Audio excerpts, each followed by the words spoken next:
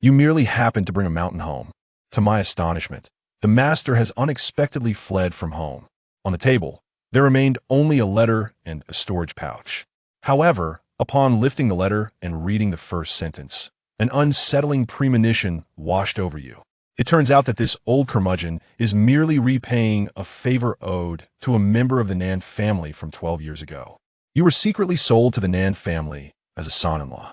At this moment, you cannot help but feel a twitch at the corners of your mouth. 12 years ago, you were merely 4 years old. How could you have placed such unwavering trust in this old man? Truly, he is a shameless elder. After perusing the master's letter, you casually unfastened the storage pouch resting upon the table. Inside, there's a red pouch and a marriage contract, along with a small black tower. However, just as you grasped the black tower in your hand, a shocking scene unfolded before you. Suddenly, that small black tower transformed into a mysterious beam of light, penetrating into the center of your brow. Yet when you attempt to engage in dialogue with it, the dark tower remains utterly indifferent to your presence. Yet you merely smirked and paid no further heed to the diminutive black tower, for you understood that such artifacts possess their own consciousness and require a gradual nurturing of affection. Subsequently, you grasped the marriage contract and turned to make your way to the southern family of Zhongzhou. Yet, at this moment, you could never have anticipated that it was precisely this serendipitous encounter that would unexpectedly introduce you to the woman who would become intricately linked to your future. A fortnight later, in the realm of Qingzhou, a ferry glided gently across the river. On the vessel stood a woman clad in white and an elderly man dressed in blue robes. Unexpectedly, in the next moment, the elderly man swiftly shielded the woman behind him. "Miss, step back," he urged, for an extraordinary individual approaches. However, at that moment of the woman's anomaly, the tranquil surface of the river suddenly erupted. Countless fish, seemingly startled, leapt from the water in a frantic escape. The boats began to sway violently as well. In the next moment, the elder clad in a green robe gently pressed his palm, and the swaying ferry suddenly stabilized in an instant.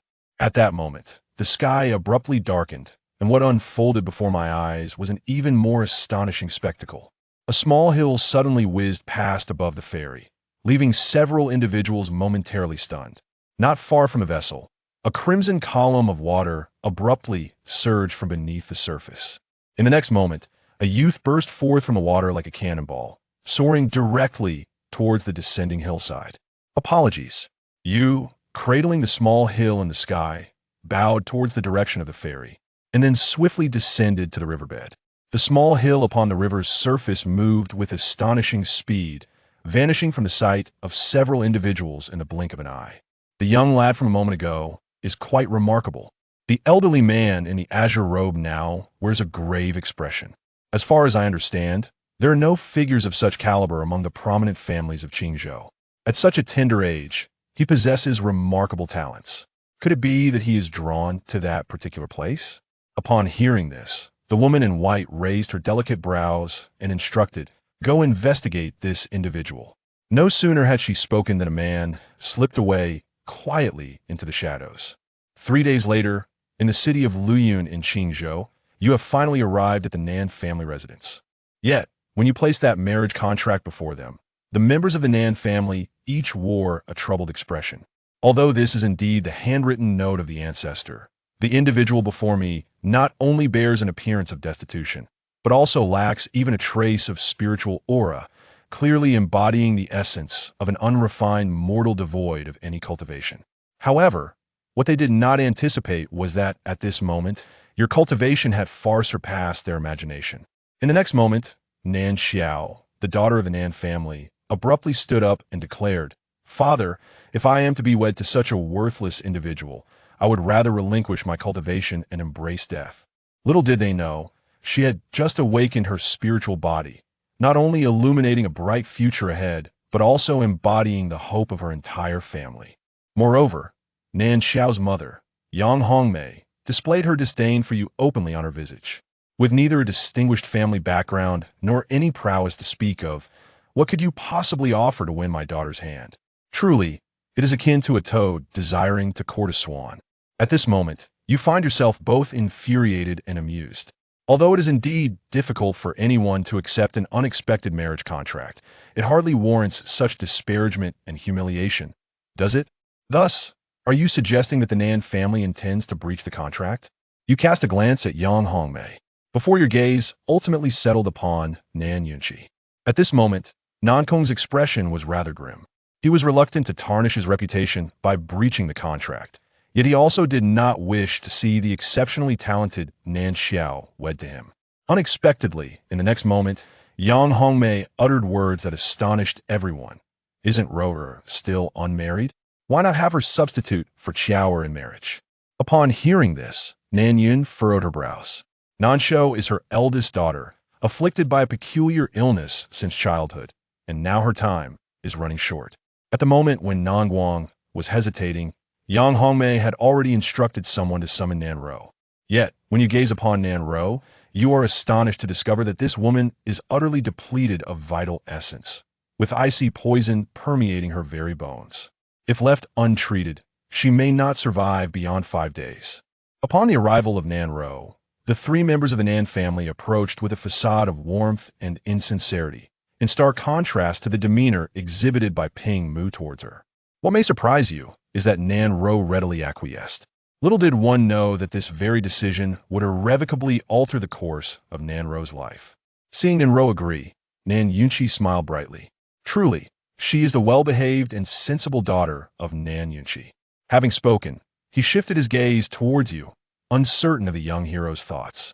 Yet, you merely respond with a serene smile. The master has summoned you to the Nan family to serve as a son-in-law, merely to offer some form of compensation to the Nan family and to assist in their growth and prosperity. Regardless of whom one marries, one ultimately becomes a son-in-law. Furthermore, this Nanru is far more pleasing to the eye than that Nan Xiao. Seeing that you also agree, Yang Hongmei clapped her hands, her eyes nearly squinting into crescent moons with delight. Nan Xiao also let out a sigh of relief. The sudden appearance of a useless individual bound by a marriage contract with him truly startled her. Fortunately, that ailing sister, on the brink of death, emerged to extricate him from the predicament. In 3 days, I shall host a grand celebration for you all. Having resolved this challenging dilemma, Nan Yunqi is filled with immense joy. Little do they know that today's decision will haunt them for a lifetime. Subsequently, Yang Hongmei instructed Nan Ro to escort you to wash up. Before long, Nan Ro led you to a quaint courtyard. However, upon witnessing the surroundings of the courtyard, a wave of perplexity washed over you. The yard is quite secluded, surrounded by an overgrowth of weeds, resembling a forsaken garden. You reside here. Nan Ro nodded in acknowledgement. However, her subsequent words took you completely by surprise. Young Master Qin, you should leave quickly while no one is around. Why do you also look down upon me? And Enru let out a bitter laugh upon hearing this. It is not that I look down upon you, my lord. My days are numbered. I do not wish to bring you harm. Upon hearing Nan Ro's words, you were slightly taken aback. This girl possesses a kind heart, still thinking of others even when on the brink of death. What is worthy or unworthy? Our encounter is merely fate. Having said that, you suddenly reach for Nanru's wrist. Do not be afraid, I merely wish to take your pulse. As your hand rests upon her pulse, a sense of salvation instantly envelopes your mind. The chilling poison has seeped into her bones, beginning to devour her innards. Enveloping her heart's meridian with vital energy, you employ ice and silver blossoms, using poison to counteract poison for a remedy. Your cold affliction can be cured. Upon hearing this, Ninro first expressed her astonishment, followed by a bittersweet smile. Young Master Qin, please do not jest.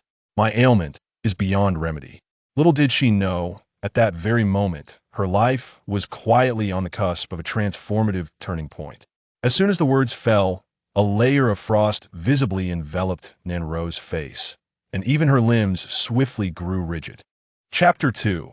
Financial struggles troubling the hero. Upon witnessing the situation, Qin Guan placed his palm on Nanro's forehead, an overwhelming surge of energy swiftly coursing into her body, suppressing the chill of her affliction. Instantly, Nanro felt much better, and Qin Guan assisted her into the room. The walls were cracked and the windows shattered, allowing the cold wind to seep through. Qin Guan found himself at a loss for words. How could the young lady reside in such squalor, devoid of any attendants or servants? Nan Ro shivered uncontrollably, appearing on the brink of freezing to death. With the chill temporarily subdued, it was imperative that she not succumb to the cold again. Realizing this, Qin Guan inquired, "Miss Nan, where can I find some charcoal? I shall procure some to ward off the cold." Nan Ro shook her head. "Charcoal has not been distributed this month. We've exhausted last month's supply." "Who is responsible for the distribution of charcoal? I shall assist you in obtaining it," Qin Guan asked. Nan Ro hastily gestured for him to stop. "Young Master Qin, you mustn't go. Lu, who oversees the internal affairs, is ruthless and ill-tempered. Should you provoke him, he might resort to violence. If he dares to strike me, I shall break his arms." Qin Guan replied with a casual laugh. Seeing that Qin Guan took her warnings lightly, Nan Ro grew anxious. "Young Master Qin, the Nan family is not as harmonious as it appears from the outside. You should leave at once and not concern yourself with me. Rest on the bed. I shall return shortly." Ignoring her protests, Qin Guan strode out of the house. As soon as Nan Ro emerged, she found Qin Guan had vanished. Soon, guided by a servant, he arrived before Lu, the one in charge of internal affairs. "Sixth Master, this is the esteemed son-in-law of the young lady, Qin Guan," the servant announced. News of Qin Guan's intention to marry the second young lady had already spread throughout the Nan household. Lu scrutinized Qin Guan, then picked up a skewer of meat and began roasting it over the fire, taking his time before finally speaking. "What do you want?" "I have come to collect some charcoal," Qin Guan stated. "The charcoal for this month has already been distributed. Come back next month," Lu replied, flipping the skewer without lifting his gaze. Qin Guan's brows furrowed slightly as he noticed a substantial pile of charcoal in the corner. "If it has just been distributed, why is there not a single piece for the young lady?" "I cannot say," Lu retorted, blowing on the half-charred coals and muttering, "What a waste of resources on someone who is about to die." "What do you mean by that?" Qin Guan's expression changed instantly. "What do I mean?" Lu smirked. "With your and the young lady's circumstances, you are unworthy of using charcoal. Do you understand?" "How absurd." "Huh." Qin Guan suddenly laughed in anger. It was astonishing to witness such arrogance from a mere servant. However, his true ire was directed at Nan Yunqi, the head of the family, for allowing his own daughter to be treated in such a manner. What a father he was. Noticing Qin Guan smile, Lu raised an eyebrow. "What? Are you dissatisfied?" "Indeed, I am. What do you intend to do about it?" Qin Guan replied with a grin. Lu's expression darkened as he snorted. "Do you think that just because you're the son-in-law of the Nan family, I dare not act against you? Let me be clear. Not even the young lady herself would dare approach me without my consent. Without my approval, who would dare touch the charcoal?" Before Lu could finish, Qin Guan suddenly appeared before him. Bang! Without uttering another word, Qin Guan struck Lu's head with a powerful blow. Crack!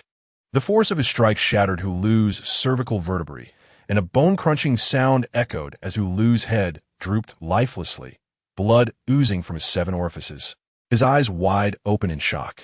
Witnessing this scene, the surrounding servants were rendered speechless with terror. Qin Guan surveyed them and commanded, "Move all that charcoal to the young lady's courtyard." Startled, the servants sprang into action, hastily transporting the charcoal. Qin Guan seized one servant by the arm. "Fetch a stove. The young lady's room is without one." The servant, glancing at Qin Guan's grip, nearly collapsed with fear and hurriedly scurried towards the storeroom. Soon, the charcoal was all relocated to Nan Ro's quarters. Seeing the abundance of charcoal and the stove being set up, Nan Ro was incredulous. "Young Master Qin, did Lu not make things difficult for you?" "I did not afford him the opportunity," Qin Guan replied with a smile. "Did not afford him the opportunity?" Nan Ro was momentarily perplexed by his response. "All of you leave." Qin Guan waved dismissively at the servants once they completed their task. At that moment, one servant exclaimed, "Quickly report to the mistress. Gu has been killed by Qin Guan." Wasn't he, it said, that Qin Guan was a worthless individual devoid of any cultivation? How could he have possibly slain Gu, who was at least at the 5th level of body refinement? The memory of Qin Guan effortlessly killing Lu left them all shaken.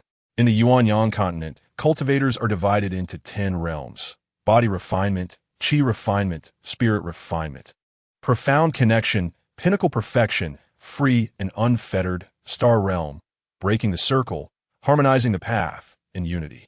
Besides cultivators, there exists another category of martial artists who are inherently unable to cultivate due to a lack of a dantian.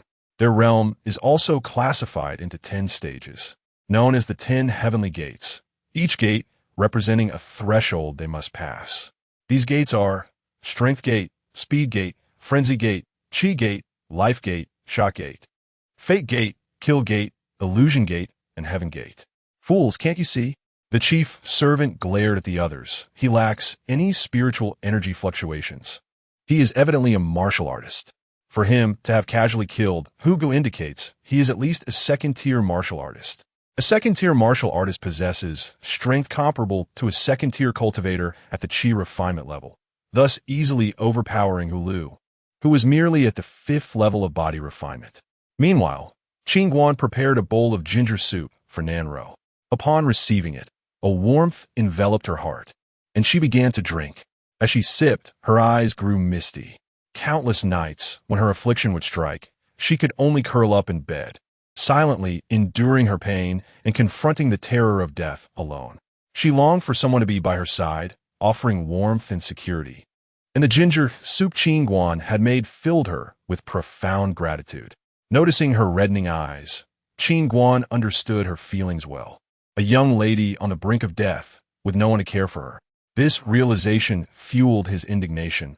Were it not for your sake, I would have smashed your father's head to pieces. Startled, Nanro quickly replied, Young Master Qin, please do not act rashly. My father is a spirit refinement cultivator. With a single strike, he could take your life.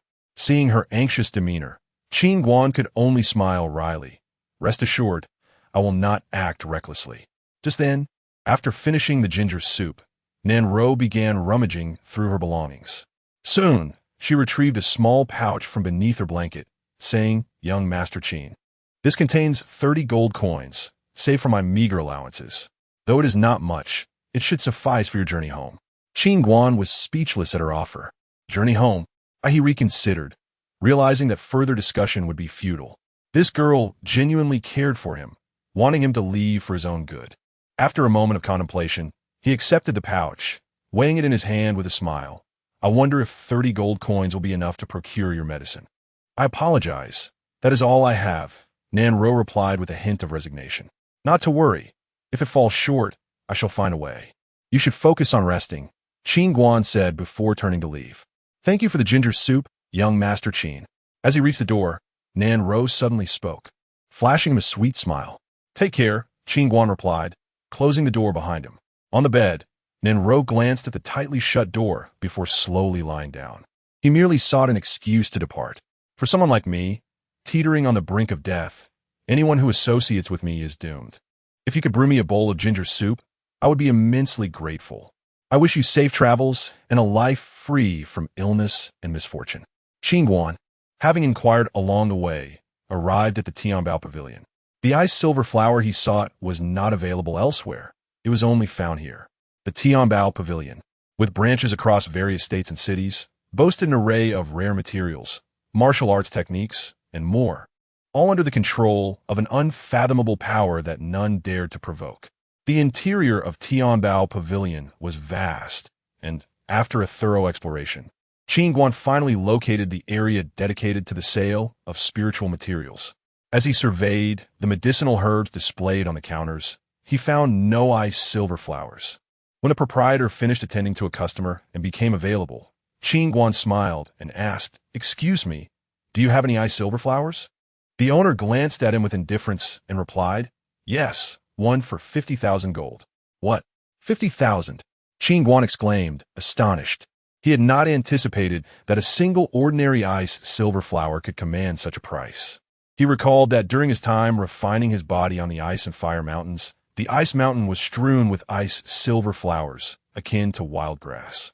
Noticing the proprietor's shrewd gaze upon him, Qin Guan awkwardly touched his money pouch and said, 50,000, I'm a bit short. Upon hearing a bit short, the owner relaxed his expression and quickly replied, No worries, I can offer a slight discount. How much do you have? 30 gold, Qin Guan grinned. At this, the proprietor squinted his eyes. Is that what you call a bit short? Are you jesting? Qin Guan waved his hand, laughing sheepishly. Of course not. I genuinely did not expect the ice silver flower to be so valuable. The owner, growing impatient, retorted, Go on, stop wasting my time and hindering my business. Qin Guan scratched his head, feeling frustrated. Being short on money was quite troublesome. When he was with his master, he had access to all kinds of rare materials and never had to worry about finances. He hardly had a grasp of money, merely recalling that the old man possessed a black storage ring that seemed to be inexhaustible. Do you have the bones of a tiger demon? Just then, a middle-aged man approached. Noticing the man's opulent attire, the proprietor quickly greeted him with a smile. Yes, of course. Please choose a high-quality one. The middle-aged man examined the counter and said, Please wait. Soon, the owner produced a 1-foot-long white bone. How much? The middle-aged man inquired, pulling out a storage bag. Hearing this, the proprietor weighed the tiger demon bone and replied, This weighs 10 pounds and 3 tails at 50 gold per tail, totaling 5,150 gold.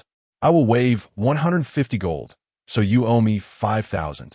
The middle-aged man nodded and paid before turning to leave. Witnessing this, Qin Guan's eyes suddenly lit up. The bones of a second-tier minor demon beast were worth so much. If he could catch one, it would fetch a handsome sum. With this in mind, he hastily called out, Boss, keep your voice down. The proprietor exclaimed, startled. Do you accept tiger demons? Qin Guan asked. Why? The owner raised an eyebrow. What if I catch a tiger demon and trade it for an ice silver flower? That would be fine, the proprietor replied with a grin. Do you want alive or dead? The owner's eyes twitched. Of course dead. Excuse me, where can I find a tiger demon? Listen, tiger demons are quite formidable. With your small stature, a single swipe could end your life. The proprietor, noting the boy's lack of cultivation, quickly cautioned him. Don't worry, just tell me the location, and I'll return with the ice silver flower. Qin Guan assured him with a smile. Well, the proprietor was about to say more when a young man clad in luxurious satin garments interjected with a mischievous grin. If you want to catch a tiger demon, head to the Myriad Beast Valley. You'll find all sorts of beasts there. You're bound to catch one. Where's the Myriad Beast Valley? 300 miles west of the city. Thank you. Qin Guan bowed slightly before turning to leave. As he observed Qin Guan's swift departure, the proprietor turned to the young man who had pointed the way and expressed his displeasure. Young master, your actions may cost him his life. Even the periphery of the Myriad Beast Valley is perilous. Few can survive without a dozen or so Qi refinement cultivators. The young man scoffed. Whether he lives or dies is of no concern to me. Upon hearing this, the proprietor shook his head and chose not to comment further. Chapter 3. A fortuitous encounter. Half an hour later, Qin Guan arrived at the foot of a towering mountain. Before him, the mountain stretched endlessly, shrouded in an aura of primal danger and tranquility. This was the Valley of 10,000 Beasts, also known as the Valley of the Dead, a place rife with treasures and encounters, yet fraught with man-eating beasts lurking within the thickets. One misstep could spell doom. Gazing into the profound depths of the mountains, Qin Guan ventured forth. As he entered the forest, he soon spotted several groups of individuals advancing cautiously. Alone, he quickly drew the attention of many. Youth, your courage to enter the mountains alone is commendable, but this is no place for bravado. Would you care to join us? The more, the merrier. A rugged middle-aged man called out to him. Just as Qin Guan opened his mouth to respond, a coldly beautiful woman interjected. It's not about numbers, but quality. Are you suggesting he join and become a hindrance? Upon hearing her words, Qin Guan smiled faintly and quickened his pace, pressing deeper into the woods. After traversing several peaks, he had yet to encounter any significant signs of beasts, only spotting a few small foxes and gray wolves. The fur, flesh, and inner cores of these creatures held considerable value, prompting mercenaries and powerful families to hunt them along the outskirts of the valley over the years. This not only provided resources and wealth, but also honed their combat skills, leading many beasts to retreat into the depths, away from human encroachment. An hour later, Qin Guan arrived at an expansive plateau after scaling several mountains without finding a trace of the beasts. Suddenly, a deep tiger's roar resonated from the southeast. Elated, Qin Guan hastened in that direction. Upon surmounting a ridge, he quickly found himself in the vicinity where the tiger had roared. There amidst the trees, A battle-worn tiger demon was bellowing in fury. From a distance, it appeared to be a massive creature, towering over a yard, exuding a powerful demonic aura. Before it lay three severely injured young individuals, clutching their chests and gazing at the beast with despairing eyes. They had underestimated its strength and now faced impending doom. With a fierce roar, the tiger demon raised its head, asserting its unassailable dominance, and leaped towards a bloodied girl with claws as sharp as iron hooks. As her face turned pale in despair, a youth wielding a wooden stick suddenly descended upon the tiger from above. With a resounding thud, the boy struck the tiger's forehead with all his might. The tiger let out a pained cry, its limbs convulsing momentarily before it collapsed to the ground, slain by Qin Guan's blow. Witnessing this scene, the three youths were left utterly dumbfounded. Casting a glance at them, Qin Guan seized the lifeless tiger and swiftly disappeared into the forest. After approximately an hour, Qin Guan finally returned to the Tianbao Pavilion, the sky having darkened considerably. In the spirit material sales area, he located the proprietor who had previously promised him a fair exchange. When Qin Guan presented the enormous tiger demon, the shopkeeper's eyes widened in disbelief. "Young man, are you serious? You actually brought this in?" he exclaimed. "Are we not exchanging it?" Qin Guan inquired, furrowing his brow. "Of course we shall." The shopkeeper hurriedly nodded. After swallowing hard, he couldn't restrain his curiosity. "Did you truly slay this tiger demon?" Qin Guan replied. "It was I who did, though perhaps it was more of a fortunate find." "Your luck is truly remarkable." The shopkeeper marveled. "Enough with the pleasantries. I'm in a hurry to save someone," Qin Guan urged impatiently. Upon hearing the word save, the shopkeeper promptly wrapped the iced silver flower and, feeling a pang of conscience, added a century-old blood ginseng as a bonus. Given the current frailty of Nanro, this would greatly aid in her recovery. After expressing his gratitude, Qin Guan exited the Tianbao Pavilion. "You wretched harbinger of doom. The man I found for you couldn't even be kept in line. What use are you now? You might as well perish." Inside a residence, Yang Hongmei shrieked at Nanro, her eyes ablaze with fury. Terrified, Nanro buried her face in her chest, too frightened to speak. Upon returning home, Yang Hongmei learned of Hu Lu's death at the hands of Qin Guan and, consumed by rage, had come with a dozen guards to seize him. However, after searching fruitlessly, her ire only grew. Although Qin Guan had initially agreed to marry Nanro, he had a prior engagement with her daughter, Nan Xiao. The prospect of Qin Guan spreading rumors that could tarnish Nan Xiao's reputation was a source of great anxiety for Yang Hongmei. "I see you're just jealous of my happiness, deliberately letting that worthless boy escape." Nan Xiao, flushed with anger, glared at Nanro. "Do not worry. Young Master Qin is kind-hearted and would not speak ill of anyone," Nanro murmured softly, lowering her head. Yang Hongmei seethed. "He wouldn't speak ill? You speak so lightly, you little wretch. It infuriates me to see a family member turning against their own. How could you be such a sister? Mother, we must send someone to find that worthless boy again. If my reputation is tarnished because of him, I swear I will not let you off the hook." Yang Hongmei shouted vehemently before hastening towards the door, stopping suddenly at its threshold. "You let that worthless boy escape, and now he has caused Hu Lu's demise. You dare to sit here calmly by the fire? Bring people to dismantle this room and remove all the charcoal from the yard. Let her sleep in the woodshed." Before long, Qin Guan returned to his small courtyard, only to be taken aback upon entering. The scene that greeted him was one of utter devastation. The house had collapsed, leaving chaos in its wake. "Nanro," he cried out anxiously, rushing towards the wreckage. From within the dark woodshed, a faint sound emerged, and a frail figure stepped forth. "Nanro, are you all right?" Upon recognizing her, Qin Guan hurried over. "Young Master Qin, you didn't leave?" Nanro stammered, trembling with emotion at the sight of him, like a ray of light piercing through darkness. "I want to buy medicine, but I ran into some trouble." Qin Guan began to explain, but before he could finish, Nanro suddenly threw herself into his embrace, unable to contain her tears any longer. She had believed he had left her behind, but instead, he had sought help. "Everything will be all right. I am here," Qin Guan reassured her, gently patting her back. Sensing her frail, cold body trembling against him, his expression darkened. "Tell me what happened." Chapter 4. It is wonderful to be alive. The stepmother has brought people to capture you. Nan Ro wiped her tears and recounted the events that had transpired. I'm sorry, I've implicated you. Qin Guan felt a pang of guilt after hearing her words. No, it is I who has brought you trouble. Nan Ro quickly shook her head and cautiously inquired, did you truly kill Hu Lu? Yes, I did. He showed you disrespect, so I eliminated him. Qin Guan affirmed with a nod. Upon hearing this, Nan Ro's face drained of color, and she hastily urged Qin Guan, you must leave at once. She had initially doubted her stepmother's claim that Qin Guan had killed Hu Lu, thinking it was merely a scare tactic. After all, they were not yet wed. And he posed a threat to Nan Xiao. But now, hearing Qin Guan's admission, she felt a surge of panic. I promise to marry you. Do not be afraid.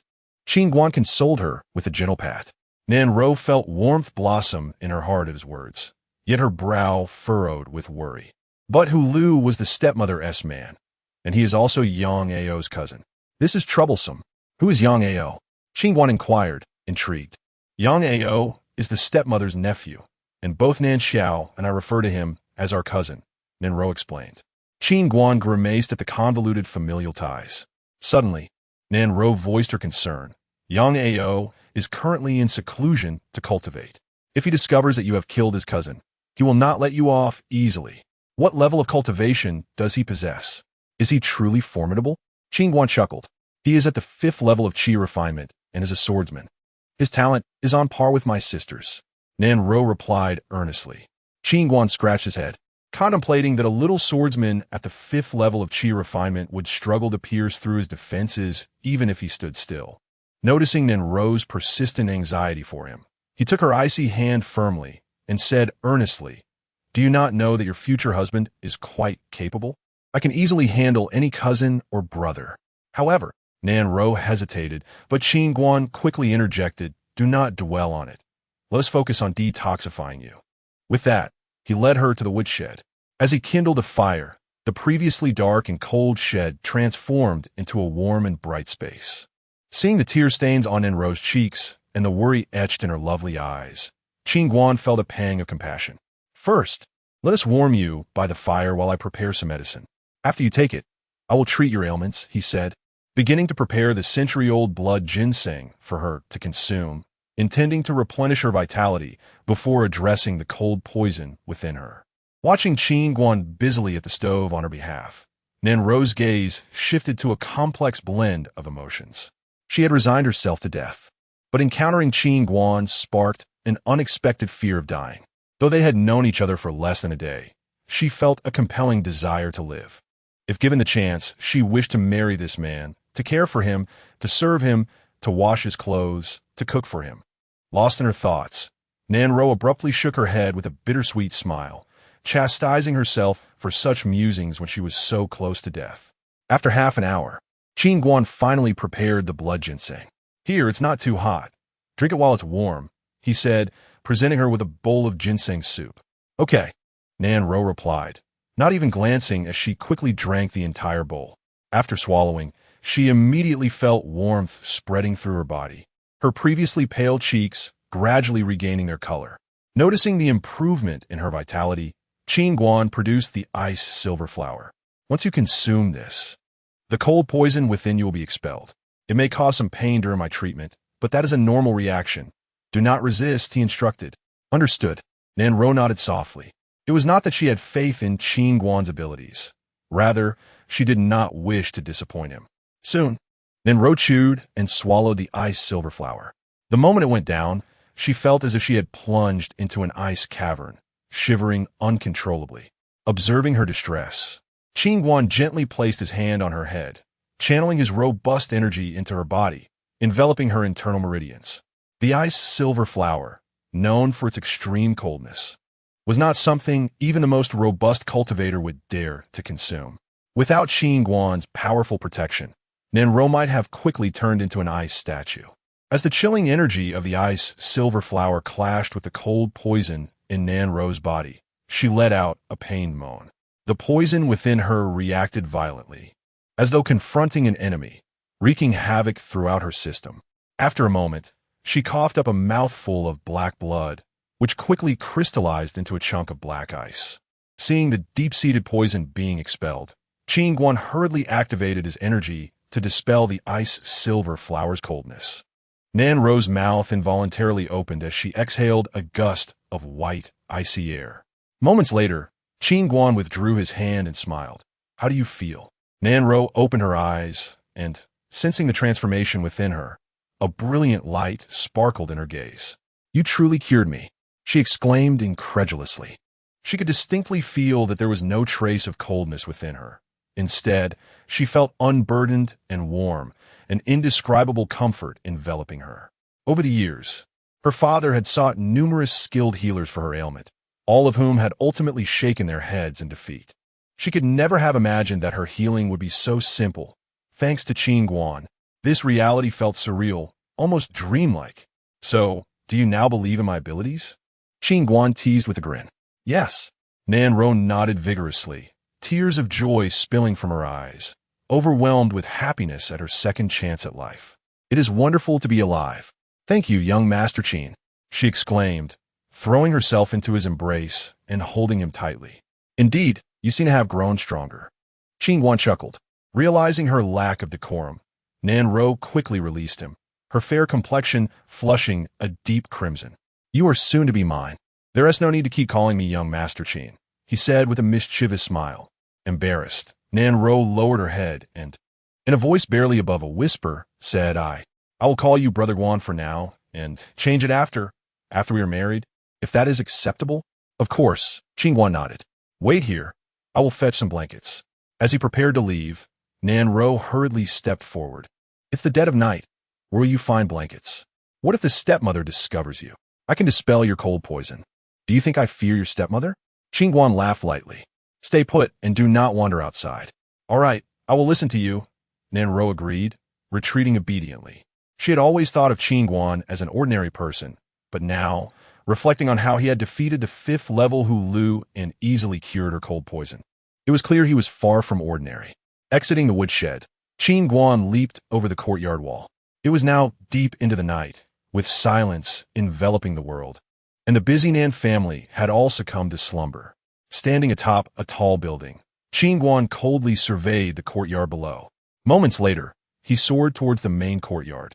"You all seem to be sleeping soundly at this late hour," he remarked as he approached. Suddenly, he propelled himself into the air with a powerful kick. "Do you enjoy demolishing houses?" Qin Guan clenched his right fist and struck downwards with tremendous force. Boom! In an instant, the luxurious buildings of the main courtyard collapsed under the sheer force of his blow. "Enemy attack! Enemy attack!" The startled guards shouted in alarm, while Nan Yunqi, Yang Hongmei, and Nan Xiao scrambled out from the ruins in haste. At this moment, numerous guards from the Nan family, along with 2 elders, arrived hastily. The group stood in the courtyard, exchanging perplexed glances, for they had not glimpsed even a shadow of the assailant. "Father, look!" Nan Xiao suddenly exclaimed, pointing towards a deep pit. Nan Yunqi gazed in astonishment at the enormous, fist-shaped depression. "That strike is no ordinary feat," one elder remarked, swallowing hard with a grave expression. "Such strength could not belong to an average person." Another elder echoed, equally astounded. Upon hearing the elder's comments, a wave of panic swept through the crowd. "Husband, has the Nan family recently offended some powerful figure? How else could we be attacked without provocation?" Yang Hongmei expressed her fear. Furrowing his brow, Nan Yunqi responded, "That is impossible. The Nan family has always conducted itself with utmost caution and integrity, never overstepping boundaries." At that moment, one elder interjected, "It is evident that our adversary does not seek our lives. They merely wish to impart a lesson." Hearing this, Nan Yunqi surveyed the surroundings and then bowed respectfully. "If we have inadvertently offended anyone, we humbly request your guidance. The Nan family shall certainly repent sincerely." The onlookers cautiously raised their heads, scanning the area, but received no response. The silence deepened their unease. Had such a blow been delivered while they slept, they would have been reduced to mere pulp. "Investigate immediately. Ascertain whether any of the Nan family have wronged someone recently." Nan Yunqi commanded a few guards. As a thought occurred to him, he added, "Increase our ranks for the protection of the second miss." with Nan Xiao having awakened her Yin spirit physique. I suspect certain factions in Luoyuan City may harbor ill intentions. Upon hearing her father's decree for her protection, Nan Xiao felt a surge of anxiety. Did someone intend to extinguish her life before it truly began? In an instant, speculation ran rampant among the crowd, and fear took root in their hearts. Meanwhile, Qin Guan returned to the woodshed, arms full of blankets. Upon seeing him, Nanro let out a relieved sigh. Brother Guan, I thought I heard a commotion earlier. Has something happened? It was merely a sparring match. I saw two individuals engaged in practice. Qin Guan casually fabricated an excuse. Oh, Nanro nodded, her brows furrowing slightly. Sparring at such a late hour? She shook her head, deciding not to dwell on it. The important thing was that Qin Guan had returned safely. She hurriedly began laying out the blankets. Once the bed was made, a sudden stillness enveloped the woodshed, as only a single bed was present. How would they sleep? I shall spend the night outside. Qin Guan broke the awkward silence, moving towards the door. Nanro quickly stepped forward to stop him. It's freezing outside, and with no shelter, you mustn't go out. We are not yet married. It would not be proper for a young man and woman to share a room overnight. Such news would not bode well for you. Qin Guan replied with a smile. Hearing this, Nanro looked at him and said, You have given me my life. I do not care for such matters.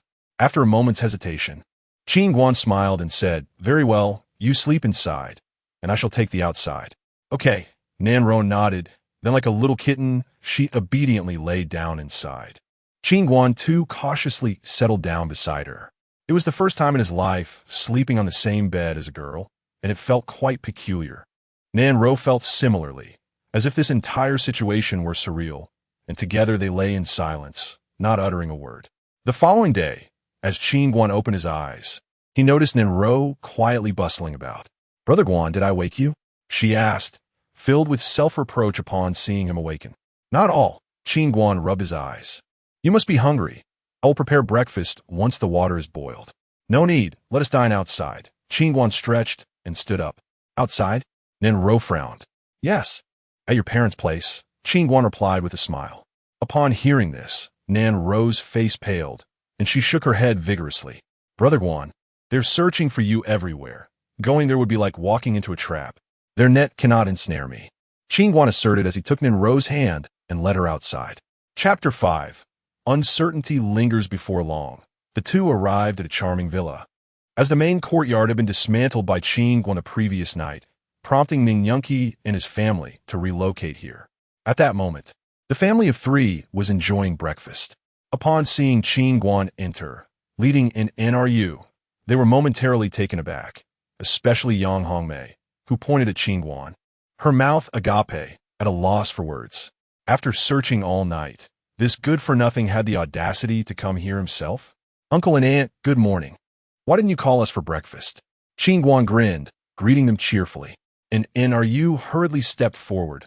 RU greets you, esteemed father and mother. Yang Hongmei disregarded an NRU completely, directing her ire at Qin Guan. You worthless fool. Summon someone. The moment she finished speaking, four guards rushed in. Stand down. Ningyunki suddenly shouted at the guards. They hesitated briefly before retreating. My lord, what are you doing?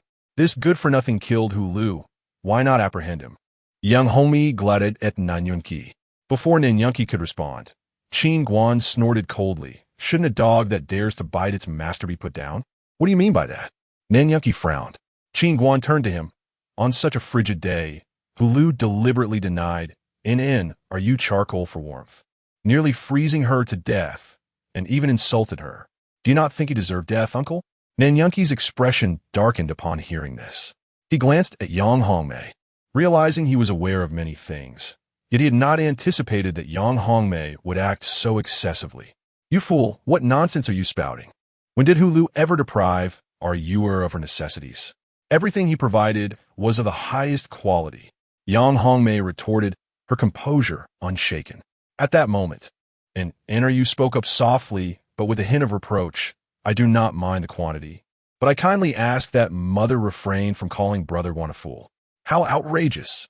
Look at how your daughter dares to speak to me now. She clearly lacks respect. Yang Hongmei was momentarily taken aback. The usually meek are you was now audacious enough to speak to her in such a manner, and a flicker of malice crossed her eyes. Mother, perhaps you should say less.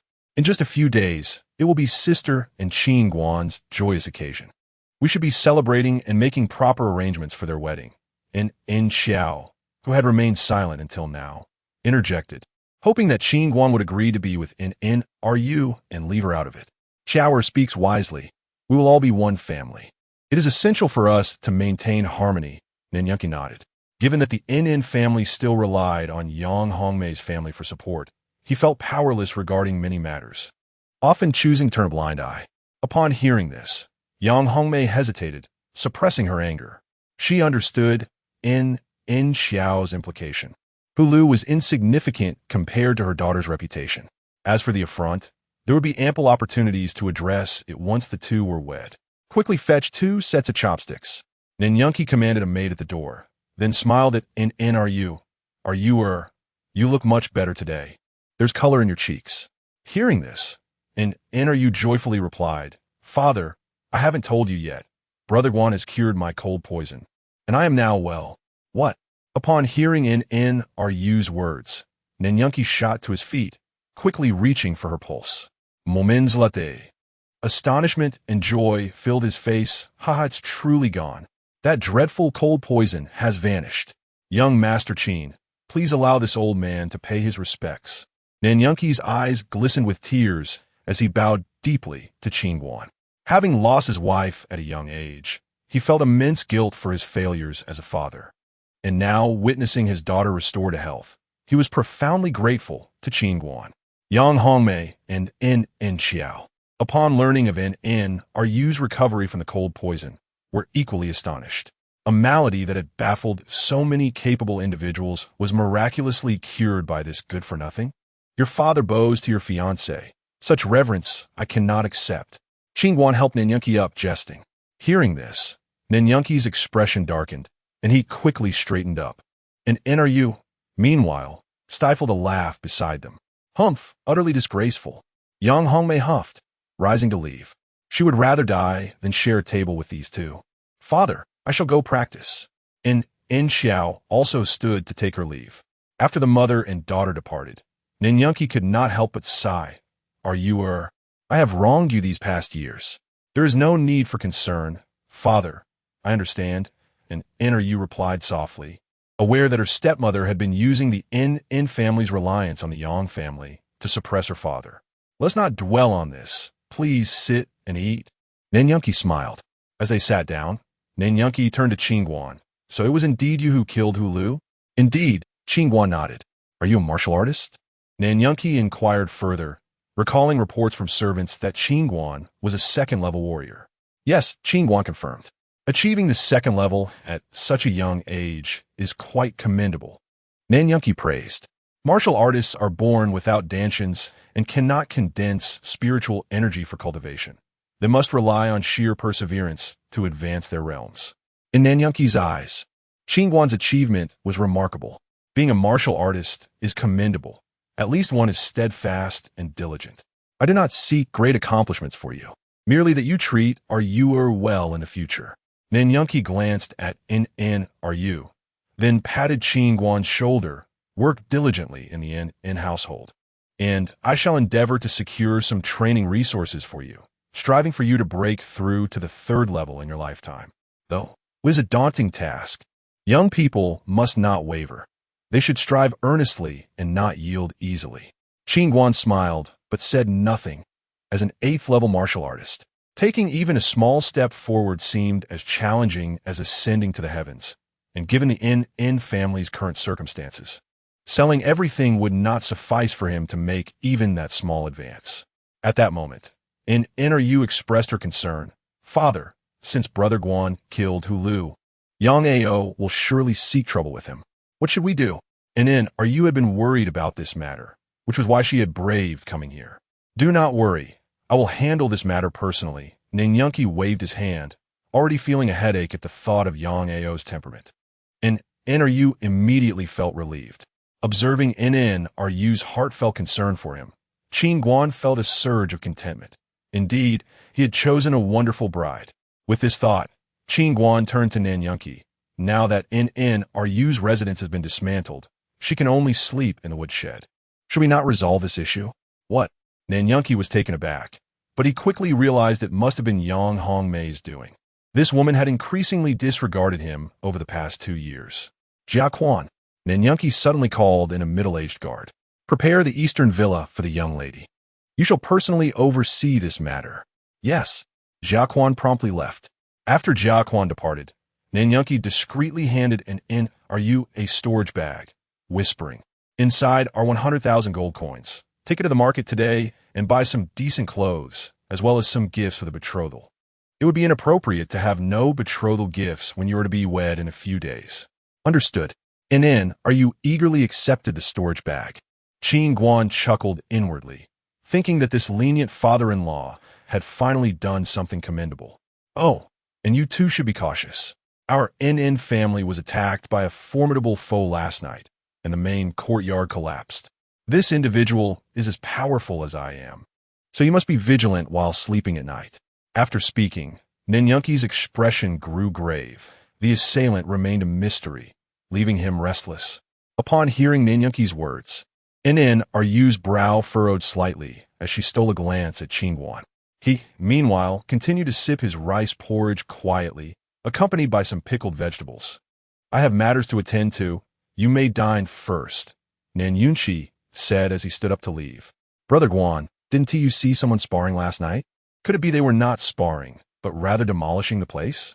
After Nan Yunqi departed, Nan Ro turned to Qin Guan and inquired. At her words, Qin Guan nearly spat out his food. This young lady was remarkably naive. I'm not sure. In the darkness, I couldn't see clearly. Qin Guan quickly changed the subject, shaking his head. Let us eat. The food is getting cold. In the afternoon, Qin Guan and Nan Ro moved to a small courtyard in the east. The yard was modest and somewhat secluded, yet it offered tranquility. Qin Guan stood in the yard, kicking small stones, occasionally glancing toward a room as he awaited Nan Ro, who had mentioned the need to dress up properly to avoid embarrassing him while shopping. Before long, Nan Ro emerged from the room. She was tall and slender, resembling a graceful bamboo, adorned in a pale yellow dress that accentuated her fair complexion. With her crescent-shaped eyes and gentle gait, her skirt fluttered in the breeze, exuding an aura of elegance and beauty akin to a legendary beauty stepping from an ancient painting. Captivating in her allure, Qin Guan gazed at her, momentarily entranced, feeling as though time had suspended itself. Noticing Qin Guan's dazed expression, Nan Ro felt a flicker of pride, yet she still sought his opinion. Brother Guan, do you think I look good like this? Indeed, Qin Guan nodded affirmatively. Receiving his approval, Nan Ro smiled brightly. Then let us be off. Soon, they arrived at the bustling area of Luyun City. Along the way, the enchanting Nan Ro caught the attention of passers-by, who cast envious and disdainful glances at Qin Guan, who appeared rather shabby in comparison. Nan Ro led Qin Guan to a fabric shop, wishing to purchase some material to craft clothes for him. Qin Guan selected several simple and understated fabrics, which Nan Ro quietly noted, understanding his aversion to gaudy colors. After leaving the fabric shop, they acquired a few minor items and proceeded to Tianbao Pavilion. Located in the upscale district of Luyun City, the items within were often priced in the thousands of gold coins. Within a short time, at Tianbao Pavilion, they spent 50,000 gold coins. Ultimately, Qin Guan brought Nan Ro to the spiritual materials section, intending to prepare a tonic recipe for her. Spotting Qin Guan with an exquisite beauty, the owner of the spiritual materials shop greeted them with a smile. May I inquire who this young lady is? She is my fiancée, Qin Guan replied. Nan Ro offered a slight bow to the owner. You lad, not only are you fortunate, but you also have quite the charm. The owner gave Qin Guan a thumbs up. Despite his unassuming appearance, there was no denying his capabilities. Indeed, I have always been quite lucky. Qin Guan grinned as he quickly selected several spiritual materials. 16,800. I'll discount it by 800. So it will be 16,000, the owner said with a cheerful demeanor. Knowing this was a tonic for herself, Nan Ro hesitated to produce her storage bag, finding the price for a single tonic excessively extravagant. This young lady's bill is entirely waived, just as Nan Ro was about to pay. A voice suddenly rang out from a distance. A young man in white strode forward, his sharp brows and starry eyes complemented by a face as refined as jade. A faint smile playing on his lips, flanked by two elegantly dressed guards. "Yes, young master." The owner bowed respectfully upon seeing the youth. The young master, Qin Xiaojia, son of the Tianbao Pavilion's owner, was a prominent figure in Luyun City, known for his affluent lifestyle. "I am Qin Xiaojia, utterly captivated by your beauty, young lady. Might I have the honor of befriending you?" "No need." Nanro, sensing the unkind glint in Qin Xiaojia's eyes, quickly retreated to Qin Guan's side, feeling a tinge of fear. Observing this, Qin Xiaojia looked at Qin Guan and asked with a smirk, "And who might he be to you?" Nanro, slightly irritated, replied, "He is my fiancé, I kindly ask you to maintain your distance." Upon hearing her words, Qin Xiaojia suddenly tossed a storage bag at Qin Guan's feet. "This sum is sufficient for you to live comfortably for the rest of your life. Relinquish your fiancé, to me." Qin Guan chuckled softly, gazing at Qin Xiaojia. "Do your female relatives sell for a price? Name it, and I might consider purchasing your mother, sister, or any other female kin you might have. I have a few dozen gold coins here. Would that suffice?" Chapter 6. That wretched scoundrel. He should be subjected to 1,000 tortures. Upon hearing Qin Guan's words, Qin Xiaojia's expression turned grotesquely fierce. How dare a mere lowly creature insult his family? As soon as the words left his lips, the two guards behind him swiftly approached Qin Guan. Bang! Bang! The guards were swift in their movements, but even quicker was their retreat as they were sent flying back, spitting blood before they could even strike. Qin Xiaojia, caught off guard, felt the surroundings morph into a mere blur as he was seized by Qin Guan. With a single hand, slammed him down onto the floor, blood spewing from his mouth, and a few of his teeth shattered into pieces. Bang! Qin Guan placed his foot firmly on Qin Xiaojia's head. "Stop, young man. He is the young master of Tianbao Pavilion." The owner of the spiritual materials shop began to speak, but Nanro abruptly grabbed Qin Guan and dashed away, vanishing into the crowd in the blink of an eye. A cacophony of voices erupted. "Oh no! Catch that rascal!"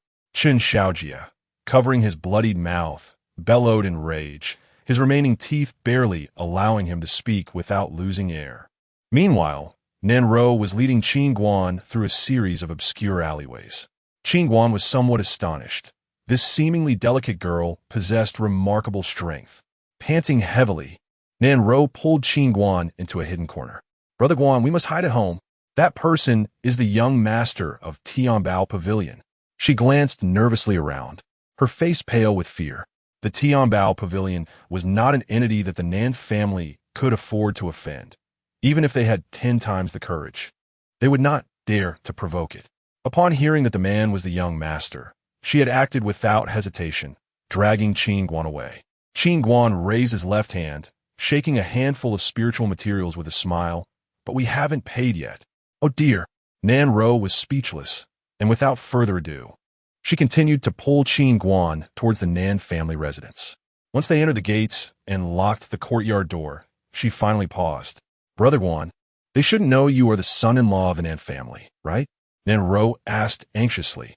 Qin Guan shook his head. "They should be unaware." "That's good. They probably don't recognize me either. After all, I haven't been out in years." Nanro nodded, slightly relieved. "We're just wandering about on the street. I believe it wouldn't be difficult for them to trace it back to the Nan family." Qin Guan suddenly chuckled. "What to do then?"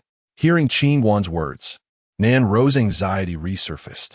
The thought of the young master losing his teeth to Qin Guan filled her with dread, given the Nan family's strength. They could not protect Qin Guan. Furthermore, if her father and stepmother learned of this incident, they would surely be furious. Realizing the gravity of the situation, Nanro nearly burst into tears. What had started as a joyous outing to shop had turned into this calamity. Knock, knock, knock. Suddenly, a series of knocks sounded from outside the courtyard. Startled, Nanro trembled. "Do not fear," Qin Guan reassured her as he walked over to open the courtyard door. An elderly maid entered with a cheerful smile. "Young master, young lady, in a couple of days, it will be your auspicious day. The master has sent me to take your measurements for the wedding attire." Nanro sighed with relief. She had nearly been scared to death moments ago. "Please, Come with me, she guided the maid inside. The maid laid out numerous beautifully embroidered samples for Nan Ro and Qin Guan to choose from. Knowing that Qin Guan preferred simpler designs, Nan Ro selected a plain red wedding gown with minimal embellishments, which Qin Guan approved of. Having made their selections, the elderly maid began to take their measurements. Meanwhile, Chen Xiaojia was frantically dispatching individuals to scour the city for Qin Guan and Nan Ro. Witnessing his son beaten into a pulp, Chen Guangling, the head of the pavilion, immediately set aside his affairs and sent his personal guards to thoroughly investigate the matter, vowing to dismember the perpetrator. That evening, in a lavish inn, a shadowy figure reported to a woman in white standing by the window, "Miss, we have uncovered the identity of that young man we encountered on the river a few days ago." "Speak," she commanded. "His name is Qin Guan. His background and strength remain unclear, but it is known that he has come to Luyun City to become the son-in-law of the Nan family." "The Nan family, a son-in-law?" The woman in white turned, her delicate brows furrowing. "What is their standing?" "The Nan family is merely a third-rate family in Luyun City, quite weak," replied the shadowy figure. "Understood." The woman waved her hand, and the figure promptly withdrew. "Interesting." Once the figure departed, an elderly man in a green robe stroked his beard thoughtfully. "Su Lao, it appears he is not here for the Wanyao Valley," the woman remarked. "He is currently in Luyun City. He will surely learn of the secrets when the Wanyao Valley's hidden realm opens," Su Lao responded. At this, the woman in white nodded slightly. "It is indeed intriguing that such a formidable individual would seek to become a son-in-law in a third-rate family. Su Lao, let us visit Tianbao Pavilion and pay a visit to this young man." Su Lao agreed. That lad will undoubtedly be interested in the hidden realm. Currently, the forces aware of it include the Wei Kingdom, the Spirit Sword Academy, and the Yunlan sect. If we can recruit him to our side, it would greatly benefit us. At the Nan family dining table, Yang Hongmei's eyes sparkled with mischief as she remarked to Nan Yunqi, "Have you heard? The young master of Tianbao Pavilion, Chen Xiaojia, was beaten today, losing most of his teeth." Nan Yunqi nodded. "I have heard whispers of this matter. It is said to be the work of a young man. Such audacity, to strike the young master of Tianbao Pavilion. What family would dare to raise such a calamity?" Reporting to the master, "No, this is terrible. Something significant has occurred." An anxious servant rushed in, nearly tumbling over. "Calm down. What is the matter?" Nan Yunqi stood up. Out there, the master of Tianbao Pavilion, Qin Guangling, has brought dozens of people and claims he intends to obliterate the Nan family." "What?" Nan Yunqi felt as though he had been struck on the head with a heavy club, his mind buzzing. Yang Hongmei's face turned ashen. "Are you mistaken? Why would the Tianbao Pavilion wish to annihilate our Nan family?" They said that it was the son-in-law, Qin Guan, who struck Chen Xiaojia. "What? So was that wretched scoundrel. This calamity will drag our Nan family down with him." Yang Hongmei cursed vehemently, nearly fainting from rage. Nan Yunqi was equally furious. How dare Qin Guan strike the young master of Tianbao Pavilion? He was a scion of a wealthy family. The Nan family was surely doomed. "Nan Yunqi, get out here at once." A furious voice suddenly echoed from the courtyard. Chapter 7. Nan Yunqi's complexion turned pale as he hurriedly dashed outside the courtyard. "Shower. Quickly find a place to hide. You mustn't get hurt by the people from Tianbao Pavilion." Yang Hongmei urged Nong Qiao anxiously. That useless fellow should bear the consequences of his actions. I shall seek him out," Nong Qiao declared, striding towards the back. "Yes, hurry to the east courtyard and bring that good-for-nothing here." Yang Hongmei nodded vigorously. At that moment, 2 elders from the Nong family and all the core members of the clan rushed over. Upon learning that the assailant of Chen Xiaojia was Qin Guan, they were all enraged. This useless man had brought such calamity upon the Nong family. "Chairman Chen, you must be mistaken. My son-in-law is merely a weak and ineffectual martial artist. He not only cannot defeat anyone, but also lacks the courage to confront the young master." Nong Yunqi quickly stepped forward to explain. "Do not attempt to argue. I have irrefutable evidence regarding this matter. If the Nong family does not provide me with a satisfactory resolution today, Tianbao Pavilion will not spare you." Chen Guangling scolded, pointing a finger directly at Nong Yunqi. No sooner had Qin Guan finished his tirade than Chen Xiaojia, his face swollen and bruised like a pig's head, shouted, "You old fool! Stop your nonsense and hand over that little beast immediately, or the Nong family will be wiped out tonight." With his finger clenched tightly in his sleeve, Nong Yunqi felt the pressure of being scolded repeatedly. At that moment, Yang Hongmei hurriedly interjected with a smile. "Chairman Shun, young Master Xiaojia, rest assured, if Qin Guan truly harmed you, the Nong family would never shield him. You may deal with him as you see fit." Hearing Yang Hongmei's words, Chen Xiaojia nodded. That little beast Qin Guan must die. However, that Nong Ro girl. Imagining Nong Ro's exquisite visage nearly made him drool. Having heard of Chen Xiaojia's notorious lecherousness, Yang Hongmei quickly responded with a smile. "Young master, you may have your way with Roer as well. Get lost." Nong Yunqi suddenly bellowed at Yang Hongmei. "Are you insane?" Yang Hongmei was taken aback. Nong Yunqi had never dared to raise his voice at her before. "I am the head of the Nong family. It is not your place to command here." Nong Yunqi glared fiercely at Yang Hongmei. Fuming, Yang Hongmei stomped her foot and pointed at Nong Yunqi. "You, Nong Yunqi, have you forgotten your humble demeanor when asking my family for resources? You dare to yell at me? If it weren't for our Yang family supporting you all these years, would you have been able to hold the position of head of the Nong family?" Chen Xiaojia, irritated by Yang Hongmei's sharp rebuke, snapped. "Enough. I didn't come to watch you two old fools argue. Hand over that little beast Qin Guan and Nong Ro, or I will flatten your Nong family." "Huh? Flatten the Nong family? You can't even keep your teeth." Just then, Qin Guan strolled over leisurely. Nong Ro clung tightly to the hem of Qin Guan's clothing. Terrified after hearing her sister mention that dozens of people had come looking for them, she had nearly fainted. She wanted Qin Guan to flee, but was stopped by Nong Xiao. "You little beast." Chen Xiaojia was about to curse at Qin Guan, but his gaze shifted to Nong Ro and Nong Xiao, and his eyes suddenly lit up. "Ouch, two stunning beauties!" Chen Xiaojia exclaimed, covering his mouth, which was sore from laughing. "Xiaojia, are you certain it was him who attacked you?" Chen Guangling scrutinized Qin Guan with suspicion. "It was that little beast. He is a martial artist who ambushed me. Otherwise, I would have killed him." Chen Xiaojia's eyes glinted menacingly. "So, he is merely a hopeless martial artist." Chen Guangling snorted coldly, then waved his hand. "Seize him." As several guards prepared to act, Nong Yunqi suddenly spoke in a solemn tone. "Chairman Chen, although our Nong family is merely a third-rate clan, is it not too arrogant of you to barge in here and apprehend someone? Arrogant? Your son-in-law has beaten my son to this extent. I have shown you great mercy by not annihilating your Nong family, and you dare call me arrogant?" Chen Guangling's gaze grew icy. "Qin Guan is an honest man. There must be a reason for him to strike your son," Nong Yunqi said, glancing at Qin Guan. "I do not care about your reasons. Listen well, Nong Yunqi.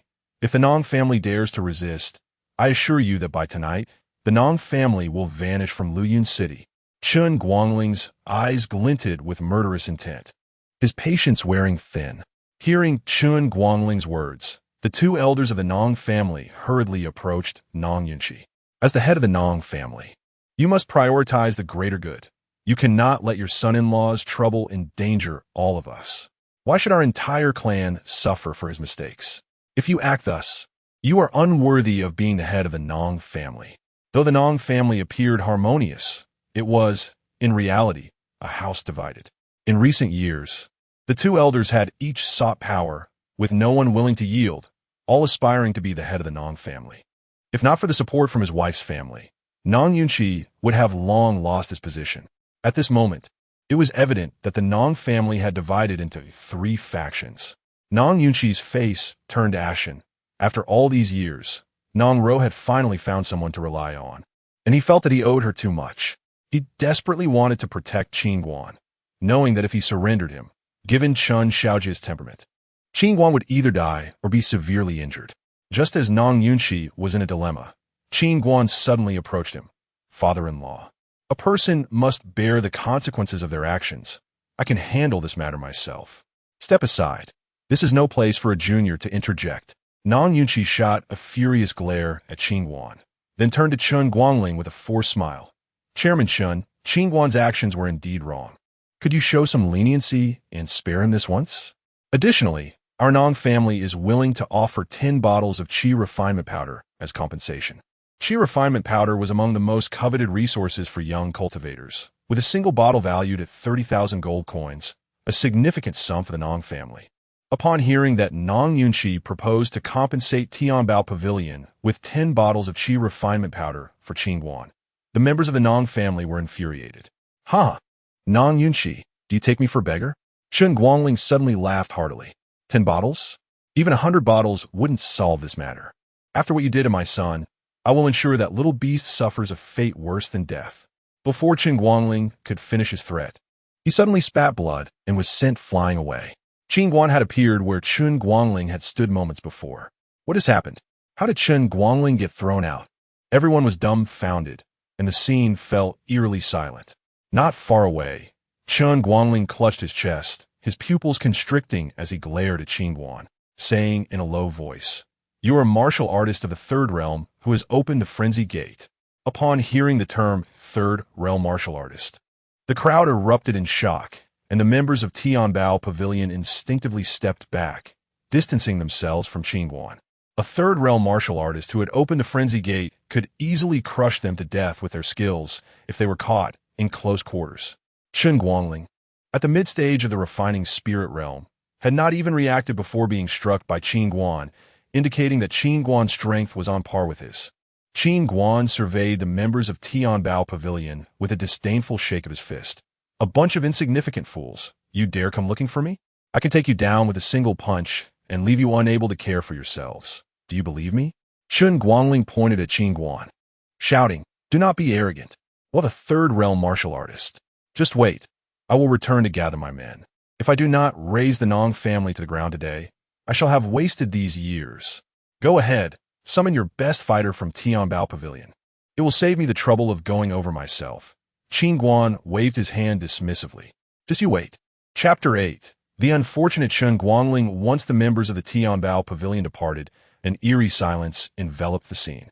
All eyes turned towards Qin Guan, filled with a complexity of emotions, as they realized that the seemingly unremarkable Qin Guan was, in fact, a formidable Third Realm martial artist.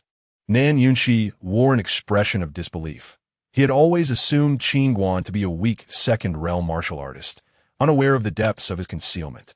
After a moment, the elder Nshunda suddenly proclaimed, "Qin Guan, while a Third Realm martial artist is indeed impressive, do you not know that the Tianbao Pavilion has a Xiantong Realm elder stationed there? If you value the grace the Nan family has shown you, you should hastily go to the Tianbao Pavilion and confess your transgressions." Second Elder Nan Yuantong nodded in agreement, asserting he speaks the truth. A Xiantong Realm expert is not someone you, as a mere Third Realm martial artist, can contend with. It would be wise for you to sever ties with the Nan family and seek forgiveness at the Tianbao Pavilion. Depart at once. The Nan family does not welcome you. With this declaration, Nan Shunda and Nan Yuantong's stance prompted the other members of the Nan family to echo their sentiments. Fearing the repercussions should Qin Guangling summon the Xiantong Realm Elder.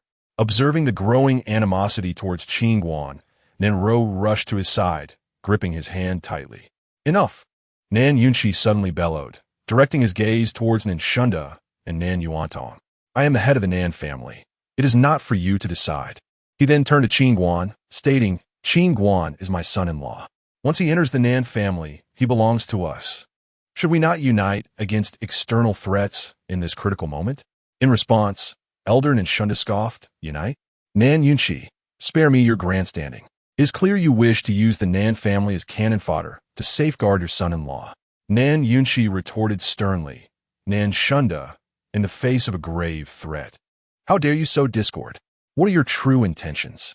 At that moment, Second Elder Nan Yuantong interjected, "Nan Yunqi, do not feign righteousness. Qin Guan has caused our Nan family to offend the Tianbao Pavilion, and henceforth, our position in Luyun City will be perilous. If we do not rid ourselves of this calamity, the Nan family shall never see the light of day." After his declaration, he turned to the other members of the Nan family, adding, "I shall not sacrifice myself for an outsider. When the Tianbao Pavilion arrives, I will not lift a finger to assist." With that, he stepped aside, followed by a throng of Nan family members. "I will not intervene either," declared Nan Shunda as he also moved away, his followers trailing behind him. In an instant, the Nan family, once united, was divided into three factions. Those who stood with Nan Yunchi began to look around anxiously. Soon, some rushed to join Nan Shunda, while others flocked to Nan Yuantong's side, unwilling to become scapegoats for Qin Guan. Before long, only a handful remained by Nan Yunchi's side, leaving the head of the family feeling utterly isolated. Observing this division, Qin Guan couldn't help but sigh inwardly, realizing that his father-in-law's position was precarious. Nan Yunchi suddenly laughed, aware that this day would inevitably come. Qin Guan was merely the catalyst. Witnessing her father's melancholic smile and the unwillingness of so many to assist, Nanro turned to Qin Guan for solace, whispering, "Brother Guan."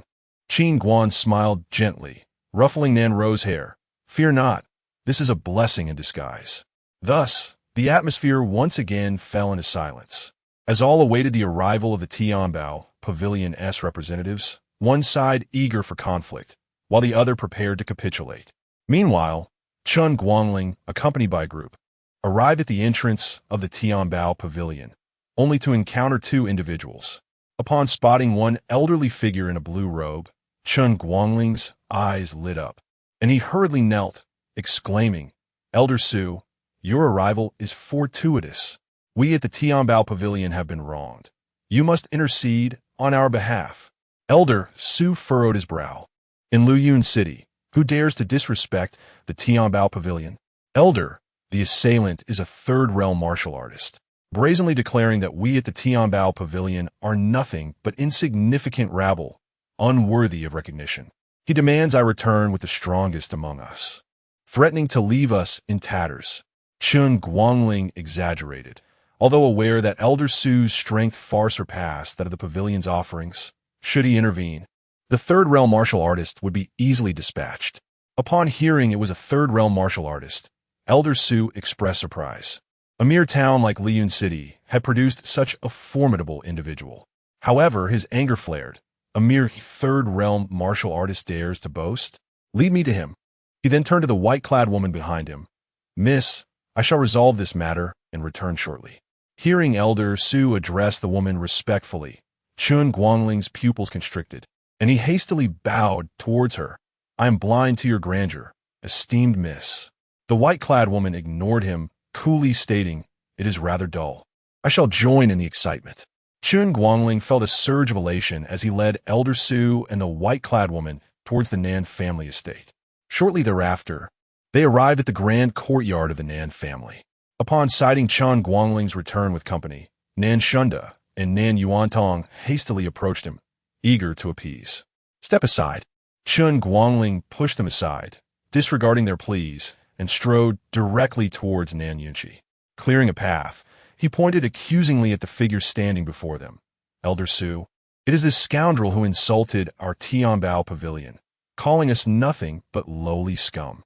Following Chun Guangling's gesture, Elder Su's eyes widened in astonishment as he recognized the individual pointed at. The white-clad woman's gaze also widened in surprise. Upon noticing Elder Su and the woman, Qin Guan furrowed his brow. It is them. These were the very individuals he had encountered days prior while crossing the river. "Scoundrel, why do you remain silent? Were you not so brazen before, claiming you would leave us in disarray?" Before Chun Guangling could finish his tirade, he suddenly coughed up blood, hurtling backward. The onlookers were stunned, bewildered by the sudden turn of events. Why had the pavilion master been sent flying again? In the distance, as Chun Guangling stumbled back, a storm of thoughts raced through his mind. He looked to Elder Su in utter disbelief. He had intended to clarify a mistake, but upon seeing the elder's grim expression, his words caught in his throat. As the crowd gaped in disbelief, Elder Su stepped forward, addressing Qin Guan with a smile. "Young friend, I believe there must be some misunderstanding." "Misunderstanding?" The entire assembly gasped in shock upon hearing Elder Su's words, though they were unaware of Elder Su's identity. His esteemed status was evident from Chun Guangling's attitude. How could such a prominent figure possibly assert that there was a misunderstanding with Qin Guan? Qin Guan regarded Elder Su in silence. Noticing Qin Guan's reticence, Elder Su felt a twinge of awkwardness. He and his young lady had intended to befriend Qin Guan. But now, before they could establish rapport, they had been preemptively offended by Qin Guan, a blundering fool. Indeed, this matter is merely a misunderstanding. Nan Yunqi quickly interjected, approaching Elder Su with a smile. This elderly figure possessed unfathomable strength, and although Nan Yunqi was perplexed by the elder's willingness to extend an olive branch, he recognized that failing to respond graciously would be an egregious oversight. As soon as Nan Yunqi finished speaking, Qin Guan interjected, I have two conditions. First, the deaths of Qin Guangling and his son, Qin Shaojia, will conclude this matter tonight. Second, the Tianbao Pavilion must compensate my father-in-law with 100 bottles of qi refining elixir in exchange for the lives of the father and son. Then we can put this incident behind us. Upon hearing Qin Guan's demands, a collective gasp echoed through the crowd. He dared to negotiate terms with the Tianbao Pavilion?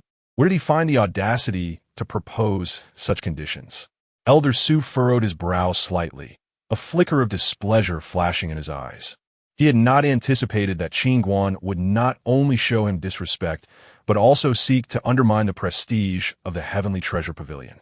Regardless of Qin Guan's formidable strength, the authority of the Heavenly Treasure Pavilion was not something he could dare to challenge. Contemplating this, Elder Su turned to Qin Guan and spoke in a solemn tone. What if I refuse to comply? Noticing Elder Su's evident anger, Nan Yunqi felt a surge of anxiety, his calves trembling in fear.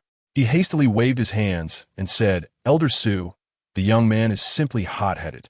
Please do not take his words to heart. We would never dare. As Nan Yunqi attempted to placate the situation, Qin Guan interjected coldly. Refusal is an option as well. We can engage in a contest. I alone against all of you present. Preposterous. Upon hearing Qin Guan's contemptuous words, Elder Su bellowed, an overwhelming aura of pressure enveloping the room. Just as Elder Su was about to take action, the silent woman in white suddenly spoke. Miss, Elder Su retracted his imposing demeanor and turned to the woman in white.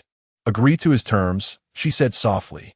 Elder Su's gaze became restrained, and after a moment, he addressed Qin Guan.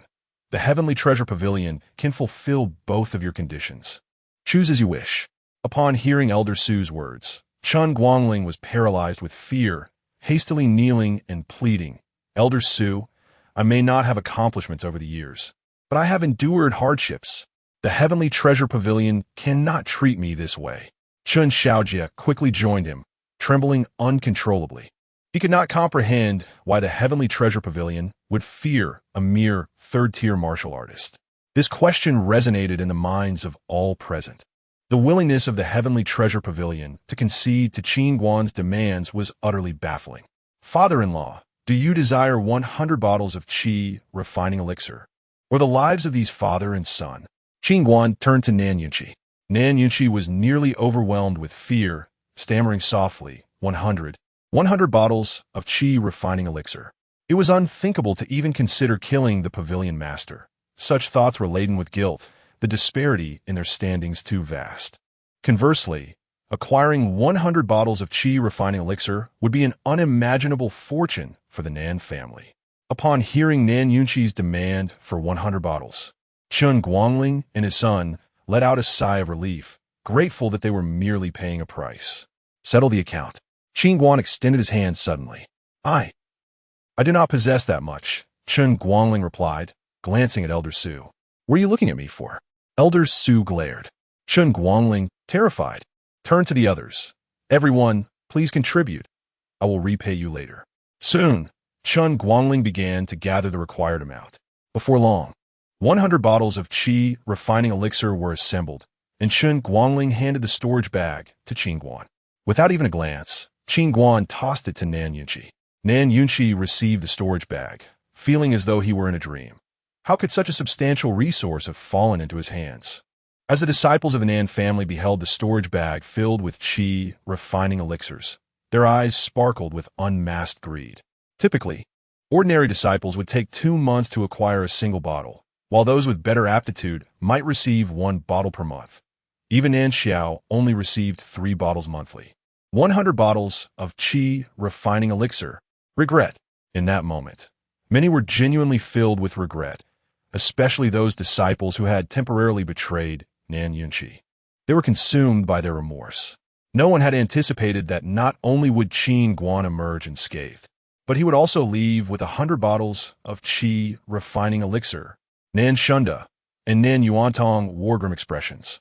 They had initially hoped the Heavenly Treasure Pavilion would eliminate Nan Yunqi, but the outcome was far beyond their expectations.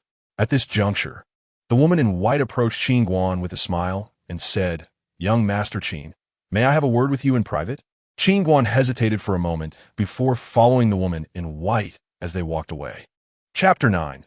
The reversal of Yang Tian upon witnessing the stunningly beautiful woman in white extend an invitation to Qin Guan. It seemed as though the gathered crowd suddenly grasped the unspoken truth. This evening, any discerning observer could identify that the woman in white was the true powerhouse. And her overture to Qin Guan indicated a pre-existing acquaintance, one that was evidently significant. The reason Tianbao Pavilion could acquiesce to Qin Guan's conditions was entirely due to her influence. As they walked a short distance before stopping, the woman smiled and introduced herself. "I am Jiang Lianyue." Qin Guan nodded in acknowledgement. "Do you require something, miss?" "I wish to collaborate with you, young master," Jiang Lianyue stated directly. "Collaborate on what?" Qin Guan furrowed his brow. Jiang Lianyue continued. "Have you heard of Yang Tian?" At the mention of those 3 syllables, Qin Guan's expression shifted. "You are acquainted with this esteemed elder?" Jiang Lianyue nodded. "In 5 days, an ancient secret realm will emerge in the Wanyao Valley. From what I have gathered, this realm is likely connected to Yang Tian." Qin Guan felt a surge of excitement at her words. He had heard his master speak of Yang Tian, a remarkable figure who mastered both swordsmanship and martial arts, the only individual in millennia capable of cultivating the sword without a dantian.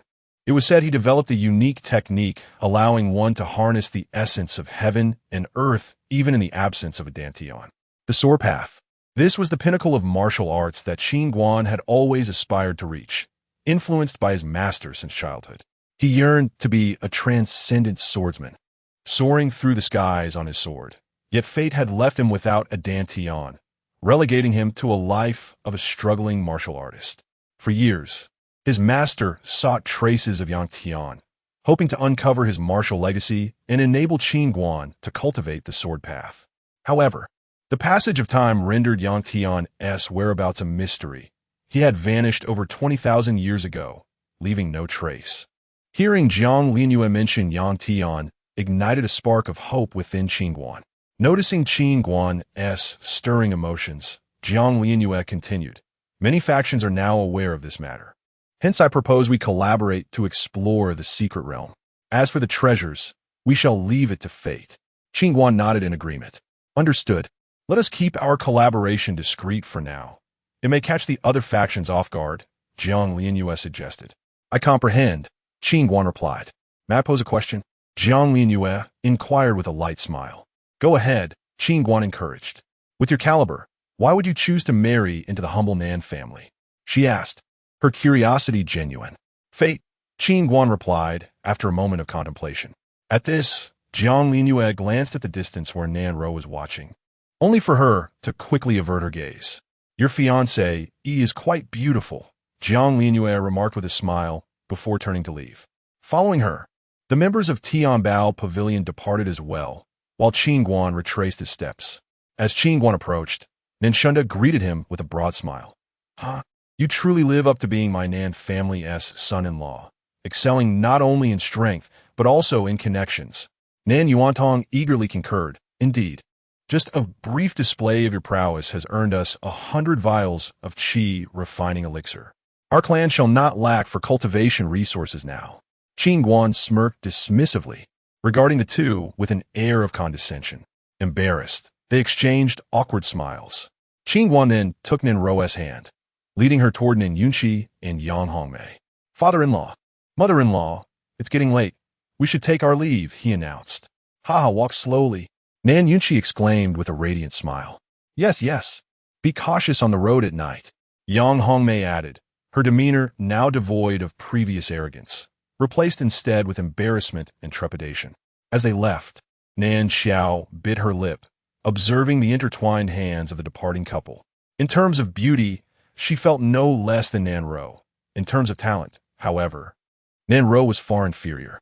She had always looked down upon Nan Ro, viewing her as a frail, timid individual who never dared to voice dissent. Yet now, she appeared revitalized, having found a suitor who gazed at her with admiration, a man she had previously discarded as worthless. As these thoughts raced through her mind, Nan Xiao let out a self-deprecating smile. She gazed up at the starry sky, and upon beholding the brilliant stars and the luminous moon, her eyes brightened, as if enlightenment had struck her. Stars and moon. One must maintain a long-range perspective and not allow the immediate distractions to cloud one's judgment. What a third-tier martial artist. A martial artist is destined for futility, with a bleak future.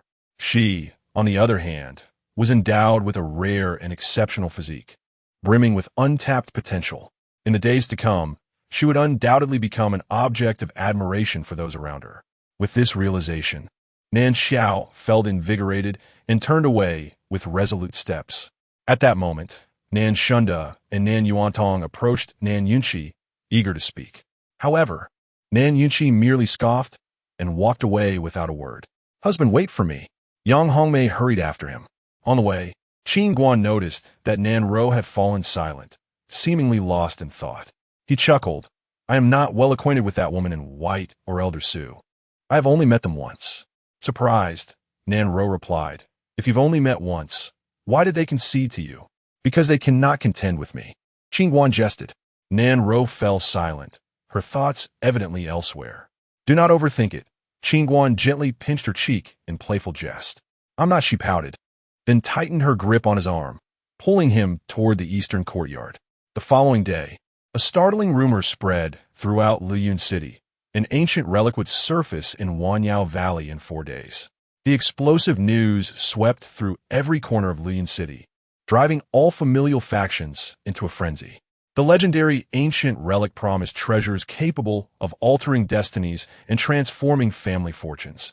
Such opportunities were rare and invaluable. Consequently, numerous families began forging alliances in secret, aware that many powerful factions would vie for control over the secret realm. Uniting in this manner was undoubtedly the wisest course of action. Upon hearing this news, the Nan family did not remain idle. Nan Yunqi nearly exhausted himself seeking allies, only to find that even families with previously amicable ties, those whose ancestors had fostered good relations with the Nan family, were reluctant to ally with them, leaving him utterly disheartened. "Patriarch, you must distribute the 100 vials of qi refining elixir from yesterday promptly, enabling everyone to enhance their strength in these few days, thus improving our competitiveness when the relic opens." Nan Shunda and Nan Yuantong urged within the Nan family hall. Following the events of the previous evening, the two had significantly tempered their enthusiasm. Once they learned of the secret realm, they hurried to seek an audience with Nan Yunqi, understanding that Qin Guan, as formidable strength and his connections with the higher-ups at Tianbao Pavilion made it essential to align with him. Nan Yunqi, upon hearing this, could not help but scoff. "Oh, now you wish for unity? Or was this desire for cohesion last night when my son-in-law was coerced by Tianbao Pavilion?" Nan Shunda feigned concern for the family. "Patriarch, we acted as we did for the future of the family, under circumstances we were unaware of." Nan Yuantong nodded vigorously in agreement. Nan Yunqi regarded them with a discerning gaze and imparted a timeless truth. "We are all members of the Nan family, descended from a common ancestor. Thus, we should always stand united, regardless of the situation, rather than harboring ulterior motives. Do you not concur?" "Indeed, Patriarch. This is also our ancestral teaching, which we shall remember." The two replied in unison. At this moment, Nan Yunqi sighed and remarked, "In this secret realm, numerous families have begun to form alliances, yet our Nan family currently lacks a single ally, placing us at a distinct disadvantage." Upon hearing this, Nan Shunda hurriedly inquired, "What about your son-in-law? I asked him this morning. He mentioned that he is not well acquainted with Tianbao Pavilion. As for last night's incident, it was merely a matter of returning a favor, and he even reclaimed the 100 bottles of qi refining elixir that were to be compensated," Nan Yunqi replied, shaking his head in resignation. Earlier that morning, he had sought out Qin Guan, who confirmed that Su Lao and the woman in white from Tianbao Pavilion had assisted him solely to repay a debt of gratitude. However, Qin Guan did not retrieve the 100 bottles of qi refining elixir. It was now evident to him that Nan Shunda and Nan Yuantong would not willingly relinquish power to support him. Thus, there was no need for him to expend resources on their followers, which could ultimately lead to his own downfall. Upon hearing this, Nan Shunda and Nan Yuantong's expressions darkened considerably. With only 4 days remaining until the secret realm opens, our immediate priority is to seek formidable allies. Let us not concern ourselves with anything else. I kindly ask both elders to exert additional effort in this matter. Nan Shunda and Nan Yuantong remained silent, leaving the hall with displeasure etched on their faces. Observing their retreating figures, Nan Yunqi scoffed. These two old foxes are ever eager to capitalize on opportunities. Yet they flee at the first sign of trouble. Truly shameless. Meanwhile, in a central courtyard of the Nan estate, a flurry of servants busily cleaned and decorated, hanging red lanterns and pasting auspicious couplets, creating a jubilant atmosphere throughout the yard. Qin Guan and Nan Ro were being instructed by several matrons on the various ceremonial etiquette to observe during the wedding the following day. Time passed swiftly, and soon a day had elapsed. The next day, the street where the Nan family resided resonated with the sounds of gongs and drums, firecrackers exploding in celebration. Nan Yunqi had been standing in the courtyard early, prepared to welcome the invited guests. Unexpectedly, as the auspicious time for the wedding approached, only a handful of guests had arrived to offer their congratulations. Out of over 60 invitations sent, only a few minor families appeared to celebrate. Ultimately, Nan Yunqi dispatched someone to inquire further, discovering that last night, the head of Tianbao Pavilion, Qin Guan, had stormed into the Nan residence with a group of intimidating individuals. Rumors suggested that the one who had assaulted the young master of Tianbao Pavilion the previous evening was none other than the groom, Qin Guan. The resolution of the situation remained unknown, and as a result, most of the families originally invited chose to abstain from attending the wedding out of fear of offending Tianbao Pavilion. Last night, Tianbao Pavilion was clearly here to make amends with our Nan family. Yet these imbeciles are quick to jump to conclusions. In the courtyard, Nan Yunqi's previously cheerful countenance had darkened to the point of near despair. With over 100 banquet tables prepared, not a single one was close to being filled. If word of this spread, the Nan family would struggle to hold their heads high in the future. What troubles you, father-in-law? Qin Guan, clad in his wedding attire, approached. Alas, last night Tianbao Pavilion came to our Nan family. Nan Yunqi then recounted the events to Qin Guan. After listening, Qin Guan chuckled. Whether they come or not is inconsequential. What matters is that you, father-in-law, can take your place at the head table. Chapter 10. Slaying him as one would a chicken. Alas, my esteemed son-in-law, the auspicious hour is nearly upon us. Why do you linger here? At that moment, an elderly matron hurried over, ushering Qin Guan away. Soon, the melodious sounds of celebration filled the air as the bride, adorned in a resplendent phoenix crown and a flowing robe, gracefully moved forward with the assistance of the matchmaker, gliding towards the equally splendidly attired groom. The bride stood tall and elegant, her figure lithe and graceful, as if she had descended from the heavens. With each delicate step, she resembled a slender willow swaying in the wind, exuding softness and elegance.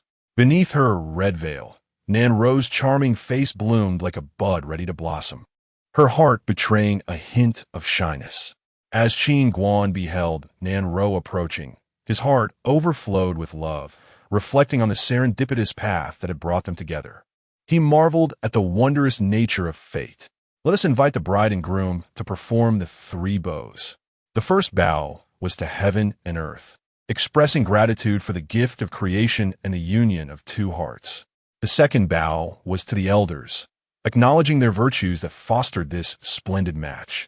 Observing the radiant couple before him, Nan Yunqi felt immense joy swell within him, his eyes brimming with satisfaction. Beside him, Yang Hongmei wore a smile, though it appeared somewhat forced and unnatural. As the officiant prepared to announce the final bow, the brightly lit hall suddenly dimmed, and an instant later, the warm light receded like a tide. The crowd gasped, turning their gazes towards the entrance. Dark clouds inexplicably gathered above the Nan family estate, obscuring the sky. An omen appeared. At that moment, several powerful figures in Luoyang City turned their attention towards the Nan residence. Just then, a brilliant golden sword light shot up from the Nan family's cultivation chamber, instantly dyeing the heavy clouds in a dazzling gold hue. As the sword light pierced the heavens, a deep and commanding dragon's roar resounded, echoing through the sky. The sound seemed to emanate from an ancient beast, causing the very void to tremble. True dragon sword intent. Someone in the Nan family has awakened the true dragon sword intent. In an instant, all powerful beings in Luoyang City rushed towards the Nan family. Report to the head of the family. Young Master Yang Ao has awakened the true dragon sword intent. The phenomenon in the sky was summoned by him. A servant hurriedly approached the wedding hall to deliver the news. What? Nan Yunqi stood up in astonishment. Ha! Truly my nephew. Upon hearing that Yang Ao had awakened the true dragon sword intent, Yang Hongmei beamed with delight, casting a glance at the crowd and admonishing. What are you standing around for? Hurry and congratulate my nephew. In an instant, the few guests at Qin Guan and Nan Ro's wedding hastily departed. Observing the awkwardness of Qin Guan and Nan Ro, Nan Yunqi quickly said, You two wait here. I will go check. With that, he rushed out as well. Seeing this, Qin Guan's expression darkened. How could they leave before the ceremony was completed? In the cultivation chamber, Yang Ao, who had awakened the true dragon sword intent, stepped out slowly, his chin raised slightly, a smug smile gracing his lips. He surveyed the crowd, his gaze radiating an air of superiority, feeling as though he were an invincible warrior scrutinizing a swarm of ants. Young Master Yang, congratulations. At such a young age, you have awakened the rare, true dragon sword intent. You are truly talented and destined for greatness. Young Master Yang, as a swordsman, now, with the awakening of such formidable, true dragon sword intent, even if you are at the Qi refining stage, you could likely effortlessly slay those at the divine refinement stage. Indeed, the youth is truly formidable, surrounding families lavished praises. Having previously refrained from attending Qin Guan's wedding for fear of offending Tianbao Pavilion. However, the situation had changed, with Yang Ao awakening the true dragon sword intent. He was destined for greatness, and they did not wish to miss the opportunity to ingratiate themselves. Brother Nan, your family is on the rise. First, a unique Yin spirit body emerged, and now a swordsman has awakened the true dragon sword intent. Soon, the Nan family will become a first-rate clan. Do remember to support and take care of our Song family. Indeed, Brother Nan, you must not forget us when you achieve greatness. Haha, certainly. Hearing those who once ignored the Nan family now approach with flattery, Nan Yunqi wore a proud expression. Aoya, your awakening of the true dragon sword intent brings honor to our Yang family. I am genuinely proud of you. Yang Hongmei walked proudly to Yang Ao's side, her voice deliberately loud, intending to impress upon Nan Yunqi that Yang Ao was her blood relative, not a member of the Nan family, and his position in the Nan family would depend on her favor. Years ago, Yang Ao had fled to her after making a mistake in the Yang family, and she had taken great care of him, akin to her treatment of Nan Xiao. Thus, Yang Hongmei was confident that Yang Ao would heed her. Hearing her words, Nan Yunqi's expression turned unnatural as he forced a smile. How fortunate he was to marry a woman who openly slapped his face in public. Cousin, congratulations. Nan Xiao approached to extend her well wishes to Yang Ao. Dear cousin, upon seeing Nan Xiao approach, Yang Ao momentarily suppressed his arrogance. Curiously, he asked, Aunt cousin, is someone from the Nan family getting married today? He noticed that the Nan family members were all dressed festively, adorned with red decorations. Today, that sickly girl Nan Ro is marrying, bringing home a son-in-law, Yang Hongmei replied impatiently. Earlier, she had been wary of Qin Guan, but now that her nephew had awakened the true dragon sword intent, a mere third-stage martial artist was no longer a threat. Upon hearing that it was Nan Ro's wedding, Yang Ao smiled dismissively, disdain evident on his face. A dying woman has found someone to marry. Her groom is undoubtedly a fool without ambition. Young master, you may emerge now. At that moment, A servant rushed over to whisper something in Yang Ao's ear. What? Yang Ao's expression turned furious, sharp sword energy surging around him. The crowd frowned, wondering what news could provoke such anger. What is wrong, Ao? Yang Hongmei inquired anxiously. Yang Ao replied furiously. That fellow named Qin Guan actually killed my cousin Hulu. Where is he? Upon hearing this, Nan Yunqi's expression changed dramatically as he hurried over. Yang Ao, do not act rashly. This is a misunderstanding. Misunderstanding?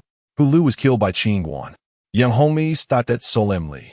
This matter, your aunt has quietly endured. Aunt, where is he? Yang Ao asked coldly. In the main courtyard. He is the groom today, Yang Hongmei replied. Whoever he is, even if he is the groom, I shall have him accompany me to the underworld.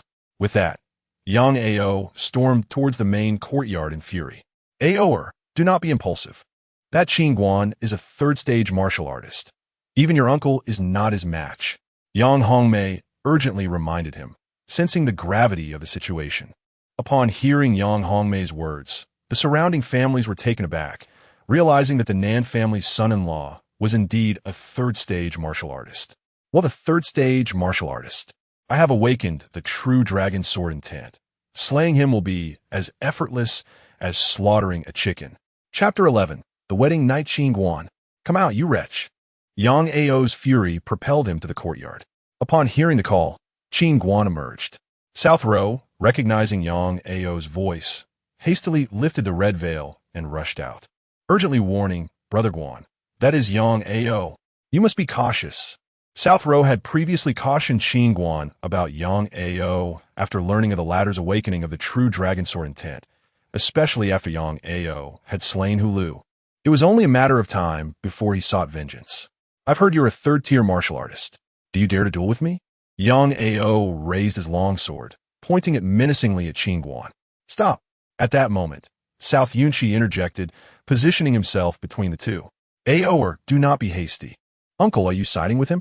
Yang Ao abruptly interrupted South Yunqi. And no.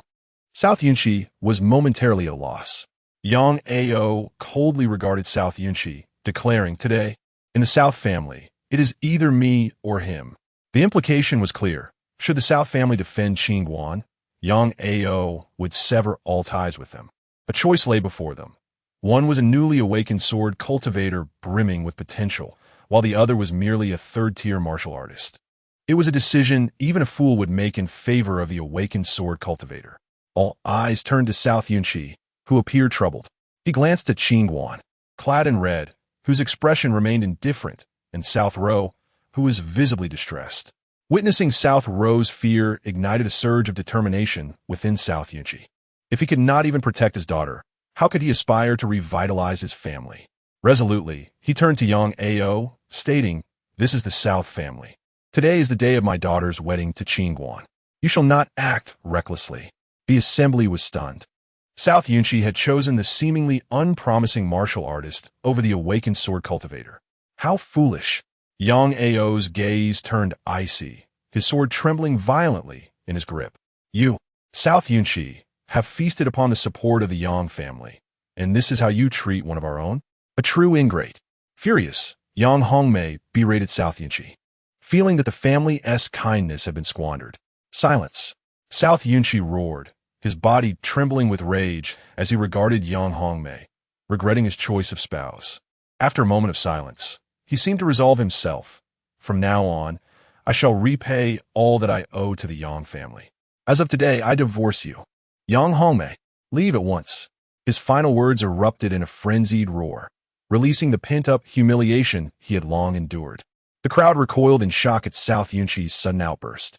South Shun and South Yuantong exchanged delighted glances. Without the Yang family's backing, South Yunqi was nothing. Yang Hongmei stood frozen, bewildered by South Yunqi's explosive anger.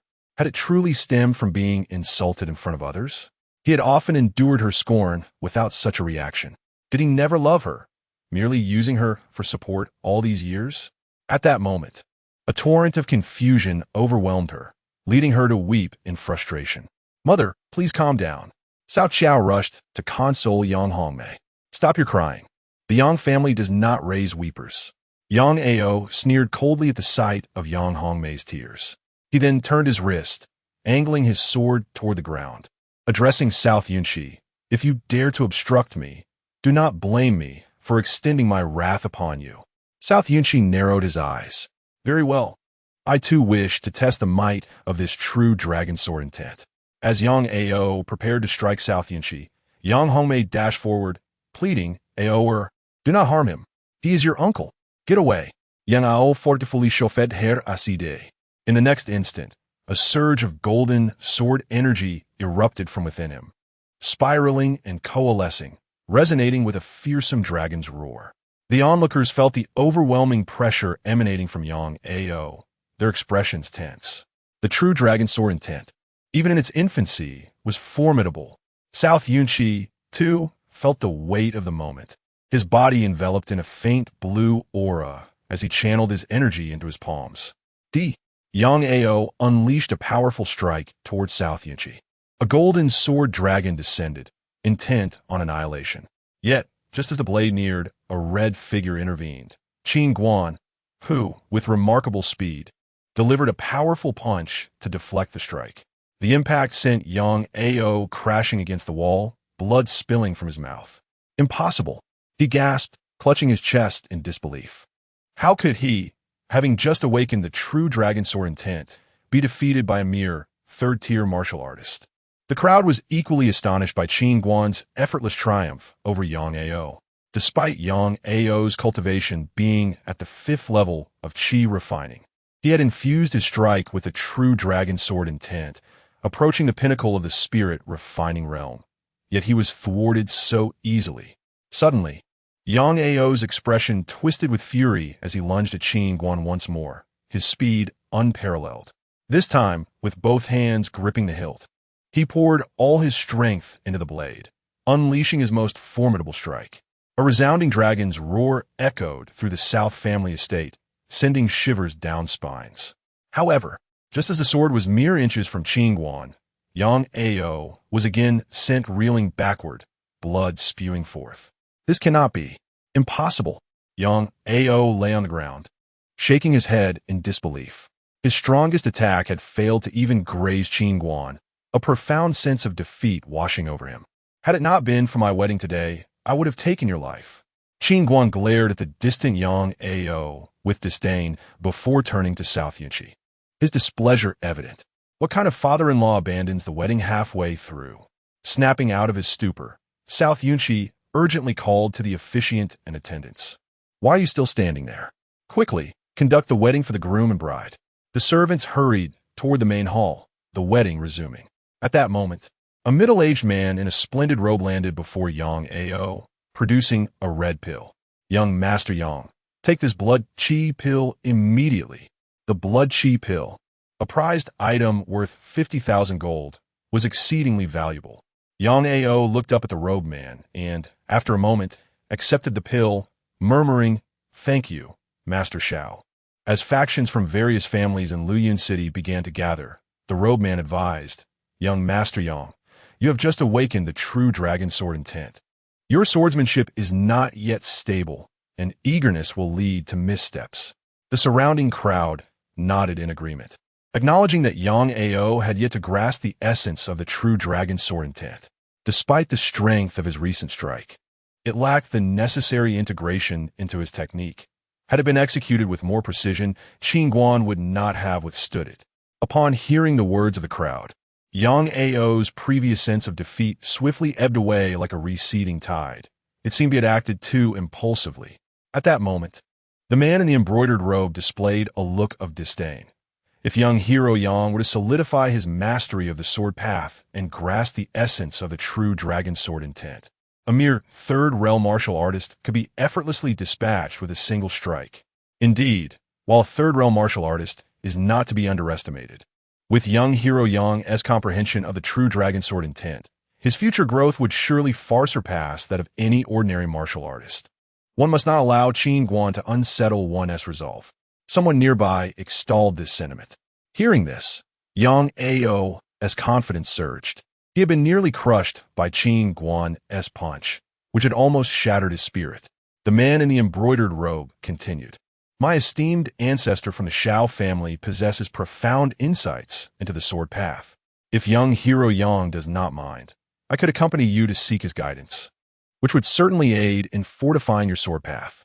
Yang Ao's eyes brightened at these words, and he hastily rose to his feet, bowing respectfully. "I am most grateful to the head of the Shao family. The Shao family is renowned for their swordsmanship, and their ancestor, Shao Yun, has achieved the mastery of a swordmaster. If he could receive his counsel, Yang Ao's swordsmanship would undoubtedly advance by leaps and bounds. By then, it would not be too late to seek vengeance upon Qin Guan." In the Yuanyang continent, sword cultivators are categorized into various ranks: sword mortal, sword apprentice, sword warrior, sword master, grand sword master, sword king, sword sovereign, sword emperor, sword saint, sword immortal, and grand sword immortal. "Young Hero Yang, let us depart," said Xiao Yesan, assisting Yang Ao. Yang Ao.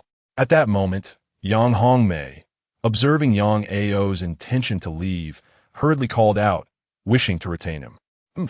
Since the Nan family has chosen Qin Guan, there is no need to remain," Yang Ao retorted, casting a resentful glance towards the main hall. He would inevitably settle this score with both the Nan family and Qin Guan in due time. "A prodigy like young Hero Yang, we of the Shao family shall certainly treat as an esteemed guest," the man in the embroidered robe declared before leading Yang Ao away from the courtyard. Upon witnessing Xiao Yesan escorting Yang Ao away, several individuals nearby muttered in disdain. Seizing the opportunity to ally with Yang Ao at this juncture was indeed astute. A true old fox. To abandon a once-in-a-century sword talent was sheer folly. A man shook his head and sighed as he departed from the Nan family. The others followed suit, as they had come seeking the awakened true dragon sword intent, and with Yang Ao taken away by Xiao Yesan, they were disinclined to linger any longer. The Nan family, having offended both the Tianbao Pavilion and now Yang Ao, would surely face repercussions from the Shao family, who would undoubtedly seek to avenge this slight, while simultaneously incurring the wrath of the two major powers of Lian City. The future looked grim for the Nan family. Before long, the courtyard was left with only a few members of the Nan family, as all other guests had swiftly departed, including several minor clans who had come to attend the wedding. As night fell, although there were few guests, the customary rituals were rather elaborate, and Qin Guan remained occupied until darkness enveloped the surroundings, finally arriving at the bridal chamber. Inside, the flickering red candles cast dancing shadows. Qin Guan gently lifted the red veil, and in that moment, their eyes met, freezing time itself. Nan Ro's cheeks flushed with a blend of shyness and happiness. Her lowered gaze and trembling eyelashes resembled the delicate wings of a fallen flower. She could not bear to meet Qin Guan's fervent gaze. Yet her heart raced like a startled rabbit. Qin Guan gazed at the enchanting Nan Ro, filled with joy and tenderness. She would now be the wife he vowed to protect for a lifetime. He leaned down and could not resist planting a kiss on her forehead. Nan Ro shivered, her face instantly ablaze with a heat akin to the evening sky. At this sight, Qin Guan felt a warmth surging within him, a primal desire igniting his senses as he embraced Nan Ro's soft waist and reclined. Nan Ro, like a docile lamb, surrendered to the embrace of the great wolf. As the bed curtains were drawn, Qin Guan's throat felt parched and his heart raced like a drum, accompanied by heavy breaths as garments were cast aside. Outside, the cold wind howled, while inside, the air was filled with the sounds of spring. As they delved deeper into their union, unbeknownst to them, two mysterious forces quietly emerged within their bodies, fully consuming them. Meanwhile, in the boundless starry sky, a colossal void, I surveyed the earth below, as if searching for something. An hour later, upon Nan Ro's surrender, Qin Guan finally relented. Nestled in the soft embrace of the blankets, Nan Ro lay closely against Qin Guan's sturdy chest, her cheeks radiating with a rosy glow of happiness. In that moment, she bid farewell to her youthful innocence, truly becoming this man's wife. Just then, Qin Guan abruptly sat up, having been too preoccupied earlier to notice. He now realized that a small black tower was floating above them. The tower trembled slightly, continuously emitting a peculiar black energy, which formed an energy shield enveloping both him in Nanro. "Husband, what is that?" Nanro noticed the black tower and asked, a hint of fear in her voice. "Do not fear. This small tower is my treasure," Qin Guan replied, furrowing his brow as he gazed at the hovering black tower. What was it doing? Just as Qin Guan's curiosity peaked, the small black tower suddenly retracted its energy, and in the next instant, it vibrated and violently collided with Qin Guan. Bang! Qin Guan was sent flying, spitting blood from the overwhelming force. Chapter 12. The Sacred Body of the Moon. My husband. Upon witnessing the scene, Nanro hastily pulled back the bed curtains, wrapped herself in the quilt, and leapt out of bed to assist Qin Guan. Qin Guan quickly shielded Nanro behind him, his gaze fixed intently on the little black tower. "What are you doing?" he demanded, reflecting on the arduous task of shielding this young lad from the celestial gaze while he indulged in pleasures on the bed. Qin Guan felt a surge of frustration as the little black tower suddenly quaked violently, exuding a restless energy. "Brother, let us communicate calmly." Sensing an ominous force emanating from the tower, Qin Guan quickly begged for mercy. He had not anticipated that this seemingly innocuous tower possessed such strength. It had harmed him directly. Observing Qin Guan's capitulation, the little black tower abruptly ceased its tremors and transformed into a stream of profound light, piercing into Qin Guan's brow. Qin Guan's lips twitched in disbelief, cursing inwardly, "What on earth is this thing?" As the tower vanished, Nanro rushed to wipe the blood from the corner of Qin Guan's mouth, her voice laced with concern. "Are you all right, my husband?" "I'm fine," Qin Guan replied, shaking his head as he embraced Nanro and returned to bed. "Why would that tower attack you when it is your treasure?" Nanro could not help but inquire. Qin Guan's expression darkened. "I have no idea why it flew into a rage." Just then, Qin Guan sensed an unusual energy manifesting in his lower abdomen. He hurriedly examined it, discovering a fist-sized orb of white gas. What immense power! Feeling the terrifying energy contained within the white gas, Qin Guan was taken aback and attempted to probe it with his internal energy. The moment his energy made contact, a violent force erupted within him. Panic-stricken, Qin Guan swiftly summoned his internal energy to suppress the uncontrollable force surging in his abdomen. Such terrifying power! After a brief struggle, the energy subsided, and Qin Guan exhaled deeply, filled with trepidation. Where did this white gas come from? Lying on the bed, Qin Guan fell into deep contemplation. Was the sudden appearance of the little black tower linked to this white gas? "Are you asleep, my husband?"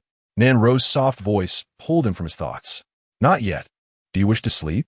Qin Guan responded, focusing back on her. "No, it's just that my abdomen feels quite hot and uncomfortable." Nanro confessed with a pained expression. "What's wrong?" Qin Guan asked, quickly lifting the quilt to inspect her. How is this possible?" Second layer of Qi refinement. Qin Guan was momentarily stunned, gazing incredulously at Nanro, who now possessed an uncontrollable surge of spiritual energy within her abdomen. Though martial artists could not cultivate spiritual energy, they could still sense its fluctuations. Nanro had previously shown no signs of cultivation, yet now she radiated the aura of a second-layer Qi refiner. "My abdomen hurts," Nanro whimpered, clutching her belly. "Listen to me, rower. Relax your body and mind. Focus your spirit, and try to control the energy within your abdomen," Qin Guan instructed urgently. Nanro complied without hesitation. After a brief moment, the turbulent energy within her gradually calmed. "Husband, the pain is gone," she said, patting her abdomen. "That's good to hear." Qin Guan gently ruffled her hair. "Have you ever practiced before?" Nanro shook her head. "No." Qin Guan pondered for a moment before concluding, "Your earlier discomfort was due to your sudden attainment of the second layer of Qi refinement. The spiritual energy within you is simply unregulated." "What? How is this possible?" Nanro gasped in astonishment. Though she had never cultivated, she was well aware of the realms of cultivators. Typically, it took young talent in Luyun City 7 to 8 years to reach the Qi refinement stage. Even her capable sister, Nan Xiao, needed 5 years. Hearing Qin Guan claim she had reached the second stage was utterly unbelievable. What could have caused this inexplicable emergence of white gas within her? Nan Ro had inexplicably leapt from having no cultivation to breaking through two significant realms, becoming a qi refiner. Could it be related to their shared bed? Share bed. Dual cultivation? An idea struck Qin Guan as he recalled his master mentioning a rare constitution known as the sacred body of the moon. Women with this constitution possess innate talent, making their cultivation remarkably effortless. If they engage in dual cultivation, the male partner also gains substantial benefits, unlocking their potential to a greater extent. Realizing this, Qin Guan also thought of Nan Xiao, who possessed a unique constitution known as the Yin spirit body. This type of constitution has a high affinity for Yin energies, significantly enhancing the cultivation of Yin-based techniques, such as ice and darkness, allowing for quicker absorption and transformation of corresponding spiritual energies. Rower, you might possess the legendary sacred body of the moon, and it seems to have awakened during our recent intimacy, Qin Guan stated. Upon hearing this, Nan Ro's cheeks flushed crimson as she curiously inquired, "What is the sacred body of the moon?" It is an exceptionally rare and extraordinary constitution. Once awakened, the speed of cultivation is astonishing. What others may achieve in 10 or 20 years, you could potentially accomplish in just 1 or 2. Nan Ro felt a surge of excitement. Having been frail and unable to cultivate since childhood, she had always envied her sister's prowess, receiving much affection from their father and elders. If what Qin Guan said were true, she was determined to cultivate diligently and grow stronger, especially in a world where martial prowess is revered. Her husband is so formidable. She must not become a burden in the future. Qin Guan, with a mischievous grin, added, "The sacred body of the moon not only excels in its own right, but also greatly benefits its partner. Each time they share a bed, the male partner's cultivation can significantly increase, and his potential is further stimulated. The greater his potential, the more advantageous it is." Nan Ro's cheeks became even hotter as she bashfully replied, "Husband, are you feeling greedy again? If you're still unsatisfied, we can continue." "No, everything I said is true.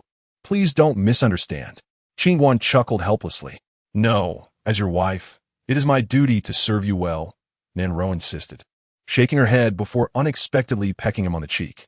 Prodded by her playful gesture, Qin Guan felt a rush of blood surge through him, and he once again embraced Nan Ro, lost in their world together. After an indeterminate amount of time, they finally ceased. "Rower, you truly are the sacred body of the moon." Upon closer examination, Qin Guan noted that the fist-sized white gas in his abdomen had increased slightly from before. Though the change was subtle, he could perceive it clearly. Not only that, but Nan Ro had also progressed to the third layer of qi refinement, quietly advancing without any commotion, as if it were as simple as drinking water. "Regardless of your constitution, as long as my husband is happy," Nan Ro said, wrapping her arms around Qin Guan. Seeing Nan Ro exhausted from their earlier activities, Qin Guan felt a pang of guilt. As an 8th-layer martial artist, he was robust and resilient, while Nan Ro was merely a fledgling qi refiner, recently freed from a cold poison and still weak. He realized he had not considered her well-being. What a beast he had been. With that thought, Qin Guan quickly tucked Nan Ro in, holding her close. "It's getting late. You should rest." "Okay." Nan Ro nodded, and soon she fell asleep in Qin Guan's embrace. However, Qin Guan found no sleep coming to him. The sudden appearance of the little black tower likely had a connection to the white gas within him. It seemed he would need to find a suitable place to investigate further come morning. Reflecting on the consequences of previously stimulating the white gas with his internal energy, he refrained from touching it again. The following day, Qin Guan rose early, having been occupied with the wedding preparations and neglecting to brew the tonic for Nan Ro. As soon as she opened her eyes, a maidservant presented her with a bowl of medicine. "Miss, this is the tonic brewed by your husband, meant for you to drink upon waking to replenish your vitality." Upon hearing the words replenish vitality, Nan Ro's cheeks flushed with embarrassment as she inquired, "Where is my husband?" "He has gone to the cultivation chamber to practice," the maidservant replied. At that moment, in a secluded cultivation chamber within the Nan residence, Qin Guan stood still with his eyes closed, having been in position for over an hour. His brow remained furrowed as a faint crimson energy swirled around his clenched right fist, intertwining with wisps of delicate white gas. This white gas appeared uncontrollable, darting about restlessly as if attempting to break free from the confines of the crimson energy. After another hour, Qin Guan's tightly knit brows began to relax, and the erratic white gas suddenly surged into the core of his fist as if drawn by an unseen force. In the next instant, he opened his eyes with a fierce determination and unleashed a punch into the air. Instantly, a torrent of ferocious power erupted from his fingertips, creating a shockwave of red energy that tore through the air. Boom! A deafening explosion resonated, and the cultivation chamber could not withstand the force, collapsing in an instant. Simultaneously, the entire Nen residence trembled as if an earthquake had struck, prompting everyone to flee their rooms in confusion, exchanging bewildered glances. Nan Yunqi, who had arrived first, stood at a distance, rendered speechless upon witnessing the chamber reduced to ruins. What had transpired? Soon, other members of the Nan family gathered, equally astonished by the devastation. At that moment, a figure leapt from the debris. It was Qin Guan. Ha ha ha! He laughed heartily, seemingly oblivious to the crowd, as he strode past them with an air of triumph. Nan Yunqi's expression darkened, his features contorting with rage. The cultivation chamber, a labor of generations, had been obliterated by Qin Guan. Without the chamber, the Nan family was doomed. You little rascal, my cultivation chamber! Nan Yunqi erupted in fury, charging at Qin Guan like a frenzied wolf, nearly losing his sanity. He struck toward Qin Guan's back with a palm. Qin Guan, reveling in his excitement, furrowed his brows and, in the next moment, turned and pointed a finger. Boom! Upon the collision of their energies, a violent gust of force erupted, ruffling Nan Yunqi's hair, leaving him utterly disheveled. He had been halted by a mere finger from Qin Guan. The onlookers were astonished. Their patriarch was unable to overpower even a single finger of Qin Guan. "Father-in-law, what are you doing?" Qin Guan exclaimed, irritation creeping into his voice upon realizing it was Nan Yunqi attempting a sneak attack from behind. Thankfully, he had not used his full strength. Had he inadvertently killed Nan Yunqi, it would have been a grave situation. Nan Yunqi felt a surge of despair, contemplating tears. This destructive man had the audacity to turn the tables and accuse him of wrongdoing. "Father, why are you striking my husband?" Nan Ro rushed over, carrying a food container. Having witnessed her father's treachery from a distance and terrified, she hurried to intervene. Chapter 13. Unity is strength. As Nan Ro directed her gaze towards Qin Guan, Nan Yunqi suddenly pointed at a desolate ruin with indignation, exclaiming, "Look at the mischief your husband has wrought." Upon seeing the devastated training chamber, which was a very heart of the Nan family and a crucial site for nurturing its members, Nan Ro was left speechless. Had Qin Guan truly destroyed it? Panic-stricken, she turned to Qin Guan, realizing the gravity of the situation. Qin Guan offered an awkward smile, somewhat abashed, and replied, "I truly did not intend to cause any destruction." His exhilaration from successfully harnessing the power of that ethereal white gas had overwhelmed him. The infusion of that energy had tripled his strength in an instant. At his current level, even a slight increase in power was an arduous endeavor. Unlike practitioners who could rely on formidable techniques and talismans, martial artists could only enhance their strength through sheer cultivation. The sudden tripling of his power had left him in a state of ecstatic disbelief. Even his master would surely be astonished, for that white gas was exceedingly formidable. "Master, something is amiss." At that moment, Jia Quan rushed over in a flurry. "What is it?" Nan Yunqi inquired, turning to face Jia Quan. Reporting to the head of the family, the Grand Elder and Second Elder have defected to the Shao family, bringing over 20 members with them. "What?" The revelation sent Nan Yunqi staggering back a few steps, having already been reeling from the destruction of the training chamber. The news of the two elders' betrayal nearly caused him to faint. The remaining members of the Nan family were equally shocked, with only about 30 individuals in total. The loss of more than 20 was a dire blow. "Father." Nan Ro hurriedly stepped forward to support Nan Yunqi, wiping the cold sweat from his brow with a handkerchief. Head of the family, Yang Ao, also defected to the Shao family yesterday, Jia Quan added, making the implication clear that the Grand and Second Elders likely followed Yang Ao's lead. Indeed, this matter is likely closely tied to Yang Ao. However, the Grand and Second Elders have long harbored discontent towards my leadership, It was only a matter of time before they acted, Nan Yunchi replied, his voice heavy with realization. He seemed aged beyond his years, contemplating whether the Nan family would truly decline under his stewardship. The secret realm opens in 2 days, and their timing to ally with the Xiao family is quite astute, a member of the Nan family remarked solemnly. Upon hearing this, the others nodded in agreement. Once the secret realm opened, the benefits within would naturally be claimed by the strongest, and the Xiao family was a leading force in Liyuan City. Jia Quan, gather all the family members. I have something to convey, Nan Yunchi commanded gravely. Understood, Jia Quan responded before departing. Father, what has happened? Nan Xiao rushed over, accompanied by Yang Hongmei. Following the events of the previous day, Yang Hongmei was noticeably subdued, resembling a mere wooden figure. The Grand Elder and Second Elder have defected with over 20 members of our family, Nan Yunchi stated somberly.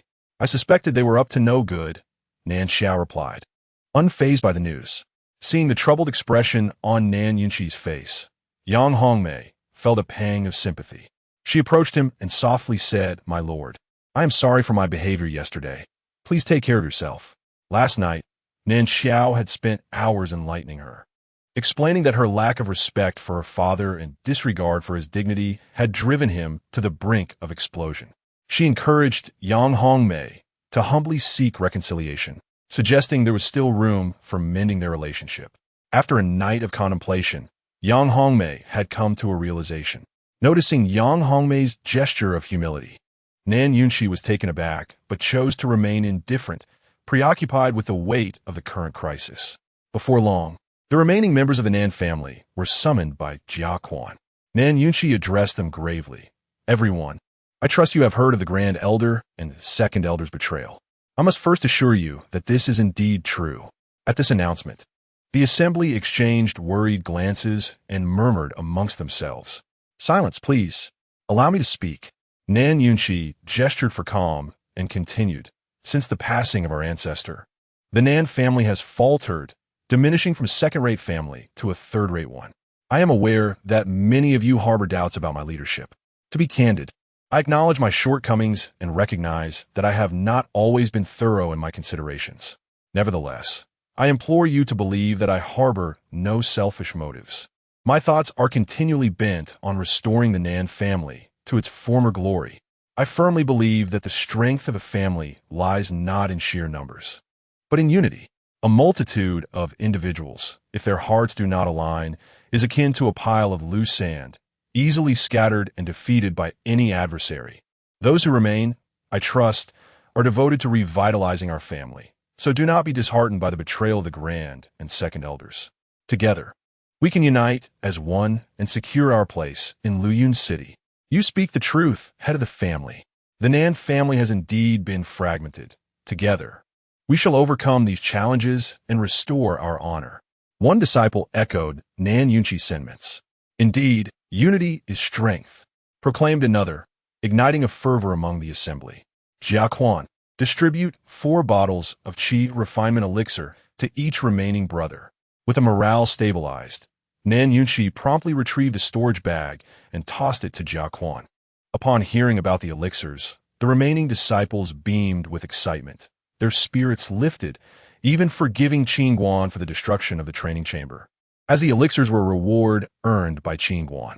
Waving his hand, Nan Yunchi encouraged, the secret realm opens in 2 days. Seize this time for cultivation. You are all vital members of our family, and when the Nan family flourishes, you shall be recognized as its benefactors and elders. Yes, head of the family. The crowd cheered, departing with enthusiasm, clutching their newfound elixirs. Father, what about the training chamber? Once the others had left, Nan Xiao gazed in shock at the ruins. Nan Yunchi sighed. Your brother-in-law was training inside and accidentally caused the damage. Brother-in-law? Nan Xiao furrowed her brow, suddenly realizing, Qin Guan, he destroyed the training chamber. Just as she was about to chastise Qin Guan, she noticed that he and Nan Ro had vanished without a trace. Father, the training chamber is the core of our family. Now that it is gone, will we train? Nan Xiao stamped her foot in frustration. The training chamber housed various apparatuses for strength testing and combat practice, and it possessed an essential function. Its sealed environment could accumulate spiritual energy in preparation for breakthroughs. Without it, the family would expend vast resources for training. The significance of the training chamber was immense for the family's youth, and its destruction by Qin Guan nearly drove Nan Xiao to despair. Yang Hongmei, standing nearby, also scoffed but refrained from reprimanding him loudly this time. It was an unintentional act. Given the current instability in our family, Jiaoer, you should exercise patience and refrain from causing a scene.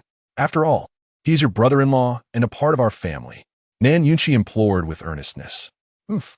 Nan Xiao stormed off in anger. With Nan Xiao gone, only Yang Hongmei and Nan Yunqi remained. She quickly approached him, smiling warmly. My lord, I have prepared your favorite snow fungus and bird's nest porridge. Still warming in the pot. Please have some. Do I look like I have the appetite for food at this moment? Nan Yunqi retorted curtly before hastily leaving. Though the morale of the family had been stabilized, Nan Yunqi was acutely aware that, despite their unity, the family's lack of tangible strength remained a critical flaw. Although the Grand Elder and the Second Elder often found themselves at odds with him, when it came to the interests of the Nan family, they naturally aligned themselves with the family's cause. The sudden loss of so many members was a devastating blow to the Nan family. You, Nan Yunqi, are quite audacious. I've already bowed my head and admitted my faults, yet you still maintain your airs. Yang Hongmei seethed, left in a state of indignation by Nan Yunqi's disregard. Meanwhile, Qin Guan and Nan Ro returned to the east courtyard. My dear husband, could you perhaps be gentler in the future? Our Nan family is already on shaky ground, and my father is now facing immense challenges. If further troubles arise, I fear he may not withstand them, Nan Ro whispered as she gently kneaded Qin Guan's shoulders. Indeed, I will take care to be more cautious. Qin Guan nodded, feeling a sense of helplessness. At his level of strength, even a moment's inattention could lead to significant destruction, which often compelled him to restrain himself. His master had frequently reminded him that, despite possessing the power to annihilate worlds, one must harbor compassion and protect the weak and innocent. This reflection brought to mind his master's tale of accidentally causing the demise of the Nan family's ancestor, most likely a victim of collateral damage due to his master's overwhelming might. His master owed a debt to the Nan family, and as his wife belonged to them as well, he realized he should offer substantial support to his father-in-law. Simultaneously, within the foremost family of Luyin City, the Xiao family, it had taken merely one day for young hero Yang to break through to a new realm, achieving the rank of sword disciple, truly an impressive feat for one so young. In the training chamber, the elder of the Xiao family, Xiao Yun, praised him effusively. You flatter me, esteemed Elder Xiao. Without your meticulous guidance, I would not have progressed so rapidly. Yang Ao responded with a respectful bow. Xiaoyan stroked his long beard and gestured dismissively. Young hero Yang, there is no need for such modesty. To be frank with your talent, remaining the Xiao family would be a waste. You should aspire to reach greater heights. Yang Ao furrowed his brow. Elder Xiao, are you implying? Have you heard of the Lingjian Academy? Xiaoyan inquired with a smile. At this, Yang Ao quickly nodded. Of course, the Lingjian Academy is the premier institution in Qingzhou, a hallowed ground coveted by countless sword cultivators. However, his expression darkened suddenly. I have heard that the academy only accepts disciples under the age of 16, and one must be at least a swordman in their martial journey. Failing to meet either criterion is unacceptable. Yang Ao recognized that Elder Xiao intended to recommend him to the Lingjian Academy, but he found himself falling short of their stringent requirements, overaged by a year and lacking one rank in swordsmanship. Not to worry, Elder Xiao reassured him. My senior brother, Song Yuan, is an elder at the Lingjian Academy. He is expected to arrive in Luyin City tomorrow for this secret realm expedition. I will certainly recommend you. Given your awakening of the true dragon sword intent, admission should not pose a problem. Elder Xiao, I am deeply grateful for your kindness. Yang Ao exclaimed, elated to learn of Xiao Yun's connection to the illustrious Lingjian Academy. Truly, the Xiao family was formidable in its heritage. Elder Xiao patted Yang Ao on the shoulder. My motivation is twofold. I do not wish to see such a gifted individual squandered, and I harbor a personal wish that you, young hero Yang, will remember the Xiao family and lend us your support when needed. Fear not, Elder Xiao. The affairs of the Xiao family shall henceforth be my concern. Young Ao vowed earnestly. Ha! I indeed did not misjudge your character. Xiaoyan laughed heartily. After a moment, he continued. I have heard that you have a conflict with the Nan family's son-in-law. Yang Ao's expression turned icy at this mention. Indeed, that individual is a third-realm martial artist who killed my cousin, and yesterday, the Nan family forsook me for his sake. Xiaoyan scoffed, short-sighted indeed. Nan Yunqi pales in comparison to his father. To abandon a sword cultivator awakened with true dragon sword intent for a mere third-realm martial artist is utterly foolish. With a grave expression, Xiao Yun added, a sword cultivator shall neither bend nor break. We must assert our grievances. Rest assured, should the Nan family dare to venture into the myriad Demon Valley's secret realm, we shall extract that son-in-law and eliminate him. If the Nan family protests, the Xiao family will not hesitate to erase them. Chapter 14, Entering the Mountains the following day marked the eve of the secret realm's opening. Numerous family factions had already taken action, arriving at the Valley of 10,000 Beasts several days prior to gain an advantage. Nan Yunqi, accompanied by over 10 disciples from various families, also arrived at the valley. Father, which entrance should we take? Nan Xiao inquired, gazing at several mountain entrances. Let us proceed to the far right one. It appears to be the most frequented entrance, and the beasts in that vicinity are relatively weaker, ensuring greater safety. Nan Yunqi suggested after a moment of contemplation. Wait, just as the group was about to head towards the right entrance, Qin Guan abruptly called out to them. The party halted, turning to look at him, while he directed his gaze towards Nanro. Rower, which direction exhibits stronger fluctuations in spiritual energy. That way. Nanro pointed towards the left entrance, which was directly opposite the right. As the saint body of the Yin attribute, Nanro possessed an innate sensitivity to spiritual energy, allowing her to detect fluctuations much more acutely than ordinary individuals. The location of a secret realm would undoubtedly exhibit more pronounced energy fluctuations than elsewhere. Father, we should enter through the left entrance, Qin Guan advised Nan Yunqi after hearing her response. Nan Xiao was left speechless. Do you all think this is mere child's play? Sending someone without any cultivation to sense spiritual fluctuations and directing us to enter through the most perilous left entrance?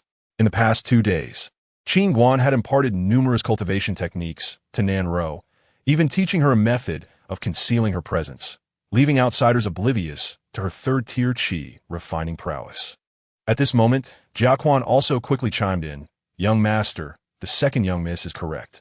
The left entrance is exceedingly dangerous, even in the outskirts. One might encounter third or even fourth-tier beasts. While you and the patriarch can handle third-tier beasts, encountering a fourth-tier beast would be perilous. Indeed, that path is fraught with danger. Others nodded in agreement. The Valley of 10,000 Beasts was no trivial matter, and a moment's carelessness could lead to doom. Yang Hongmei glanced at Nan Yunqi before speaking up. What purpose does it serve to bring her along today? She has no cultivation and is merely causing confusion. Rower, can you truly sense the fluctuations in spiritual energy over there? Nan Yunqi questioned, regarding Nanro with skepticism. The location of the secret realm would certainly exhibit energy fluctuations, and if she could indeed pinpoint its location, the Nan family would undoubtedly seize the advantage.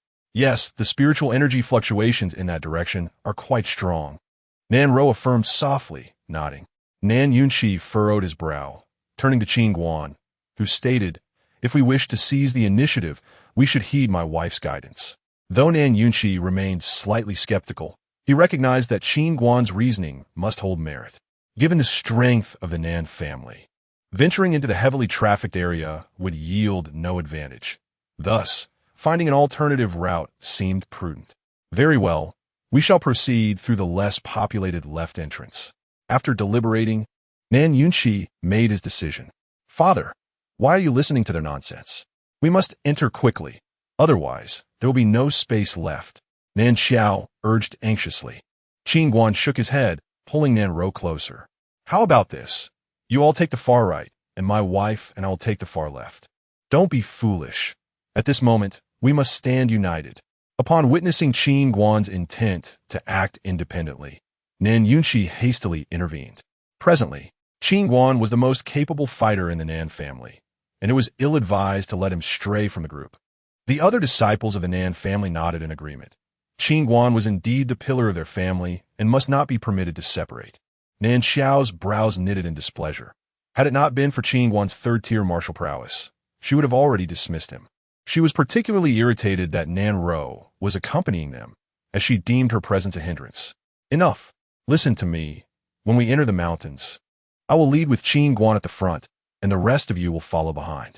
If danger arises, retreat immediately. Thus, the group made their way towards the left entrance. Brother Nan, you possess quite the audacity to choose the far left. Just as they were about to enter, a middle-aged man in a flowing robe chuckled, accompanied by over 40 disciples from his family, creating a formidable presence. Brother Song, shall we not collaborate? Nan Yunqi responded with a smile upon seeing the robed man. Father, perhaps we should join Uncle Nan. It would provide some assurance. Before the robed man could speak, a young man behind him interjected, his gaze shamelessly assessing Nan Xiao and Nan Ro.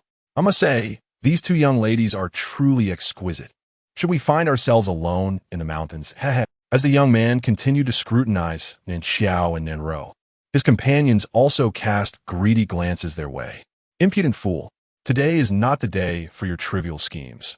Best keep your thoughts to yourself, lest I break your legs. The robed man sternly glared at the youth before turning his attention back to Nan Yunqi with a smile. Brother Nan, we have over 40 here, none below the Qi refining realm. You would be wise to seek allies of comparable strength. With a derisive smile, the robed man led the Song family members towards the right. In Luyin City, aside from the Tianbao Pavilion, the City Lord's Mansion, and the Xiao family, the Song family was indeed formidable. The notion that the third-rate Nan family could collaborate with the Song family was, to Songdinga, laughable. Is having numbers so impressive? Nan Yunqi scoffed before leading his 10 or so companions into the far left entrance. Upon entering the mountainous forest, the light dimmed immediately, and a chilling draft enveloped them.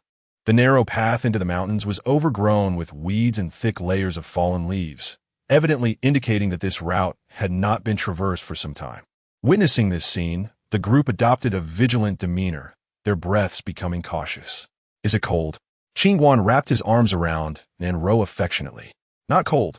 Nan Ro replied with a smile. Could you all lower your voices? Nan Xiao, irked by the intimate exchange between Qin Guan and Nan Ro, admonished them for their lack of regard for potential beasts. Quickly find someone to marry.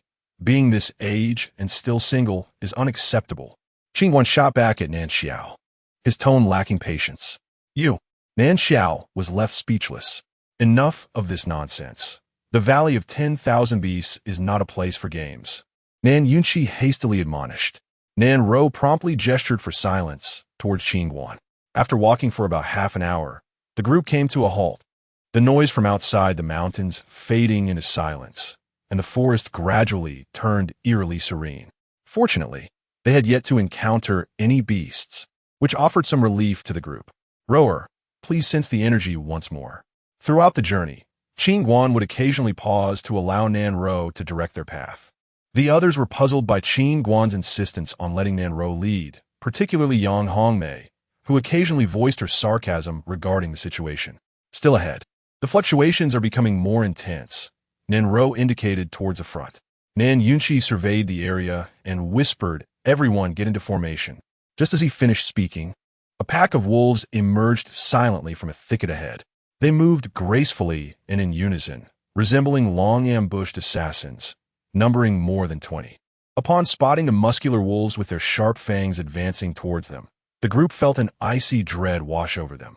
Second-tier wolf beasts, equivalent to human Qi refining realm practitioners, were particularly formidable due to their pack mentality, adept coordination, and ambush tactics. They were undoubtedly among the most troublesome and perilous second-tier beasts. Even those at the divine refinement realm would feel trepidation upon encountering them. Fall back. Remain calm. The stronger ones stay outside, and the weaker ones move to the center. Nan Yunqi commanded gravely, positioning himself at the forefront as he directed the others to retreat. Had we listened to the right entrance, this wouldn't have happened. Now we're all doomed. Yang Hongmei fumed, expressing her frustration. Others avoided the left entrance for a reason. It is perilous. Father, you truly have been foolish. Nan Xiao could not contain her complaints either. More than a dozen disciples from various families nodded in agreement, believing that Nan Yunqi should not heed the words of Qin Guan and Nan Ro. As the head of a family, making a misstep in decision-making could result in dire consequences. Often, when calamity does not strike, all appears tranquil. However, once trouble arises, grievances about conflicts are readily voiced. Silence. All of you. Seeking opportunities and encountering danger is only natural. Do you expect to reap rewards without any challenges? What a dream. Nan Yunqi's voice resonated firmly, quelling the murmurs of discontent among the crowd. It is all my fault. I should not have. What do you mean it is your fault? These people are like mud that cannot be molded. They do not deserve your guidance. Nan Ro, filled with remorse, was about to speak when Qin Guan abruptly interrupted her, his expression betraying displeasure. Anyone who dares to voice dissent again shall be expelled from the ranks. At that moment, Qin Guan seemed transformed, exuding an invisible aura of authority that rendered any objections futile. After delivering his ultimatum, he strode directly toward the pack of wolves, his voice resonating with gravitas. A mere handful of young wolves has you all in such a frenzy. Even if the greatest fortune were laid before you, you would remain incapable of seizing it. Upon hearing Qin Guan's words, the crowd's faces darkened, yet they remained silent. Qin Guan, come back. Nan Yunqi exclaimed anxiously as he witnessed Qin Guan approaching the 20 or so demon wolves alone. Just as Nan Yunqi uttered his concern, Qin Guan suddenly stomped his foot, and with the sound akin to a tiger's roar and a dragon's chant, he soared into the thicket ahead, effortlessly bypassing the wolf pack. Oh, just as the onlookers were left bewildered by Qin Guan's intentions, a piercing wail erupted from the bushes. In the next moment, a massive demon wolf, its fur a deep crimson, plummeted from the sky, landing between Nan Yunqi, his companions, and the pack of demon wolves. Chapter 15. Who do you think you are? Everyone was astonished as they gazed at the blood-red demon wolf on the ground, still convulsing slightly. It turned out to be a third-tier blood wolf king. What on earth was happening? None of them could comprehend the events that had just unfolded, nor could they fathom the presence of a third-tier blood wolf king lurking in the thicket. How? At that moment, the more than 20 demon wolves, upon witnessing the demise of their king, fled while howling in despair. Qin Guan emerged from the distant thicket. The crowd turned their eyes towards him, their expressions a mix of complexity and fear. Evidently, this third-tier blood wolf king had fallen at his hands. The strength of the third-tier blood wolf king was nearly equivalent to that of a Xiantong realm cultivator, yet Qin Guan had slain it in an instant. His prowess was astonishingly formidable. Surely, he was on the brink of reaching the fourth realm of martial prowess, was he not? Qin Guan bore no martial vigor, as only those martial practitioners who had opened their energy gates in the fourth realm possessed such a force. The crowd speculated amongst themselves.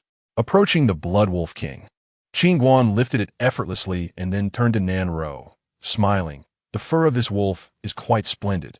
Let us keep it. When we return, a crimson cloak made from it would surely be exquisite. Indeed, Nan Ro, regaining her composure, nodded hurriedly and stored the Blood Wolf King in her storage pouch. A Blood Wolf King could fetch over 100,000 gold coins in the market. The mere flesh was unattainable for most. The crowd gazed at Nan Ro with envy as she secured the Blood Wolf King in her pouch. Ha ha, my good son-in-law indeed. You can effortlessly slay even a third-tier Blood Wolf King. Nan Yunqi exclaimed with a broad smile, then turned to the others, his voice firm. Everyone must heed Qin Guan and Roer from now on. Anyone who dares to dissent shall return home. His words were clearly directed at Yang Hongmei and Nan Xiao, who could only endure in silence, knowing full well that with Qin Guan's strength, few could rival him in the entirety of Luyun City. Let us proceed. The territory of the wolf pack is extensive, and we should face no further dangers ahead. Having said that, Qin Guan led Nan Ro forward. Witnessing Qin Guan's effortless defeat of the Blood Wolf King, the crowd followed him, walking with newfound confidence and no longer tiptoeing, feeling a sense of safety envelop them. At that moment, they began to perceive that martial practitioners were not as feeble as the legend suggested, especially in light of the comparison with Chun Guangling and Nan Yunqi. They felt that martial practitioners were evidently superior to cultivators. After an hour, the group halted in an expansive area surrounded by mountains, resembling a vast basin. Upon entering this realm, everyone's eyes brightened with excitement, as they could distinctly sense a potent and rich flow of spiritual energy in the air. Miss, you truly possess extraordinary perception. You can sense the fluctuations of spiritual energy from such a distance. Jia Quan gazed at Nan Ro with admiration. Indeed, miss, you are remarkable. Many disciples nodded in agreement. Initially, they had been skeptical, perceiving it as mere folly, but now, experiencing the palpable spiritual energy fluctuations firsthand, they were profoundly impressed by Nan Ro. This secluded area, encircled by mountains, would have been challenging to locate without Nan Ro's keen intuition. Could this frail girl possess some extraordinary constitution to sense the energy from such a distance? Yang Hongmei mused silently, casting a glance at Nan Ro. Nan Xiao also found it hard to believe. Recalling how she had previously mocked Nan Ro, she felt as if she had been soundly slapped on the cheeks. Burning with embarrassment, as the crowd praised her, never having imagined she could be of such worth to the family, Nan Ro was elated. She eagerly pointed to a towering tree in the distance, exclaiming, "The spiritual energy is exceptionally dense around that great tree. The fluctuations originate from there. Let us go." Upon hearing Nan Ro's words, everyone hurried toward the grand tree. The spiritual energy is so rich. As they approached the tree, the intensity of the energy became increasingly palpable. Patriarch, a century-old blood ginseng. At that moment, Jia Quan excitedly pointed to a spot not far away. Upon hearing this, the crowd turned their attention to the direction Jia Quan indicated, discovering a blood ginseng glowing enticingly red amidst the verdant grass at the base of the tree. Over there, a spiritual mushroom, another disciple exclaimed. Spirit-gathering grass. Nan Xiao gasped in astonishment. Ha! We are in for a windfall. Nan Yunqi led the group toward the treasure eagerly. Everyone, scatter and see if there are any other treasures. After securing the century-old blood ginseng, spirit-gathering grass, and spiritual mushrooms in their storage pouches, Nan Yunqi hastily ordered the others to search. In their quest, they uncovered numerous valuable spiritual materials, all thriving around the massive tree. Beneath the tree, enveloped by the exceptionally pure and abundant spiritual energy, Nan Yunqi's eyes sparkled with uncontainable joy. He glanced around and urged, "Since no one has discovered this place yet, let us seize the opportunity to cultivate." Over a dozen individuals quickly surrounded the tree, sitting down. Such an opportunity was rare, far surpassing any elixir or pill for cultivation. Each began fervently absorbing the spiritual energy. "Fools, why are you staring at me? Get to cultivating." Qin Guan chided when he noticed Nan Ro gazing at him instead of practicing. Yes, Nan Ro nodded and settled into a meditative position. She understood that Qin Guan, being a martial practitioner, could not condense spiritual energy for cultivation. Thus, this extraordinary opportunity was not meant for him, leaving her feeling somewhat discontented. Seeing everyone deep in meditation, Qin Guan felt a twinge of envy. How wonderful it would be if he could also condense the world's spiritual energy to refine his swordsmanship. With this thought, he began to anticipate the secret realm, hoping it contained the legacy of the legendary Yang Tianxi. He must seize this chance. With that, Qin Guan lifted his gaze to the towering tree that pierced the clouds. The spiritual energy emanated from this tree. It seemed to be the junction point of the secret realm. An hour passed, and suddenly, a powerful surge of spiritual energy erupted from Nan Xiao, marking her breakthrough. Her cultivation, which had long stagnated at the 6th layer of qi refinement, surged forward with the pure spiritual energy, propelling her to the 7th layer. For someone as young as Nan Xiao to reach the 7th layer of qi refinement was considered extraordinary in Luyin City.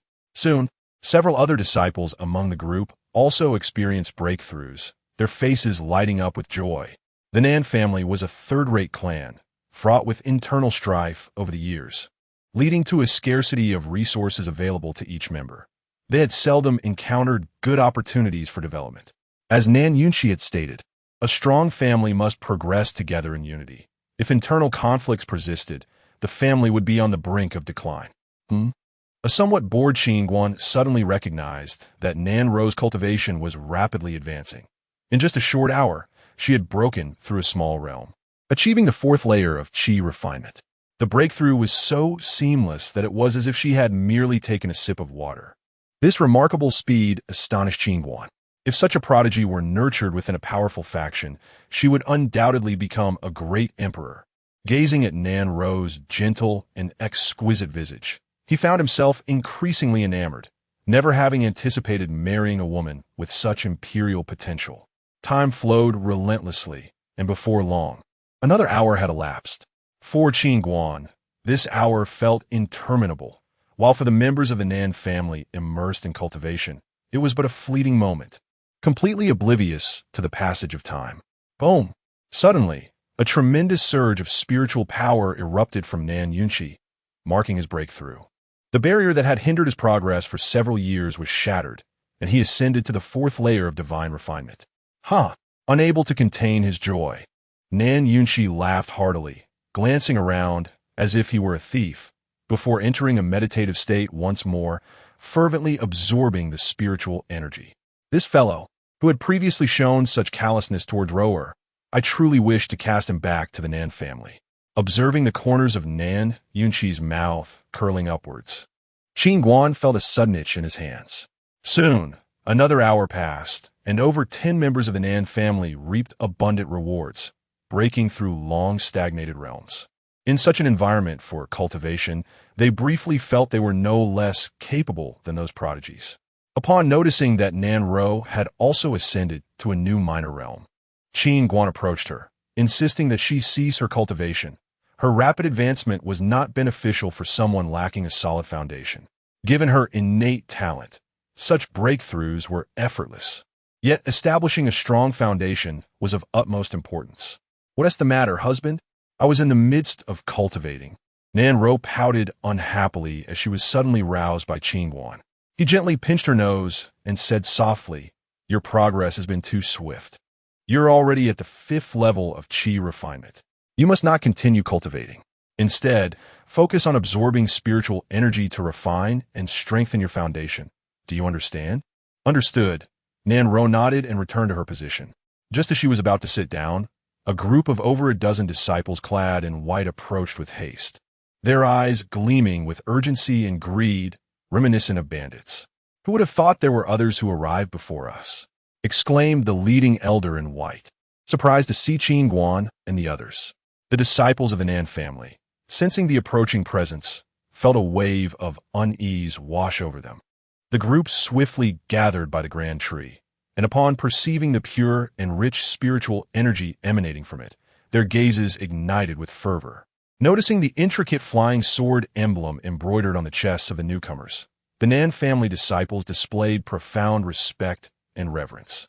The Spiritual Sword Academy, the most prestigious force in Qingzhou, was a realm they had always looked up to.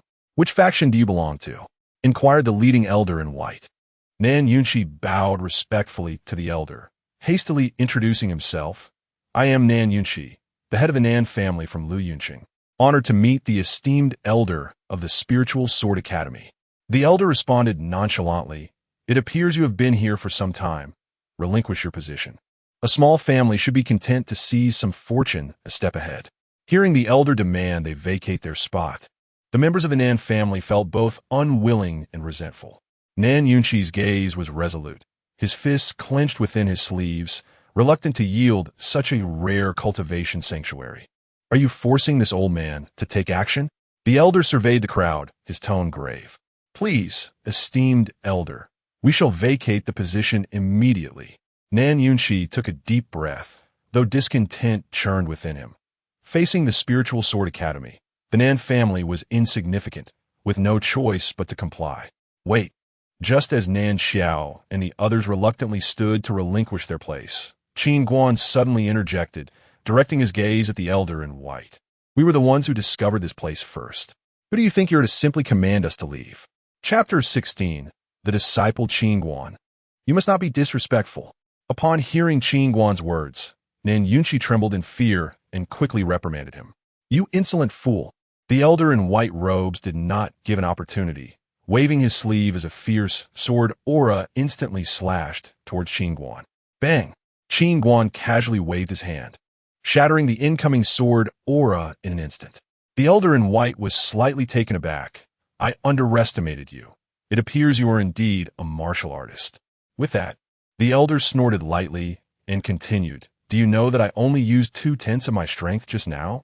Considering you're a junior and a struggling martial artist, I shall spare you this time. Thank you, senior, for your mercy. Upon hearing this, Nan Yunqi hurriedly stepped forward and bowed, pulling Qin Guan aside. Young man, they are from the Spirit Sword Academy. In their eyes, Luyun City is nothing but a speck of dust. Do not act impulsively.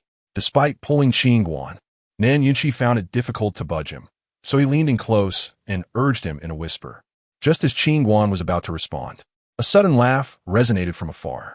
The Spirit Sword Academy has quite the nose. They arrived so quickly.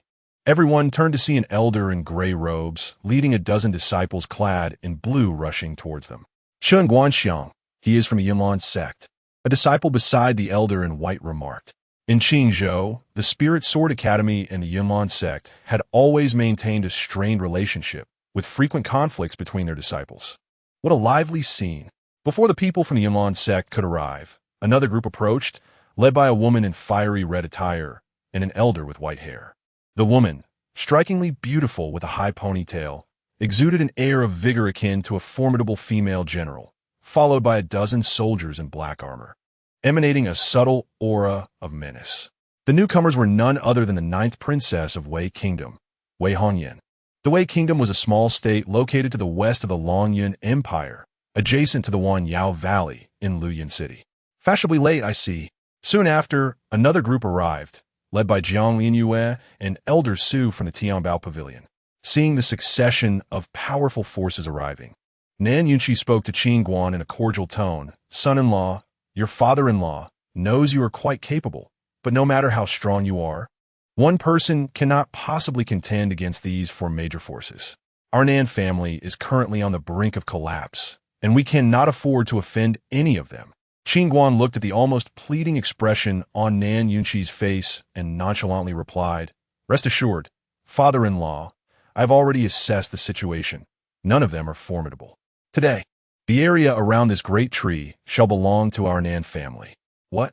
Upon hearing Qin Guan's words, Nan Yunqi felt his scalp tingle.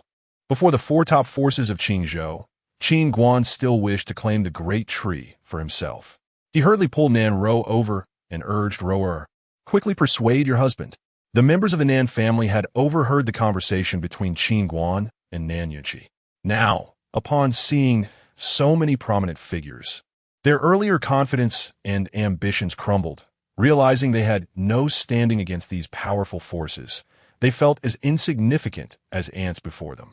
Nan Ro grasped Qin Guan's hand and whispered, Husband, please do not frighten my father any further. Hearing Nan Ro's words, Nan Yunqi's expression faltered. It's absurd for my son-in-law to frighten my father-in-law. I am doing this for the sake of the Nan family. In response, Qin Guan nodded slightly, acknowledging that claiming the tree was somewhat overbearing. It was unwise to offend everyone and block the future path of the Nan family. After a moment's thought, Qin Guan turned to the members of the Nan family.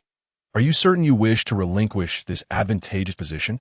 Nan Xiao, suddenly displeased, remarked, If we do not relinquish it, what can we do? They will decide everything, and who knows, they might not even allow us to remain on the periphery. Having experienced the sweetness of the pure spiritual energy earlier, she was unwilling to yield such a position. At that moment, Jia Quan respectfully addressed Qin Guan, son-in-law. I understand you are acting for our benefit. In truth, we have already cultivated for 2 additional hours compared to others. We are content. Upon hearing this, the others nodded in agreement. They felt grateful that Qin Guan, being a martial artist who could not condense spiritual energy for cultivation, still sought to procure benefits for them. However, with the 4 major forces present, refusal equated to courting death. Very well, you may decide for yourselves, Qin Guan acquiesced. Before long, the area surrounding the great tree was occupied by the 4 major forces, their members greedily absorbing the spiritual energy to cultivate.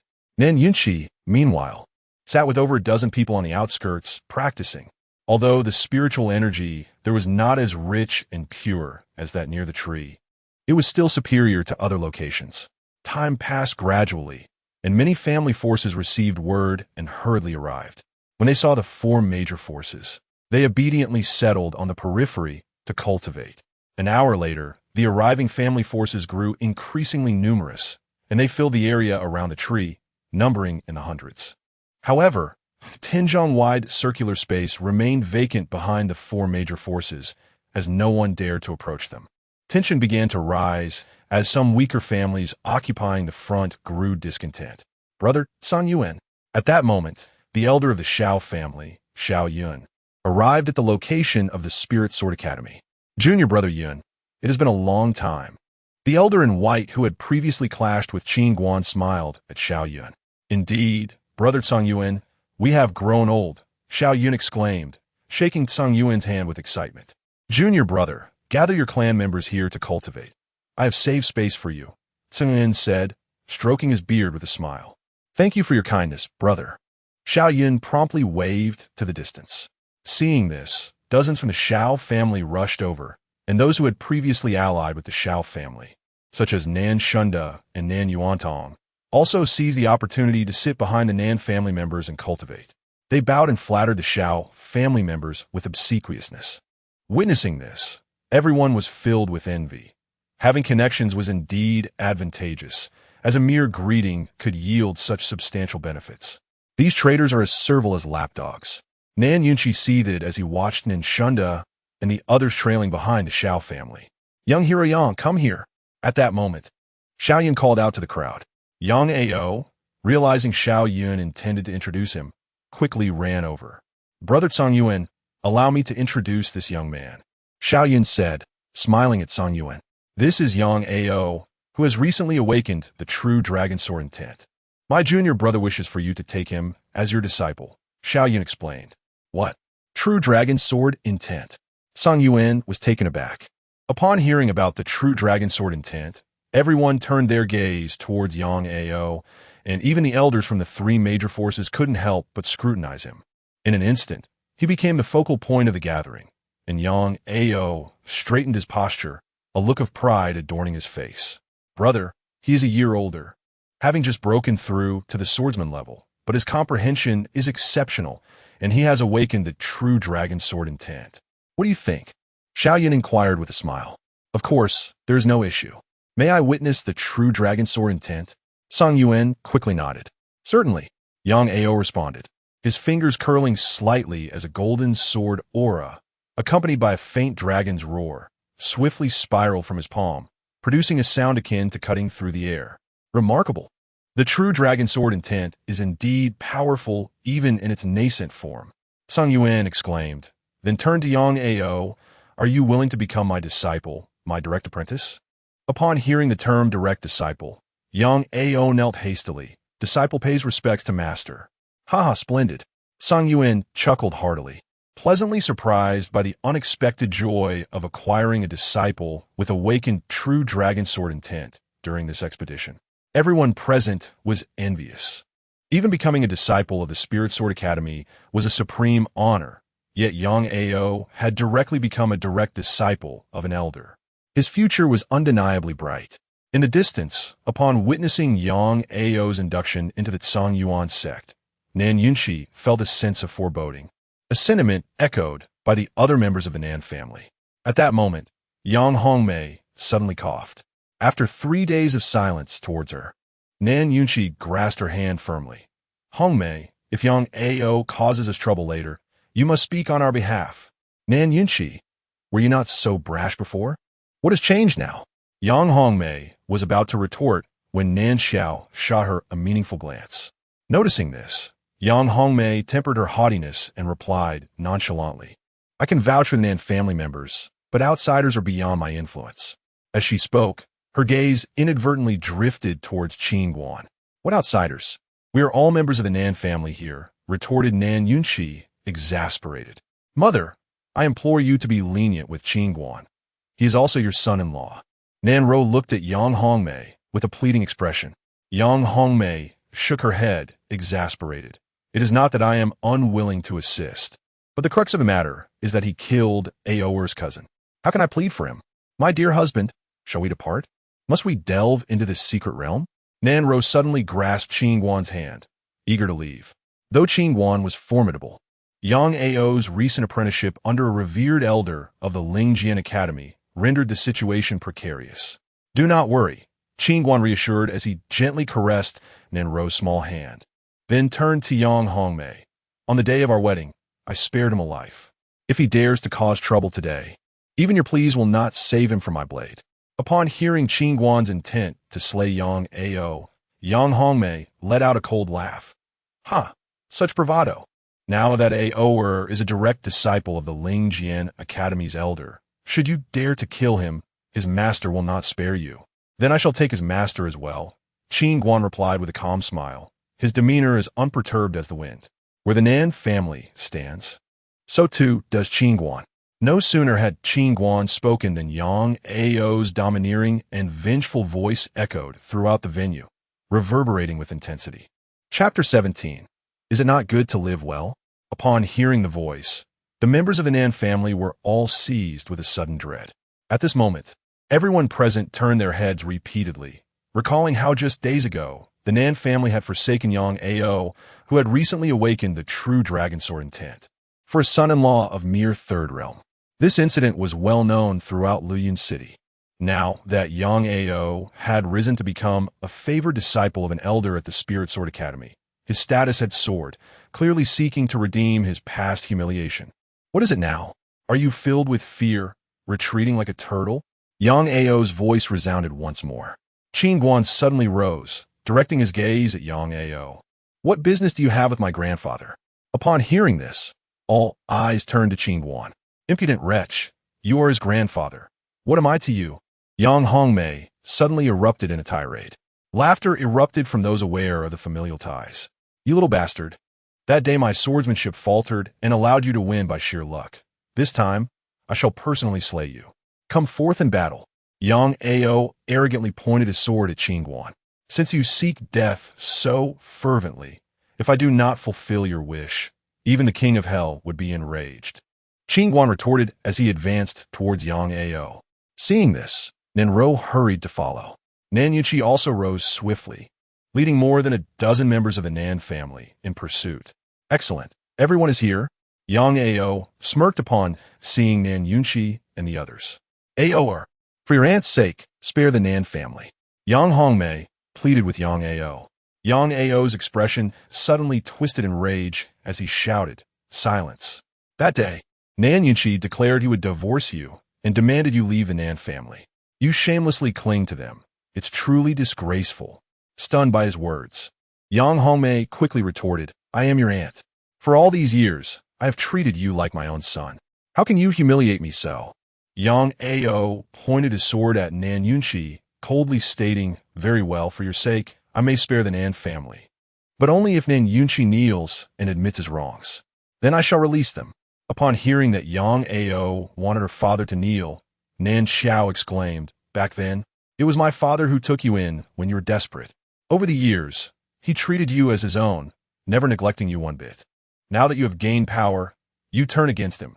Truly a wolf in sheep's clothing. Be quiet, Yang Ao shouted in anger. Qin Guan killed my cousin, and your father supported him, abandoning me. Why do you not speak of this? Just as Nan Xiao was about to respond, Qin Guan impatiently interjected, Enough chatter. Soon I will send you to meet your cousin. Ha! Song Yuan gazed at Qin Guan with a faint smile. Today, I shall witness how you intend to kill my disciple. Qin Guan glared at Song Yuan, cursing, You old fool, if you wish to live. I have no qualms about taking you down with him. Upon hearing Qin Guan's words, the crowd collectively inhaled sharply.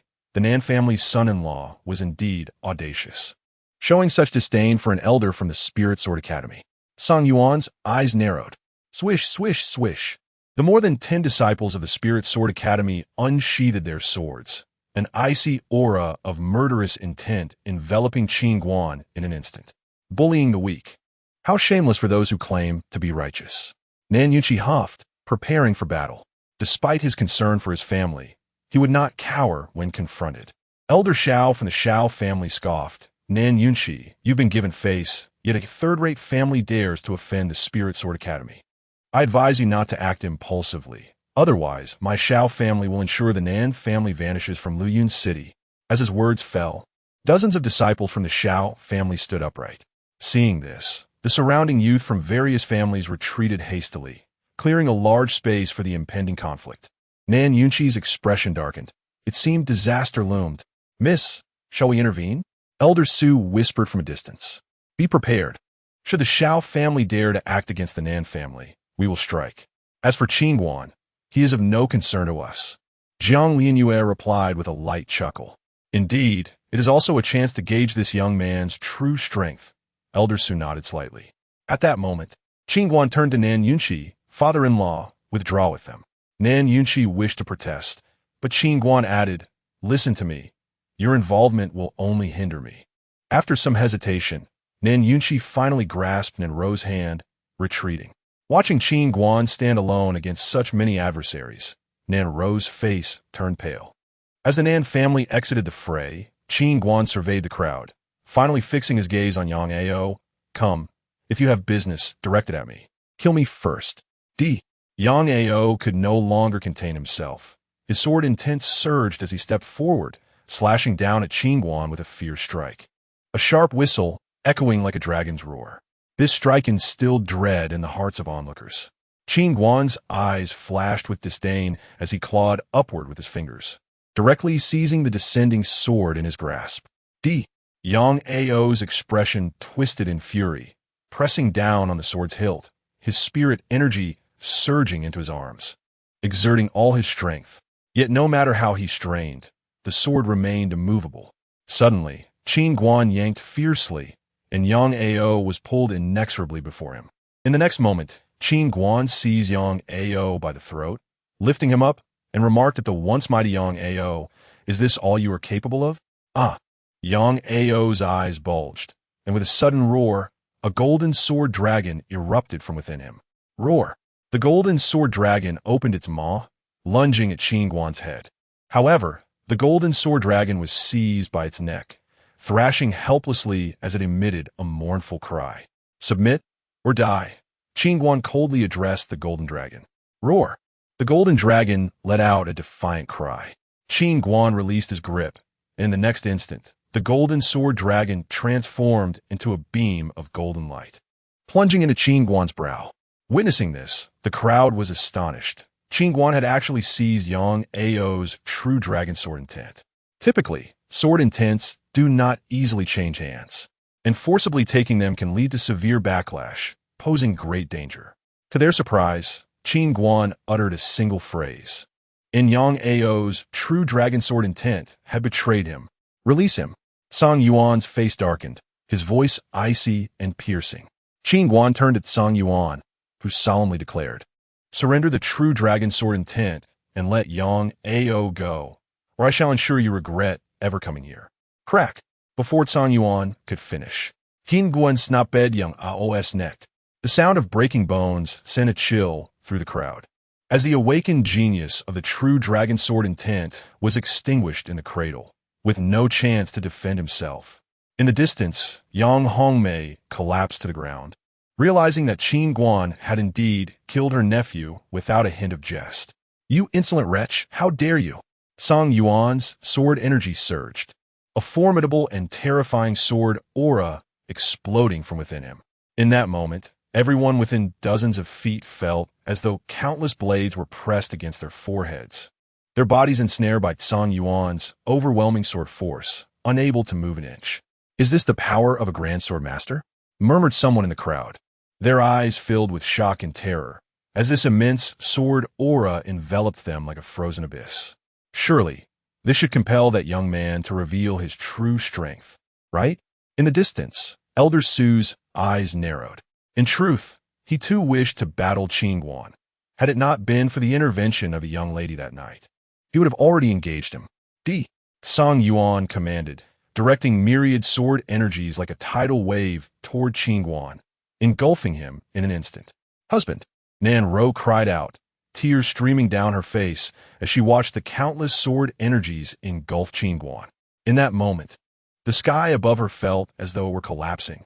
Just when everyone believed Qin Guan was to be pierced by 1,000 swords, his eyes suddenly opened wide. A surge of formidable energy erupted, enveloping him in a faint crimson glow, as the surrounding sword aura was instantly reduced to mere fragments. In that moment, Qin Guan resembled a ferocious beast breaking free from its seal, his form entwined with a fierce energy, emanating an explosive power. My goodness, he possesses martial vigor. He is, indeed, a practitioner of the fourth realm. The onlookers were utterly astonished, never anticipating that Qin Guan was of such caliber. There were scarcely a handful of fourth realm practitioners in the entirety of Qingzhou. While fourth realm martial artist is indeed a rarity, facing a formidable opponent like Song Yuan, who is also of the fourth realm and a grand sword master, would present a daunting challenge. In the distance, the gray-robed elder from Yunlan's sect shook his head slightly. His disciples nodded in agreement, acknowledging the difficulty of cultivating one's physique to the fourth realm to unleash martial vigor. However, the combat techniques of martial artists tend to be rather singular, whereas cultivators can harness their spiritual energy to execute a plethora of mystical techniques, yielding significantly higher margin for error. Moreover, Qin Guan was contending with a grand sword master. Song Yuan squinted his eyes. So, he's a fourth realm martial artist. I had underestimated you. Upon finishing his words, Song Yuan swiftly brought his hands together, causing his spiritual energy to surge wildly, coalescing into a blade of energy that resembled a silver beam at dawn, crashing down towards Qin Guan. Just as the energy blade was about to cleave through Qin Guan's head, he suddenly vanished from sight. Where has he gone? The crowd gasped in shock. Song Yuan's pupils constricted sharply, and he hastily looked upwards, only to find that as he tilted his head, a fist imbued with violent power filled his vision. Like a fierce tiger, swift as lightning. Boom! With a resounding crash, Qin Guan's fist struck Song Yuan's head, driving it directly into the ground, creating a massive crater centered around his head. This blow rendered Song Yuan incapable of standing, feeling as though his entire body had been dismantled. Amidst the astonishment of the onlookers, a flash of red light zipped through the air, and Qin Guan vanished once more, suddenly appearing before the venerable Xiao Yun of the Xiao family. Xiao Yun was taken aback. Before he could react, Qin Guan's fist sent him crashing to the ground. Shortly thereafter, the Xiao family head, Xiao Yesan, could not escape his grim fate, as Qin Guan shattered his dantian with a single blow. Xiao Yesan clutched his abdomen in agony, spiritual energy spilling forth from his shattered dantian, rendering him a cripple. You little bastard! Xiao Yun's eyes widened in rage. Barely managing to rise, he was struck once again, his head meeting the ground like his master Song Yuan. Witnessing the formidable might of Qin Guan, the arena fell into a profound silence. They could hardly comprehend how Qin Guan had so swiftly vanquished Song Yuan, Xiao Yun, and Xiao Yesan in such a brief span. Incredible. At that moment, Qin Guan appeared as a god of war, radiating an undeniable, impervious dominance. The finesse of his physical techniques was nothing short of impeccable. In the distance, Elder Su observed with a pallid complexion as Qin Guan decisively overwhelmed the trio, silently grateful he had refrained from intervening that fateful night. Otherwise, he too would have met the same fate as Song Yuan. The previously skeptical elder, Qin Guanxiang from Yunlan sect, felt a deep sense of embarrassment, his aged face stiffening. There exists a vast chasm between individuals. Not far away, Wei Hongyan, clad in red, had a glimmer of intrigue in her beautiful eyes. Lost in her thoughts, at that moment, Qin Guan suddenly seized Xiao Yun and hurled him before the barely conscious Song Yuan. One seeks to kill me, another to annihilate the Nan family. Two elderly men, why not live peacefully at your age instead of provoking me? Chapter 18. Realm within a realm. Song Yuan trembled with rage, straining to prop himself up with his arms as he turned to Qin Guan. Do not think that by defeating me, you have proven your worth. I assure you, the might of my spirit sword academy surpasses your imagination. And then what?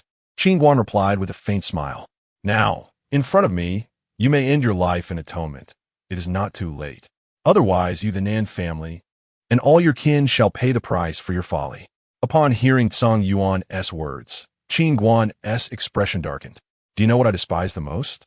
I detest being threatened. With that, Qin Guan crushed Song Yuan's throat underfoot. The onlookers gasped in horror. Qin Guan had just killed an elder of the Spirit Sword Academy. This act signified a declaration of war against the academy, and as Song Yuan had warned, the wrath of the Spirit Sword Academy was not something a mere fourth-tier martial artist could withstand. Such reckless behavior. You, Qin Guan, dare to slay an elder of my Spirit Sword Academy. A dozen furious disciples of the academy glared at him. They had never before endured such humiliation in Qingzhou. Qin Guan, however, paid them no heed, his gaze shifting to Xiao Yun. The elder's face was ashen, and under Qin Guan's scrutinizing gaze, he felt an icy dread. Understanding Qin Guan's strength and his disregard for consequences, Xiao Yun regretted ever seeking to curry favor with Yang Ao for the sake of the Xiao family. Now, with his most promising son crippled, his own life was likely in peril as well. The Xiao family stood on the brink of disaster. In despair, Xiao Yun implored, Qin Xiaoxia, I was blind to your prowess. But before he could finish, Qin Guan abruptly shattered his dantian with a kick, offering no chance for mercy. Xiao Yun curled in agony, his withering form betraying his already frail state. After struggling for a moment, he succumbed to the void. Grandfather, ancestor. The members of the Xiao family cried out in despair, their eyes filled with fury. Qin Guan, you shall pay for this. A furious elder from the Xiao family charged at Qin Guan, only to be met with a single punch that pierced through his chest before he could even raise his hand. The other Xiao family members, witnessing this, halted in their tracks. Everyone stand down, roared Xiao Yeshan, clutching his abdomen. Upon hearing their leader's command, the Xiao family exchanged glances before retreating hastily, as did Nin Shunda and Nan Yuantong, who had previously allied with them. The disciples of the Spirit Sword Academy, too, reluctantly withdrew. Realizing that the secret realm held little significance now, their priority was to report this grave incident. The assassination of Elder Tsong was a matter of utmost importance. As the Xiao family and Spirit Sword Academy departed, silence enveloped the area once more. All eyes turned to Qin Guan, filled with trepidation. This man showed no mercy in his killings. My lord, are you unharmed? Nen Ro rushed to Qin Guan's side. Qin Guan shook the blood from his hands and smiled. Are you afraid that I have taken a life? Nan Ro shook her head. If you do not slay them, they will surely hunt you down. Then all is well. Qin Guan replied with a calm smile, turning to Nan Yunxi and the others. Father-in-law, lead them to practice by the great tree. Understood. Nan Yunxi paused momentarily, quickly guiding everyone to the vicinity of the Spirit Sword Academy.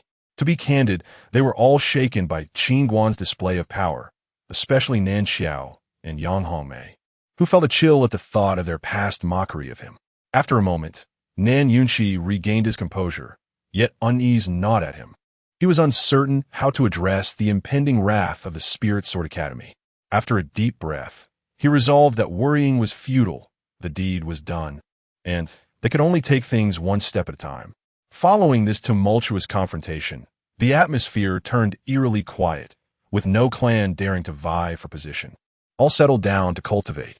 As night descended, darkness crept over the mountains, shrouding the entire Wanyao Valley in an aura of tranquility and strangeness.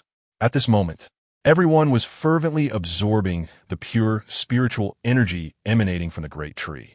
Occasionally, a cultivator would break through to a new realm. For training in such an environment felt dreamlike, a rare opportunity in a lifetime. As night turned to dawn, a sudden disturbance erupted around the great tree. The air shimmered with warped ripples. The crowd became agitated, abandoning their training, eyes fixated on the great tree as they instinctively drew closer. In the midst of their excitement, a colossal portal appeared beneath the tree. Instantly, chaos ensued as everyone rushed towards the light. The purity of the energy outside was intoxicating. They could only imagine the treasures and techniques that awaited within the secret realm. Soon, Qin Guan and the closest factions surged into the portal.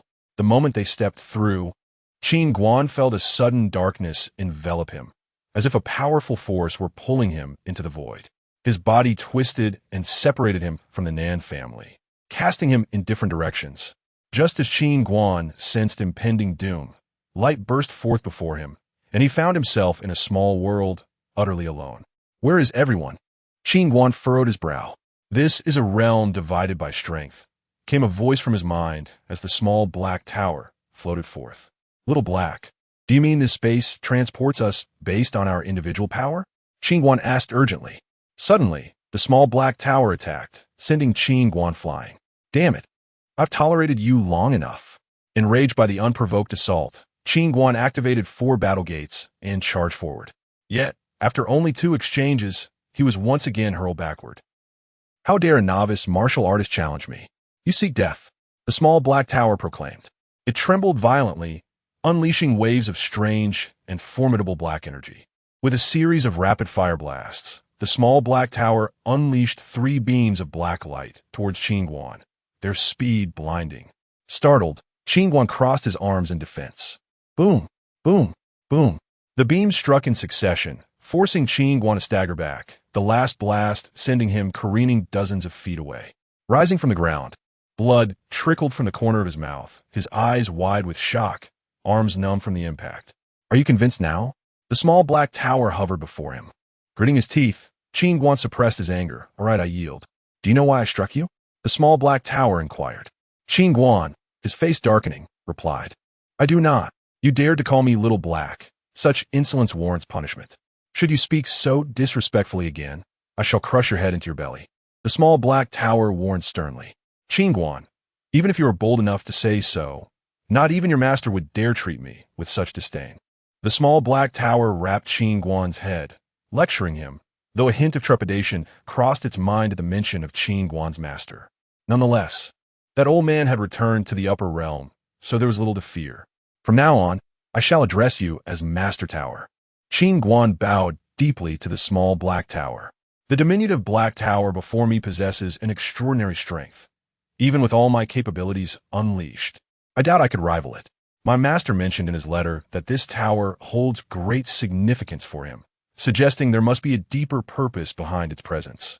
It is wise to remain humble for now. After delivering its words, the little black tower vanished into the center of Qin Guan's brow. Master Tower, what did you mean when you mentioned that this space is categorized by strength? Qin Guan inquired. Your prowess surpasses all others who have entered this secret realm. The disparity between you and them is considerable, which is why a separate chamber has been allocated solely for you. The Black Tower responded.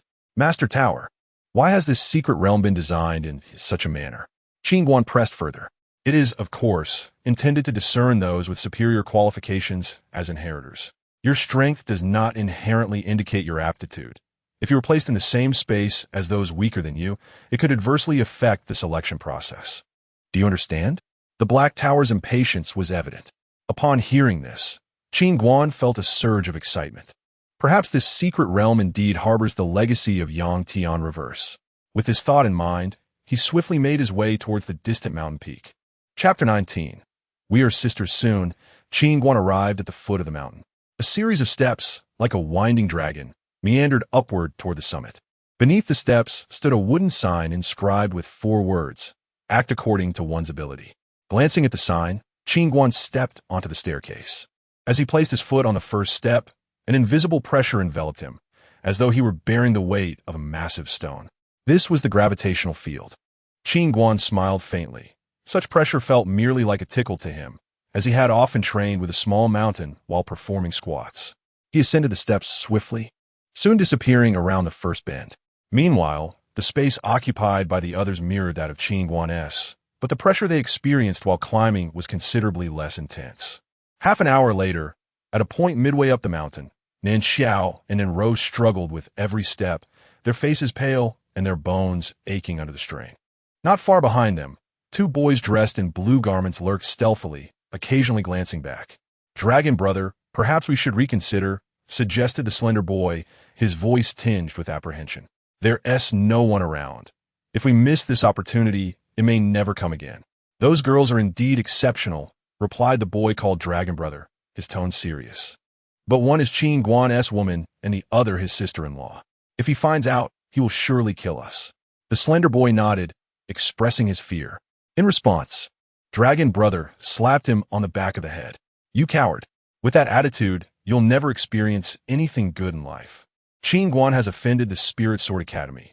Once the secret realm ends, Not only will he be in danger, but the entire Nin family will be obliterated. We'll finish this job and exit the secret realm unscathed. Understood?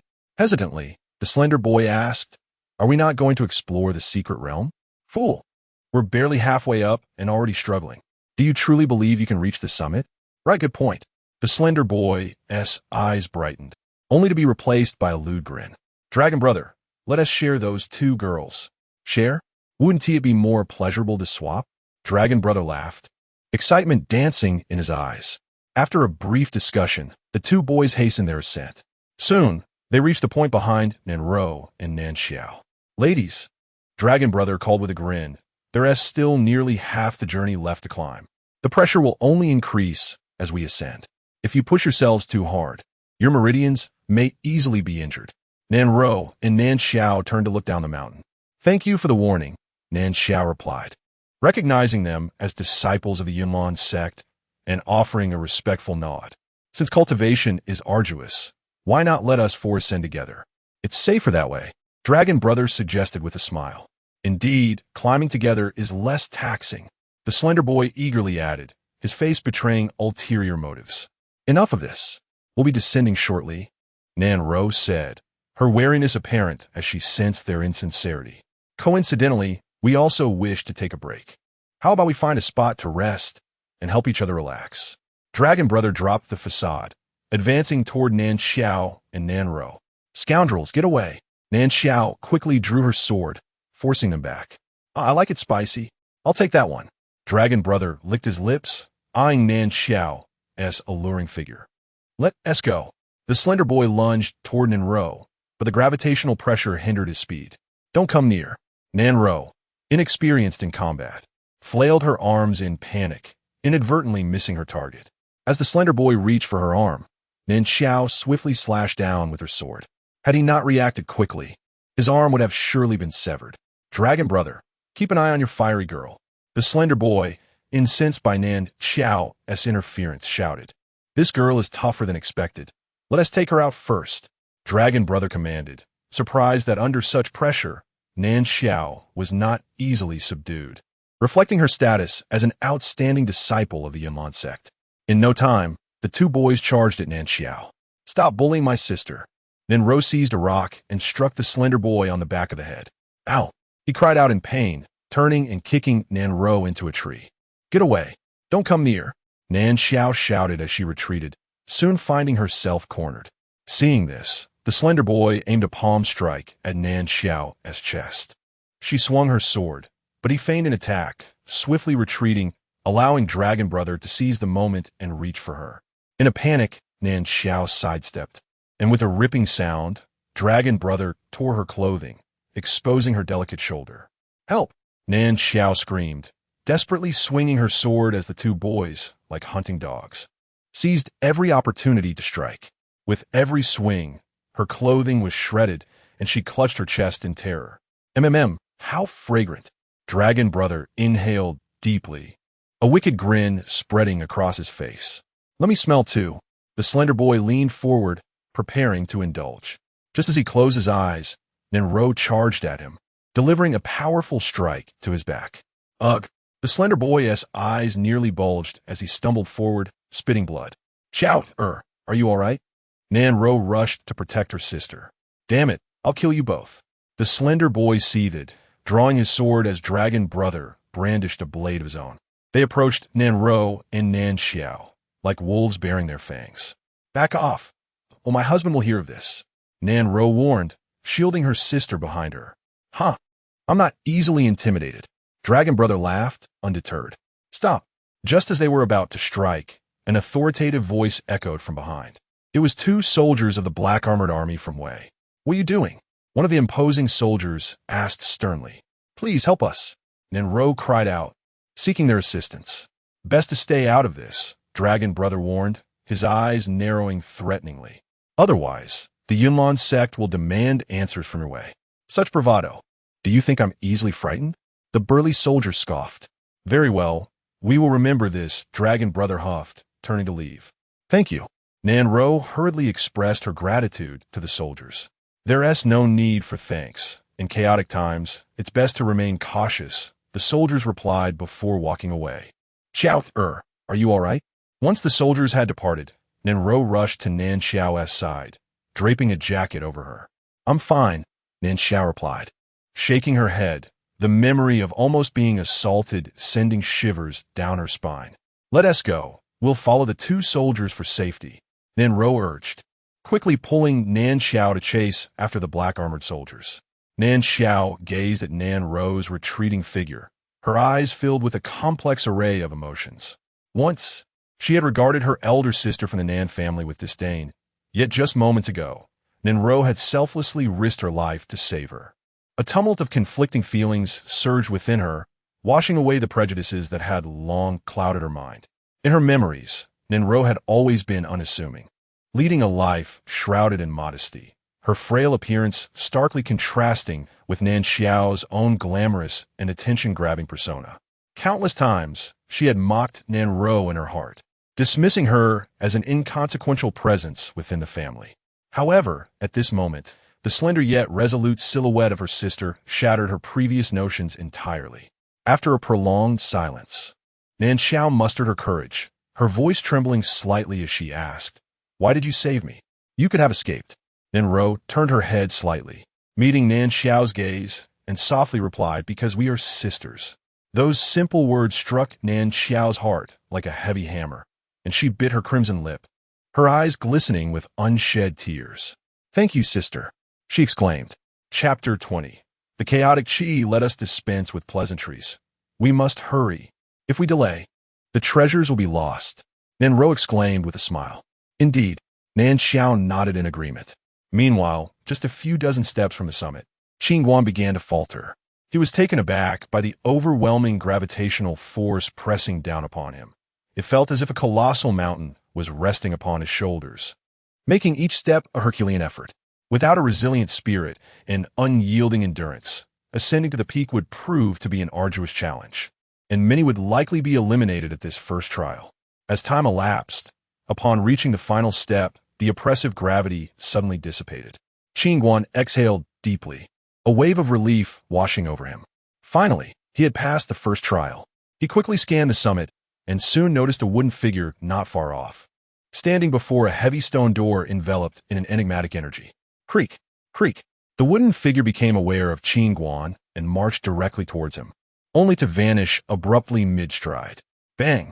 Reacting swiftly, Qin Guan unleashed a powerful punch to his left, colliding with the wooden figure's fist just as it reappeared. Boom! A fierce gust of wind erupted, slicing through the surrounding air with a sharp howl. Remarkable!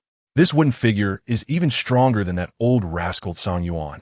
Qin Guan mused, astonished by the encounter. Suddenly, a low, explosive sound reverberated as the wooden figure's other fist shot towards Qin Guan's head like lightning. Bang! Before the wooden fist could close in, Qin Guan retaliated with a decisive strike, sending the figure soaring away. Boom! As it landed, the wooden figure instantly rebounded, rushing back towards Qin Guan. Just as it was about to reach him, it changed direction, and in an instant, 4 wooden figures appeared around him in perfect unison, ready to strike from all angles. 4-fold shadow clones. Seeing this, a smirk tugged at Qin Guan's lips. He swiftly spun around and delivered a sweeping kick to the wooden figure behind him. Bang! The figure was sent flying once again. Before it could touch the ground, Qin Guan appeared above it, crossing his fists for a powerful blow. Bang! Crack! The wooden figure shattered into pieces, revealing a black key that fell to the ground. Qin Guan picked up the key and turned towards the stone door, quickly spotting a keyhole on the right side of the wall. Rumble! Qin Guan inserted the key, and the heavy stone door slowly creaked open. Beyond the door lay an abyss of nothingness, obscured from view, a passage that seemed to lead to an endless hell or an unfathomable chasm, instilling a sense of trepidation. This was a test of mental fortitude, and Qin Guan recognized it immediately. A simple door, yet most would likely struggle to overcome their psychological barriers and take that step. Without hesitation, Qin Guan stepped inside. As he crossed the threshold, his vision brightened, and he found himself in an ancient hall. Qin Guan surveyed the hall, which bore the marks of time. Weathered and cloaked in thick dust, it exuded an air of desolation and antiquity. Could this be the palace he had seen floating from the mountain below? What is that? Just then, a luminous screen flickered to life on the central wall of the hall. Hastening towards it, Qin Guan noticed intricate runes shimmering on the screen, emanating an elusive energy. As he scrutinized the screen, words abruptly appeared. Break the formation to obtain the transcendent inheritance. Transcendent inheritance? Could it truly belong to the revered Yang, Tian, and I? Qin Guan's eyes sparkled with excitement, his heart racing uncontrollably. Taking a deep breath, he forced himself to calm his exhilaration, his brow furrowing as he examined the formation on the screen. Breaking the formation? There are various methods to achieve this. Uncovering the formation's operational principles, utilizing treasures to dismantle it, or employing sheer brute force. However, being a novice in formations, he had no choice but to resort to the latter. Retreating a few steps, Qin Guan unleashed a powerful punch against the screen. Pop! To his surprise, his fist met the screen as if it struck a cloud. The force dissipated entirely. Frustrated, Qin Guan intensified his efforts, landing another punch on the screen, only to find it utterly unscathed. Irritated, he activated his martial energy, launching a flurry of punches akin to a tempest, momentarily disturbing the once gentle screen and creating a massive vortex, yet still failing to breach the barrier. With your current strength, even with all 8 battle gates unlocked, you cannot shatter this formation-S barrier. Just as Qin Guan raged against the screen, a voice echoed in his mind. It was the voice of the little black tower. Upon hearing this, Qin Guan retracted his fist, suddenly recalling the tower's potential to assist him in overcoming the formation. Master Tower, can you break through this barrier? Qin Guan inquired urgently. Indeed, the little black tower nodded. Then please assist me. If you break this formation, I can acquire the sword and martial inheritance. Qin Guan's tone was tinged with urgency. Why should I help you? The tower replied coolly. Qin Guan's expression darkened at this response. If you wish for my assistance, you must agree to one condition. The little black tower shifted its tone. What condition? Qin Guan quickly asked. Share with me a portion of that chaotic qi within you, and I shall help you dismantle this formation, the tower stated matter-of-factly. Chaotic qi? Qin Guan frowned. Yes, the white energy that manifested within you during your encounter with your wife that night, the tower reminded him. Qin Guan was taken aback. Indeed, that night had been intertwined with the appearance of the black tower and the mysterious white energy. Curiosity piqued, he asked, Master Tower, what exactly is chaotic qi? The essence of all things in the universe, the tower replied. The essence of all things in the universe? Qin Guan's brow furrowed at the implications of such power, wondering why it had emerged after his intimate moment with Nanro. Enough pondering. I cannot explain it all to you right now. Simply share a bit with me, and I shall reveal how to dismantle the formation, the little black tower urged. Instantly, Qin Guan's instincts heightened. After a moment, his eyes brightened as he exclaimed, Wait, Master Tower, you reminded me. I'll attempt to harness the power within that white energy and see if I can break through this barrier. Boy, are you trying to fool me? The little black tower's frustration was evident.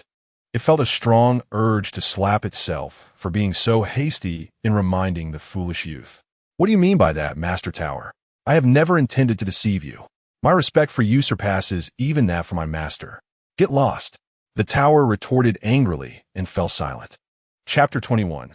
The power of burial. Moments later, Qin Guan slowly clenched his fist, a wisp of white energy quietly coalescing around it. With a resounding crash, Qin Guan struck the luminous barrier before him. The instant his fist made contact with the barrier, it shattered explosively, transforming into countless specks of starlight. Ha! I broke through, Qin Guan exclaimed, exhilaration coursing through him as he eagerly peered beyond the barrier. At that moment, an elderly man with silver hair suddenly appeared before him. The elder appraised Qin Guan from head to toe, remarking, At such a young age, you have already achieved the 8th realm of martial arts. Truly remarkable. You honor me. Senior, Qin Guan replied, somewhat overwhelmed, and he hurriedly bowed in respect. There's no need for excessive courtesy, the elder said with a slight nod. May I inquire if you are the venerable Yang, Tian, and I? Qin Guan's voice trembled slightly, his gaze filled with anticipation. The elder shook his head gently. No, I'm not. Not him. Upon hearing this, Qin Guan's hopeful expression visibly dimmed, disappointment etched across his face.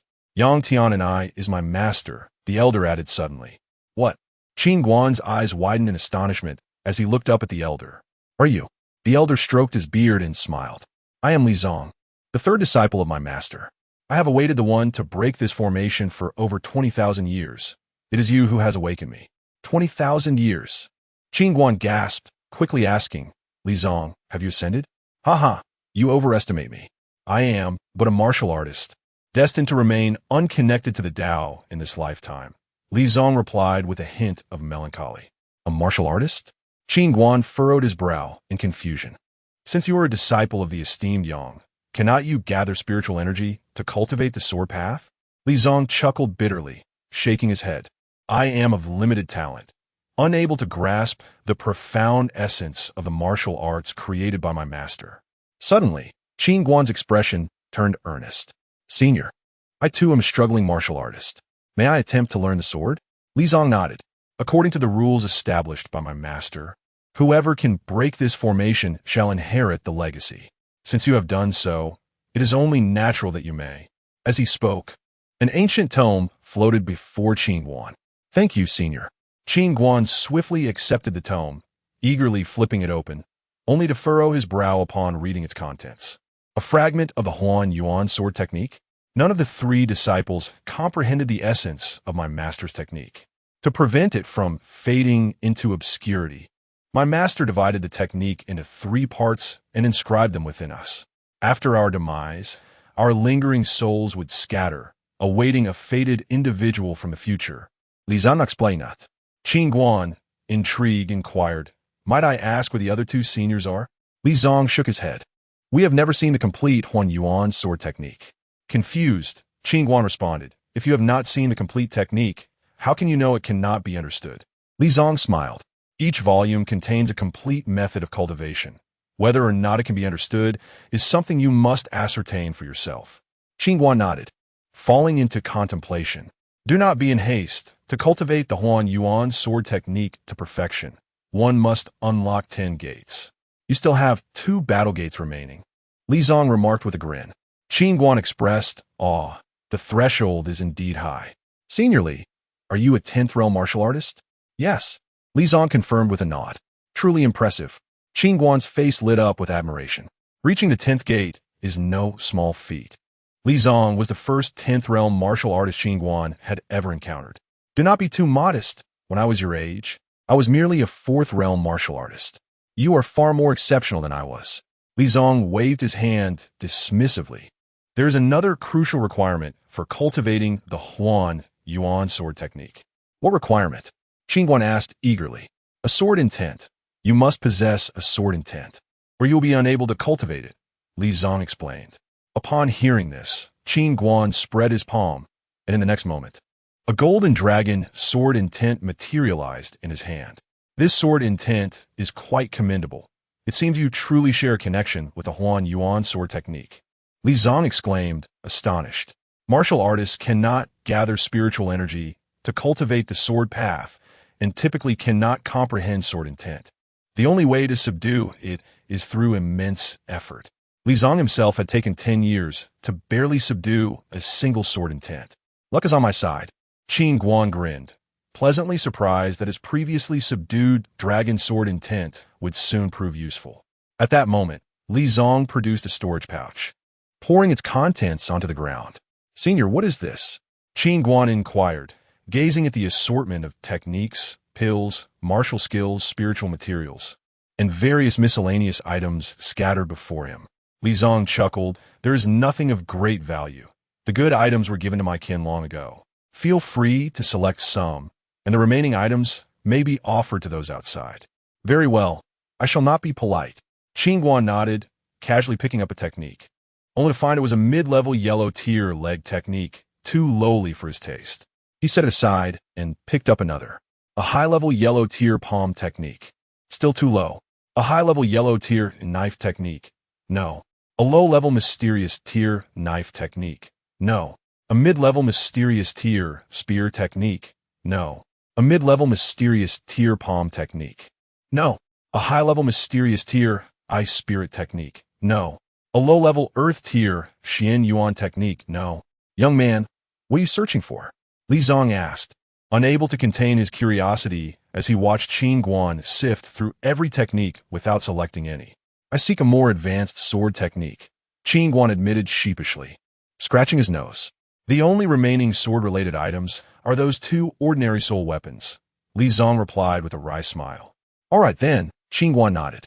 Suddenly, he recalled that the South family's ancestral technique was a mid-level yellow-tier palm technique, which his fiancée he had mentioned her father treasured and kept hidden.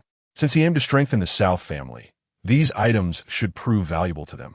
With this in mind, Qin Guan collected the higher quality techniques, martial skills, pills, 3 soul weapons, and any spiritual herbs he deemed potentially valuable into the storage pouch. "Take that piece of black iron," a voice suddenly echoed from the small black tower. Hearing this, Qin Guan glanced at a palm-sized piece of black iron. When he reached for it, he was taken aback by its unexpected weight, as if it were 1,000 pounds. "How can this small piece be so heavy?" "What is this, Tower Master?" "The Black Heaven Meteorite Iron. A small amount mixed into weapons during forging can enhance their sharpness and durability. With a piece this size, you've struck gold." Upon hearing the tower's words, Qin Guan hastily placed the Black Heaven Meteorite Iron into his storage pouch. "Seniorly, I have made my selections." "You little rascal," Li Zong chuckled, seeing that Qin Guan had essentially gathered all the good items. "Hee, I'm quite poor at the moment," Qin Guan replied sheepishly. With his master absent and the South family destitute, he had to devise ways to acquire wealth. Were it not for Li Zong encouraging him to select some items while leaving the rest for those outside, he would have taken everything. Li Zong said nothing further, waving his sleeve, causing the remaining items on the ground to vanish, scattering into various trial spaces. "My young friend, my remaining soul can sustain itself for a while longer. How about we spar?" Li Zong suggested, eager to test the strength of this young man who had broken his master's restrictions. Of course. Qin Guan's interest peaked at the prospect of sparring with a martial artist of such caliber. It promised to be a valuable experience. Li Zong glanced around and smiled. "Let us open 4 battle gates. Otherwise, this grand hall may not withstand it." "Agreed," Qin Guan nodded. Boom, boom. The two exchanged glances, simultaneously unleashing their inner energy. Qin Guan's aura shimmered in a pale crimson, while Li Zhang's energy was distinctly deeper in hue. "Forgive me, esteemed elder," Qin Guan exclaimed, his form quivering before vanishing from sight. Almost instantaneously, Li Zong too disappeared from the same spot. The scene shifted. Thud! A high-grade yellow-tier sword technique suddenly plummeted from the sky, striking Nan Yunqi squarely in the face. Hi-hi-ugh! Nan Yunqi's eyes widened in shock as he hurriedly covered his mouth, casting frantic glances around. Several cultivators at the divine refinement stage had already fixed their gazes upon him. Without uttering a word, Nan Yunqi bolted down the mountain. In that moment, he summoned every ounce of spiritual energy from his dantian, fleeing desperately. He felt as if he had become a mere wooden puppet. The Nan family's cultivation techniques had been passed down for generations, merely reaching the mid-level of the yellow tier. Now, unexpectedly, he had acquired a high-grade yellow tier technique. Though it seemed like a mere rank higher, the chasm between them was immeasurable. In Liyun City, even the Shao family possessed only one high-grade yellow tier technique, and now one had quite literally fallen into his lap. He was utterly beside himself with excitement. He even contemplated risking his life to safeguard this fortuitous windfall, ensuring a legacy for the Nan family and benefiting future generations. Nan Yunqi halt. The earlier stuttering exclamation of "Hi, hi," along with his astonished expression, led everyone to believe that Nan Yunqi had stumbled upon a miraculous high-grade technique. Previously, out of respect for Qin Guan, they had treated this third-rate young master with courtesy. However, now, with the prospect of seizing the technique from his hands, they cared little for decorum, envisioning their rise in the Yuan-Yang continent. Chapter 22. A spectacle awaits meanwhile, in another realm, Su Lao of the Tianbao Pavilion, Chun Lao of the Yunlan sect, and Hong Lao of the Wei Kingdom were fiercely battling over a low-level Xian-class sword technique. Such martial arts techniques, even a single volume, could be worth a fortune, particularly when it came to a relatively rare Xian-class sword technique. In a different space, Jiang Lianyue and Wei Hongyan were incessantly quarreling over a precious Yugu bone immortal orchid in the realm where Nan Ro and Nan Xiao resided. Nan Xiao had a rare mid-tier yellow-class dark technique snatched away from her, leaving her both furious and anxious. As a body of Yin spirit, she possessed an extraordinary affinity for dark powers, such as ice and darkness, giving her a unique advantage. Such techniques were typically scarce, rarely appearing on the market, and even when they did, they commanded exorbitant prices, making it impossible for her to obtain them. With her hard-won treasure taken away and unable to fight back, Nan Xiao was on the verge of tears. This scene of conflict and struggle was playing out intensely in nearly every small world. On another front, within the Hall of Inheritance, Qin Guan was sparring with Li Zong when a figure clad in gray robes suddenly materialized in the hall.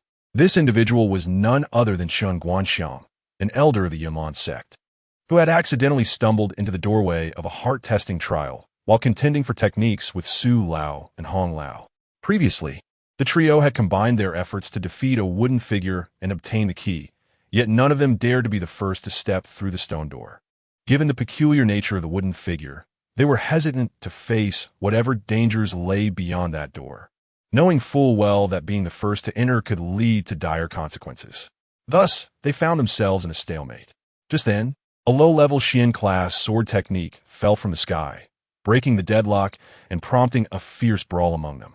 At that moment, Qin Guan was in the hall, breathing heavily, realizing that he had fortuitously entered the Hall of Inheritance. As he reveled in his good fortune, two fleeting shadows suddenly zipped past him. Qin Guanxiang's eyes widened in shock as a deep gash appeared on his left cheek and right arm. He swiftly retreated to a corner of the hall, his demeanor tense as he surveyed his surroundings. Bang! Bang! Bang! At that instant, a thunderous explosion erupted in the distant air, as two crimson shadows flickered in and out of sight, moving at an astonishing speed that was nearly imperceptible to the naked eye. Wherever they passed, the ground erupted in a series of deep fissures, carved by the winds and blades of their passage. Witnessing this spectacle, Qin Guanxiang felt a chill creep over him, his heart tightening and his body trembling involuntarily, overwhelmed by the sheer power on display. Ha ha ha, what a thrill! Just as Qin Guanxiang was lost in astonishment, two figures suddenly came into view, benefiting greatly from the battle with the elder. Had it not been for the elder's restraint, I fear I would not have lasted 3 rounds. Qin Guan respectfully remarked to Li Zong, acknowledging the prowess of a 10th-tier martial artist, who, despite suppressing his realm, still posed a formidable challenge, even in a state of residual spirit. Of course, he refrained from utilizing the power of chaos in their combat. No need for excessive modesty. I had intended to offer you some pointers, but it appears unnecessary now. Your combat techniques are well-rounded and self-contained, rivaling my own. Li Zong regarded Qin Guan with approving eyes. As soon as Li Zong finished speaking, his form began to blur. Haha, is it time already? Li Zong Shuklat. Young friend, I wish you success in realizing your dreams. Rest assured, senior. Qin Guan bowed deeply in gratitude. When you encounter my descendants in the future, I hope you will lend them a hand. You have my word, senior. Qin Guan nodded. Moments latte. Li Zong's figura banisha. Having overheard their conversation, Qin Guanxiang felt a wave of frustration wash over him. It seemed that the inheritance of this secret realm had been seized by Qin Guan. Regret. Had I known that stepping through that door would lead me to this hall, I doubt anyone would have hesitated or feared. But regret was futile. The inheritance belonged to Qin Guan, a formidable individual whose strength was so daunting that even harboring ambitions to seize it would be unwise. Previously, I had underestimated his prowess as a 4th-tier martial artist. Today, I have truly opened my eyes to the terrifying combat capabilities he possesses. Congratulations to you, young hero Qin, on acquiring this secret realm's inheritance. Qin Guanxiang suddenly approached Qin Guan to extend his congratulations. While I have indeed obtained the inheritance, I am somewhat disappointed by its contents, Qin Guan sighed. Qin Guanxiang's lips twitched. To dismiss the Xian-class techniques that fell from the sky as lacking value was nothing short of ludicrous. You need not worry, young hero Qin. I harbor no ulterior motives towards you. Qin Guan teased, adding, when you dispatched Song Yuan without a flicker of hesitation. It showed not only your strength, but also your confidence, so I am quite self-aware. Upon reflection, Qin Guan realized that Qin Guan must have a formidable backing or a powerful mentor supporting him. A fourth-tier martial artist could not simply be nurtured by a small sect, and Qin Guan's status was undoubtedly significant. Otherwise, the resources expended on his training would not be so substantial. I must not offend this individual. This was the singular thought occupying Qin Guanxiang's mind. The Spirit Sword Academy has likely encountered a formidable opponent. The Yunlan sect has always been at odds with the Spirit Sword Academy. The thought of the academy plotting revenge against Qin Guan brought a smirk to Qin Guanxiang's face, for he anticipated an entertaining spectacle. At that moment, the space suddenly began to tremble violently, and moments later, all individuals within the secret realm found themselves transported to the Valley of 10,000 Beasts. As the secret realm faded away, everyone was ejected into the open. Damn it! Where are my techniques? Where are my elixirs? As hundreds of individuals materialized in the Valley of 10,000 Beasts, chaos erupted immediately. The sudden appearance of numerous treasures within the secret realm had ignited a frenzy of competition among various clans and factions, and now, all of that energy converged into a more intense battle. Nanro. Amidst the tumult, Qin Guan anxiously searched for Nanro's figure. Husband. Not far away. Nanro spotted Qin Guan and hurried over, leading Nan Xiao with her. Are you hurt? Seeing blood on Nanro, Qin Guan rushed forward to inspect her. I'm fine, husband. Xiao had a mid-tier yellow-class dark technique snatched away from her earlier, and you. My lord, are you all right? Just then, a panicked voice echoed nearby. Yang Hongmei was helplessly cradling the injured Nan Yunqi. Father. Seeing their wounded father, Nan Ro and Nan Xiao turned pale with fear and rushed towards him. At that moment, a dozen or so members of the Nan family also discovered their patriarch and quickly gathered around, each bearing varying degrees of injury. Xiao, quickly, check on your father. Yang Hongmei urged. Allow me to take a look, Qin Guan said as he bent down to assess Nan Yunqi's injuries. The injuries were not life-threatening, but he had lost a considerable amount of blood. After feeling his pulse, Qin Guan remarked, a yellow-class advanced technique, quick. Upon hearing Qin Guan's voice, Nan Yunqi suddenly opened his eyes, fixating intently on Qin Guan and forcing out a strained sentence. Understanding his words, everyone realized that a yellow-class advanced technique had been stolen. Father, was it truly necessary to fight so desperately for a yellow-class advanced technique? Just let them take it, Qin Guan replied nonchalantly. Hearing Qin Guan's words, Nan Yunqi's eyes widened in shock as he coughed up a mouthful of blood, gasping for breath. My lord, Yang Hongmei was alarmed, frantically stroking Nan Yunqi's chest to help him recover. Husband, please don't provoke him further. He is already anxious. Nan Ro exclaimed, stamping her foot, realizing that Qin Guan had a tendency to tease her father. Chapter 23. What I left behind. Qin Guan smiled and produced a pill. Here, father-in-law, take this pill. Once you consume it, you shall regain your strength. Upon seeing the pill in Qin Guan's hand, the members of the Nan family widened their eyes in astonishment. This was the second-grade healing elixir, the Guiyuan pill. Such second-grade pills were released in limited quantities by the Tianbao Pavilion in Luyun City, with only 5 available each month, each costing hundreds of thousands of gold coins. Qin Guan had struck it rich, casually producing a second-grade elixir. Nan Yunqi, upon spotting the Guiyuan pill near his lips, clenched his teeth and shook his head vigorously. To swallow a pill worth tens of thousands of gold coins for healing felt wasteful to him. He believed it was unworthy of his consumption. It would be better to endure the pain and exchange the pill for funds to support the Nan family. Father, why don't you eat it? Hurry, Nan Ro urged anxiously. The master is reluctant to consume it. A Guiyuan pill is worth at least 300,000 gold coins. You must feel it is too extravagant. Interjected Jia Quan from the side. Hearing Jia Quan's words, everyone looked at Nan Yunqi with pity, especially the dozen or so disciples of the Nan family, who felt fortunate to follow such a master. Suddenly, Qin Guan pinched Nan Yunqi's jaw, forcing his mouth open. Which is more important, money or life? Eat it. With that, Qin Guan tossed the Guiyuan pill into Nan Yunqi's mouth. Gulp. As the elixir entered, it flowed down Nan Yunqi's throat and into his abdomen, where a surge of vibrant energy rushed through his limbs. In less than a short while, his complexion visibly improved, and he looked at the others, filled with frustration. I truly am useless. I couldn't even protect a high-level yellow-grade sword technique. Father, my intermediate dark element technique was snatched by the Song family. Nan Xiao exclaimed beside him, unable to contain her anger. What? An intermediate dark element technique? Nan Yunqi nearly choked upon hearing this. The incompetence of his subordinates was infuriating. They had failed to seize any treasures in the secret realm. Jia Quan lowered his head in shame, and the other 10 or so also bowed their heads, clearly having gained nothing and suffered injuries, with the crucial fact that the Nan family had no allies. Son-in-law, Nan Yunqi turned to Qin Guan, grasping his hand. Quickly, get those items back. At this, everyone turned to Qin Guan, especially Nan Xiao, who hoped he could retrieve her dark element technique. Qin Guan chuckled lightly. Let it go. Those items are of no interest to me. What? Upon hearing this, Nan Yunqi sprang up from the ground. What do you mean by that, Qin Guan? I mean those items are merely what I left behind. I had no intention of acquiring them in the first place. Going back to retrieve them now is pointless. The members of the Nan family gasped in shock. So, the multitude of exquisite treasures that had been fiercely contested were simply unwanted by Qin Guan.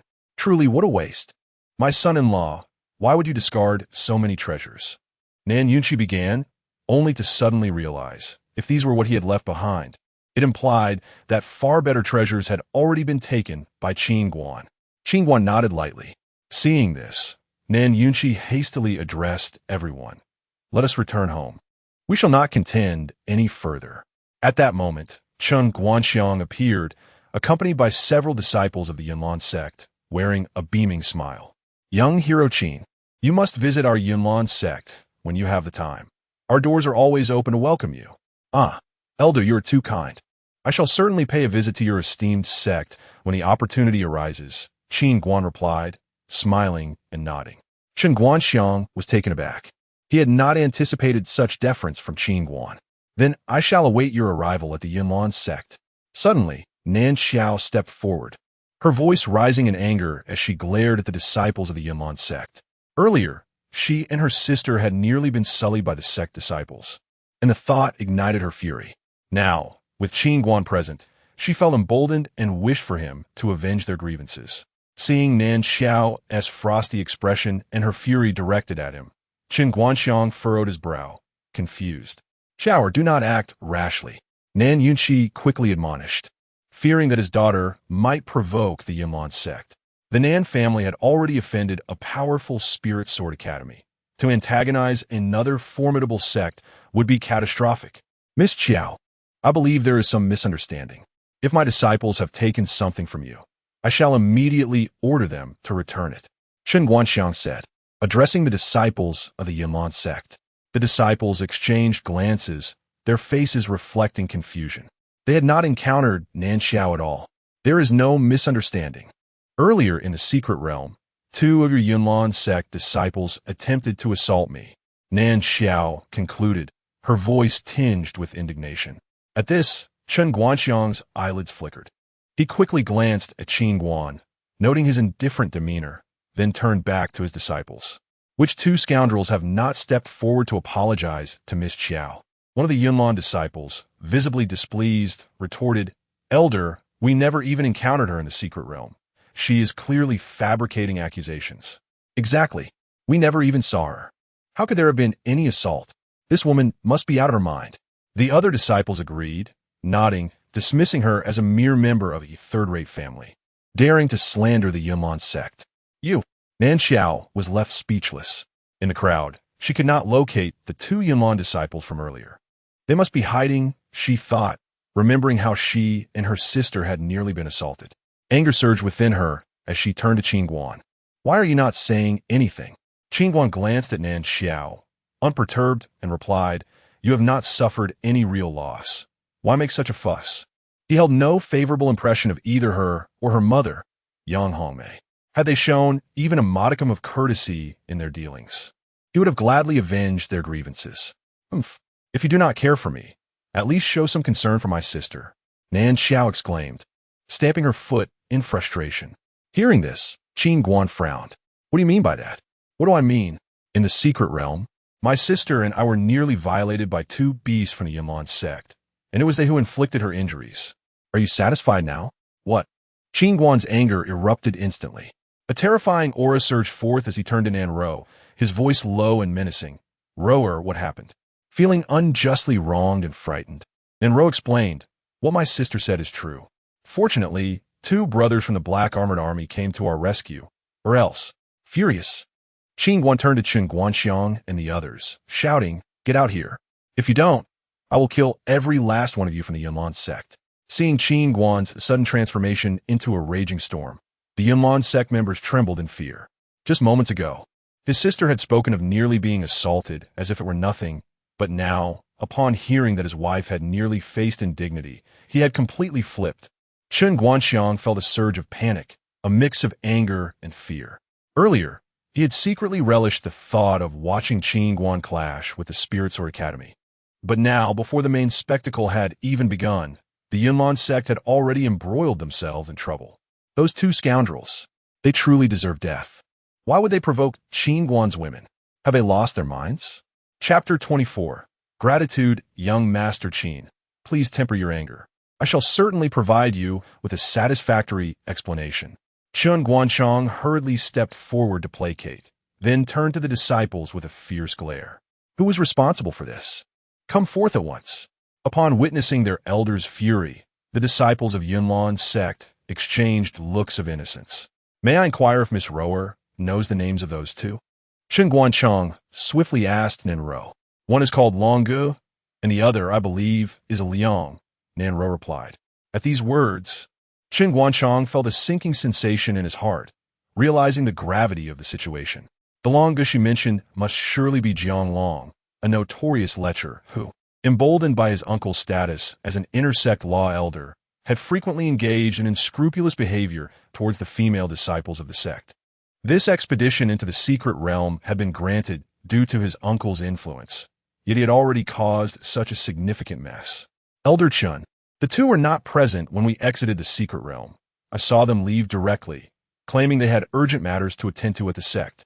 A disciple quickly reported. Hearing this, Qin Guanxiang's expression darkened, nearly contorting with rage. He longed to strike Jiang Long and a Liang down, furious that these two scoundrels had left him to clean up their mess. Within 3 days, those two must be delivered to the Nan family. Otherwise, I shall personally pay a visit to Yunlan's sect, Qin Guan stated coldly, directing his gaze at Qin Guanxiang. Upon hearing that Qin Guan intended to visit Yunlan's sect personally, the disciples displayed evident disdain.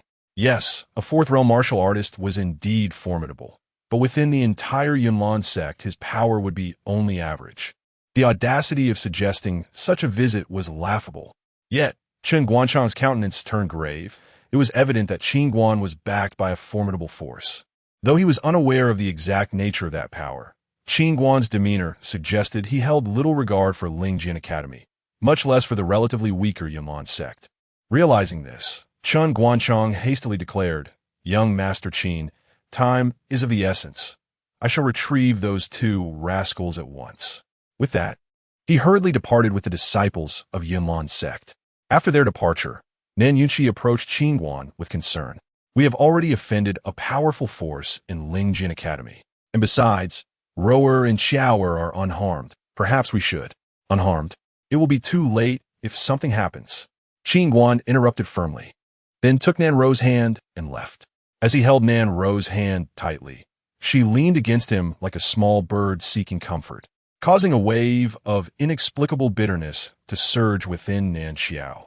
Previously, when Qin Guan learned of her near humiliation, he had shown little reaction.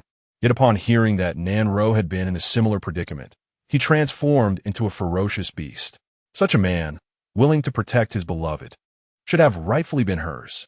The threat of humiliation in the secret realm, the theft of her cultivation method, and the continuous mistreatment had made her acutely aware of her own weaknesses. Regardless of her exceptional talent, without proper resources for protection, it was challenging to rise above and could even lead to her demise. Yang Ao served as a prime example.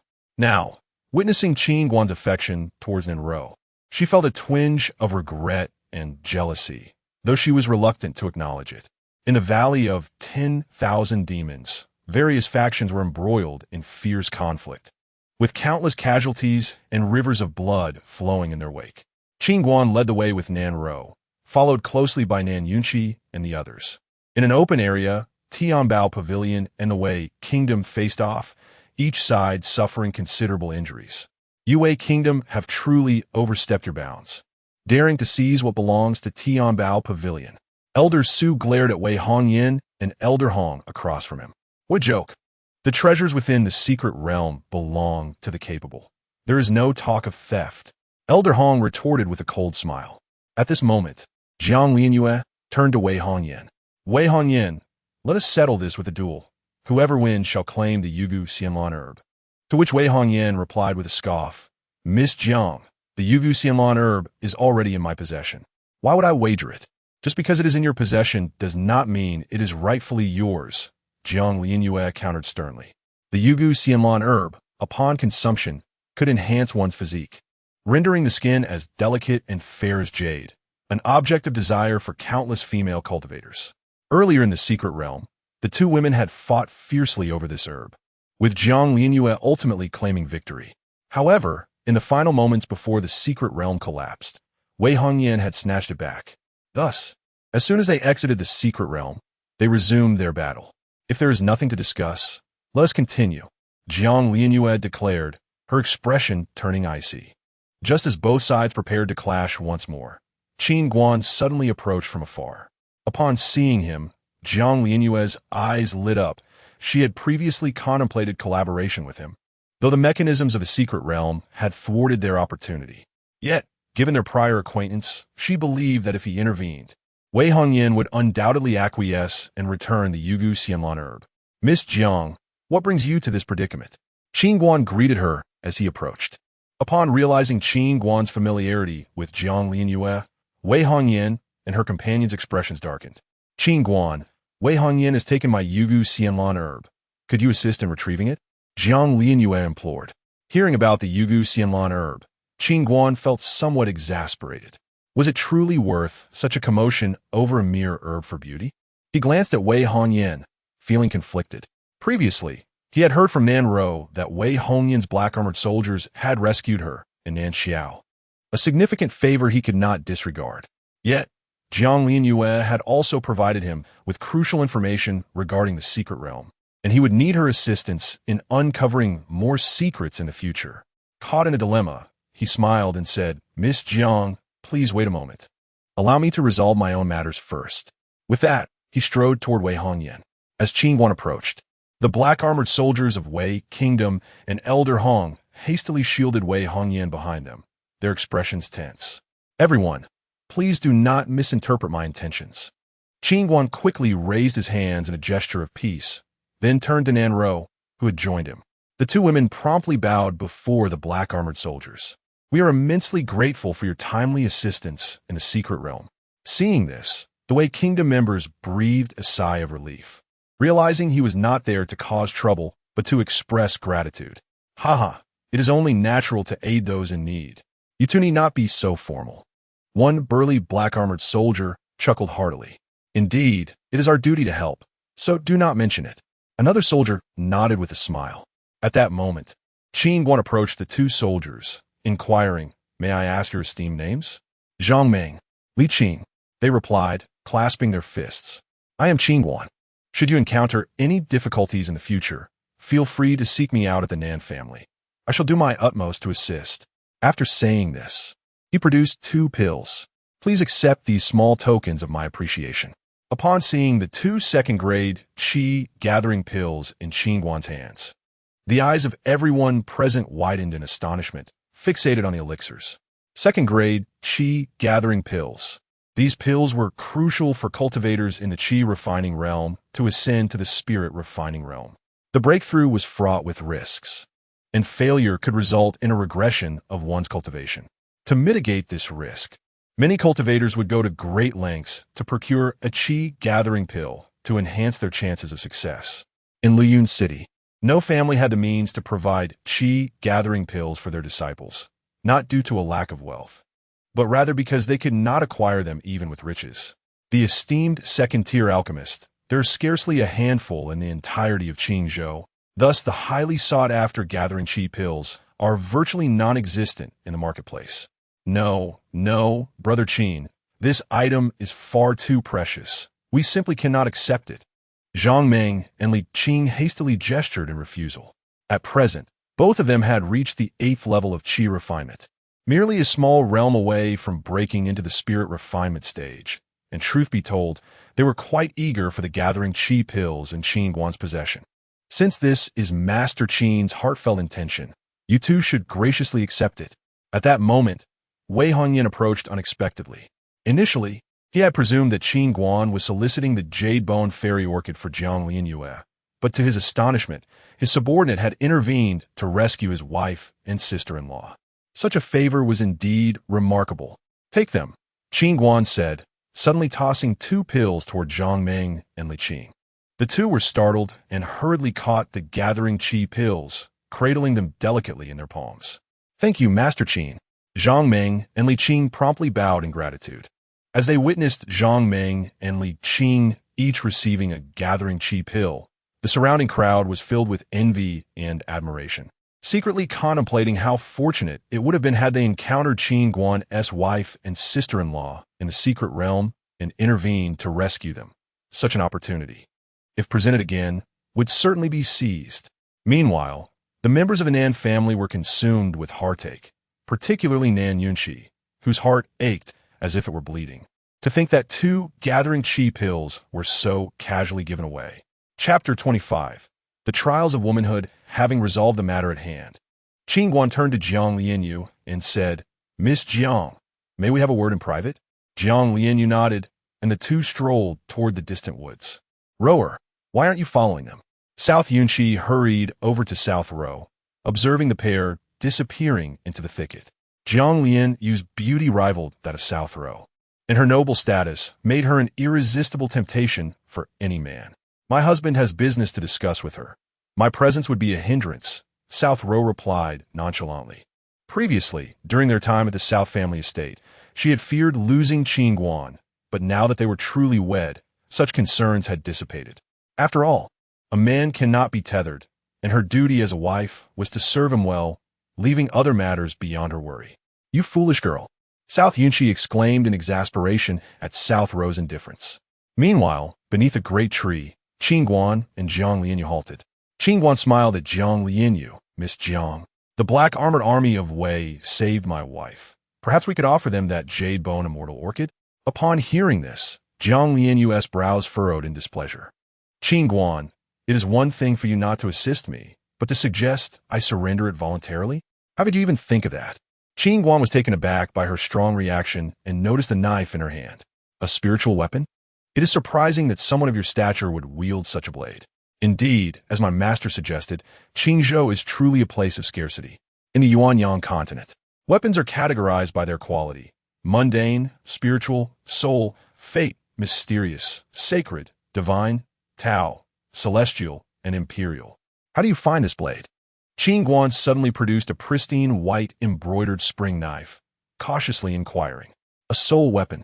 Jiang Lianyu's eyes sparkled at the sight of the exquisite blade. Soul weapons are highly coveted, capable of inciting fierce competition among the major powers of Qingzhou. That Qin Guan would present her with one was indeed extraordinary. What do you mean? Jiang Lianyu raised an eyebrow. It is a gift for you, Qin Guan said, extending the spring knife toward her. Really? Jiang Lianyu was incredulous. Such a soul weapon was of significant value. Could he truly be offering it so freely? Perhaps he could accept this knife in exchange for relinquishing that immortal orchid?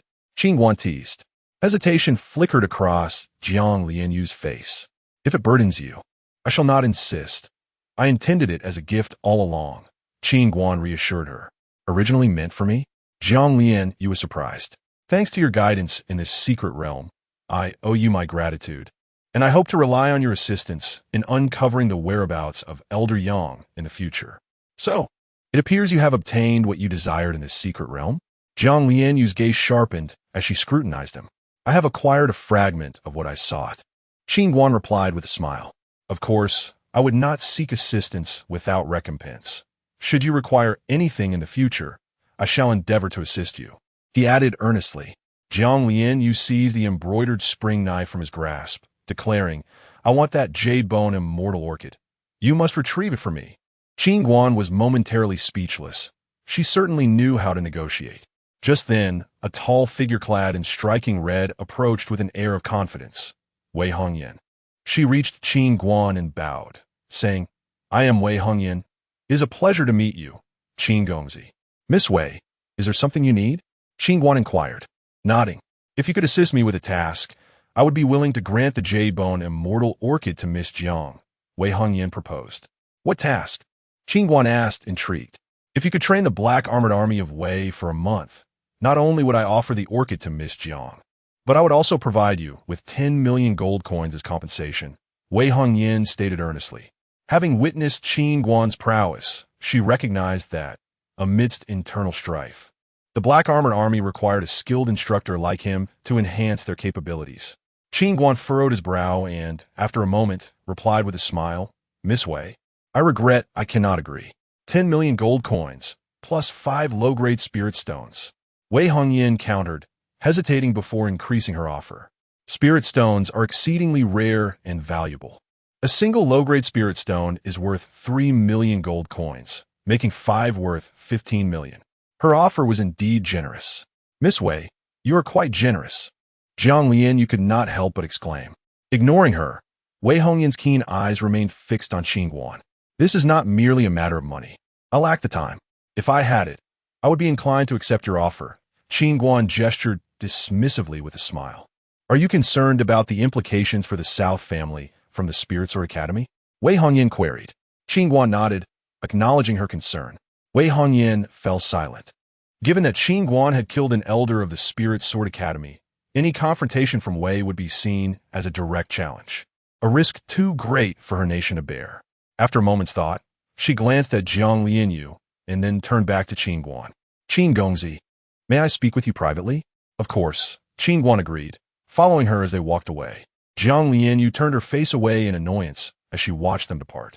Meanwhile, beside a massive stone, Wei Hongyan leaned closer to Qin Guan and whispered, Qin Gongzi, how do you plan to handle the Spirit Sword Academy from here on?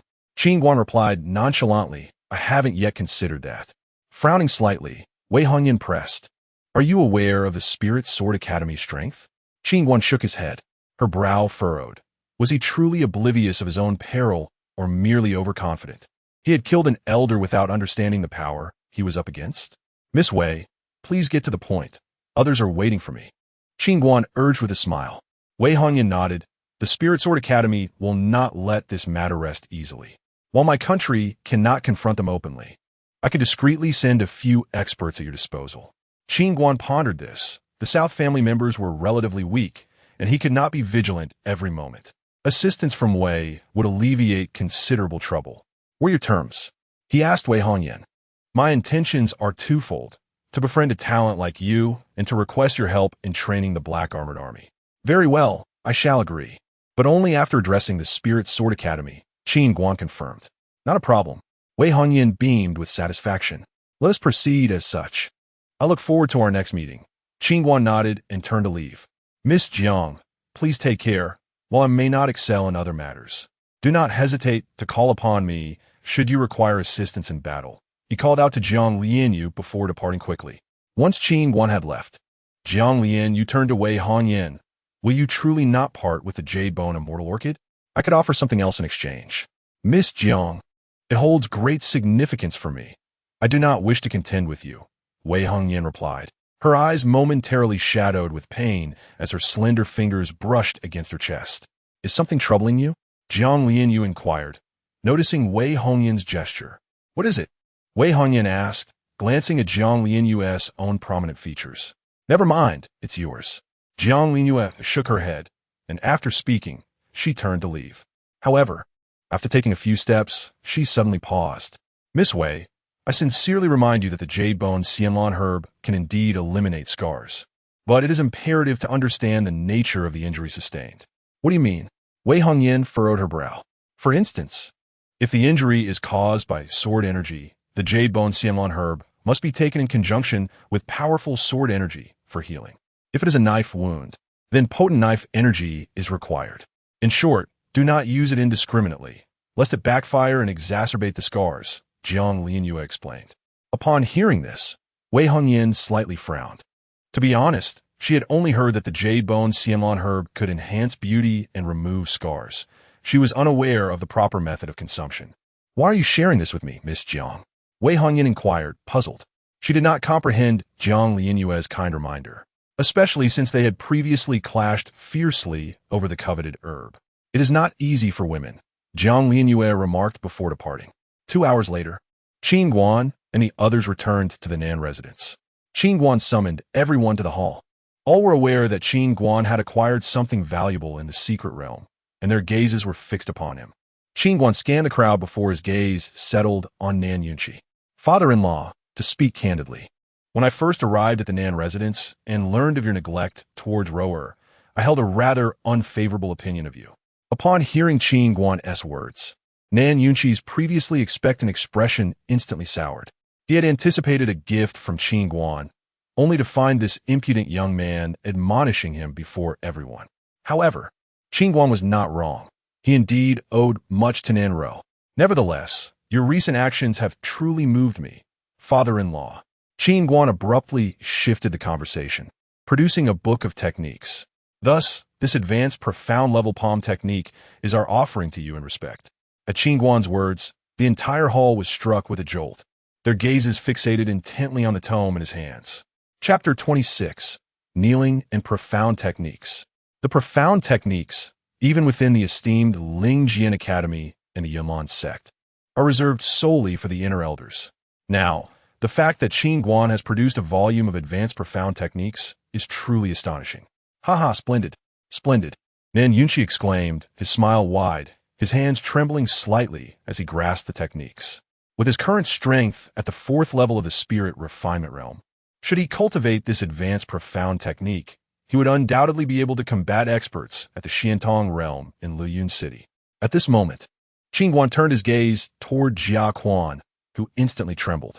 Jia Quan, your hard work in assisting me and Rower in the East Courtyard last time has not gone unnoticed.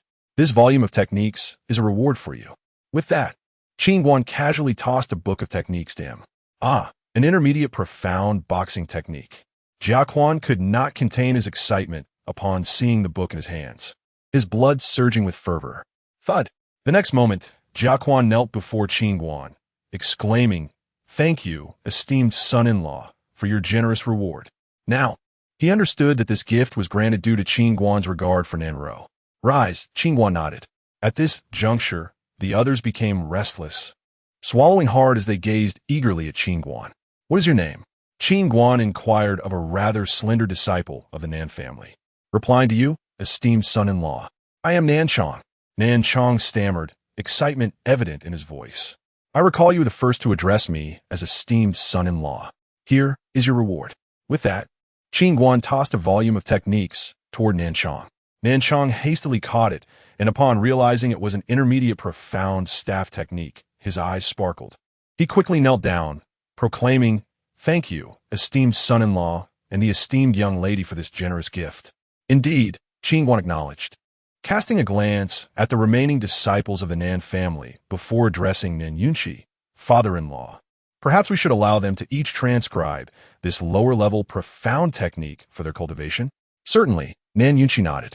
Upon hearing they could cultivate a lower-level profound technique, the remaining disciples of the Nan family were overwhelmed with excitement. They had never dared to dream of such an opportunity, which rivaled the treatment accorded to the elders of major powers. At this moment, everyone silently rejoiced, grateful they had chosen to remain with the Nan family rather than fallen in Shunda and Nan Yuantong in their betrayal. Should those who fled learn that each of them could cultivate profound techniques, they would surely regret their decision deeply.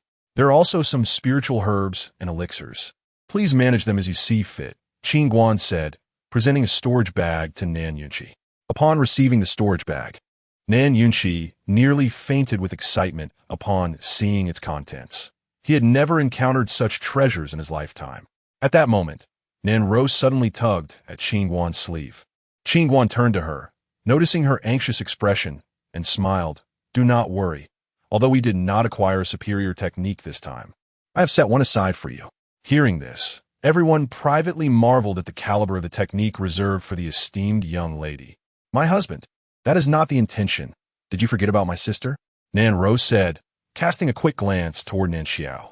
Realizing, everyone then understood that while all had received benefits, only Yang Hongmei and Nan Xiao were left empty-handed. However, they quickly comprehended the underlying reason. Previously, Qin Guan had been scorned by these two women, who believed him to be a useless individual incapable of cultivation and treated him with disdain, even pushing him onto the nearly dying Nan Ro for a marriage of convenience, displaying a truly malicious intent. Little did they expect that Qin Guan was a formidable warrior of the fourth realm and had cured Nan Ro of her cold poison. Now, Nan Ro's position within the Nan family was irreplaceable, backed by a doting Qin Guan. At this moment, Nan Xiao bit her lip, her hands clutching her garment tightly. Lost in thought, beside her, Yang Hongmei's expression darkened. She understood well why Qin Guan had not awarded her and her daughter any rewards, as it was clearly intended to humiliate them. Yet the allure of the techniques Qin Guan offered was simply too enticing. With her daughter's exceptional talent, if she could obtain a volume of profound techniques, her strength would surely ascend rapidly. After a moment's reflection, Yang Hongmei looked at Qin Guan with a hint of apology, saying, Esteemed son-in-law, my previous actions were indeed excessive. I promise to amend my ways, so please do not hold it against me, a mere woman. Mother-in-law, do not say such things. I should be the one to thank you. Otherwise, I would not have married such a gentle and virtuous wife as Nan Ro. Qin Guan replied with a smile. Upon hearing this, Yang Hongmei smiled awkwardly. Esteemed son-in-law, we are family now. Can you not also grant a volume of techniques to Xiao? Qin Guan inclined his head slightly, turning his gaze to Nan Xiao, and spoke softly, of course, as long as she is willing to kneel and apologize to me. I will grant her a volume. These words swept through the room like a chilling wind, rendering it silent, the air seemingly frozen in an oppressive stillness. At that moment, Nan Xiao, who had remained silent, suddenly raised her head, meeting Qin Guan's gaze with a look of grievance. Qin Guan, I should not have looked down on you and called you a waste, but you need not humiliate me so. Seeing the situation escalating, Nan Ro hurriedly interjected, My husband, Xiao has always been mischievous. Please show her some leniency, as you are now her brother-in-law. Qin Guan remained unfazed, his expression serene, making it difficult to discern his thoughts. At that moment, Nan Xiao turned to Nan Ro, her voice laced with tears. Throughout our lives, I have bullied you, relying on my parents' affection for me, while you bore it all in silence. I realize my wrongs now. As she spoke, Nan Xiao could no longer hold back her tears, sobbing uncontrollably. After the events in the secret realm, Nan Xiao's perception of her sister had transformed significantly. Though reluctant to apologize, her sincerity ran deep. Remembering how her sister had shielded her during the crisis in the secret realm, a wave of guilt washed over her, intensifying her tears as memories of past grievances pierced her conscience. Nan Ro's eyes glistened with tears as she rushed to Nan Xiao's side, using a handkerchief to wipe away her tears, gently saying, Sister, do not cry any longer. Let bygones be bygones. We are family now. Suddenly, Nan Xiao threw herself into Nan Ro's embrace. Unable to contain her sobs, Sister, I will strive to make amends for my past wrongs. Witnessing the sister's embrace, Nan Yunqi felt a surge of warmth in his heart, his eyes moistening. As the head of the family, he had always dreamed of a harmonious and loving household. Yang Hongmei, observing Nan Ro, also exhibited a rare softness in her gaze. Just then, Nan Xiao abruptly released herself from Nan Ro's embrace, declaring, A wrong is a wrong. Since my brother-in-law wishes for me to kneel and apologize, I shall do so. With that, Nan Xiao knelt before Qin Guan. Chapter 27. The profoundness of the sword technique of transformation. Just as Nan Xiao was about to kneel, Qin Guan suddenly waved his sleeve, and a gentle surge of vital energy instantly held her knees in place. Approaching Nan Xiao with a smile, Qin Guan said, Do not take it to heart. I was merely jesting. After speaking, Qin Guan took out a tome from his storage bag. This is the advanced ice spirit technique of the profound rank for you. The revelation of such a high-level elemental technique caused gasps of astonishment among the onlookers. Elemental techniques are far rarer than ordinary martial arts. Even a yellow rank elemental technique is exceedingly precious. To acquire a profound rank elemental technique, they would gladly kneel or even endure humiliation. Nan Xiao was momentarily speechless as she gazed at the tome in Qin Guan's hand. She had not anticipated that he was merely testing her. She had braced for humiliation, but instead received an invaluable ice technique. It was given to you by your brother-in-law. Why are you still standing there? Seeing Nan Xiao in a daze, Nen gently nudged her. Xiao, why are you still stunned? Your brother-in-law gifted it to you. Hurry and express your gratitude. Yang Hongmei, excited yet anxious, fretted that Nan Xiao might refuse the gift. Thank you, brother-in-law. Nan Xiao took the tome, pouting as she wiped away her tears, unable to suppress her overwhelming excitement. Qin Guan nodded. If you have any questions in the future, feel free to ask me. Brother-in-law, you are not a martial artist. Do you truly understand the intricacies of cultivating techniques? Nan Xiao could not help but inquire. Well, it's manageable. Such a rudimentary technique poses no challenge. Qin Guan replied with a casual smile. Having been raised under his master's tutelage, he may not have the ability to condense spiritual energy for cultivation, but he was well-versed in the paths of cultivation. The crowd exchanged glances, astonished that a profound rank technique seemed trivial in his eyes. Had this been before, they might have dismissed Qin Guan as a braggart, but now no one dared to doubt him, especially seeing him so casually bestow profound rank techniques, indicating his indifference toward them. Qin Guan, what are your plans regarding the Spirit Sword Academy? Nan Yunqi expressed his concern. Upon hearing Nan Yunqi's words, everyone turned their gaze toward Qin Guan. Though they had made significant gains, the Spirit Sword Academy loomed over them like a heavy stone, instilling deep-seated dread and awe in their hearts. Noting their unease, Qin Guan reassured them. Focus solely on your cultivation. I shall handle the issues with the Spirit Sword Academy. With that, he departed the hall with Nan Ro. After Qin Guan left, Nan Yunqi addressed the crowd. Since the esteemed gentleman has said so, he must have devised a strategy. Each of you now possesses a profound rank technique. The most crucial matter is to concentrate on your cultivation. Once our Nan family grows stronger, you shall all be elders. Do you understand? Understood. The crowd responded in unison, energized like they had received a boost of vitality. Meanwhile, Nan Ro linked her arm with Qin Guan as they strolled through the courtyard. Husband, thank you, she suddenly exclaimed. Thank me for what? Qin Guan inquired with a smile. You have brought a new dawn to our Nan family. After the defection of the first and second elders with so many, our family was in turmoil. Yet you turned the tide and saved us. Moreover, you have fostered harmony and unity within our family. Qin Guan looked at Nan Ro. Did you not resent your stepmother and Nan Xiao for how they treated you? At his words, Nan Ro smiled. I did harbor resentment before. But since you rescued me and granted me a new lease on life, I hold no grudges against them. I no longer care about such things, and I even wish to thank them for allowing you to be with me. Hearing this, Qin Guan affectionately pinched Nan Ro's cheek. I am fortunate to have met you as well, but you must learn to adapt. Kindness is commendable, but excessive kindness may lead to misfortune. Do you understand? Yes, I understand, Nan Ro nodded earnestly. Soon, they returned to their residence. Practice this technique first. We shall seek a better one later, Qin Guan said, handing her a low-level earth rank technique, the primordial technique. My goodness, it's an earth rank technique. Nan Ro exclaimed in disbelief, clutching the tome. Earth rank techniques are immensely precious, considered treasures that should not be divulged among the various factions in Qingzhou. Husband, you are too good to me. Saving the best for last. Nan Ro was so moved that tears welled in her eyes as she embraced Qin Guan, burying her face in his chest. She was not merely touched by the earth rank technique, but by the immense love Qin Guan showered upon her. Except for her mother, no one had ever treated her so kindly. The feeling of being cherished was utterly blissful. You are my wife.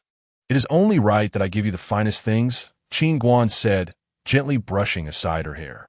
At his words, Nan Ro tightened her embrace around him. Feeling her softness, Qin Guan's blood surged with vitality. Suddenly, Nan sensed something pressing against her and instinctively looked down. A moment later, her fair cheeks flushed crimson. Understanding the implication, Nan tilted her head and gently kissed Qin Guan's neck. Qin Guan swept her up into his arms and carried her towards their little haven. The bed curtain was soon drawn, and a passionate battle ensued. The Tian's sacred body is truly extraordinary. What incredible fortune has this lad stumbled upon?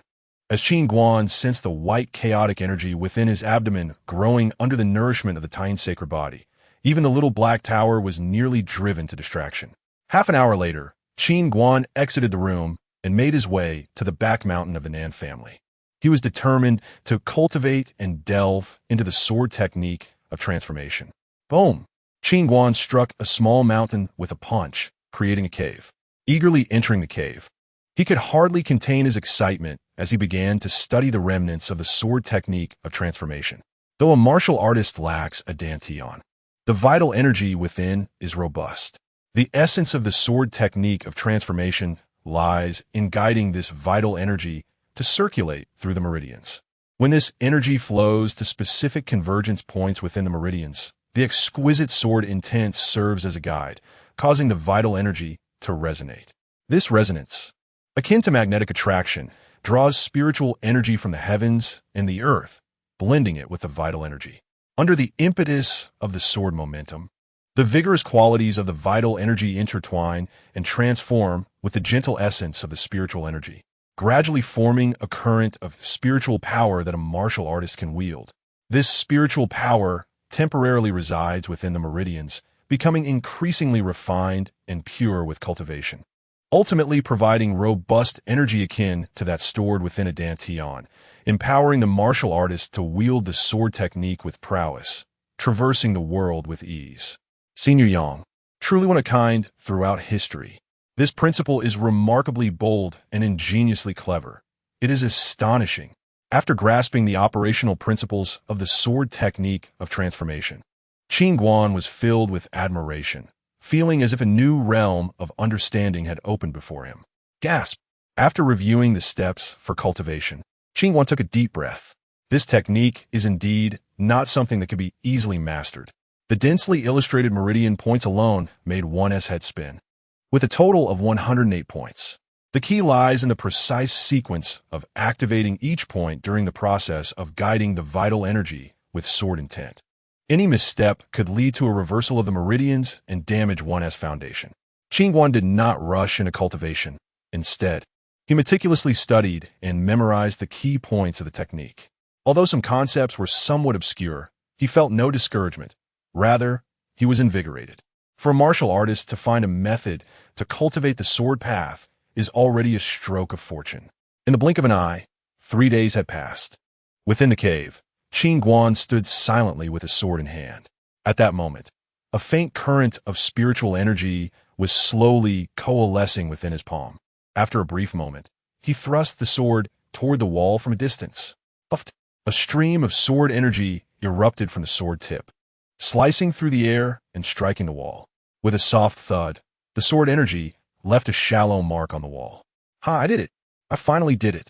Gazing at the sword mark, Qin Guan's heart surged with elation, his eyes shimmering with an excitement that was difficult to contain. After 3 days of arduous training and exploration, this moment finally bore fruit. Although the sword energy he had just unleashed was pitifully weak, it represented a momentous breakthrough for Qin Guan. This crucial step paved the way for future advancements. He tenderly caressed the long sword in his hand, completely immersed in joy, for he had finally become a fledgling sword cultivator. No longer the struggling martial artist he once was. If only his master knew that he could now cultivate the sword path, he would surely be overjoyed. With his beard standing on end, at this moment, Qin Guan yearned to share this splendid news with his master. Over the years, his master had tirelessly traversed mountains and rivers, seeking the elusive inheritance of Yang Tian and I, exploring countless secret realms, yet had returned empty-handed. Cultivation. Continue to cultivate. Having merely touched the threshold of the transformation sword technique, Qin Guan once again assumed a meditative pose, channeling the essence of the technique. In the blink of an eye, 3 days had passed. During this time, Qin Guan was wholly absorbed in his practice, neglecting food and sleep, even refraining from returning home, residing in the cave to cultivate the transformation sword technique. Throughout these 3 days, he had not focused on unblocking other acupoints, but instead concentrated on refining the Laogong acupoint in the palm of his hand. Previously, he could only store spiritual energy the size of a fingernail, but now he could contain energy the size of an egg. According to the teachings, when the transformation sword technique reaches its zenith, every acupoint in the body can be developed into a sea of vital energy akin to that of a true cultivator, with boundless spiritual power at one's disposal. Contemplating the prospect of having a body filled with such energy seas, the sheer magnitude of power that could be unleashed was utterly terrifying. However, the body is akin to a vessel. The extent of power it can hold depends on the vessel's capacity. Thus, the transformation sword technique can only manifest its true might in the hands of a martial artist with a robust physique. The more Qin Guan practiced, the more he appreciated the terrifying prowess of Yang Tian'ai, who could conceive such formidable techniques, truly deserving of admiration. Young master, Miss Jiang is waiting for you in the parlor. As Qin Guan was immersed in his practice, a sudden announcement from an attendant outside the cave interrupted him. Upon hearing this, Qin Guan stepped outside and, upon seeing the attendant, raised an eyebrow slightly. Next time you report something, remember to knock first, understood? The attendant, glancing at the cave, hurriedly nodded, "Yes, young master. What do you think this is?" Qin Guan suddenly pointed to a sword slung across his back and inquired of the attendant. "My goodness, a soul greatsword. Young master, you're truly remarkable." The attendant exclaimed in astonishment at the brilliant longsword that glimmered like silver. "I did not ask you to assess the sword's grade." Qin Guan's lips twitched slightly. Confused, the attendant wondered what the young master meant. With a light pat on the attendant's shoulder, Qin Guan stated, "From now on, please refer to me as a sword cultivator." With that, he turned and departed. "How slow-witted I am." The attendant slapped himself, realizing he had missed a significant opportunity. Chapter 28. Respect the sword cultivator soon. Qin Guan arrived at the living room and saw Nanro chatting and laughing with Jiang Lianyu. He hurriedly approached with a smile. "Miss Jiang, I apologize for keeping you waiting. How could you make someone wait at their own doorstep when seeking assistance?" Jiang Lianyu retorted, her expression darkening at Qin Guan's demeanor. Nanro cast a resentful glance at him, having been consumed by her training and neglecting her rest for several days. "Haha," Qin Guan chuckled. "What brings you to me?" Jiang Lianyu turned her gaze toward him. "I've heard that the array masters at Tian Bao Pavilion possess unparalleled skills. Recently, I accidentally caused the collapse of a training chamber. Might Tian Bao Pavilion assist the Nan family in constructing a new one?" Nanro mentioned that the family disciples currently lacked a training chamber and could only practice in their rooms, severely diminishing their efficiency. And Nan Yunqi was quite troubled by this. "You truly are formidable," Jiang Lianyu exclaimed, giving Qin Guan a thumbs up upon hearing about the training chamber's demise. That chamber had been in disrepair for ages and was rather dilapidated. Qin Guan awkwardly smiled and inquired, "What would be the cost to build a new training chamber?" "That depends on your desired specifications. A lesser one would cost several million gold, while a superior one could run into the hundreds of millions, with no upper limit." Jiang Lianyu replied, grinning. "Such exorbitant prices." Qin Guan was taken aback, realizing the gravity of his misstep and why Nan Yunqi was so furious with him at the time. Indeed, a well-equipped training chamber can exponentially enhance a cultivator's efficiency, which is vital for the growth of the family's power. Just hiring a skilled array master entails significant expenses. At this point, Jiang Lianyu turned to Nanro with a smile. "Of course, in consideration of Sister Ro's reputation, we can waive the master's fee, but you will need to cover the material costs." Upon hearing this, Qin Guan cast a puzzled glance at Nanro, questioning when she had become Jiang Lianyu's sister. Sensing his thoughts, Nanro smiled and said, "Darling, I hit it off with Sister Yu. We just recognized each other as sisters. A sister now, indeed a wealthy sister-in-law." Qin Guan chuckled, then turned to a maid. "Please summon the head of the family." Even if the master's fee were waived, the remaining materials would surely be costly, and Qin Guan had not a single coin to spare. Upon learning of Jiang Lianyu's visit, Nan Yunqi rushed over. "Miss Jiang, Please forgive this old man for not welcoming you properly. Uncle Nan, you are too polite, Jiang Lianyu replied with a smile. At that moment, Qin Guan looked at Nan Yunqi and asked, Father-in-law, how much money does the Nan family currently possess? After pondering, Nan Yunqi replied, we have a little over 2 million left. Such a paltry sum. Qin Guan grimaced, realizing the Nan family was indeed a hollow shell. Noticing Qin Guan's peculiar expression, Nan Yunqi frowned. Do you require funds? Not exactly. I was hoping Miss Jiang could assist in building a training chamber. But I didn't expect the family to have only 2 million. Qin Guan waved his hand dismissively. Upon hearing this, Nan Yunqi sighed. Many of the family's assets and shops were pilfered by the elder and second elder, and many of our shops are currently operating at a loss. Qin Guan frowned. Why not reclaim what was stolen? Nan Yunqi replied helplessly. The Nan family lacks manpower at present, and the Lingjin Academy might retaliate. I dare not send disciples out recklessly. After a moment of silence, Qin Guan suddenly called out, Old Mo. No sooner had he spoken than a burly middle-aged man mysteriously appeared at the entrance of the hall. Seeing the man, Nan Yunqi was startled. Who is this? Where did he come from? Jiang Lianyu furrowed her brow slightly. The man exuded a calm, yet imposing aura, a presence that commanded respect. How may I serve you, young master? The middle-aged man respectfully inquired as he approached Qin Guan. This afternoon, take 2 people with you and accompany my father-in-law to the Shao family. Retrieve all the assets taken by the 2 traitorous elders of the Nan family, Qin Guan instructed. With the death of the Shao family's elder, Shao Yun, and the incapacitation of Shao Yeshan, there was no longer any substantial threat. Understood. Old Mo nodded and stepped back. Qin Guan turned to Nan Yunqi. Father-in-law, show no mercy to the traitors. Reclaim what is rightfully ours in Luyun City. As for the Lingjin Academy, you need not worry. Nan Yunqi nodded eagerly, realizing that Qin Guan had found assistance, and the man named Old Mo clearly possessed strength comparable to his own. After a moment's contemplation, Nan Yunqi addressed Jiang Lianyu. Miss Jiang, I do have some spiritual materials. Might you assist in selling them at Tianbao Pavilion for a good price? What treasures do you possess, Uncle Nan? Jiang Lianyu inquired with a smile. Nan Yunqi produced a storage bag and handed it to Jiang Lianyu. Upon opening it and discovering a plethora of precious spiritual herbs and materials, her eyes sparkled. Uncle Nan, you have struck gold. Nan Yunqi rubbed his hands together, smiling. These are all thanks to Qin Guan. I wonder how much they could fetch. 3 stalks of Linghua immortal grass are worth over 500,000 each in the market.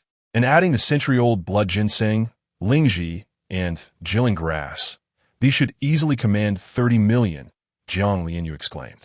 Upon hearing the figure of 30 million, Nan Yunqi was ecstatic. During the family's peak, they had never had more than 5 or 6 million. 30 million was a fortune they had never encountered. Father-in-law, why not gift these items to Miss Jiang, allowing her to help the Nan family construct a training chamber? Qin Guan suggested with a grin. Jiang Lianyu shot him a sideways glance. You certainly know how to conduct business. Qin Guan smiled in reply, of course, but it wouldn't be fair to let Miss Jiang incur a loss. If necessary, we can keep a tab and settle it later. At that moment, Jiang Lianyu mischievously gazed at Qin Guan, specifically at the sword on his back. How about you give me that sword, and I will have them craft the training chamber for 6 million?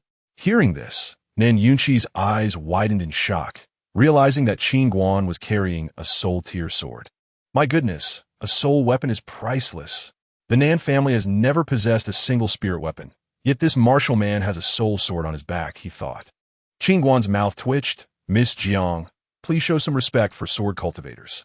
Jiang Lianyu's eyes widened in surprise. You have become one? Just starting? Qin Guan nodded with a smile.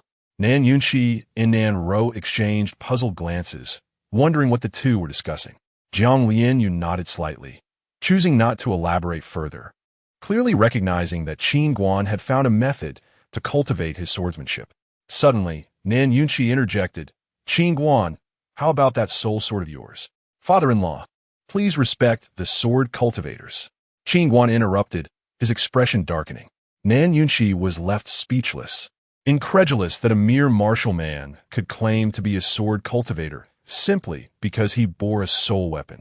Young master, there's an old beggar outside who insists on seeing you. A servant rushed in to report. A beggar? Qin Guan frowned slightly. He claims he has come to apologize and insists on meeting you. The servant explained. Bring him in, Qin Guan commanded. Yes. Moments latte. The servant led the old beggar into the living room. The old man appeared disheveled, his clothing tattered, with one empty sleeve stained with blood, an alarming sight. Curiosity swept through the room. The old beggar suddenly looked up at Qin Guan. Young hero Qin, I could not bring Jiang Long and a Liang, and I have come to apologize. Qin Guanchang. Upon hearing the old man's words, everyone recognized him as the elder of Yunlan's sect, Qin Guanchang, and were taken aback by his disheveled state. Qin Guan was equally astonished. Elder Chun, what happened to your arm? At his words, a flame flickered in Qin Guanchang's eyes as he trembled with rage. It was severed by that old scoundrel, Zheng Wanshou. The revelation sent shockwaves through the room. Zheng Wanshou? Qin Guan frowned. Seeing his confusion, Jiang Lianyu explained. Zheng Wanshou is the sect master of Yunlan's sect. Chapter 29. My wife is superior to yours. On that fateful day, Qin Guanxiang recounted his ordeal.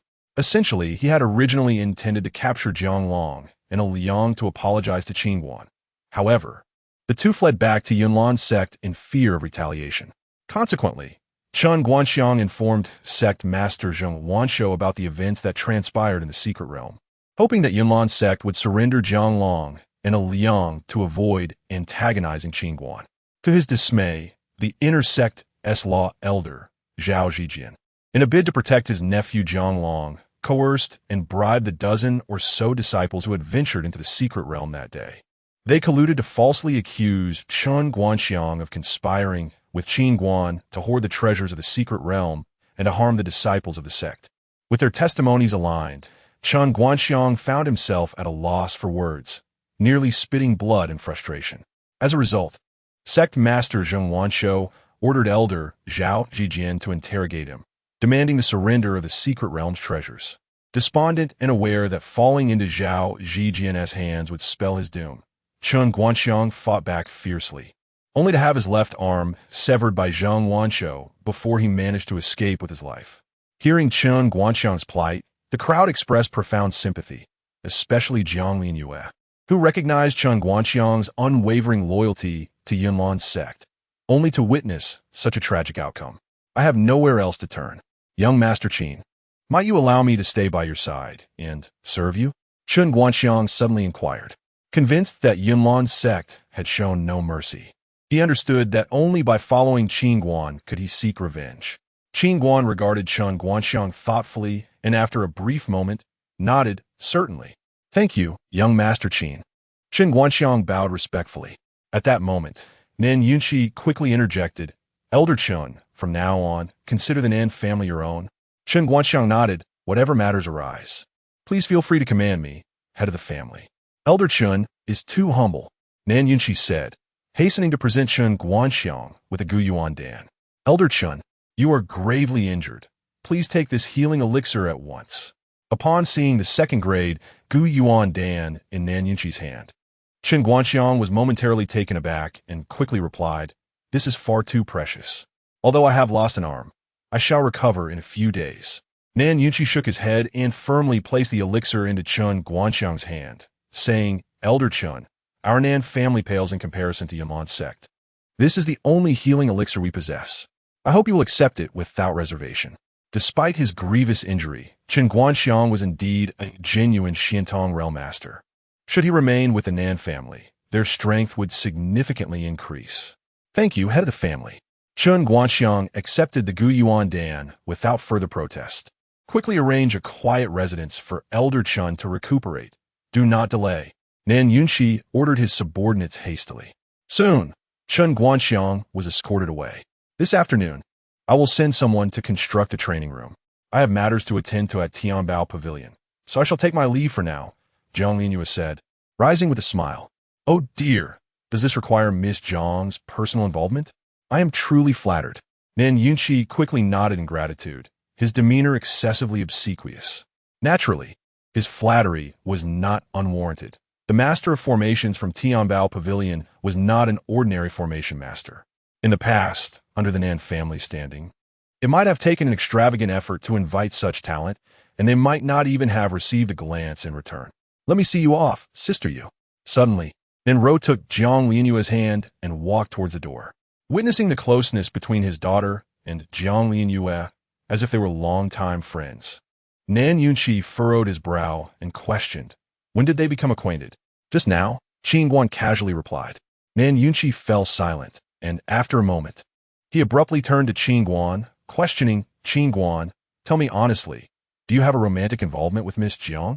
After emerging from the secret realm, Qin Guan and Jiang Lianyue had entered a grove. The Nan family had offended the Spirit Sword Academy, yet Jiang Lianyue dared to assist them. Given her noble lineage, and now having recognized Nan Ro as a sister, it was evident that all of this was somehow connected to Qin Guan. Previously, Qin Guan had mentioned personal favors and claimed not to know Tianbao Pavilion. It now appeared that the situation was far more complicated than it seemed. Father-in-law, please do not speak recklessly. It would not be good if Rower heard this. Qin Guan replied, exasperated. Anyone with eyes can see your close relationship with Miss Jiang. Moreover, Rower is not foolish. She can discern the truth. Nan Yunqi asserted, I merely entrusted her with a task, and she likely saw my potential and chose to ally with me, thus helping out of righteousness. Do you understand? Qin Guan retorted with irritation. I admit I initially misjudged. You do indeed possess considerable merit, but the other party is from Tianbao Pavilion. It is unlikely they would seek to curry favor with you, Nan Yunqi replied. Father-in-law, to be frank, your perspective is lacking compared to Rower and Jiang Lianyue. It is rather short-sighted, Qin Guan remarked. At this, Nan Yunqi's temper flared. You dare to call me short-sighted? Do not think that just because you are formidable, you could be disrespectful. I remind you that even if you are powerful, I am still your father-in-law, and Rower is your wife. Qin Guan's lips twitched. He found himself at a loss for words. Noticing Qin Guan's silence, Nan Yunqi's expression softened. Of course, I must solemnly thank you, had it not been for your assistance. I fear I would not have retained my position as head of the family. You're not only a fine son-in-law, but also a benefactor to our Nan family. That is only to be expected. Qin Guan nodded with a smile. To be honest, it is quite normal for men to have multiple wives. I merely hope you do not neglect Rower and treat her well, Nan Yunqi suddenly interjected. Father-in-law, I believe your focus should be on the development of the family. Rest assured, I will not let Rower down. No. As soon as Qin Guan finished, Nan Yunqi shook his head vehemently. You do not grasp my meaning. At this, Qin Guan frowned, looking at Nan Yunqi, who continued, I believe it would not be a bad thing if you had the capability to take Jiang Lianyue as a concubine. Consider this. If you were to marry her, you would not have to worry about cultivation resources, and the crisis with the Spirit Sword Academy might also be easily resolved. Moreover, Jiang Lianyue is not only beautiful but also a stunning beauty. It will be a tremendous gain for you. After hearing Nan Yunqi's reasoning, Qin Guan was left speechless. I see you have difficulty with your teeth. What do you mean? Nan Yunqi asked, puzzled. You've grown accustomed to eating soft food. Qin Guan chuckled. Qin Guan's remark sent Nan Yunqi into a fit of rage. You insolent brat. What do you mean by that? Clarify your words. Who is accustomed to eating soft food? You, the daughter-in-law. I am superior to you. What of it? My wife is superior to yours. Qin Guan shot back defiantly. You. Nan Yunqi was left speechless by Qin Guan's words. On one side was his own wife, and on the other, his precious daughter. He found himself in a precarious position. Yet, to be candid, as a wife, Ninro was indeed 100 times more gentle and virtuous than Yang Hongmei. You infuriate me, Nan Yunqi grumbled, repeatedly clutching his chest. Had he been able to overcome Qin Guan, he would have already struck him. What is happening? Why are you two arguing? After escorting Jiang Lianyue, Ninro heard the commotion from a distance and hurriedly rushed in. Upon seeing Ninro, Qin Guan solemnly declared, Your father accuses me of being a daughter-in-law. Chapter 30. A promising future. Upon hearing this, Ninro glared at Nan Yunqi. Father, how can you speak of my husband in such a manner? He has contributed immensely to the Nan family, providing us with invaluable techniques and martial arts. It is he who has rescued our clan. Your words are disheartening. Noticing Ninro's intense reaction, Qin Guan quickly intervened. Rower, please, let it go. Regardless of the situation, he is still my father-in-law. I can endure his insults. Suddenly breaking free from Qin Guan's grasp, Ninro retorted angrily. I cannot tolerate this. In the past, I endured countless grievances, but I will not allow anyone in the Nan family to harm my husband. Typically, Nan Ro behaved like a docile lamb. But now she transformed into a fierce little wildcat. Qin Guan subtly stepped back, avoiding her gaze, and shot a smug glance at Nan Yunqi. Nan Yunqi's expression darkened to an extreme. He had not anticipated that Nan Ro would so brazenly accuse him without understanding the situation. At that moment, he realized that the daughter he had raised was no longer as close to him. In her heart, Qin Guan had become the most important figure. Qin Guan, you are truly formidable. With a flick of his sleeve, Nan Yunqi stormed out of the hall. My husband, I apologize for the indignities you have suffered. After Nan Yunqi's departure, Nan Ro felt a mixture of heartache and guilt. Being scolded at the door must be incredibly hurtful. Haha, your fierce protection makes me feel no grievance at all. Qin Guan chuckled, wrapping his arm around Nan Ro as they exited the hall. In the afternoon, Jiang Lianyu dispatched 5 array masters to construct a training chamber for the Nan family. Upon learning that the family had invited a master from Tianbao Pavilion, the members of the Nan family were filled with excitement. In recent days, they had practiced profound techniques, noticeably elevating their own strengths several ranks. They were eager to utilize the training chamber to test and solidify their newfound skills. Meanwhile, old Mo, accompanied by 2 others, arrived at the Xiao family estate with Nan Yunqi. Ever since Xiao Yun was slain by Qin Guan and Xiao Yesan was crippled, the Xiao family had shut its gates tightly, their disciples refraining from venturing out, a stark contrast to their previous arrogance. Standing before the imposing entrance of the Xiao family, Nan Yunqi felt a twinge of apprehension. After all, the Xiao family had once been the foremost clan in Liyun City. Even a dying camel is larger than a horse. Why has the family head stopped? Old Mo frowned, noticing Nan Yunqi lingering at the entrance without entering. Turning to Old Mo with concern, Nan Yunqi asked, Old Mo, are the 4 of us truly safe? If the family head is afraid, you may wait outside. The 3 of us will enter, Old Mo replied impassively. With their combined prowess, the 3 of them could easily dominate any faction in Liyun City. After all, they were the hidden guards of the Wei royal family, and a mere Xiao family posed no threat. Afraid? Huh? Nan Yunqi scoffed, and without further ado, he knocked on the Xiao family's grand door. Who is it? A vigilant guard called out from within upon hearing the knock. I am Nan Yunqi, here to pay a visit. Nan Yunqi declared loudly. Our family head will not meet with guests. The guard retorted. I am not here to see your family head. Please summon in Shunda and Nan Yuan Tong. Nan Yunqi said in a deep voice. They are not in our Xiao family, the guard replied. Not here. Where have they gone? Nan Yunqi pressed urgently. I do not know. At this, Nan Yunqi fell silent. Had the 2 been frightened away? Please step aside, family head. Old Mo approached. Nan Yunqi glanced at Old Mo and then stepped aside. Boom! Just as Nan Yunqi moved aside, Old Mo shattered the Xiao family's door with a single punch. Bold! The Xiao family. Bang! Before the guards could finish their words, they were sent flying by Old Mo. Enemy attack. Enemy attack! A guard shouted as they rushed into the courtyard. Soon, dozens of Xiao family members surged forth. Xiao Yesan surveyed Nan Yunqi and his companions, and upon not finding Qin Guan, he angrily exclaimed, Nan Yunqi, you have the audacity to invade the Xiao family? Seeing the Xiao family's members brimming with hostility, Nan Yunqi hastily stepped forward, trying to calm the situation. Family head Xiao, please do not take offense. I am merely here to find someone. Nan Yunqi had not anticipated Old Mo's brutish nature. He had shattered the Xiao family's grand entrance, leaving him feeling somewhat uneasy. Nan Yunqi, you do not intend to force us back to the Nan family, do you?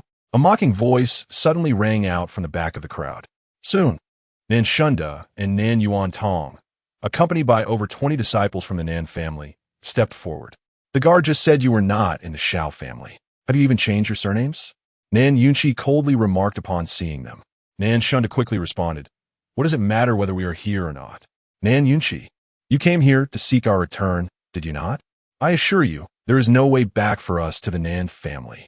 Now, it was clear to everyone that Qin Guan had killed an elder of the Lingjian Academy, and the Academy would not let this go. Judging by the timeline, the Academy's people should be arriving in Liyun City shortly. Nan Yunqi's visit was certainly an attempt to convince them to return to the Nan family and face the Lingjian Academy together. Nan Yunchi couldn't help but laugh in anger. You overestimate yourselves. My Nan family has no habit of reclaiming waste. I have come to retrieve what rightfully belongs to the Nan family. So if you're sensible, hand it over. Furious, Ninshunda retorted, what a dreamer you are. Nan Yunchi, each of us has a share of the wealth accumulated by the Nan family over the years. Why should we give it to you? Nan Yuan Tong also glared at Nan Yunchi. Nan Yunchi, we have severed ties with the Nan family. You have no right to interfere. At that moment, Old Emo suddenly unleashed a punch. Bang! The foremost Nanshunda was sent flying, spitting blood. Qian Tong realm. Realizing Old Emo's cultivation level, everyone present gasped in astonishment. When did the Nan family acquire a master of the Qian Tong realm? With the revelation of Old Emo's strength, Nan Yunchi's confidence surged. He glared coldly at Nanshunda and the others. Hand over the Nan family's assets quickly, or I shall kill you. Upon hearing this, panic spread among Nin Yuan Tong and the others, and they all looked to Xiao Yesan for help. Give it to them. Without hesitation, Xiao Yesan decided. He had no desire to offend a master of the Qian Tong realm for the sake of these outsiders who had allied with the Xiao family. At this, the expressions of Nan Yuan Tong and the others darkened. If they surrendered the assets in their possession, how would they survive in the future? Oh no! Just as Nan Yuan Tong hesitated, Old Emo sent him flying with another punch. As Nan Yuan Tong fell to the ground, Old Emo appeared before him, stepping on his chest. Spare me, great hero, I will comply. Nan Yuan Tong squealed in fright. Hearing this, Old Emo turned his impassive gaze toward Nanshunda. Nanshunda trembled in fear and hurried over. I will also give you everything. Quickly, the two produced documents for some of the Nan family's shops and properties. Faced with a master of the Qian Tong realm, they had no means to resist. Nan Yunchi rushed over to inspect the documents, and upon confirming their authenticity, he nodded at Old Emo. Let us go. Old Emo turned to leave. As Nan Yunchi hastily followed, he was astonished to discover that Old Emo was indeed a master of the Qian Tong realm. Truly, strength is paramount. This task had been remarkably easy. After their departure, Nanshunda and Nan Yuan Tong approached Xiao Yesan. Family head Xiao, are we really going to let this slide? Nanshunda complained, clutching his chest in frustration. Xiao Yesan narrowed his eyes. Do not rush. We have endured for many days and can afford to wait a little longer. Once the Lingjian Academy's experts arrive, both Qin Guan and the Nan family will meet their demise. Uncertain of who the Lingjian Academy would send or when they would arrive, Nanshunda glanced at Xiao Yesan. In recent days, he had noticed Xiao Yesan covertly exchanging messages with someone, likely related to the Lingjian Academy. Brother Shun, do you not think you are asking too many questions? Xiao Yesan suddenly directed his gaze towards Nanshunda. Not at all. The Qin Guan possesses formidable strength. That old man Mo we encountered earlier is no simple character either. I am merely a bit concerned. Before Nanshunda could finish his words, Xiao Yesan suddenly let out a derisive laugh. Brother Shun, do you not find your concerns rather absurd? Nanshunda's expression stiffened momentarily, but he quickly lifted his head and chuckled. Haha, I have indeed underestimated the grand scheme. It was truly laughable that he had doubted the strength of the Spirit Sword Academy. With that, Nan Yuan Tong and the 20-odd disciples of the Nan family erupted into laughter. Once the Nan family was extinguished, aligning with the Xiao family would surely promise a bright future. Chapter 31. The Sword King 2 days later. The construction of the training chamber for the Nan family was nearing completion. During this time, the 5 array masters had scarcely closed their eyes. Before their arrival, Jiang Linyue had mentioned that if they performed well, they would have the opportunity to study in the imperial capital this year. Upon hearing this, the 5 were infused with enthusiasm, unable to sleep due to their excitement. The prospect of studying in the capital promised to significantly enhance their skills and formations, an opportunity of a lifetime. Early in the morning, Nan Yunchi gathered the members of the Nan family outside the training chamber. With the expertise of the 5 best array masters from Tiandao Pavilion, the functionalities of the chamber were expected to be exceptionally refined and powerful. Everyone was filled with anticipation. Xiao, why do you look so pale? Nan Yunchi inquired, noticing the lack of color in Nan Xiao's face. Nan Xiao rubbed her brow. Perhaps it's because I've been training continuously without adequate rest. You must balance work and rest. One cannot rush progress in cultivation, It should be steady and methodical. Do you understand? Nan Yunqi advised. Yes. Nan Xiao nodded and then smiled. Father, I have already reached the pinnacle of qi refinement. Once the training chamber is completed, I will strive to break through to the divine refinement realm. Upon hearing Nan Xiao's words, everyone was taken aback. Such a rapid advancement in her cultivation was astonishing. They recall that she had emerged from the secret realm at the 7th level of qi refinement, and now, in just 8 days, she had broken through 2 levels. Is what you say true? Nan Yunqi asked, his excitement palpable. Yes, Nan Xiao affirmed. Thanks to the advanced ice spirit technique that my brother-in-law gave me, I wouldn't have progressed so quickly otherwise. As she spoke, she approached Nan Ro. Sister, why haven't I seen brother-in-law? He is training on the back mountain. Nan Ro replied with a smile. That training fanatic, holed up in a cave all day, neglecting his wife. Nan Yunqi remarked, still seething from his earlier encounter with Qin Guan. A man must possess great strength to protect his woman. If you had even half the effort of your brother-in-law, you wouldn't still be at the 4th level of divine refinement. Now Qiao is about to catch up to you. Yang Hongmei interjected sharply. Now, she had finally realized that Qin Guan was the true pillar of the Nan family. Regret filled her heart. She had been blind to let such a promising son-in-law slip away to Nan Ro. Nan Yunqi was at a loss for words, feeling as though, as the head of the family, he was now scrutinized by everyone. Master, the masters have come out. At that moment, Jia Quan suddenly announced. Upon hearing this, Nan Yunqi hurried over to the 5 array masters. Esteemed masters, your efforts are truly commendable. Please have some tea. Masters, please enjoy some tea. Nan Ro and Nan Xiao quickly served the prepared tea to the masters. You young ladies are too kind. The lead array master, an elder, said as he accepted the tea. Everyone, please follow me. I will introduce the functions and usage of the training chamber. The elder continued with a smile. Very well. We appreciate your guidance. Nan Yunqi nodded eagerly. Soon, everyone followed the elder into the training chamber. These 10 rooms are training areas, each divided into 4 levels. The wooden dummies within range from the body refinement to the profound communication realms. They will mimic the moves of the testers, allowing one to effectively identify their shortcomings. The master's expertise is indeed remarkable. Nan Yunqi praised eagerly upon hearing the elder's introduction. This area is the training chamber, capable of accommodating 30 practitioners simultaneously. Constructed with cloud mudstone, it offers excellent sealing properties. Once the spiritual energy is released, it lingers for a long time, effectively aiding cultivators in their breakthroughs. Excellent. Excellent. The elder continued his tour. As they witnessed the formidable capabilities of the training chamber, the Nan family members were filled with exhilaration. Compared to their previous dilapidated training facility, this was like the heavens to the earth. When Qin Guan had inadvertently destroyed the old chamber, they had been furious. But now they couldn't help but feel gratitude for him. Without his intervention, Tiandao Pavilion would never have constructed this new facility for the Nan family. Before long, the group emerged from the training chamber.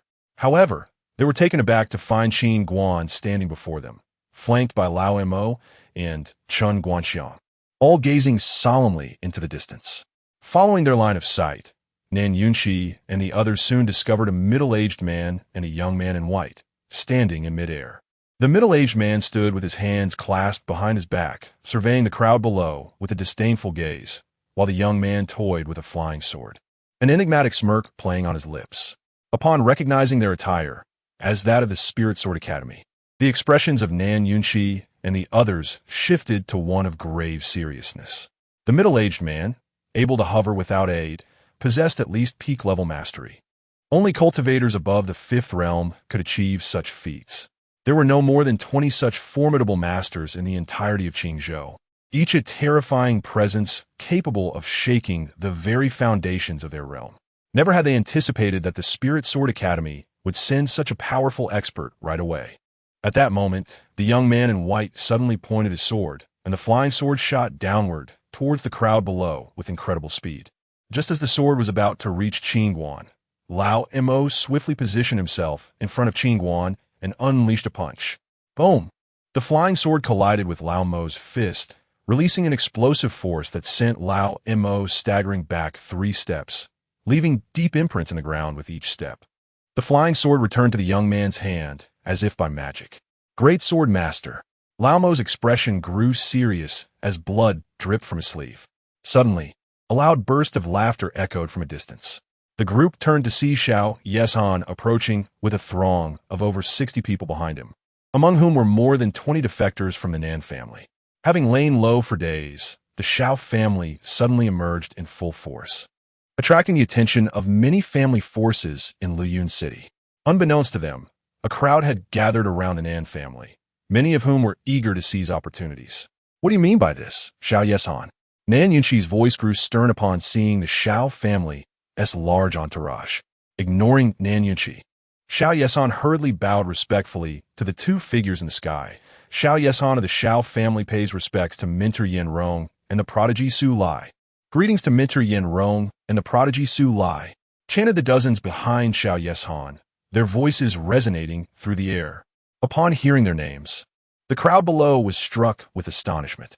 Yin Rong and Su Lai were names that echoed in their ears.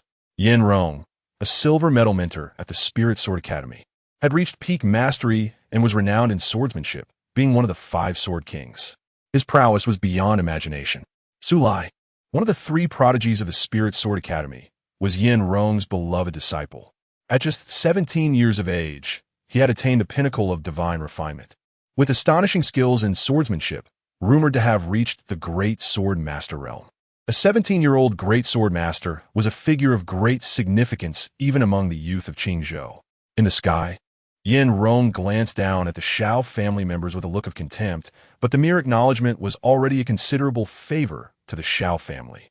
At this moment, the Xiao family members all focused their glaring eyes on Qin Guan, their expressions filled with rage and murderous intent, especially Xiao Yeshan, who seemed ready to pounce and tear him apart.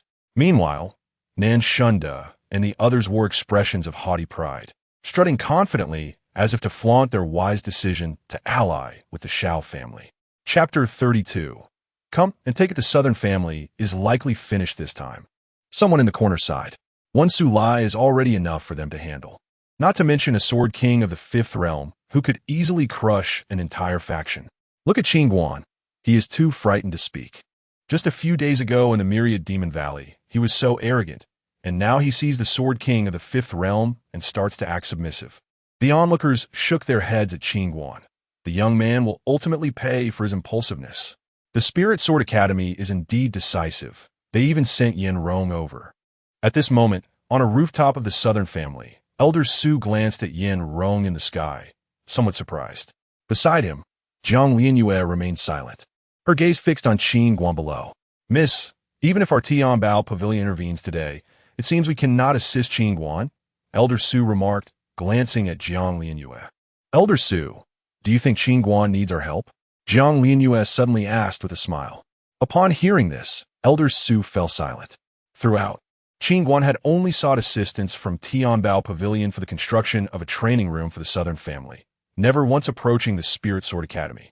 His lack of fear towards the Spirit Sword Academy suggests he must have some reliance. However, apart from the 4 experts behind him, Elder Su did not notice any other formidable warriors. Our task remains the same as before. Qin Guan does not require our assistance, if necessary. We can step in to protect the Southern family, especially Sister Nanro, Jiang Lianyue whispered. Understood, Elder Su nodded. Who is Qin Guan? Step forward. Suddenly, Yin Rong in the sky directed his gaze towards the Southern family. Director Yin, it's him. He is the one who killed Elder Tsong. Xiao Yeshan hastily pointed at Qin Guan, shouting angrily. Hearing this, Yin Rong turned to Qin Guan. Did you defeat Song Yuan with a single punch? Yes, Qin Guan nodded. Yin Rong frowned slightly. I heard you were a 4th realm martial artist? Upon learning that Song Yuan had been defeated by a 4th realm martial artist, he found it hard to believe. After all, Song Yuan was a grand sword master of the 4th realm. How could he be instantly vanquished by a mere 4th realm martial artist? The higher-ups of the Spirit Sword Academy also found this suspicious, believing there must be a powerful figure assisting Qin Guan, which is why they sent Yin Rong over as a precaution. No, I'm not a martial artist. I'm a sword cultivator, Qin Guan said, gesturing to the sword on his back with a smile. Director Yin, don't listen to his nonsense. He is just a fourth-realm martial artist. A martial artist's vitality cannot deceive anyone. We have seen it with our own eyes. Xiao Yesan hurriedly interjected, bewildered by Yin Rong's questions, as a sword king conversing with a fourth-realm martial artist seemed absurd. Are you doubting me? At that moment, Qin Guan suddenly drew his sword and, from a distance, thrust it toward Xiao Yesan. Swish! A beam of sword light instantaneously pierced through Xiao Yesan's brow. Xiao Yesan widened his eyes in disbelief. You, as a martial artist, how can you emit sword energy? Having been incapacitated, he still dared to act so brazenly. How foolish. Qin Guan finished speaking and sheathed his sword. With that, Xiao Yesan fell straight to the ground. Witnessing this scene, everyone present was stunned. They had truly felt the spiritual energy from Qin Guan's sword strike. How did he achieve this? Martial artists lack a dantian and cultivate only vitality. How could he harness spiritual energy? I understand. He must have acquired a treasure in the last secret realm. I heard that when he emerged from the secret realm, he casually distributed many second-grade elixirs as gifts. That sword he possesses must have been obtained in the secret realm. At this moment, an elder from the Xiao family hurriedly exclaimed. Upon hearing this, many factions turned their attention to Qin Guan. The elder from the Xiao family was indeed correct. Many had witnessed Qin Guan giving away numerous high-quality elixirs, indicating he must have obtained some treasure, enabling him to manipulate spiritual energy. Qin Guan raised an eyebrow and smiled. All the treasures are with me. If you want them, come and take them. Upon hearing Qin Guan's words, everyone looked towards Yin Rong and Su Lai. There is no doubt that Qin Guan possesses treasures, but at this moment, only the Spirit Sword Academy might be able to contend with him. Yin Rong narrowed his eyes. You are quite arrogant, but your strength is insufficient. Gome, let your supporters step forward to meet me. In response, Qin Guan pointed to the four behind him, Lao Mo and Cheng Guanxiang, and said, My supporters are right here. Are your eyes blind? Upon hearing this, Lao Mo and Cheng Guanxiang's eyelids twitched. Seeking death, Yin Rong shouted angrily. But just as he was about to act, Su Lai suddenly intervened, saying, Master, I'll handle this. Yin Rong glanced at Su Lai and nodded slightly. Be careful. That boy is somewhat unusual. He had brought Su Lai along to let him gain experience. Even if Qin Guan truly possessed the ability to eliminate Song Yuan, having Su Lai nearby should prevent any mishaps, especially since Su Lai had means for self-preservation.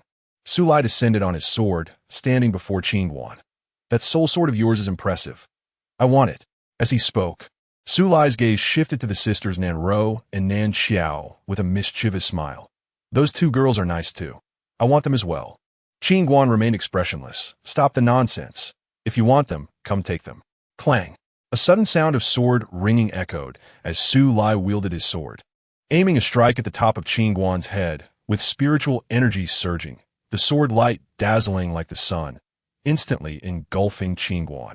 As the sword light dissipated, Su Lai suddenly realized that Qin Guan had vanished, having swung at nothing. Boom! Boom! Just as everyone hurriedly searched for Qin Guan's figure, a deafening roar erupted from a distance.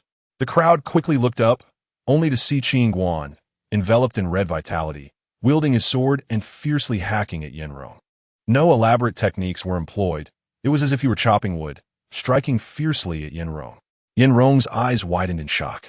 He no longer maintained his previous demeanor of superiority. With each swing from Qin Guan, he was forced to grimly block with his sword.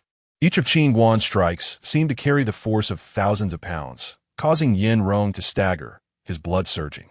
Suppressed, Yin Rong was utterly dominated by Qin Guan's brute strength. In truth, had Qin Guan not been concerned about damaging his sword, he believed he could cleave Yin Rong in two with a single blow. Witnessing this scene, everyone present was left speechless, unable to believe their eyes. A sword king of the fifth realm was being held down and battered by a fourth realm martial artist? This was absurd.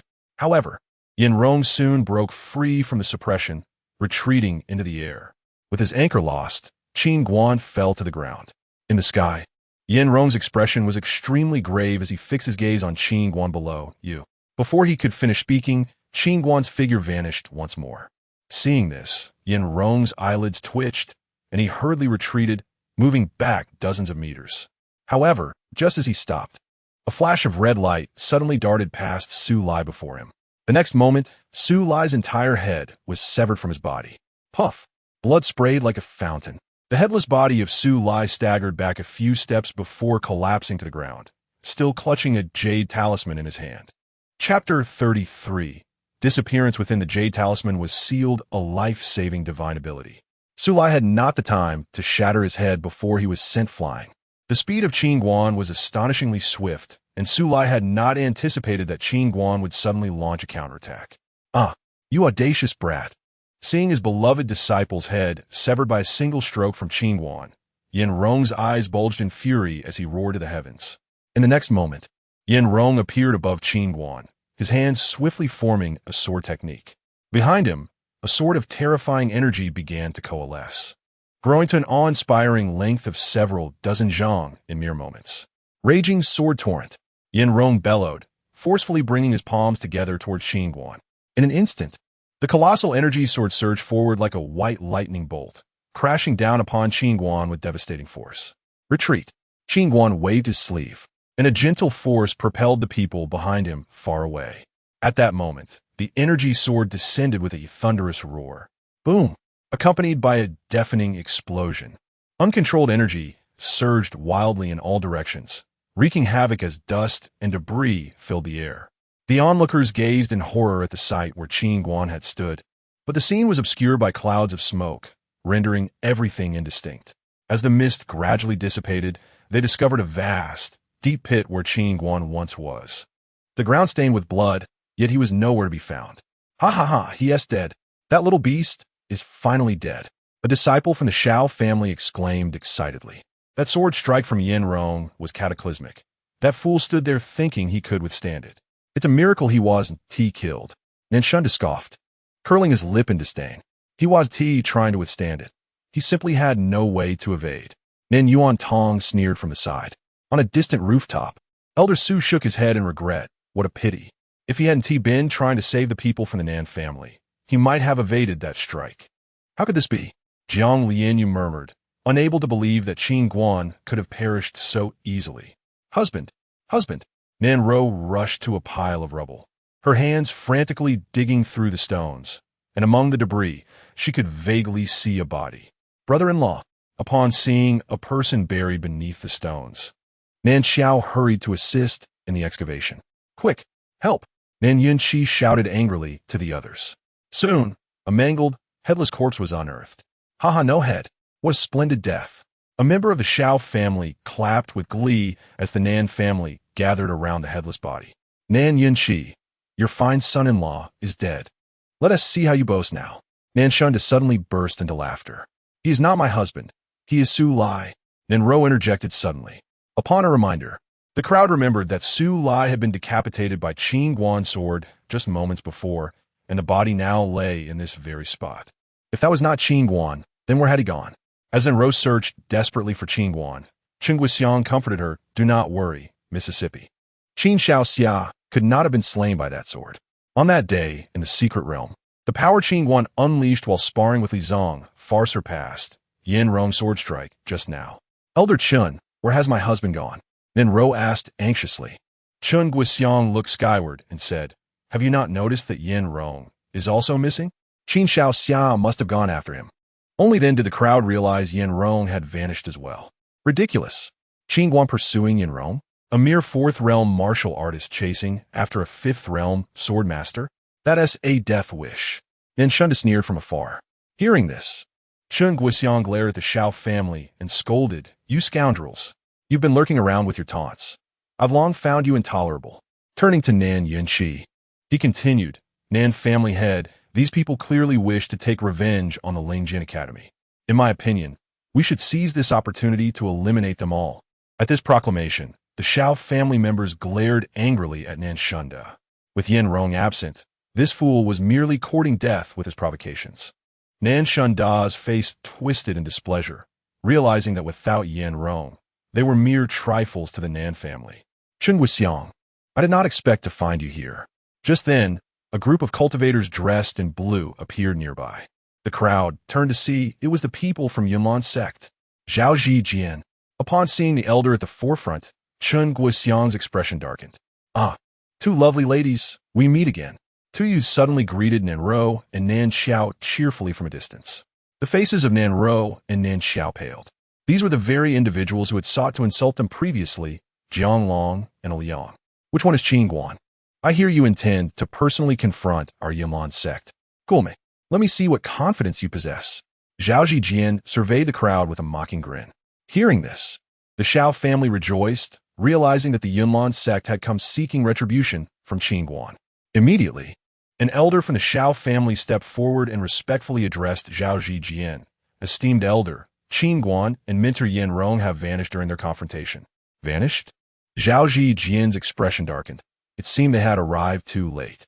The primary reason for their visit was to investigate reports that the Lingjin Academy had sought revenge against Song Yuan by ascending Yin Rong to eliminate a fourth realm martial artist.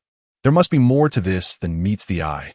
Moreover, following the day when Qin Guan mentioned that Qin Guan had acquired a legacy in the secret realm, many had witnessed him casually distributing gathering energy pills, leading them to speculate that the Academy's claim of vengeance was a ruse. And they were truly after the treasures of the secret realm. How long has Yin Rong been missing? Zhao Zijian inquired hastily. Not long. Just the time it takes to drink a cup of tea. An elder from the Xiao family quickly replied. I shall pursue him. A black-clad elder behind Zhao Zijian declared before swiftly soaring eastward. Uncle, I heard that last time Qin Guan obtained a considerable amount of treasures. He must have shared a portion with the Nan family. Jiang Long suddenly chuckled wickedly, his gaze lingering on Nan Ro and Nan Xiao. Today, he was determined to have them. Indeed, Zhao Zijian nodded slightly, then turned his attention to the Nan family, if you were wise. Promptly relinquish the treasures obtained from the last secret realm, or do not blame us for our lack of courtesy. You Yunlan sect truly have no shame. At that moment, Jiang Lianyu and Elder Su, accompanied by a dozen guards, approached. Seeing Jiang Lianyu, Zhao Zijian narrowed his eyes. What? Does Tian Bao Pavilion wish to partake in this as well? We are not as shameless as you, Jiang Lianyu retorted, rolling her eyes as she moved to stand beside Nan Ro. Observing Tian Bao Pavilion aligning with the Nan family, Zhao Zijian's expression soured. Miss Jiang, what do you mean by this? Nothing much, merely cannot abide your bullying, Jiang Lianyu replied with a smile.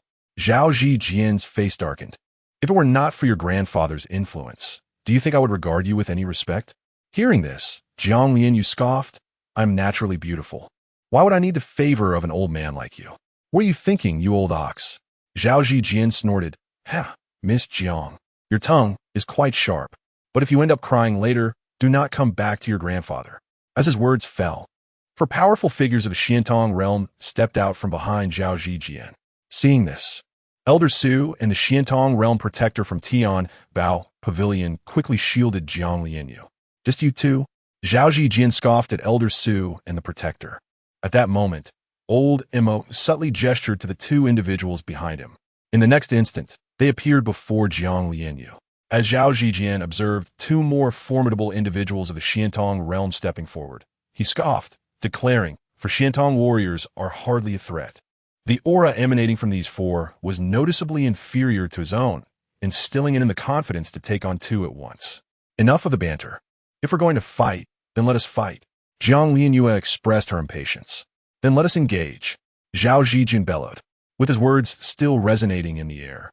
The Xiantong warriors launched into battle. At that moment, Zhao Zijian turned his gaze towards Qin Guan, who had been fixated on him. Elder Qin, your fortunate escape that day will not be replicated today, he taunted. You old scoundrel, even if I perish, I shall take a piece of you with me. Qin Guan roared as he charged at Zhao Zijian. Yet, as soon as they faced each other, Qin Guan was met with a powerful palm strike from Zhao Zijian, causing him to stagger backward repeatedly. Although Zhao Zijian was also of the Xiantong realm, he held several minor realms above Qin Guan, and with Qin Guan having lost his left arm, his combat prowess was severely diminished. It wasn't long before Zhao Zijian had him on the defensive. Old Mo, you're the only one present capable of contending with Zhao Zijian, Jiang Lianyu remarked to Old Mo, who stood beside Nan Ro upon witnessing Qin Guan's predicament. I must protect Miss Nan Ro, Old Mo replied impassively. Qin Guan had entrusted him with her safety, and he could not afford to incur the wrath of that man should anything happen to her. Rest assured, Uncle Mo, I am capable of safeguarding myself. Please assist Elder Chun.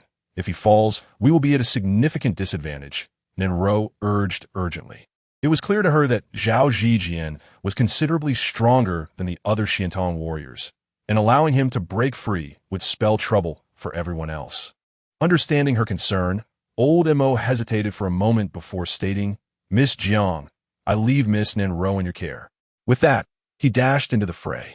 You five, hasten to the rear and set up defensive formations. Perform well, and I shall see to your bonuses. Jiang Lianyue commanded the 5 formation masters from Tianbao Pavilion. Understood. They responded fervently, rushing to a spacious area behind to commence their preparations. In the distance, the remaining disciples of Yunlan's sect stood idly, refraining from engaging. The Nan family and Tianbao Pavilion had over 20 individuals remaining, outnumbering them by a factor of 2. While they dismissed the Nan family's warriors, the guard from Tianbao Pavilion were evidently formidable. For the moment, they merely needed to bide their time until the enemy's strong fighters were dealt with. Not far away, an elder from the Xiao family, upon noticing that several of the Nan family's strong members were occupied, quickly led over 40 individuals to the disciples of Yunlan's sect. What are you doing? Jiang Long exclaimed, startled by the sudden arrival of dozens from the Xiao family. The elder at the forefront of the Xiao family waved his hands hastily. Do not misunderstand. Qin Guan has slain our Xiao family patriarch and ancestor. We harbor a deep-seated enmity against them. With their strong fighters tied up, if we join forces now, the remaining foes will pose no threat. Upon hearing this, a smirk crept onto Jiang Long's face. With the addition of the Xiao family's warriors, they could easily overpower the opposition. With this in mind, he leered at Nan Ro and Nan Xiao, saying, Make sure to leave those 2 young ladies from the Nan family for me. Rest assured, young Master Jiang, we will not touch a single woman from the Nan family. They are all yours. The elder from the Xiao family replied with a mischievous grin. Chapter 34. Let you soar. Everyone, heed the commands of the head of the Nan family. Jiang Lianyue instructed her companions as they observed the Xia family and the disciples of Yunlan's sect seemingly engaged in discussion. Yes, the group nodded in unison. Brothers, it is time to demonstrate our might to those ruffians. When the time comes, strike with all your strength, especially against those traitors.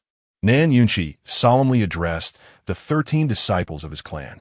Rest assured, we shall show no mercy to those who betray us. Jia clenched his fists, seething with anger. My iron staff will show no leniency. Nan Chong, of a somewhat frail build, swung his iron staff with a sinister gleam in his eyes. Ever since he had trained in the intermediate stick technique bestowed upon him by his esteemed master, he was eager to showcase his newfound skills. The other disciples of the Nan family also bristled with anticipation, eager to test the potency of their advanced techniques. Be cautious. At this moment, Nanro glanced at the group before addressing Nan Yunqi. Father, there are numerous family factions surrounding us, secretly observing. I fear they are not merely spectators.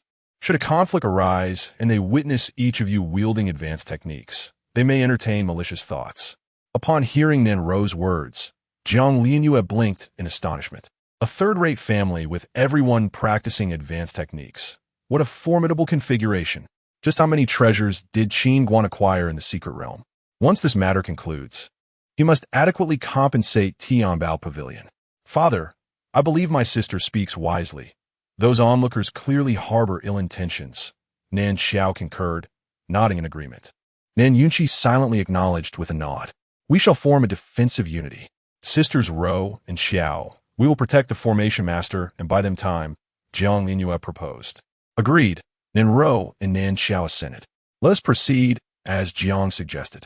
During the battle, do not scatter. Stay close together, Nan Yunqi instructed. Just then, Jiang Long approached with over 50 followers.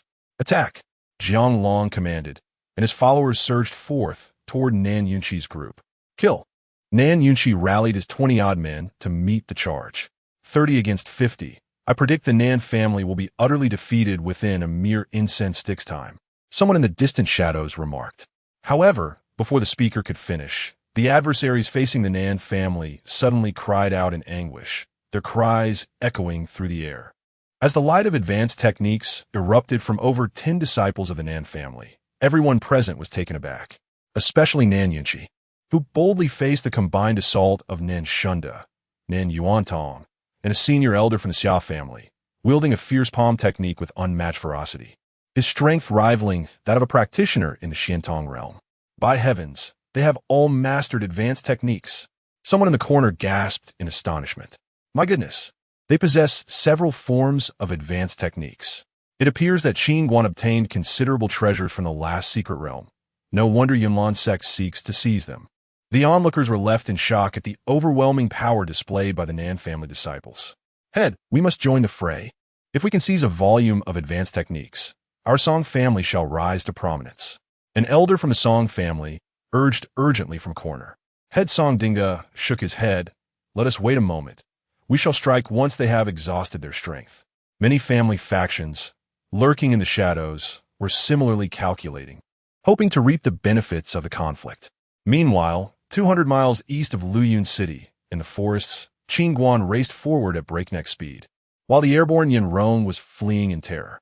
In the midst of the smoke, Yin Rong distinctly witnessed his powerful strike being effortlessly caught between Qin Guan's fingers. And that wicked smile from Qin Guan sent chills down his spine, compelling him to employ a secret technique to escape. However, no sooner had he fled the city than he sensed a terrifying presence racing along the ground below. When he recognized that it was Qin Guan, panic surged through Yin Rong as he hastily made for the Lingjin Academy. Thus, one was soaring through the skies while the other pursued on the ground. And no matter how Yin Rong flew, he could not shake off Qin Guan's relentless pursuit. Where is he? In mid-flight, Yin Rong suddenly realized that Qin Guan had vanished from sight. He halted in the air, anxiously scanning the forest below. A ground-bound martial artist dares to think he can catch up to me? How absurd. As long as I maintain my altitude, no matter how strong you are, it will be futile. Damn it, I almost let that little brat deceive me. As Yin Rong hovered in the air, he regained his composure. Reflecting on the earlier fear that drove him to flee, a surge of irritation washing over him. Boom! Suddenly, a tremendous sound erupted from the distant forest. What is happening? Hearing the commotion, Yin Rong swiftly turned to face the source of the noise. As he turned, the light around him dimmed, and in the next instant, a small hill came hurtling from the sky before him. Yin Rong was alarmed and quickly attempted to evade. Yet just as he made to flee, he felt a grip around his ankle. Upon seeing Qin Guan grasping his ankle, Yin Rong screamed in terror, his entire being paralyzed with fear. Get down here! Qin Guan exerted force, yanking Yin Rong from the air and pulling him into the forest below. Boom! Boom! The ground beneath them trembled as if a powerful earthquake had struck. Bang! Let you fly, will you? In the forest, Qin Guan unleashed a barrage of blows, furious at being compelled to chase for such a distance. Before long, he dragged the battered Yin Rong from the rocky pit. Fly, eh? So, you wish to fly again? Yin Rong glared at Qin Guan. What realm are you in? The strength displayed by this youth was far beyond that of a mere fourth realm martial artist. Previously, when he struck with all his might in the Nan family, Qin Guan had effortlessly deflected it. Now, being subdued, Yin Rong realized he had no power to retaliate. A fourth realm martial artist could never possess such terrifying combat prowess. I told you I am a sword cultivator, an eighth realm sword cultivator, not a martial artist. Qin Guan pointed to the sword on his back earnestly.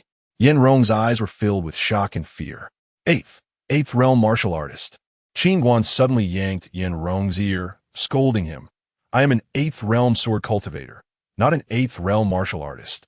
You're the martial artist, while I am the sword cultivator. Do not think you can masquerade as a sword cultivator just because you carry a sword. You cannot deceive me. Just then, a blade was placed against Yin Rong's throat. Qin Guan narrowed his eyes. Now, tell me, am I a sword cultivator or a martial artist? Without hesitation, Yin Rong replied, You are a sword cultivator. As soon as he spoke, Yin Rong mentally chastised himself for debating such a trivial matter at this critical juncture. His life might very well be at stake. Regret washed over him as he pondered why the information he received labeled Qin Guan as a fourth realm martial artist. How could a third-rate family possibly attract such a formidable son-in-law? Chapter 35. The Black Dragon Guardian, please spare me. I have an elderly parent and young children to support. My entire family relies on me. I am compelled to follow orders. I beg you, show mercy. Yin Rong pleaded desperately, gazing at Qin Guan. Qin Guan's expression remained impassive. Your familial obligations hold no significance for me. If I had no intention of killing you, I would not have pursued you this far. With that, Qin Guan swiftly drew his sword and severed Yin Rong's throat. Despite being a mentor at the academy, how could he be so impoverished? As Qin Guan rummaged through Yin Rong's storage bag, he discovered merely 2 soul swords, 3 second-grade pills, a mid-level sword technique manual, and 10 low-grade spirit stones. To his surprise, however, he found a rare Yugu Xianlan herb hidden within. After securing the storage bag, Qin Guan made his way toward Luyun City. Shortly thereafter, while en route, Qin Guan halted abruptly as a figure in a black robe appeared before him. "Young man, have you seen a middle-aged man fly past here?" inquired the elder in black. "Not at all," Qin Guan replied, shaking his head as he attempted to walk past the elder. "Stop. Did I permit you to leave?" The elder's attention was drawn to the soul sword strapped to Qin Guan's back, prompting him to call out. Qin Guan turned to regard the elder. "Do you require something? What faction do you belong to?" the elder asked, his brow furrowing. Qin Guan exhibited no signs of spiritual energy, appearing quite ordinary. Yet he carried a sword of immense value with such audacity. Irritated by the elder's unfriendly demeanor, Qin Guan retorted, "What does my faction have to do with you? How dare you be so disrespectful? Leave your sword behind, and I may spare your life." The elder's aura suddenly intensified. Having pursued Yin Rong for so long without success, he thought to seize the young man's sword as compensation for his trouble. "Are you attempting to rob me?" Qin Guan inquired. "You may interpret it that way." The elder chuckled. "I possess some items of my own. If you desire them, I shall offer them to you, provided you spare my life." In response, Qin Guan hastily produced a storage bag, revealing its contents to the elder. Upon seeing the soul swords, pills, and spirit stones within, the elder's eyes gleamed with avarice. "Very well. Hand over those items, and I shall allow you to leave." To his delight, he had encountered such a wealthy individual. The journey had not been in vain. "Here," Qin Guan said, extending the storage bag toward the elder. The elder scrutinized Qin Guan before leisurely approaching, all the while gathering a formidable surge of energy within his right palm. He sensed something amiss with the youth before him and had taken precautions. However, few could harm him in Qingzhou. Should the boy attempt any trickery, he was prepared to take his life. Just as the elder was half a step away from Qin Guan, the latter suddenly vanished. Startled, the elder instinctively began to retreat, only for Qin Guan to reappear at his left side. In response, the elder unleashed his gathered power toward Qin Guan's chest. Unfazed, Qin Guan seized the elder's left wrist. Bang! Simultaneously, the elder's palm struck Qin Guan's chest with force. Raising an eyebrow, Qin Guan remarked, "Is that all you've got? You dare to rob me?" Seeing Qin Guan unscathed, the elder's heart raced with fear. In a moment of shock, he threw a punch at Qin Guan's face, unleashing all his strength. Yet, Qin Guan did not evade. Instead, he charged forward, colliding head-on with the elder's fist. Bang! Crack! The elder's fist collided with Qin Guan's forehead, feeling as though it had struck an indomitable iron block, resulting in a broken hand that dangled at an unnatural angle. "Spare me, please," the elder cried in terror, looking at Qin Guan. "For where do you hail?" Qin Guan suddenly realized the elder seemed to have come from the direction of Luyun City. "I am from Luyun City," the elder hastily replied. "Are you affiliated with the Spirit Sword Academy?" Qin Guan's voice rose sharply. Noting the malice in Qin Guan's expression, the elder quickly shook his head. No, I am the Black Dragon, a guardian elder of the Yunlan sect, not from the Spirit Sword Academy." "Yunlan sect?" Qin Guan's expression stiffened. "Were you seeking Qin Guan at the Nan family?" Yes. The elder nodded eagerly. Before he could utter another word, a sword pierced through his throat. You, the elder stammered, unable to finish his thought as he collapsed. Qin Guan snatched the elder's storage bag and hastened toward the Nan family. Initially, he believed that after killing Su Lai and with Yin Rong's escape, the disarrayed forces of the Shao family posed no threat. Little did he expect that the Yunlan sect had also arrived. At the Nan family, both the members and those from Tianbao Pavilion had taken refuge within a defensive array. As predicted by Nan Ro, during the conflict, several familial factions had launched a covert assault on the Nan family, their intentions clear as they targeted the family members. The situation, which had been manageable, tilted drastically in favor of the attackers with the arrival of these factions. Fortunately, 5 array masters had successfully established a defensive formation to ensure their escape. Boom! Zhao Zijian struck the array's barrier with tremendous force, causing the defensive array to tremble violently before settling once more. Do not waste your efforts. The array I constructed can only be breached by cultivators of the 5th realm. Your strength falls short, one of the array elders remarked, a hint of pride in his tone. Having invested heavily in this defensive array, Jiang Lianyue had contributed significantly. Using 2 low-grade spirit stones valued at 3 million gold each, along with various talisman materials, totaling an estimated 10 million gold. Curse you, you cowardly tortoises. If you have any guts, come out and face me. Zhao Zijin roared. Elder Zhao, I have a method to draw them out. Suddenly interjected Nanshunda, approaching Zhao Zijian. Zhao Zijian's eyes lit up with interest. Oh, what do you propose? In response, Nanshunda waved to the crowd, bring them forward. Moments later, Jia Quan and Nan Chong were brought forth. Upon seeing them, Nan Yunqi's expression darkened. Previously, they had been captured by Nanshunda and Nan Yuantong while covering the retreat of their comrades. Nan Yunqi, if you know what's good for you, obediently hand over the techniques, martial arts, and treasures obtained by the Nan family, or these two shall lose their lives. Nanshunda grinned maliciously at Nan Yunqi. Spit, you traitorous sellouts. Do as you will. If I frown, it will be on your conscience. Jia Quan spat defiantly at Nanshunda, still defiant at the brink of death. Nanshunda's gaze turned icy as he swiftly severed one of Jia Quan's arms.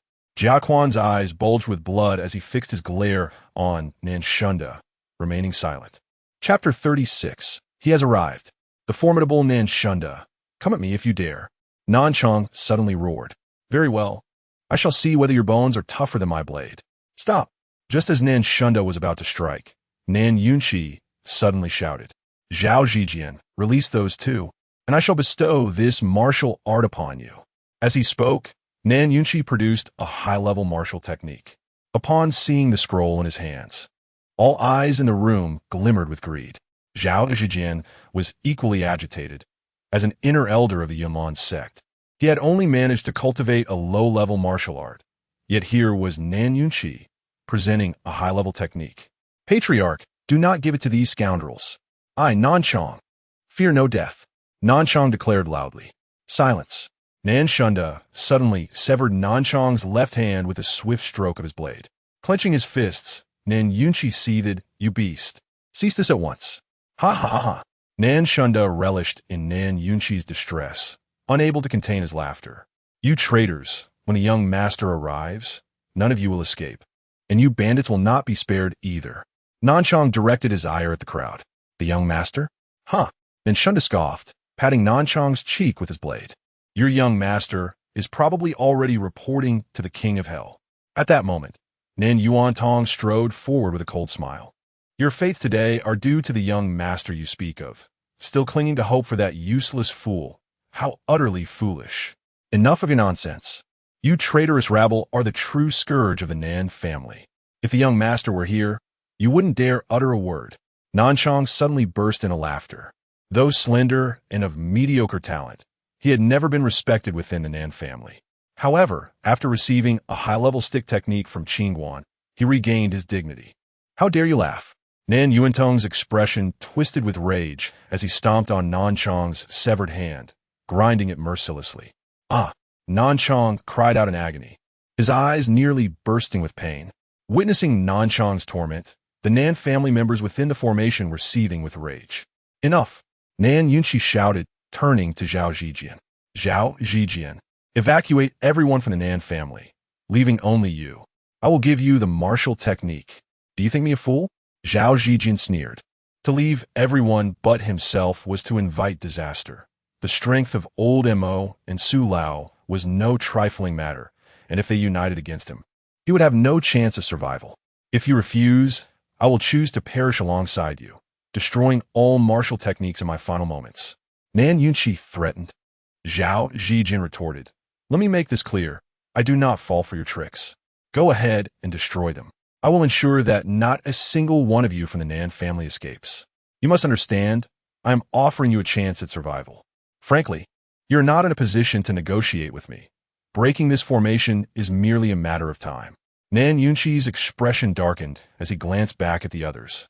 Noting their injuries, old Mo, Su Lao, and the others were in no better condition, and 4 family members had already perished in the recent conflict, with several more gravely injured and unable to rise. Outside the formation, nearly 100 individuals stood ready, and they had no capacity left for combat. It was over. There was no way out. Just then, a disciple of the Yunlan sect hurriedly exclaimed, "Elder Zhao, the Black Dragon Guardian has arrived." He held a shimmering stone in his hand. This was a specially crafted sensing stone from the Yunlan sect. When blood was dripped on 2 of them, they would resonate with one another, glowing brighter as they drew closer. Huh! Seeing the stone's brilliance intensify, Zhao Zhijian laughed heartily. But his gaze hardened as he turned to Nan Yunqi. It appears there is no need for further negotiation. Upon hearing that the Black Dragon Guardian was on his way, Nan Yunqi and Jiang Lianyue's expressions soured dramatically. The strength of the Black Dragon Guardian was on par with Yan Rong, and should he arrive, the defensive formation would be breached in an instant. Prepare to meet your end. After killing so many of us when the Black Dragon Guardian arrives, you shall all be exterminated. Ouyang taunted, pointing at Nan Yunqi and the others. Fear not, my little treasures. I shall plead for your mercy. Jiang Long winked mischievously at Nan Ro and Nan Xiao. He has arrived. The Black Dragon Guardian is here. As the disciple observed the stone glowing brighter, he excitedly scanned the skies for the Guardian's silhouette. Everyone else followed suit, eyes eagerly searching for the Black Dragon Guardian. Just as Zhao Zhijian and the others awaited eagerly, a young man clad in green and bearing a sword appeared before them. As he materialized, the sensing stone in the disciple's hand ceased to flicker and shone steadily, indicating that the Black Dragon Guardian was indeed present. What is happening? The disciples of the Yunlan sect were bewildered. They had anticipated the Black Dragon Guardian, but instead encountered this young man. Black Dragon Guardian? One of them inquired, uncertain if the young man had somehow altered his appearance. Husband! Husband! At that moment, upon seeing the young man, Nan Ro cried out in excitement. This was none other than Qin Guan. Upon realizing Nan Ro was unharmed, Qin Guan breathed a sigh of relief. Young master, you have finally returned. If you had not, we would have been slaughtered by these ruffians. Yang Hongmei exclaimed, her joy evident. Open the formation. Jiang Lianyue instructed the 5 array masters. Miss, but there's so many outside. Once he arrives, all will be well. Jiang Lianyue waved her hand dismissively. The defensive formation was soon dismantled. Nan Ro hurried to Qin Guan's side, pointing to the distance. Husband, please save Jia Quan and Nan Chong. Upon hearing this, Qin Guan turned to see Jia Quan and Nan Chong, one missing an arm and the other a hand, both drenched in blood.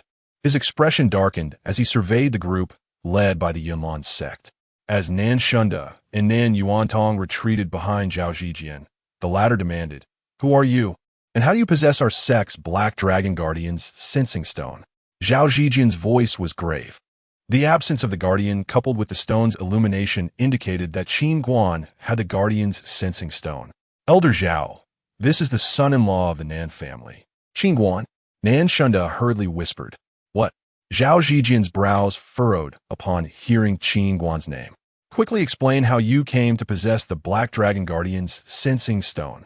Qin Guan, taken by the events, stated calmly, the Black Dragon Guardian is the old man in the black robe, correct? Indeed. Where is he now? Zhao Zhijian inquired urgently. Qin Guan replied, he is dead, slain by my own hand. Chapter 37. The Fifth Gate of Life. The Dark Dragon Guardian is slain.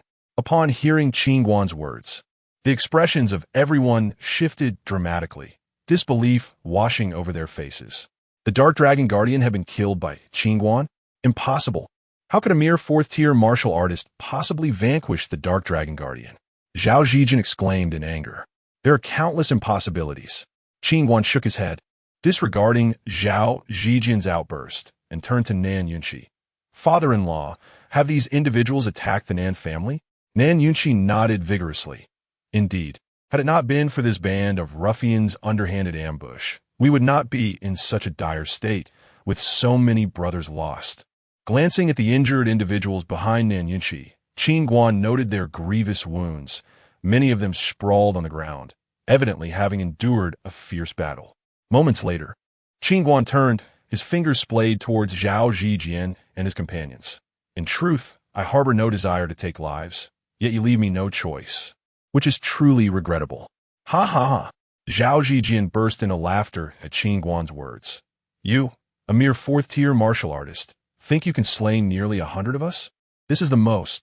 Boom! Just as Zhao Zhijian spoke, an overwhelming surge of green energy erupted from Qin Guan, a swirling vortex of emerald light spinning violently in his palm. What kind of sorcery is this? An elder from Yunlan's sect gasped in astonishment. Zhao Zhijian's pupils constricted. The gate of life, you are a fifth-tier martial artist. Emotionless, Qin Guan's palm vortex unleashed a terrifying force of suction, as if it were intent on devouring all in its path, an utterly chilling sight. Those closest to Qin Guan, including Zhao Zhijian, were yanked towards him by this immense force, their eyes wide with terror as they flailed their arms in a futile attempt to grasp something to halt their advance. The group behind Zhao Zhijian could not escape their fate either. One by one, they were drawn towards Qin Guan. The suction intensified, the surrounding air being rapidly extracted, producing a sharp, whistling sound. Even those dozens of yards away were not spared, all being inexorably pulled towards him. Their feeble strength was no match for such a powerful force. As Qin Guan's front became a mountain of bodies, the onlookers from the Nan family and Tianbao pavilion silently rejoiced, relieved that they had not acted impulsively earlier. The fifth-tier martial artist's gate of life, a method capable of seizing the very essence of life itself, was truly a formidable technique. Once activated, the martial artist's self-healing abilities would amplify at an astonishing rate. External and internal injuries would heal rapidly. Even severed limbs and shattered bones could regenerate. At this moment, Qin Guan turned to Jia Quan and Nan Chong. Come here. Upon hearing this, the two hurriedly crawled to Qin Guan's side. With his other hand, Qin Guan gestured toward them. Life restoration. As the words left his lips, a torrent of life energy surged into Jia Quan and Nan Chong. They felt as though enveloped by a powerful warmth, a gentle force coursing through their bodies, swiftly mending their wounds. It's growing back, they exclaimed, witnessing their severed limbs sprouting forth as if seeds of life took root, muscles, bones, and meridians visibly extending and intertwining, their eyes wide with astonishment. In stark contrast, the life essence of Zhao Zhijian and his cohorts rapidly dissipated, their skin slackening, hair turning gray, visibly aging before everyone's eyes. Qin Guan, release us. May you meet a grim fate for this. They cursed in fear. What divine retribution. I am merely meting out justice upon evildoers. If such actions invoke heaven's wrath, then clearly heaven is blind, Qin Guan replied dismissively, before addressing Nan Yunqi and the others. Everyone, come forth, those missing limbs or grievously injured, hurry over. It is exhausting to open the gate of life. Father-in-law, my leg is injured. Father-in-law, I was stabbed in the belly. In an instant, members of the Nan family and Tianbao pavilion rushed forward. Quick, carry them over. Nan Yunqi urgently instructed as he, along with Nan Ro and Nan Xiao, helped the severely injured disciples of the Nan family. Don't crowd. You're pressing on my wounds. Everyone clamored to reach Qin Guan. Someone help this old man, please. Qin Guankong lay on the ground, desperate. His injuries so severe he could barely speak. Old Master Chun, I'll assist you. A gentle voice came as Nan Ro returned. Young miss, you are a living bodhisattva. Thank you. Qin Guankong exclaimed, nearly brought to tears. In that moment, he realized the vulnerability of old age, needing others to care for him. Soon, Qin Guankong was dragged to Qin Guan's side, his severe injuries prompting Nan Ro to bring him directly before Qin Guan. Approximately 2 incense sticks later, Qin Guan closed the gate of life, his face pale and slightly weakened. While the ability to forcibly seize life energy granted him healing powers, it also inflicted significant backlash. The longer the gate remained open, the greater the repercussions. At this moment, The disciples of the Nan family in Tianbao Pavilion were revitalized. As though reborn, their injuries healed. Moreover, some who had long suffered from hidden ailments found their conditions restored, and their cultivation levels surprisingly advanced. As they marveled at their newfound vitality, they were left in awe of the extraordinary capabilities of a fifth-tier martial artist and the gate of life. "Are you all right, my husband?" Nan Ro hurriedly wiped the sweat from Qin Guan's forehead, her voice laced with concern. "I'm fine, just a bit fatigued. I shall rest for a moment." Qin Guan replied with a wave of his hand, smiling. "Thank you, Qin Xiaoxia, for granting us a new lease on life." At this moment, Qin Guankong approached and bowed deeply. "Thank you, my son-in-law, Qin Xiaoxia. I am grateful for the healing of my long-standing ailments." In an instant, everyone gathered around to express their gratitude. Meanwhile, Zhao Zijian and his companions lay weakly on the ground, appearing as if they had aged a decade, resembling wilted vegetables. Qin Guankong's gaze turned icy as he strode toward Zhao Zijian. "Zhao Zijian, you scoundrel, did you ever imagine this day would come?" Zhao Zijian looked at Qin Guankong, pleading, "Spare me, I realize my wrongs now. I should never have wronged you." Upon hearing Zhao Zijian's words, several elders from Yunlan's sect were taken aback, realizing that Qin Guankong had indeed been slandered by Zhao Zijian. "No, you do not regret your actions. You merely fear that I will kill you," Qin Guankong retorted, turning to Qin Guan. "Qin Xiaoxia, may I take it upon myself to deal with Zhao Zijian?" "Do as you wish," Qin Guan replied calmly. At that moment, Qin Guankong raised his right palm, his sleeve billowing dramatically. "Wait!" Zhao Zijian hastily raised his hand, looking to Qin Guan. "May I clarify something?" "Speak," Qin Guan responded coolly. "Were the Dark Dragon Guardian and his demise orchestrated by the Spirit Sword Academy?" Zhao Zijian inquired, convinced that, despite Qin Guan being a fifth-tier martial artist, he could not have slain the Dark Dragon Guardian. Zhao Zijian believed this matter was tied to Yin Rong, who had taken Qin Guan away. "Surprisingly astute of you. The Dark Dragon Guardian was indeed not slain by my hand. At that moment, Yin Rong had me in his grasp, and the Dark Dragon Guardian arrived, leading to a fierce battle. Initially, the Dark Dragon Guardian held the upper hand, but ultimately he was outmaneuvered by Yin Rong, resulting in their mutual demise." Qin Guan replied with a smile. "Spirit Sword Academy." Upon hearing Qin Guan's words, the disciples of Yunlan's sect were filled with uncontrollable fury.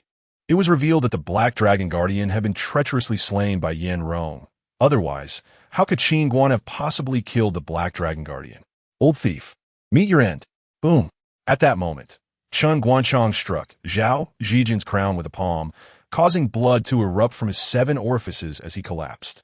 "Oh!" After dispatching Zhao Zijian, Qin Guanchong exhaled deeply, feeling an overwhelming sense of relief. Moments later, he turned his gaze to Jiang Long and Aoyang, who were trembling and cowering in fear. "Young Master Qin, these 2 wretches are the ones who disrespected the young lady and the second young lady in the secret realm. Brother-in-law, these 2 have been nothing but disrespectful towards me and my sister. It was utterly revolting."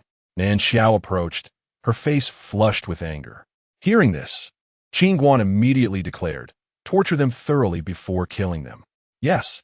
Qin Guanchong swiftly dragged the 2 out. I dare not. I will never do it again. I beg you, Grandfather Qin, spare my life." Jiang Long and Aoyang trembled in terror, repeatedly pleading for mercy. Crack!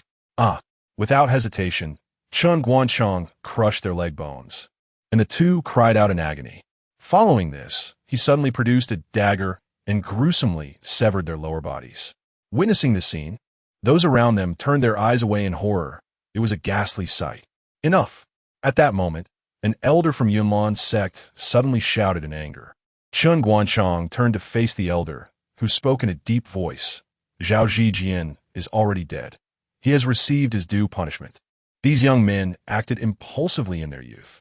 The elder then looked at Qin Guan and continued, "Moreover, they have not inflicted any substantial harm upon your wife and sister-in-law. Why must you resort to such cruel measures? Are you suggesting I spare them?" Qin Guan asked the elder with a smile. The elder replied solemnly, "Young Master Qin, let us take a step back. If we push this matter to an extreme, it will benefit neither party. Furthermore, I will report this matter truthfully, and we can settle the grievances between Yunlan's sect And you, young Master Qin. Upon hearing this, Qin Guan remained expressionless, turning his gaze toward the elder. What are you? And what is Yunlan's sect? Qin Guan, do not go too far. To speak frankly, even if you're a fifth realm warrior, Yunlan's sect does not fear you. I simply wish to avoid further conflict. Splat. As the elder spoke, his head was suddenly severed from his body. Chapter 38. The Union Son-in-Law. Son-in-law, for the sake of the Nan family, spare our lives. We were merely momentarily foolish, blinded by greed. At this moment, Nen Shunda and Nen Yuantong hastily bowed deeply to Qin Guan, hoping for mercy. Beside them, Nen Yunqi could not contain his fury, exclaiming, "You traitorous lackeys! How dare you plead for mercy? You all deserve to be executed." The thought of these individuals collaborating with outsiders to harm their kin filled him with a desire for vengeance. Suddenly, Nen Shunda glared at Nan Yunqi in anger. "We too share the blood of the Nan family. If you slaughter us, there will be few left of the Nan lineage. And how will you face our ancestors?" Nan Yuantong chimed in urgently. "If you kill us, future generations of the Nan family will know you as a fratricidal executioner, and your deeds will be recorded as a stain in our family's history." Nan Yunqi scoffed. "Right and wrong will be judged by future generations. Rest assured, when you meet your end, I will ensure your names are inscribed in the family records, with a note declaring you traitors, serving as a warning for posterity. You, Nan Yunqi, may you meet a most unfortunate fate." Furious, Nen Shunda and the others nearly went mad, realizing that Nan Yunqi's actions would condemn them to be reviled by descendants for eternity. Nan Yunqi, the Nan family will soon perish at your hands. Do not think that having a son-in-law who is a martial artist of the fifth realm makes you formidable. He has offended not only the Lingjin Academy, but also the two leading powers of Qingzhou, Yunlan's sect and the Shao family. Can he withstand this? Nen Shunda sneered. At this moment, several disciples of the Nan family crawled forward, pleading, "Master, we were led astray by the instigations of the great elder and second elder when we sided with the Shao family. Ever since we joined them, we have regretted it deeply. They do not regard us as humans. Master, we realize our mistakes. Please spare us." Realizing Qin Guan was a formidable martial artist of the fifth realm, and with the Nan family possessing a profound cultivation technique and a close relationship with Tiangong Pavilion, they regretted leaving the family and hoped for acceptance back into the fold.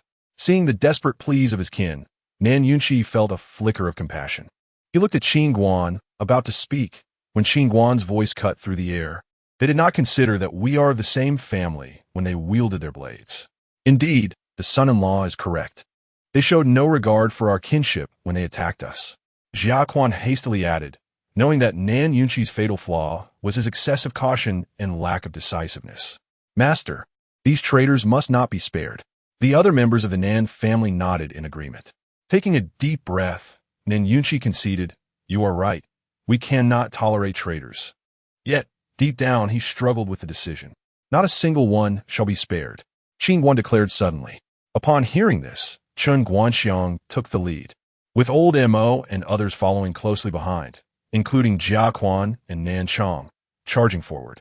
Soon, the forces of the Yunlan sect, Shao family, Song family, and various allied factions were all annihilated, leaving no survivors. Many of these factions had only sought to seize the Nan family's techniques, but their momentary greed brought about their utter destruction. The courtyard of the Nan family was now a river of blood, bodies sprawled haphazardly, the air thick with the stench of death. For many present, it was likely the most they had ever killed in a single day, especially for the Nan family, who had previously been victims of oppression. Merely surviving would have been a stroke of luck, let alone taking lives. This incident profoundly altered their mindset, instilling the harsh reality that weakness invites violence and could lead to death. Nan Yunqi ordered the cleanup of the battlefield and the disposal of the bodies. Shortly after, in the main hall of the Nan family, Jiang Lianyue approached Qin Guan. "Qin Guan, Tiangong Pavilion has invested greatly today. How will you compensate us?" Upon hearing this, Nan Ro quickly expressed her gratitude. "If it weren't for Sister Lianyue's assistance today, we might have all been slaughtered." Reflecting on the earlier assault, she shuddered at the thought of the dire consequences, grateful for the defensive formations set by Tiangong Pavilion. Qin Guan nodded, acknowledging his earlier negligence, but also recognizing the benefits. Shelter from hardship, one cannot grow. This was a valuable experience for the disciples of the Nan family. Don't just nod. Show your sincerity. Jiang Lianyue playfully pushed Qin Guan. With a slight grimace, he retrieved a jade bone orchid from his storage bag. Where did you acquire this? Jiang Lianyue's eyes widened in surprise at the sight of the precious herb. Don't ask, do you want it? Qin Guan inquired. Yes, of course. She eagerly nodded, snatching the jade bone orchid from him. Curious about Jiang Lianyue's excitement, Nanro asked, what is the use of this herb? Qin Guan smiled. It is a beauty-enhancing herb. It holds no value for you. Of no value to me? Nanro questioned, puzzled. Because you are already beautiful enough. It is unnecessary, he remarked, playfully pinching her cheek. Blushing, Nanro lowered her head, feeling pleased. Am I invisible to you, too? Jiang Lianyue interjected, clearly unimpressed by their flirtation. Hurry and take it. You are so beautiful. You don't need this herb, Nanro exclaimed, trying to uplift Jiang Lianyue, who appeared momentarily troubled by her own scars from the past. Sensing Jiang Lianyue's unease, Nanro quickly suggested, if you face any difficulties, do not hesitate to speak. My husband is quite capable and may be able to assist you. Suddenly, Jiang Lianyue covered her mouth with a giggle, her cheeks flushing slightly, as if concealing a secret, her laughter ringing like silver bells with a hint of shyness and playfulness. What is wrong with this woman? Qin Guan thought, shaking his head as he settled into a nearby chair. What are you laughing at, Sister Lianyue? Nanro asked, bemused, also finding joy in Jiang Lianyue's mirth. Nothing. Jiang Lianyue waved her hand dismissively. Not pressing further, Nanro accepted her silence. Miss Jiang, I have been looking for you. At this moment, Nan Yunqi entered the living room. Miss Jiang, our family is indebted to Tiangong Pavilion. Otherwise, the Nan family would have suffered greatly. He expressed his gratitude earnestly. Uncle Nan, there is no need for such formality, Jiang Lianyue replied, waving her hand. Here are the resources we acquired in battle, all organized for you. Nan Yunqi stated, placing several storage bags on the table. Are you rewarding me? Jiang Lianyue smiled. You flatter me. I could never reward you, Nan Yunqi replied, then turned to Qin Guan. I wish to offer 70% of these resources to Miss Jiang. What do you think? Do as you wish. You are my father-in-law. Qin Guan waved his hand, granting his approval. Excellent. Hearing Qin Guan's words, Nan Yunqi felt a swell of pride. Suddenly, he opened a storage bag on the table and chuckled. Miss Jiang, take a look. This bag contains 5 second-grade elixirs, and the rest are first-grade. This bag is filled with over 200 bottles of qi refining powder. This bag is, Uncle Nan, there's no need to count. I don't want these items. Consider them a gift to you. As Nan Yunqi spoke, Jiang Lianyue suddenly interjected with a smile. Absolutely not. How could I accept such generosity? Nan Yunqi replied hastily. Your family is in need of funds at this time. Think of these items as my sponsorship, Jiang Lianyue suggested. Sister Lianyue, by doing this, our family will owe you a significant favor. Nanro, standing nearby, remarked with a hint of embarrassment.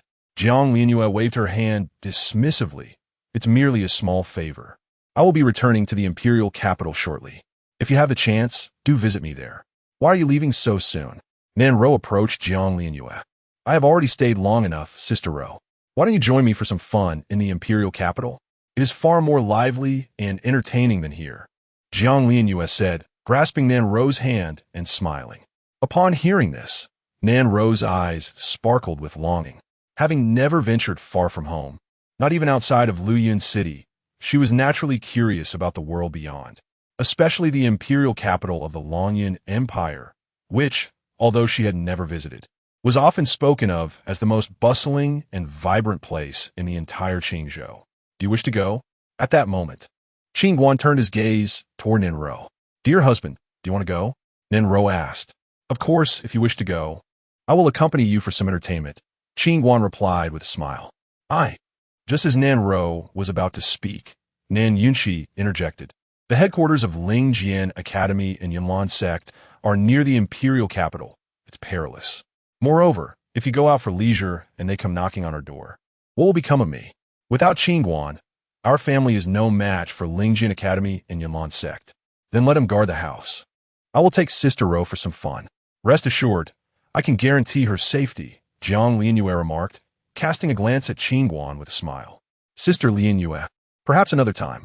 I will visit you in the imperial capital on another occasion, Nan Rose said, waving her hand. If Qin Guan did not accompany her, she had little desire to go. Women should not overly rely on men. They must learn independence, Jiang Lianyue chided lightly. Noticing Nan Rose's evident reluctance to part from Qin Guan, Nan Rose smiled but remained silent, believing that a woman should rely on her husband, adhering to the notion of marrying into their lives. Men, by nature, possess greater strength and broader horizons. Within the home, the husband is always paramount, and from a young age, her mother had instilled this teaching in her. Uncle Nan, should you require assistance, please seek out Shun Guangling at Tianbao Pavilion. I have already spoken to him on your behalf. Thank you, Miss Jiang, for your consideration. Upon hearing Jiang Lianyue's words, Nan Yunqi expressed his gratitude earnestly. Farewell, everyone. Jiang Lianyue smiled before departing from the hall. Old Su, what news did Grandpa convey that has you so hurried? Jiang Lianyue furrowed her brows in the carriage outside the city. After a moment of hesitation, Old Su replied, The old pavilion master instructed me to inform you of a marriage proposal, suggesting that you return to form a union with the second son of the Shun family. Chapter 39. A tenfold enhancement upon hearing Elder Su's words. Jiang Lianyue was taken aback. What? A union with the Shun family? Elder Su nodded. The second son of the Shun family, Shan Huan, has recently attained the Sword King realm at the tender age of 16, a prodigy surpassing even his senior brother. Sulai, his innate talent guarantees him at least the status of a sword emperor, and he is highly likely to become the first sword saint of Qingzhou. It is said he is already on the candidate list for the next head of the Spirit Sword Academy. Currently, many prestigious families in Qingzhou are scrambling to forge alliances with the Shun family, which is why the old pavilion master wishes for you to return promptly and arrange a meeting for you when Shen Huan comes home next month. Jiang Lianyue remained silent, her expression clearly troubled. She had heard that Su Miaoyi, the eldest daughter of the Su family, Shangguan Yao from the Shangguan family, and even Princess Wei Hongyan of Wei Kingdom were all preparing to form connections with the Shun family. The notion of Wei Hongyan, who had always been aloof and disdainful of men, seeking such a union surprised Jiang Lianyue. Elder Su continued, The Wei Kingdom is currently facing internal strife and external threats. The regime is unstable, and neighboring Sang Kingdom is eyeing them covetously, plotting to swallow the Wei Kingdom whole. It seems Wei Hongyan has little choice. An alliance with the Shun family could bolster her father's reign and deter Sang Kingdom's ambitions. Alas, we are all bound by circumstances. Jiang Lianyue shook her head. Often, the women of royal families or noble clans find themselves unable to shape their own destinies. Do you have confidence in this matter? Confidence in what? Jiang Lianyue directed her gaze at Elder Su. In the prospect of marrying into the Shun family, he replied. Who says I consent to this marriage? Jiang Lianyue's displeasure was palpable. With Shan Huan's extraordinary talent and handsome appearance, countless women must dream of marrying him. Are you not satisfied? Setting aside Shan Huan's character, I simply dislike being treated as a bargaining chip, Jiang Lianyue said with a grave tone. Elder Su shook his head.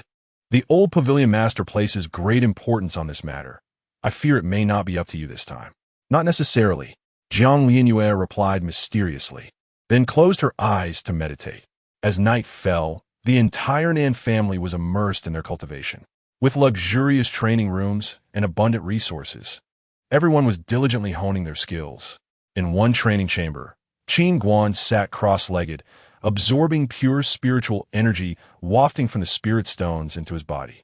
Previously, after defeating Yin Rong and the Black Dragon Guardian, he had acquired 25 low-grade spirit stones. The thin and impure spiritual energy in the air while training in the back mountains had been a hindrance, but now, absorbing the energy from the spirit stones significantly accelerated the refinement of his Laogong acupoint. The following day, Nan Yunqi led Qin Guanchong, Lao Mo, and others to aggressively expand the Nan family's influence. The factions of the Shao family and Song family, among others, were swiftly assimilated by the Nan family. The Nan family ascended from a third-rate clan to become the most formidable first-rate family in Luyun City. At present, no power in Luoyang City dared to provoke them. All kept their distance. However, despite the outwardly impressive rise of the Nan family, many factions in Luoyang City understood that the Spirit Sword Academy and Yunlan sect would not easily let things rest. The higher the Nan family climbed, the harder they would fall. Even if they developed rapidly, they remained a paper tiger. 2 days later, in the early morning within the training room, Qin Guan slowly opened his eyes. Indeed, cultivating with spirit stones felt exhilarating.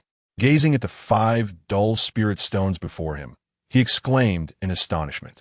Over the past 3 days, he had successfully opened the Shinmen, Neiguan, and Shaohai acupoints, while his first acupoint, Laogong, was now capable of storing spiritual energy the size of a fist. However, as the spiritual energy stored in his acupoints became more refined and pure, Qin Guan noticed that the energy consumption during the transformation of the Yuan sword technique increased significantly, and the pace of refinement had slowed considerably. Having just opened the 4th acupoint, he could hardly fathom the time and resources required to open all 108 acupoints, expanding them to the size of a cultivator's dantian. Yet, as long as he could pursue the sword path, Qin Guan was willing to endure any hardship. Young man, to fully master this incomplete technique, you shall need a minimum of 7 to 8 years. The voice of the little black tower suddenly echoed in his mind. Surprised by the little black tower's sudden communication, Qin Guan recalled that it had not spoken to him since their last venture into the secret realm. Do you have any good suggestions? He asked eagerly. None, the little black tower replied. Nodding slightly, Qin Guan inquired again, what do you think of this technique? This technique is quite extraordinary. If you can develop all 108 acupoints into a dantian-like reservoir of energy, its power would be unimaginable.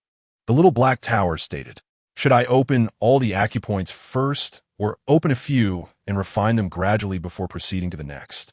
Opening all the acupoints before refining may be quicker, but it is fraught with difficulty and resource-intensive. Refining them one by one may be slower, yet it is simpler and less prone to errors. Nodding silently in agreement, Qin Guan found the little black tower's reasoning aligned with his own thoughts. How old are you this year? The little black tower suddenly asked. 16. Why do you ask? Qin Guan responded. 16 is no longer a child. You are fully grown. The little black tower remarked. At 16, setting aside whether you can master this technique, even if you do, it conservatively estimates that reaching mastery may take until your 50s or 60s. 50s or 60s. That's impossible. Qin Guan instantly shook his head. While the transformation sword technique was indeed complex, it could not possibly take that long to master.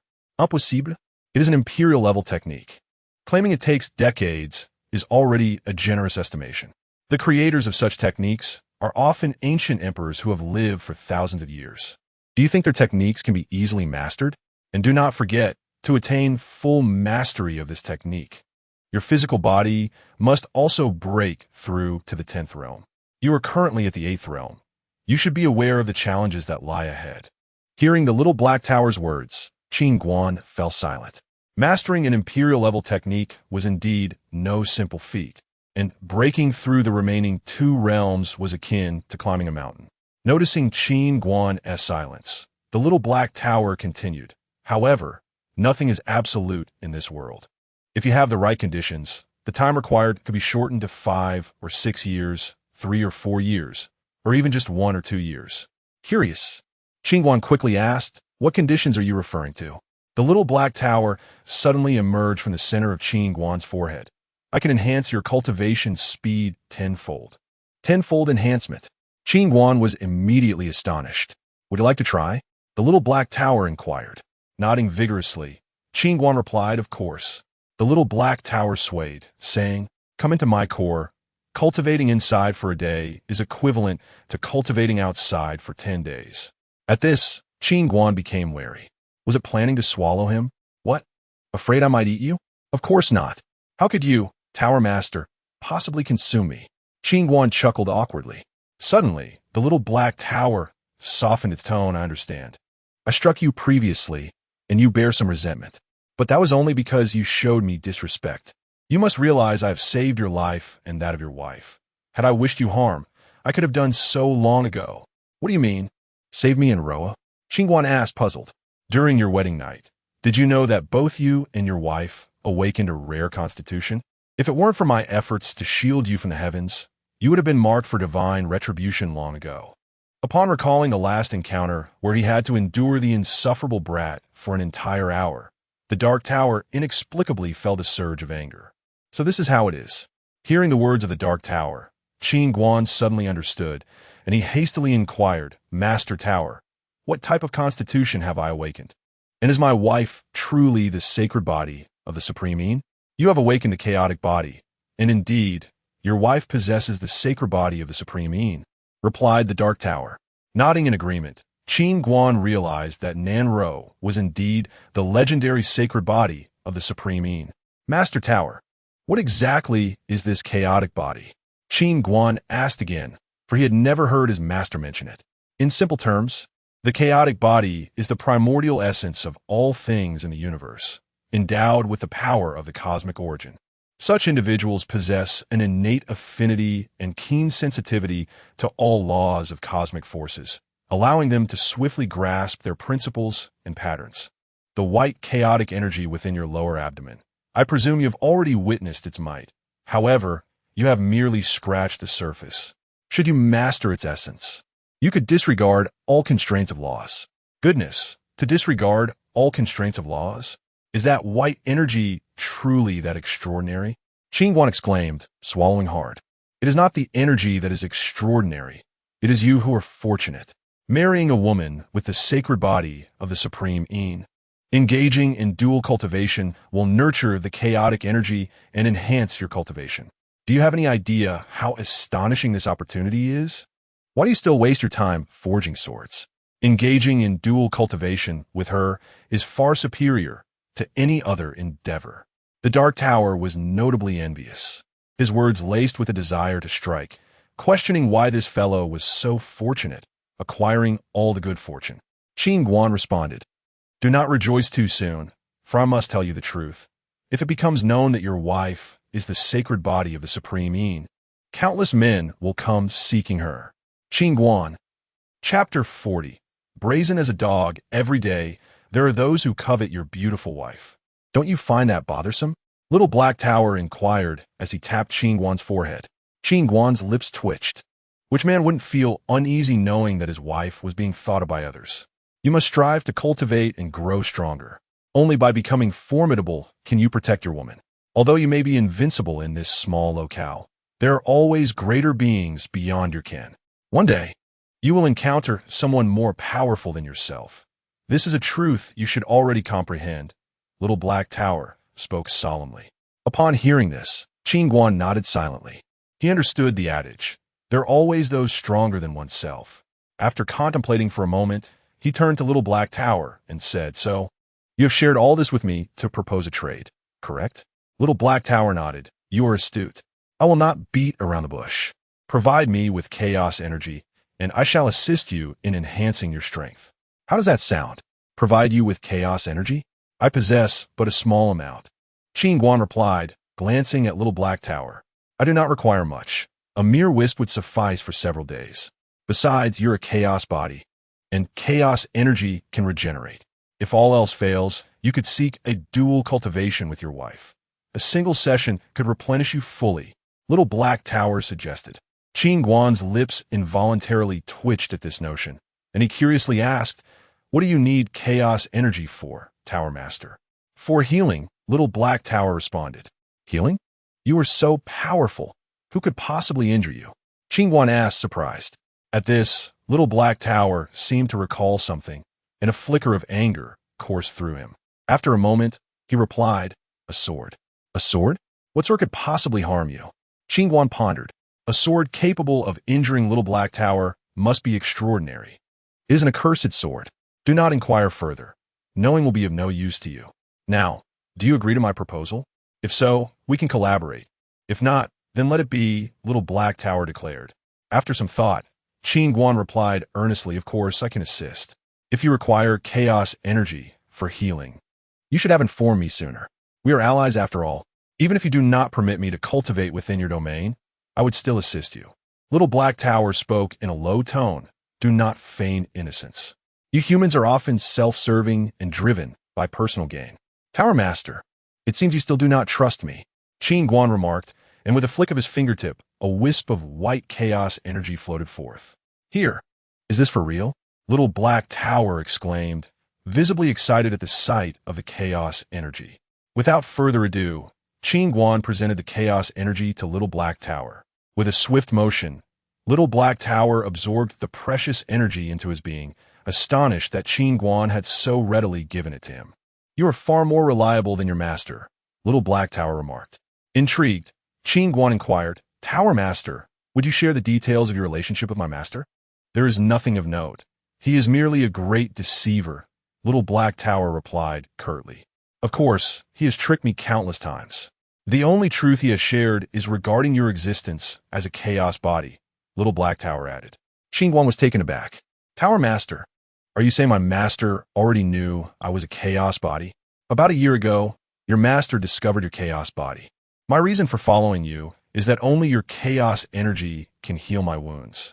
Additionally, I can shield you from the heavenly eye during your awakening, and my benefits to you extend far beyond this. You provide me with healing, and in return, I offer you my advantages. This was the agreement between your master and me. I see. Tower Master, you should have informed me of these matters sooner. Had I known, Little Black Tower interjected, your master is a great deceiver, and you are his disciple. Naturally, I must be more cautious. Qin Guan chuckled awkwardly, realizing how thoroughly his master had outwitted Little Black Tower. There was indeed some suspicion of revenge when it had previously attacked him. Come in and experience it for yourself. Little Black Tower suddenly radiated streams of ethereal light. All right, Qin Guan nodded. As he stepped into the tower, an overwhelming sense of pressure enveloped him. He surveyed his surroundings, as if entering an unfathomable realm, a mysterious and ancient aura washing over him in waves. He curiously examined the surroundings, where the atmosphere felt vast and boundless. The ground beneath him was composed of enormous black stone slabs, intricately engraved with bizarre runes that emitted a chilling glow. Mysterious black streams flickered through the cracks, lending an eerie quality to the scene. The space within this tower was indeed a world unto itself, and Qin Guan marveled silently at the peculiar energy circulating within. Just then, he sensed a faint yet formidable demonic aura emanating from the front. He quickly turned his gaze forward, discovering a black portal not far away, the source of the demonic energy. Tower Master, what is that? Qin Guan asked cautiously, eyeing the strange black portal. That is the entrance to the second floor, Little Black Tower replied. Is there a beast on the second floor? Qin Guan inquired hastily. Little Black Tower responded nonchalantly. There's a black dog. Qin Guan was taken aback. What breed of dog possesses such potent demonic energy? It is a somewhat formidable hellhound. Its leg was broken by your master, inflicting serious injuries, Little Black Tower lamented. Your master's actions broke its leg? Qin Guan was astonished.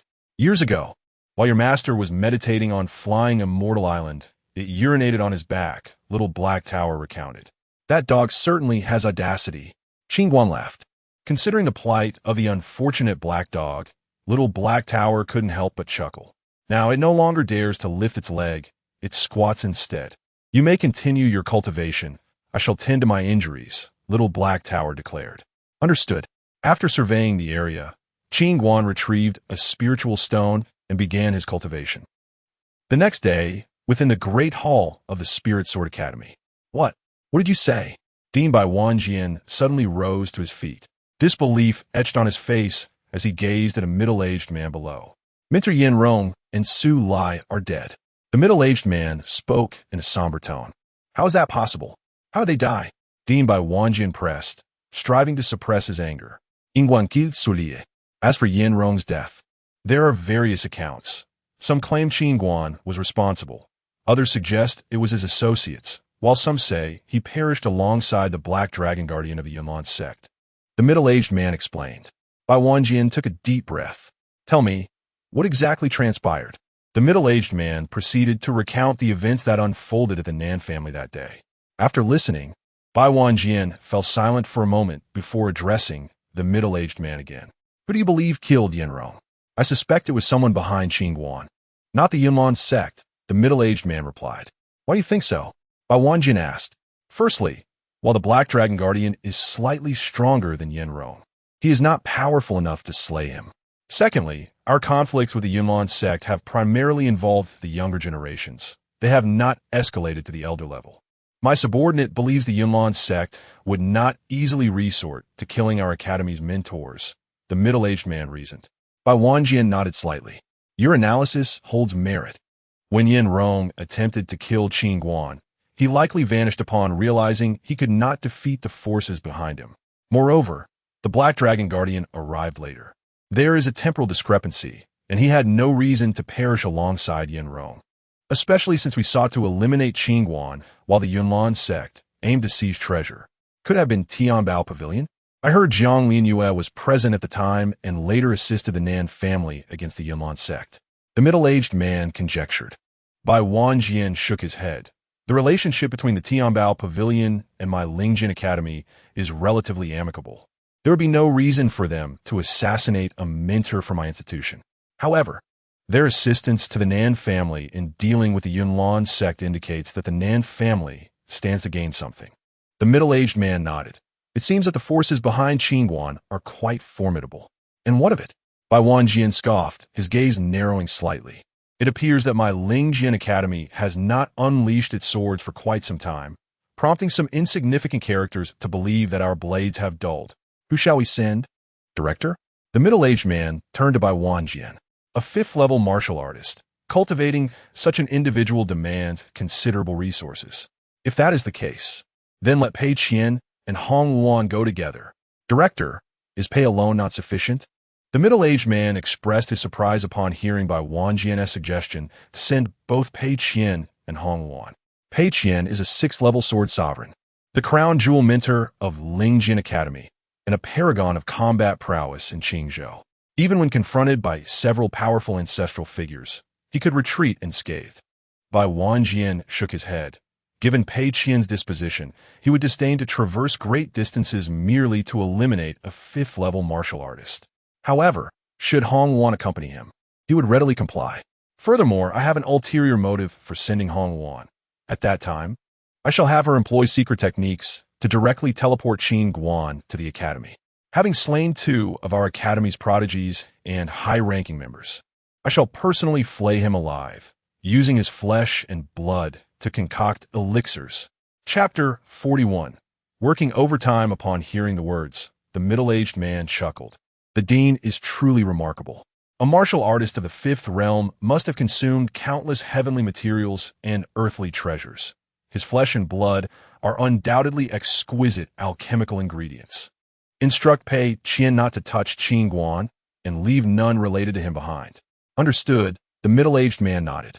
Meanwhile, at the Yunlan sect, Sect Master Zheng Wanshou was infuriated upon learning that the Black Dragon Guardian, the inter-sect's law enforcement elder Zhao Zijian, for elders and several disciples have been slain. The loss of so many experts was a grievous blow to the Yunlan sect, especially after discovering that Qin Guanxiang had been wrongfully accused, sparking discontent within the sect.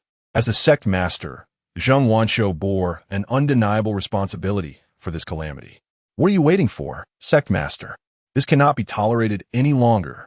I propose we first annihilate the Nan family, tearing Qin Guan limb from limb, and then seek retribution from the Spirit Sword Academy. And let us not forget the Heavenly Treasure Pavilion.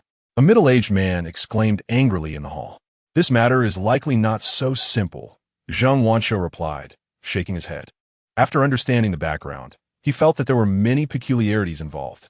Sect Master, do you truly believe that the Black Dragon Elder was killed by Qin Guan? How could a mere martial artist of the 5th realm possibly defeat the Black Dragon Guardian? The middle-aged man said solemnly. At these words, Zheng Wanshou fell silent, lost in thought.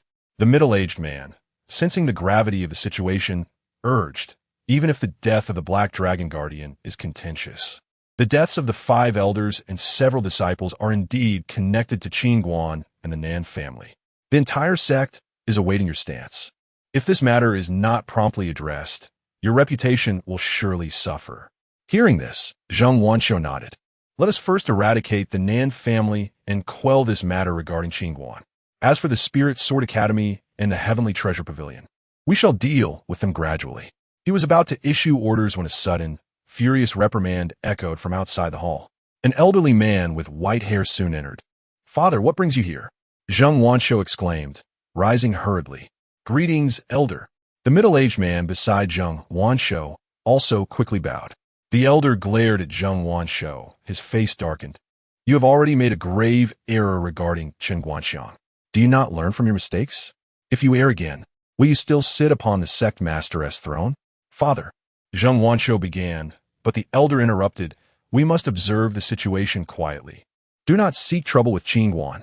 Zheng Wanshou found this difficult to accept. "Father, the entire sect is watching for my leadership. If we merely observe, I have told you countless times, do not act impulsively. Think thrice before you act. That Qin Guan, so young, yet already a martial artist of the fifth realm, do you think he is merely an easy target? Do you understand the cost of cultivating a martial artist of the fifth realm? Do you know what forces support him?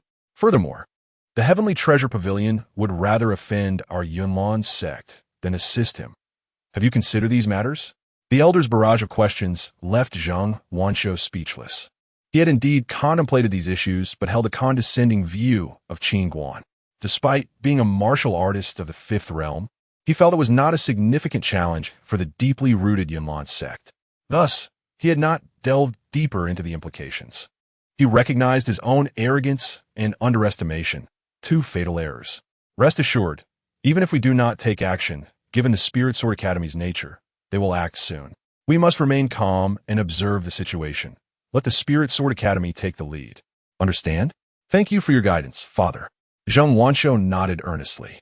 "You're unfit for the position of sect master," the elder remarked, shaking his head as he turned to leave. After the elder departed, Zheng Wanshou's expression darkened like the stormy sea. His father's words about his unsuitability for leadership had unsettled him deeply. Will the sect master heed the words of the elder? The middle-aged man inquired, glancing at Zheng Wanshou. "Father is right. We must endure for now and let the Spirit Sword Academy take action," Zheng Wanshou replied, his gaze resolute. "But what if the Spirit Sword Academy annihilates the Nan family in Qin Guan, leaving our Yunlan sect to appear as ineffectual? Would that not render you a laughingstock?" The middle-aged man hesitated to continue. "Enough. We shall postpone this matter for the time being," Zheng Wanshou declared, leaving the hall. The middle-aged man watched Zheng Wanshou's retreating figure, a cold smile creeping upon his lips. "Without your father at the helm, you are but a mere shadow. In the opulent chambers of the Heavenly Treasure Pavilion, grandfather, you will surely regret this." Jiang Linyue's face was frosted with anger. "Regret? I have navigated these waters for decades without faltering. Can a 16-year-old martial artist of the fifth realm possibly compare to a 16-year-old sword king?" A venerable man clad in splendid robes replied. "Why can't he? Qin Guan is indeed superior to Shen Huan, and I believe his strength may even surpass the fifth realm." Jiang Lianyue retorted. "Surpass the fifth realm? You cannot possibly think that Qin Guan is a martial artist of the sixth realm?" The elder scoffed. "Do you know how arduous it is to ascend the ranks of martial artists? There are scarcely more than 10 sixth realm martial artists in Qingzhou, most of whom are nearly a century old. Do you truly believe in a 16-year-old sixth realm martial artist?" Jiang Lianyue persisted. "Fine. Even if he is not a sixth realm martial artist, I ask you, grandfather, how simple do you think it is to cultivate a martial artist of the fifth realm at such a tender age?" The elder regarded her. "It is certainly no simple feat. Were you trying to convey? Grandfather, have you considered that Shen Huan is a candidate for the next dean of the Spirit Sword Academy? Now that Qin Guan has offended the Spirit Sword Academy, the Shen family will undoubtedly target him. If I marry Shen Huan, it means the Heavenly Treasure Pavilion will also be adversarial towards Qin Guan. And what of it? Now that Qin Guan has offended both the Spirit Sword Academy and the Yunlan sect, do you comprehend what this entails? He has nearly antagonized all the major forces in Qingzhou. Even if his backing is formidable, can he withstand the entirety of Qingzhou? I fear that we may not even need to take action ourselves." The elder sighed heavily before continuing. "Lianyue, I know you do not wish to marry Shen Huan, and thus you are using Qin Guan as a shield. I admit, at 16, reaching the fifth realm is indeed exceptional. Had he not offended the Spirit Sword Academy and the Yunlan sect, I would have made every effort to win him over. But now, supporting him would mean opposing the Spirit Sword Academy, the Yunlan sect, the Shun family, and countless other forces. Do you realize you would be leading the Heavenly Treasure Pavilion into the fire? Taking a deep breath, Jiang Lianyue replied, Grandfather, I have considered these issues. Our Heavenly Treasure Pavilion can assist him without revealing our hand. Furthermore, to build a connection with someone, one must offer support in times of need rather than merely embellishing their successes. There is no need for further discussion. I have made my decision. In 7 days, Shun Huan will return to the imperial capital to visit relatives. Prepare accordingly. You will regret this, grandfather, Jiang Lianyue exclaimed, stamping her foot in frustration as she stormed out of the room. This girl has been spoiled, the elder murmured, shaking his head after her departure.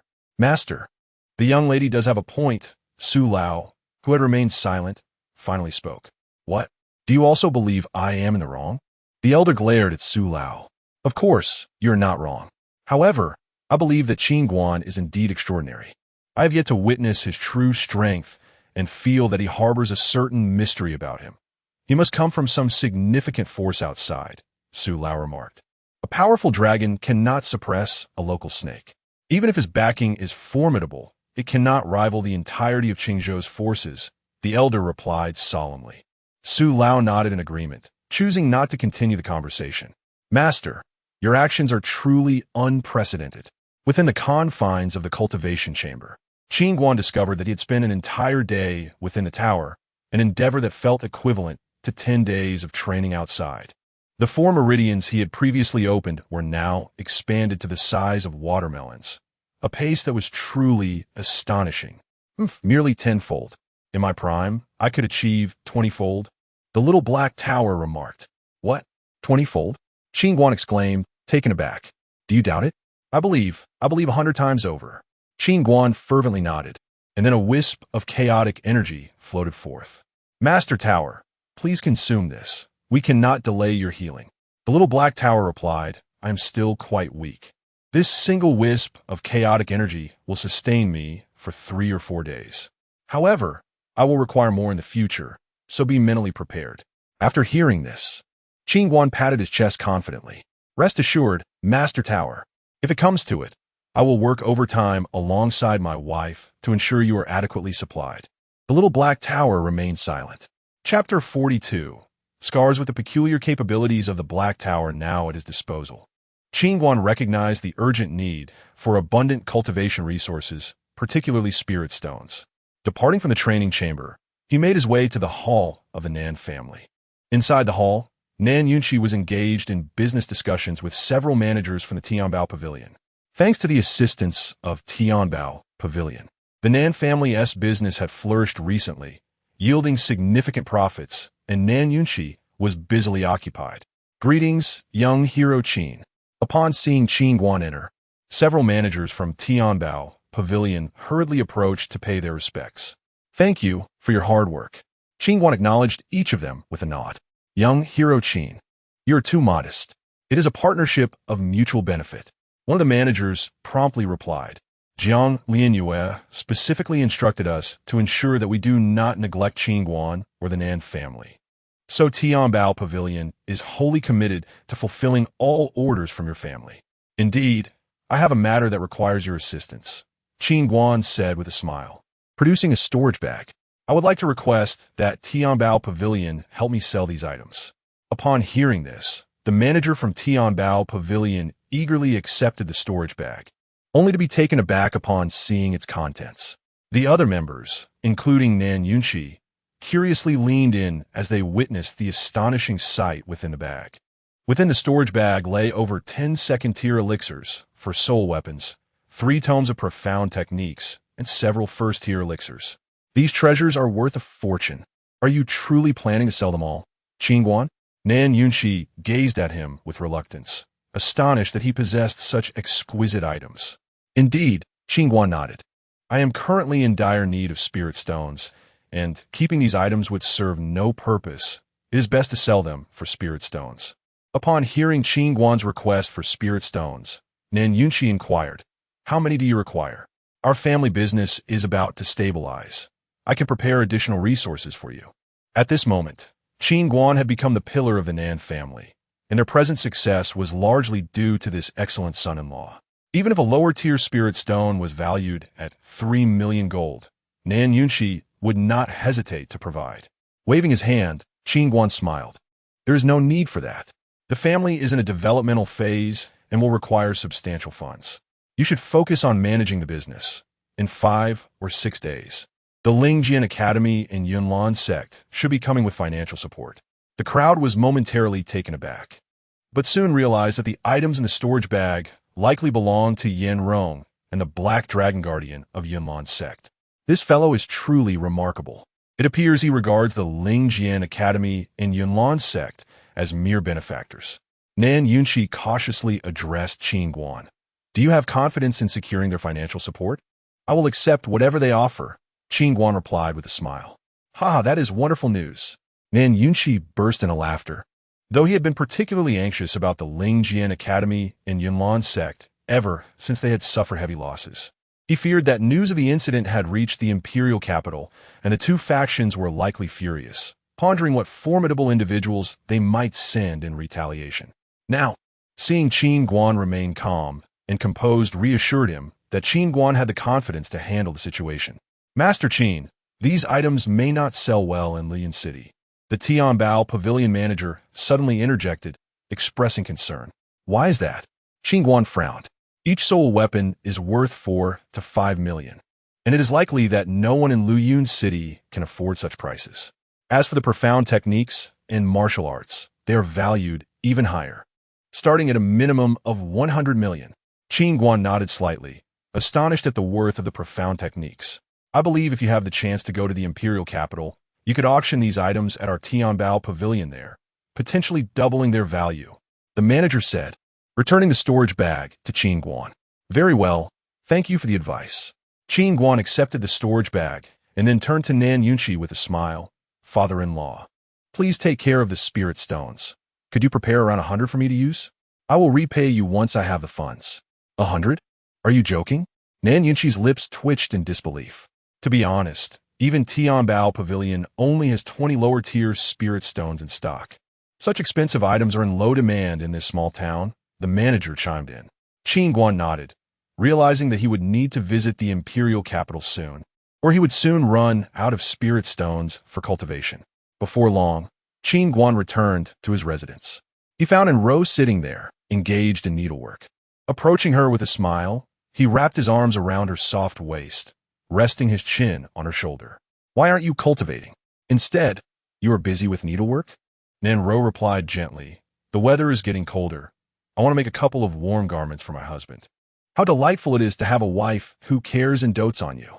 Qin Guan planted a kiss on Enro's cheek and picked up an apple from the table. Just as he was about to take a bite, Enro quickly interjected. Husband, let me peel it for you first. There's no need for such trouble. Qin Guan waved his hand with a laugh, accustomed to a rugged lifestyle in the wilderness, where he had never concerned himself with such niceties. It's no trouble. Peeled apples are sweeter and more enjoyable, Nan Ro insisted, seizing the apple from his hand. No wonder Master said to seek out his wife. I have never peeled an apple for him. Watching Nan Ro diligently peel the apple for him, Qin Guan felt a surge of sweetness in his heart, and he inadvertently thought of his master. Husband, I would like to ask you something, Nan Ro suddenly spoke. What is it? Please, go ahead, Qin Guan smiled. Her hands paused momentarily, and she gazed at him softly. A few days ago, my father inquired about you, where you come from, your parents, and how your master made a marriage pact with the ancestor of the Nan family. He even asked how the ancestor met his demise, but I knew nothing of it. Father scolded me for being indifferent to my husband. Afterward, I pondered that perhaps you refrained from mentioning these matters due to some unspoken reasons. As your wife, I should take the initiative to care for you. So I wish to learn more. After listening to Nan Ro's words, Qin Guan fell silent for a moment before smiling. There is no unspoken reason. My father passed away when I was young. At 4 years old, I fled with my mother during a famine. As he spoke, a flicker of pain and struggle crossed Qin Guan's eyes, his heart feeling as though it were being pierced by a knife. And haunting images of a tragic past flooded his mind. His mother holding a knife, slicing her own flesh to feed her starving child. Taking a deep breath, he quickly regained his composure and continued. Later, my mother also passed away. It was my master who rescued me from the brink of death. Please, husband, don't say any more. Nan Rose suddenly stood, rushing to Qin Guan's side, her eyes brimming with tears, filled with regret and heartache. Sorry. It's all my fault for asking such things and forcing you to revisit those painful memories. In that moment, she understood why Qin Guan had never spoken of his background. With such a tragic past, who would wish to revisit it? She could clearly sense the pain he experienced while recounting his past. She had inadvertently reopened his wounds. Realizing this, tears streamed down Nan Roe's cheeks. She had always thought her own life was tragic, only to discover that her husband had endured far worse, a fate that left her feeling grateful to at least have a father and a home. Gently cradling her tear-streaked face, Qin Guan smiled. Why are you crying? I am grateful to have met my master and have you in my life. I am truly content. In fact, heaven has treated me quite well. Qin Guan understood that Nan Roe possessed a kind and gentle heart, and such individuals often tend to be sentimental. What he cherished most about Nan Roe was her tenderness and compassion. Nan Roe nodded in silence. Qin Guan smiled and continued. I have been with my master since the age of 4. He raised me single-handedly. As for the engagement with your sister, I am not certain about the details, as it was arranged by my master and your grandfather. As he spoke, Qin Guan's expression grew noticeably awkward. He could not reveal the circumstances surrounding his engagement to Nan Xiao. Should the Nan family discover that their ancestor was unintentionally killed by his master, it would be disastrous. Although it was an accidental injury, it was still a death caused by his master, and it was best to keep this matter buried deep within. At that moment, Nan Roe cautiously inquired, Husband, is my master well? Haha, do not worry. That old man would find it hard to perish. Qin Guan replied with a chuckle. Nan Roe gently nodded, contemplating her husband's background, and then said earnestly, It is said that once a teacher, always a father.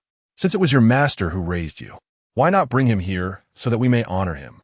My master has gone to find his wife. Qin Guan chuckled. He had only heard his master mention her, but had never met her in person. Oh, Nan Roe nodded, then asked, Husband, you are so formidable. Surely your master must be exceptionally powerful as well? Indeed, he is extraordinarily powerful, even if I were to open all 8 gates. I doubt I could match even a single finger of his, Qin Guan replied. Nan Roe was momentarily stunned. Qin Guan's revelation was rather overwhelming, leaving her momentarily speechless. The mention of opening all 8 gates implied that her husband was a martial artist of the 8 realms. A martial artist of the 8 realms. What a terrifying existence that was. No wonder Qin Guan held the forces of the Spirit Sword Academy in such disdain. However, the strength of his master astonished her even more. If her husband was already incredibly powerful, how strong could his master possibly be? Perhaps he was akin to a celestial being? After a considerable pause, Nan Roe regained her composure and, perplexed, asked, Husband, why did you not reveal your true strength from the very beginning? Qin Guan sighed with a wry smile. The crux of the matter is that they cannot compel me to reveal my true capabilities. Opening 4 gates is sufficient to deal with them. Chapter 43. Guiding Nan Roe hurriedly shook her head. That is not what I meant. I was suggesting that you reveal your true strength. If you do so, they will no longer dare to cause trouble. After a moment of contemplation, Qin Guan replied, You must never easily expose your trump cards. If your opponents understand your capabilities, you will find yourself in peril. Do you comprehend? Yes, my husband, you make a valid point. Nan Roe nodded in agreement. Additionally, no one is to speak of the secret regarding your Thoughtin sacred body. It must remain concealed, for if outsiders learn of it, both I and the Nan family will face countless troubles. Do you understand? Qin Guan spoke earnestly. I will not speak of it. I would rather die than reveal it. Seeing Qin Guan's grave demeanor, Nan Roe grasped the gravity of the situation. Qin Guan continued, Moreover, you must not easily reveal your cultivation level. My husband, I genuinely wish to share some of your burdens, even if it is just a little. If I cannot display my cultivation, I feel like a significant hindrance. Nan Roe expressed her frustration. In response, Qin Guan quickly waved his hand with a mischievous grin. Nonsense. When have I ever been under pressure? And you are certainly not a burden. On the contrary, the benefits you provide me are beyond mere words. Upon hearing this, Nanro's cheeks flushed crimson, and she coyly asked, "My husband, are you desiring me again?" "No, not at all." Qin Guan shook his head. "Come, as my husband. It is only right that I attend to you," Nanro declared as she set aside her unfinished apple and took Qin Guan's hand, leading him toward the bed. Soon, the bed curtains were drawn, clothes scattered upon the carpet, and a passionate scene unfolded. Damn, this kid is enjoying himself. Observing the chaotic energy within Qin Guan's lower abdomen visibly swelling, the little black tower shivered with envy. As dusk descended, the evening clouds began to part. Qin Guan and Nanro emerged from their room. After dining together, they proceeded to the training chamber where Qin Guan intended to offer guidance to Nanro. Initially, he had planned for her to enter the tower for cultivation, but the little black tower had refused, citing that she was currently unable to withstand the pressure within. What is your current level of cultivation?" Qin Guan inquired within the training chamber. "First level of the divine refinement realm," Nanro replied. "Have you truly reached the third realm so swiftly?" Qin Guan exclaimed, astonished. Nanro's face flushed with embarrassment as she shyly responded, "My husband, I felt that during our dual cultivation, my cultivation could not be suppressed. I have been following your method to consolidate my foundation. But after a whole afternoon of dual cultivation, I simply could not hold back and broke through." "Ah, I see." Qin Guan smiled broadly. "Come, let me check." As he placed his finger on her pulse to assess her foundation, he nodded with a grin. "Everything seems fine. Your foundation has been well refined during this time." "That's good." Nanro sighed in relief upon hearing Qin Guan's reassurance. Did you encounter any difficulties with the Xianyuan Sutra we practiced last time?" Qin Guan asked. Nanro smiled. "No, everything felt quite straightforward. Her innate talent truly is extraordinary. The Earth Grey techniques are already quite challenging, and for an ordinary person, merely understanding the principles of such techniques would take considerable time." Qin Guan marveled internally and then asked Nanro, "What about the aspects of realm cultivation?" "I have been practicing according to your instructions and have not encountered any issues," Nanro replied, a hint of pride in her voice as she noticed Qin Guan's surprise. "Very well, you may return now." Qin Guan rolled his eyes at Nanro, realizing she required no further guidance. "Yeah," Nanro giggled sweetly, her eyes narrowing into crescent shapes. "Do not be too pleased. You have weaknesses." Qin Guan suddenly grinned mischievously. "What weaknesses?" Nanro asked curiously. "Your practical combat skills. Of course. The only shortcoming you possess is the lack of combat experience. Come, strike me." Qin Guan beckoned her with a playful gesture. "Be careful then," Nanro warned. "You cannot harm me. You know well how strong I am." Qin Guan smirked. With a swift command, Nanro shouted, "Watch my palm." As her voice fell, a hand enveloped in spiritual energy struck toward Qin Guan's shoulder. Unfazed, he deftly pivoted, easily evading her attack. Nanro's palm missed its mark, leading her to sweep her arm horizontally. Qin Guan leaned back, intercepting her wrist with his left hand. Seeing her hands captured, Nanro attempted to counter with her legs, only for Qin Guan to anticipate her move. As she lifted her right leg, he swiftly blocked it with his own. Realizing she was outmatched, Qin Guan released her with a smile. When facing a martial artist, you must never allow them to close the distance. They excel in close combat. Once they gain the upper hand, you will find yourself in a perilous situation. Martial artists cannot manipulate energy, and if they manage to grasp their opponent, they will not easily let go. Conversely, cultivators are adept at wielding spiritual energy and employing various techniques and talismans. In essence, you should engage martial artists from a distance, leveraging the strengths of a cultivator to exploit their weaknesses. Understood, let us go again. Nanro, unwilling to concede, was filled with fighting spirit. This time, Nanro and Qin Guan created distance between them. With a flick of her wrist, a surge of energy shot toward Qin Guan. He raised his hand to block, and her energy dissipated into nothingness as he lunged at her like a wolf. Startled, Nanro quickly dodged, maintaining her distance once more. While evading, look for an opportunity to counterattack, Qin Guan reminded her. And so, the two engaged in practice within the training chamber for 2 full hours before pausing. Nanro, breathless and glistening with sweat, returned to her quarters after Qin Guan escorted her back. Then he returned to the training chamber. As he arrived at the door, He noticed Yang Hongmei hurrying toward him, appearing anxious. Master-in-law, master-in-law. Xiao mentioned a few days ago that she intended to break through to the divine refinement realm. But it has been 4 days, and she has yet to emerge. Do you think something might have happened to her? Upon hearing this, Qin Guan furrowed his brows slightly. 4 days? Which training chamber is she in? It's the 3rd room on the east side. I'll take you there. Yang Hongmei replied hastily as she led the way. They soon arrived at the entrance of a training chamber.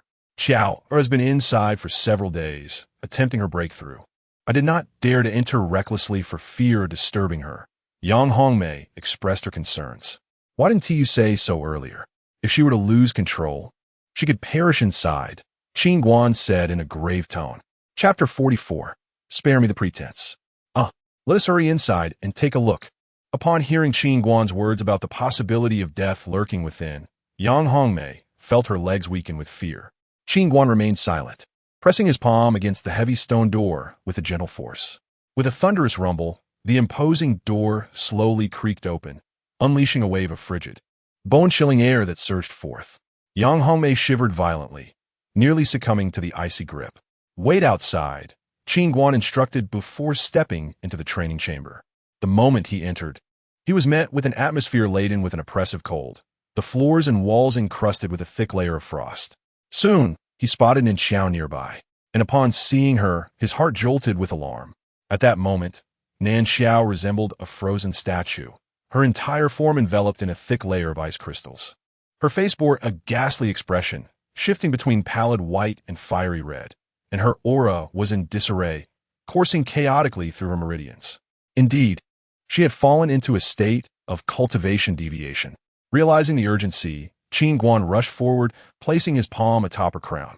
As a surge of formidable energy flowed into her body, Nan Xiao's chaotic aura was swiftly subdued, and the ice crystals enveloping her began to melt away rapidly. At this juncture, Yang Hongmei, braving the biting cold, rushed into the chamber. Upon witnessing Nan Xiao's dire state, she was seized with panic, nearly bursting into tears. Understanding that Qin Guan was healing her daughter, Yang Hongmei merely called out softly before quickly covering her mouth with her hands. Approximately the span of an incense stick later, all the ice crystals had dissolved, soaking her garments and clinging to her fair skin. Certain sensitive areas were now distinctly visible, particularly the 2 ample mounds at the front, with glistening droplets of water slowly tracing down into the valleys, undeniably alluring. Yang Hongmei, noticing her daughter's voluptuous form now exposed, chose not to cover her, but rather furtively cast her gaze towards Qin Guan. Qin Guan, having briefly glanced at Nan Xiao's enticing physique, quickly averted his eyes. As he turned to speak to Yang Hongmei, he suddenly found her discreetly observing him. Embarrassed, he cleared his throat and remarked, "It's quite cold in here. Please take her back to your quarters. I will examine her condition further." Yang Hongmei nodded hastily, moving to assist Nan Xiao to her feet. After a few steps, she turned to Qin Guan, saying, "Son-in-law, I've strained my back while training these past couple of days. Could you carry Xiao for me?" She grimaced, rubbing her aching lower back. "Lead the way," Qin Guan replied, stepping forward to lift Nan Xiao onto his back. As they traversed the path, Nan Xiao gradually regained consciousness. Upon realizing she was being carried by a man, her chest pressed against his back, she instinctively attempted to rise, only to find her body achingly weak and immobile, even lacking the strength to speak. Her vision gradually sharpened, and soon she recognized that the one bearing her was Qin Guan, while the woman in front was her mother.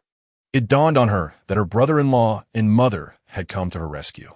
Recalling the peril she faced in the training chamber when her cultivation had backfired, nearly costing her life, she felt a wave of dread wash over her. The night had deepened. The moon shone brightly, casting a serene stillness over the world. The biting wind tousled Qin Guan's hair, occasionally brushing against Nan Xiao's cheek. She caught a whiff of sweat mingled with the distinctive scent of the man carrying her. The warmth radiating from his sturdy back instilled within her a profound sense of safety amidst the chill. Yet, this comfort felt akin to a sharp blade, piercing through her heart, stirring a tumult of emotions within her, regret flooding her being like a relentless tide. In the past, she had harbored disdain for this man, handing him over to her sister. Now, he had become her brother-in-law. If only she had, before long, Qin Guan arrived at her quarters, gently laying Nan Xiao upon the bed. She feigned sleep, closing her eyes. "Mother, please help her change clothes," Qin Guan instructed Yang Hongmei as he stepped outside. "Kia, you're awake. You frightened me to death," Yang Hongmei exclaimed, overwhelmed with emotion upon seeing Nan Xiao's eyes flutter open. "Mother, I'm fine. Please, do not worry," Nan Xiao murmured softly. "Do not speak. You're in a weakened state." Yang Hongmei hastily retrieved several garments from the wardrobe to dress her daughter. "Son-in-law, she is all set." After a brief interval, Yang Hongmei called Qin Guan back inside. Approaching the bedside, Qin Guan noted that Nan Xiao had regained consciousness. "Did you suffer backlash from your breakthrough?" he inquired. "Yes," Nan Xiao nodded. Without further delay, Qin Guan placed his hand on Nan Xiao's pulse to assess her injuries. His brow furrowed in concern as he discerned the severity of her condition. He noted cracks in her dantian, with multiple meridians damaged, indicating considerable harm to her foundation. "You have sustained significant injuries. Your foundation and meridians are severely compromised, and there are fractures in your dantian," Qin Guan stated gravely after a moment of contemplation. Hearing this, Nan Xiao's complexion drained of color.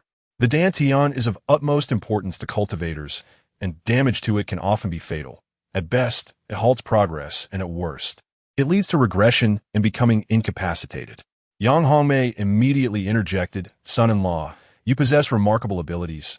Please, do whatever you can to heal Xiao. It's somewhat complicated." "I cannot guarantee success," Qin Guan replied. "Are you not a fifth-tier martial artist? Earlier, you were able to mend shattered bones. Surely you can heal Xiao." Yang Hongmei urged fervently. "The damaged meridians are manageable, but the cracked dantian is more troublesome. Even with my abilities, I cannot ensure a complete recovery," Qin Guan explained. "Please, you must find a way. Xiao cannot become crippled. Her lifelong dream has been to become a powerful cultivator." Yang Hongmei pleaded, grasping Qin Guan's arm desperately. Nan Xiao's lofty ambition since childhood made the thought of her being unable to cultivate unbearable. Pain was unmistakably etched in Nan Xiao's eyes as well. "Have you forgotten that you are a chaotic body? The chaos within you is uniquely suited to heal such injuries." Suddenly, the voice of the little black tower echoed in Qin Guan's mind. Startled by the revelation, Qin Guan quickly queried, "Tower Master, how do I use the chaos energy to heal my sister-in-law?" "It's quite simple. Place your hand on her lower abdomen and channel your spiritual energy to guide the chaos energy into her dantian, massaging it for a couple of days, and she will be fine," the little black tower instructed. Hearing this, Qin Guan felt a twinge of embarrassment at the thought of placing his hands on his sister-in-law's abdomen. Surely, such an action could be misinterpreted as inappropriate. "What's wrong? Is your sister-in-law's figure so alluring that you fear you might enjoy it? Spare me the pretense," the little black tower chided. Qin Guan was left speechless, his mind swirling with confusion as the little black tower's unexpected ire took him aback. Chapter 45. Yang Hongmei's subtle thoughts beside her. Yang Hongmei noticed Qin Guan's peculiar expression as he stood in silence, and furrowed her brow, asking, "Have you thought a way to treat her, son-in-law?" Clearing his throat, Qin Guan replied earnestly, "I have devised a method." Upon hearing this, Yang Hongmei's eyes immediately lit up with joy. "That is splendid. Quickly, treat Xiao." Nodding without hesitation, Qin Guan raised his hand gently, channeling spiritual energy into his palm. With a deft motion of his fingertips, a trace of chaotic energy quietly mingled with the spiritual power. In an instant, the energy in his palm seemed to be imbued with a more potent and wondrous force, flickering with a subtle glow. Gazing at Nan Xiao, Qin Guan pressed his palm against her arm where her meridians were injured. He intended to first assess the effectiveness of this method before attending to her dantian. Before long, Nan Xiao distinctly felt a gentle and warm power gradually seeping into her arm. The dull pain that had been troubling her vanished in an instant, leaving behind a profound sense of comfort. Qin Guan's right hand continued to press on Nan Xiao's arm, while his left hand felt her pulse. As he observed the visibly rapid recovery of her damaged meridians, he marveled inwardly. The speed of healing rivaled his own abilities to open the life gate. Indeed, the chaotic energy was remarkably powerful, which explained why the little black tower had always sought it for healing purposes. In no time, under Qin Guan's treatment, Nan Xiao regained movement in her arm. "How do you feel?" he inquired. "My arm no longer hurts," Nan Xiao exclaimed eagerly. "Ah, your skills are truly impressive, son-in-law," Yang Hongmei exclaimed with delight upon hearing her daughter's words. Realizing the method was effective, Qin Guan turned his gaze to Nan Xiao's lower abdomen, stating with seriousness, "Next, I shall use the same method to treat your dantian. Do you understand?" Upon hearing this, Nan Xiao suddenly realized that the dantian was located in her lower abdomen, and using the same method meant that Qin Guan would need to press his hands there. Her cheeks flushed crimson at the thought. Why am I still thinking about this at such a moment? Son-in-law, hurry and treat Xiao. If her dantian is ruined, she will be finished, Yang Hongmei urged. At that moment, Nan Xiao looked at Qin Guan, her voice tinged with shyness. "Brother-in-law, please do not feel burdened. Just go ahead." "What nonsense! I have no burden. I am merely healing your injuries," Qin Guan replied with a hint of annoyance, then placed his hand on Nan Xiao's lower abdomen. As Qin Guan's broad palm rested on her abdomen, Nan Xiao felt as if she had been struck by a sudden jolt of electricity, her body involuntarily trembling.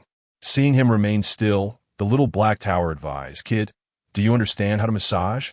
You need to knead it back and forth. Otherwise, the chaotic energy will all converge in one place, resulting in poor efficacy, and her dantian may not withstand it." Heeding this advice, Qin Guan began to knead Nan Xiao's soft abdomen. Soon, waves of gentle warmth penetrated into her dantian, and where this power reached, the previously aching dantian felt as if a parched land was finally graced by rain, bringing forth threads of comfort. As the warmth spread through her abdomen, Nan Xiao couldn't help but moan softly. Realizing her lapse in composure, her fair cheeks flushed a deep red, and she tightly closed her eyes, biting her lip in an effort to suppress any further sounds. Meanwhile, Yang Hongmei observed Qin Guan's hand moving back and forth on her daughter's abdomen, a hint of shyness and secret delight appearing on her graceful features. Her gaze flitted between her daughter and Qin Guan, lost in thought. After a cup of tea's time, the little black tower suddenly said, "Stop pressing. If you continue, she won't be able to endure it. That trace of chaotic energy is sufficient for her to assimilate overnight. Too much will be counterproductive." Upon hearing this, Qin Guan quickly withdrew his hand, realizing that if he inadvertently rendered his sister-in-law incapacitated, he would become a great sinner. Considering that Nan Xiao had multiple damaged meridians, he decided to treat them all at once. Approximately half an hour later, Qin Guan ceased his ministrations. Although he had only utilized a small amount of spiritual power for Nan Xiao's treatment, the duration had exhausted all the energy stored in his 4 acupoints. "Your injuries are no longer severe, but the dantian will require another 2 to 3 days of treatment. For now, you should rest in bed," Qin Guan advised Nan Xiao. She nodded, her gaze evasive as she dared not meet his eyes. "Thank you, brother-in-law." Qin Guan nodded slightly and turned to leave, only then realizing that Yang Hongmei had also exited the room unbeknownst to him. As memories of Qin Guan's hands exploring her body flooded her mind, Nan Xiao lay on the bed, feeling a rush of heat spreading from her ears throughout her entire being. Embarrassed and flustered, she hurriedly pulled up the quilt, burying her head deep within. The next day, upon learning of Nan Xiao's injury, Nan Yunqi, Nan Rou, and others hurried over to visit. Oh dear, it was fortunate that son-in-law treated Xiao so diligently last night. Otherwise, she may have faced dire consequences. Yang Hongmei recalled her daughter's condition in the training room and felt a wave of anxiety wash over her. Now that she is safe, why are you still standing there? Hurry and instruct the kitchen to prepare some nourishing supplements for Qiao. Nan Yunqi suddenly glared at Yang Hongmei, his displeasure evident. For the past few days, he had been preoccupied with family affairs, and the mounting responsibilities had taken a toll on his rest. He was dissatisfied that it took 4 days for Yang Hongmei to mention Nan Xiao's stay in the training room. "This is entirely my fault. I, as her mother, have been negligent," Yang Hongmei said, casting a reproachful glance at Nan Xiao. Her willingness to accept fault surprised Nan Yunqi. However, considering that the Nan family had risen to prominence, becoming the strongest family in Luyun City, he felt a sense of pride. Although all of this was thanks to Qin Guan, he was still the head of the Nan family and could not afford to let Yang Hongmei act as brazenly as before, especially since they might need support from the Yang family in the future. 30 years in the East, 30 years in the West, the Nan family has finally risen. Yang Hongmei's sudden humility brought an inexplicable sense of satisfaction to Nan Yunqi. "Shower, do you feel any discomfort? If you do, please speak up." At that moment, Nan Ro approached the bedside with concern. Seeing her sister, Nan Xiao felt a twinge of guilt and quickly replied, "I am fine, sister, do not worry." Nan Ro tucked the quilt around Nan Xiao, saying, "Last time, your brother-in-law mentioned that if you have any questions regarding your cultivation, you can ask him. You have always been proud, but there is no need to feel embarrassed. He is your brother-in-law. If you have any issues, feel free to consult him. Do not underestimate him just because he is a martial artist. Your brother-in-law is knowledgeable in many areas, understand?" Nan Xiao nodded. "Yes, I understand." "Dear, I need to discuss something with you," Yang Hongmei suddenly said in a hushed tone. "What is it? Can it be said here?" "Oh, just come with me." Yang Hongmei quickly pulled Nan Yunqi outside, whispering, "Dear, have you noticed that Xiaoer seems to be developing feelings for Qin Guan? Don't talk nonsense." Upon hearing Yang Hongmei's words, Nan Yunqi shot her a glare. "I am serious. Can a mother not discern her daughter's thoughts?" Yang Hongmei insisted earnestly. Seeing that Yang Hongmei appeared sincere, Nan Yunqi was taken aback. "You don't mean to suggest that Nan Xiao should marry Qin Guan, do you?" Yang Hongmei hastily replied, "Why not? Qin Guan is exceptionally talented and possesses outstanding abilities. Although he has not spoken of his background, it must be of significant standing. If Xiaoer were to marry him, she would undoubtedly live a life of luxury and prosperity, wouldn't she?" Nan Gongqi, upon hearing this, allowed a cold laugh and said, "When Qin Guan initially came to the Nangong family with a marriage contract to fulfill his engagement with Xiaoer, both you and Xiaoer vehemently opposed it, disparaging him to no end. How is it that you now wish for Xiaoer to marry him?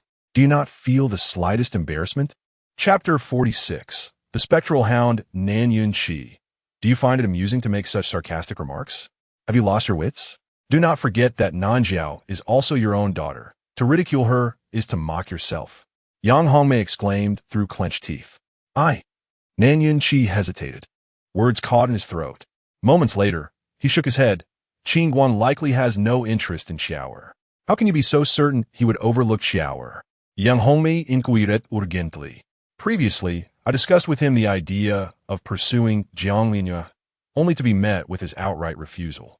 If he does not desire someone of Zhang's caliber, what hope does Xiaoer have?" Yang Hongmei lifted her chin, her expression one of pride. "That may not be the case. Xiaoer is no less beautiful than Jiang Linyue. Though her family background may not match, Xiaoer possesses a unique, in-spirit constitution, a quality unmatched by others. Enough boasting. Especially do not preen before Qin Guan. Those who flaunt themselves in his presence seldom meet with favorable outcomes. Let us set this matter aside for the moment." Nan Yunqi replied, his patience waning. "Nan Yunqi, consider this. Currently, Roer is wed to Qin Guan, and he indeed serves as a commendable son-in-law, bestowing benefits upon Nanjia. However, a man like him is unlikely to remain faithful, and as time passes, he may grow weary of his wife. Should he take a new lover, Roer would undoubtedly fall from grace, leading to the Nanjia's diminished status. Thus, marrying Xiaoer to him as well would provide an additional layer of security for both daughters." Upon hearing Yang Hongmei's words, Nan Yunqi fell silent. She made a valid point. Everything the Nanjia possesses is granted through Qin Guan, and the partnership with Tianbao Pavilion is merely at his behest. Should he find another, swayed by a woman's charm, the Nanjia's standing would be jeopardized. He understood that to firmly bind a man, the most effective method is to bear him children. It has been almost a month since Qin Guan wed Nan Ro, yet there has been no sign of pregnancy. This is troubling. If Xiaoer were also wed to Qin Guan, with both daughters attending to him, surely one would conceive. After careful consideration, Nan Yunqi spoke to Yang Hongmei. "This matter should not be rushed. We must proceed with caution. After all, your and Xiaoer's previous impressions on Qin Guan were not favorable.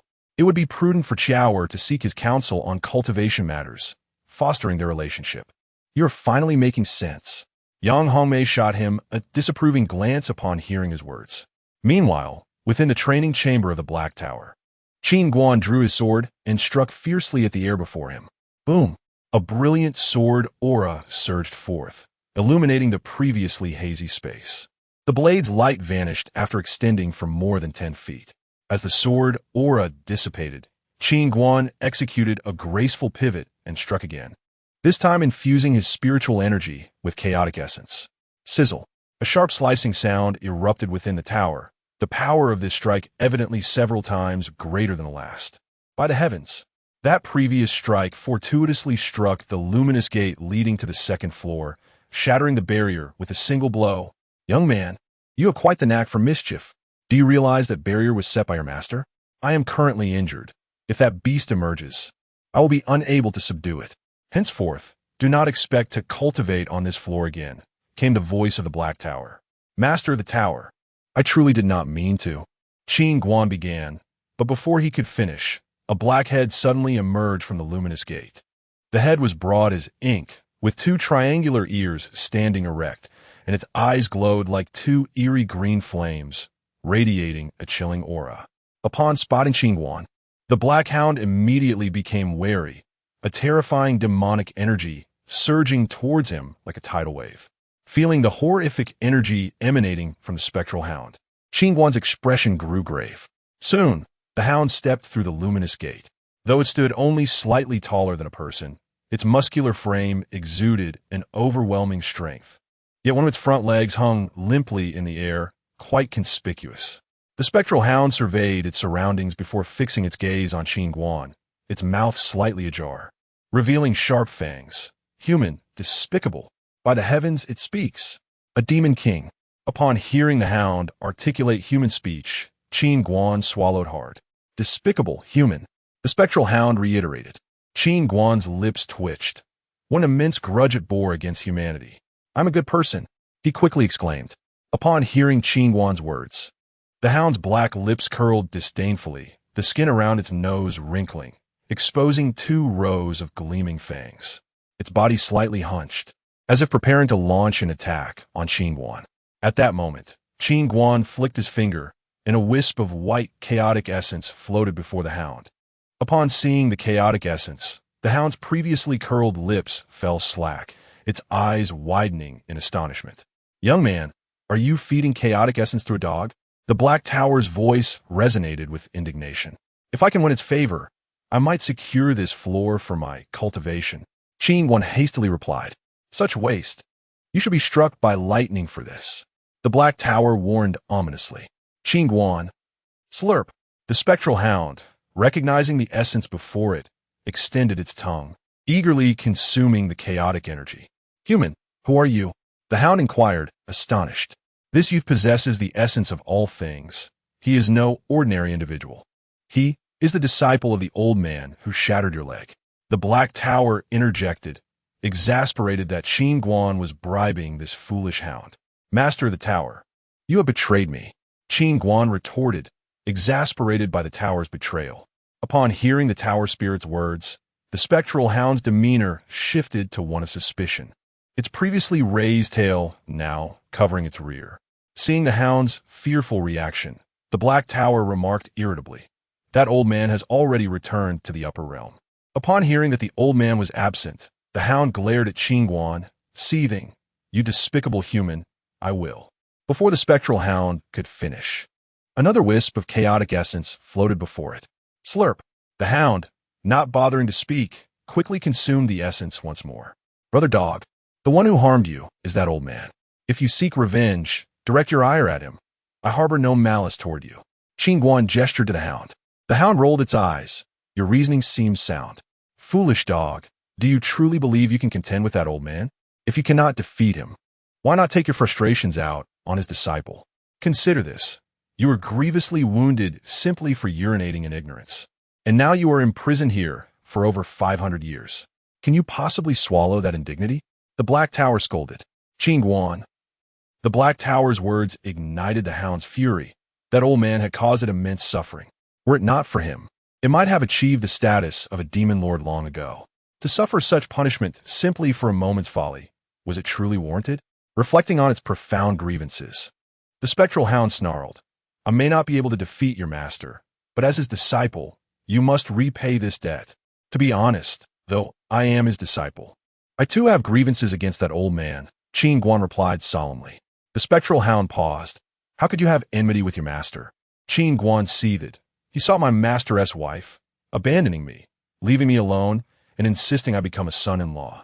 When I refused, he threatened me. As a man, who can endure such humiliation? The spectral hound regarded Qin Guan. Young man, you are not attempting to deceive me, are you? Brother dog, with your intellect, do you think I could deceive you? Qin Guan countered. The spectral hound nodded slightly. Your words hold merit. At that moment, Qin Guan continued. Moreover, if I bore no grudge against him, why would I offer you chaotic essence to aid in your recovery? The hound blinked its eyes. Your logic is indeed sound. The little black tower, truly a foolish thought. Chapter 47. The bodyguard at this moment, Qin Guan strode confidently toward the nether hound and earnestly said, Brother dog, as the saying goes, the enemy of my enemy is my friend. I possess a vast amount of chaotic energy. In the future, your injuries will be my responsibility. Once you recover, we shall seek vengeance against that old man. Vengeance against that old man? Have you lost your mind? Do you have any idea how powerful he is? Even at my peak, I wouldn't withstand a single strike from him. The nether hound replied solemnly. Is that old man really that formidable? Qin Guan scratched his head in confusion. The nether hound cast a disdainful glance at Qin Guan. No wonder that old man looks down on you. You truly are quite foolish. Little black tower. Seeing the nether hound being swayed, Qin Guan quickly transmitted a message to little black tower. Master tower, please do not undermine my efforts. There is no benefit for you if this dog becomes my enemy. Little black tower snorted coldly. Who asked you to feed chaotic energy to a dog? What if I don't feed it and it bites me? Qin Guan retorted. You are even more of a charlatan than your master. Little black tower replied irritably. This is not trickery. It is about turning enemies into allies. Qin Guan chuckled. If I can have this nether hound by my side, it will undoubtedly be a powerful aid. Little black tower chose to ignore Qin Guan from that point onward. Qin Guan turned his attention back to the nether hound. Brother dog, a gentleman's vengeance is never late. We will have ample opportunities in the future. Just because we cannot defeat that old man now does not mean we will always be powerless. Lower your voice. That old man has eyes and ears everywhere. If he discovers our intent for vengeance, he will surely kill us. Remember, discussions of revenge must remain confidential. The nether hound whispered urgently. What is there to fear? That old man has returned to the upper realm. Here, we are the kings. Qin Guan declared boldly. You foolish idiot. Once you reach a certain level of cultivation, even a fart can be detected. The nether hound suddenly roared. Qin Guan quickly covered his mouth. You. The nether hound glanced at Qin Guan, then shook its head and trotted to a corner to squat down. Go relieve yourself in the bathroom on the second floor. Otherwise, I won't hesitate to break another leg. The nether hound was about to urinate when little black tower suddenly warned. Upon hearing this, the nether hound quickly stood up. I will not go to the second floor. It is not a place for living beings. You are a dog, not a human, little black tower replied flatly. The nether hound, feeling irritated, scratched the floor with its claws. I won't go to the second floor. It is not a place for dogs. Then get out of here and stop lingering. Little black tower ordered angrily. Hearing this, the nether hound quickly asked, Is that true? You are not going to imprison me anymore?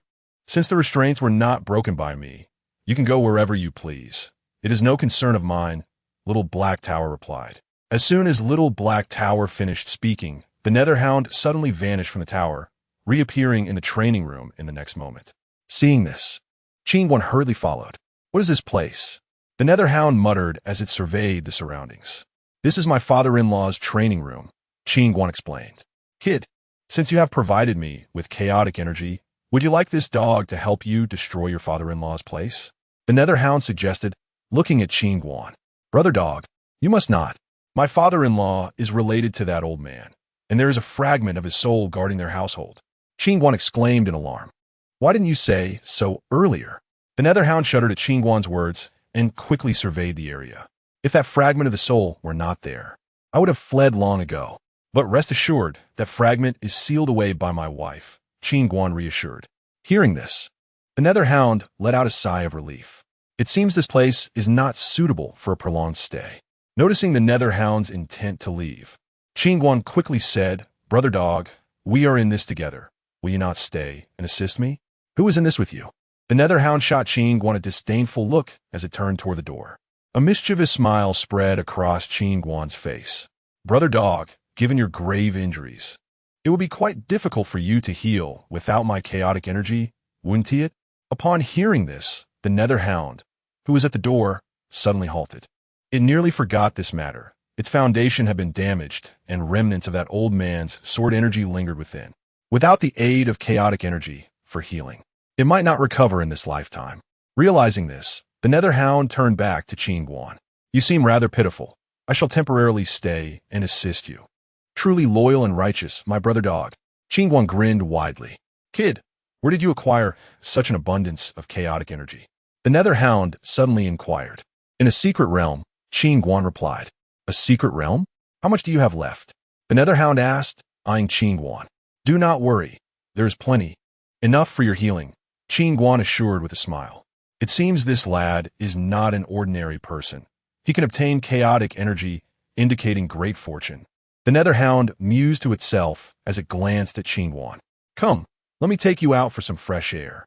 But you must suppress your demonic aura to avoid causing panic," Qin Guan said as he opened the stone door of the training room.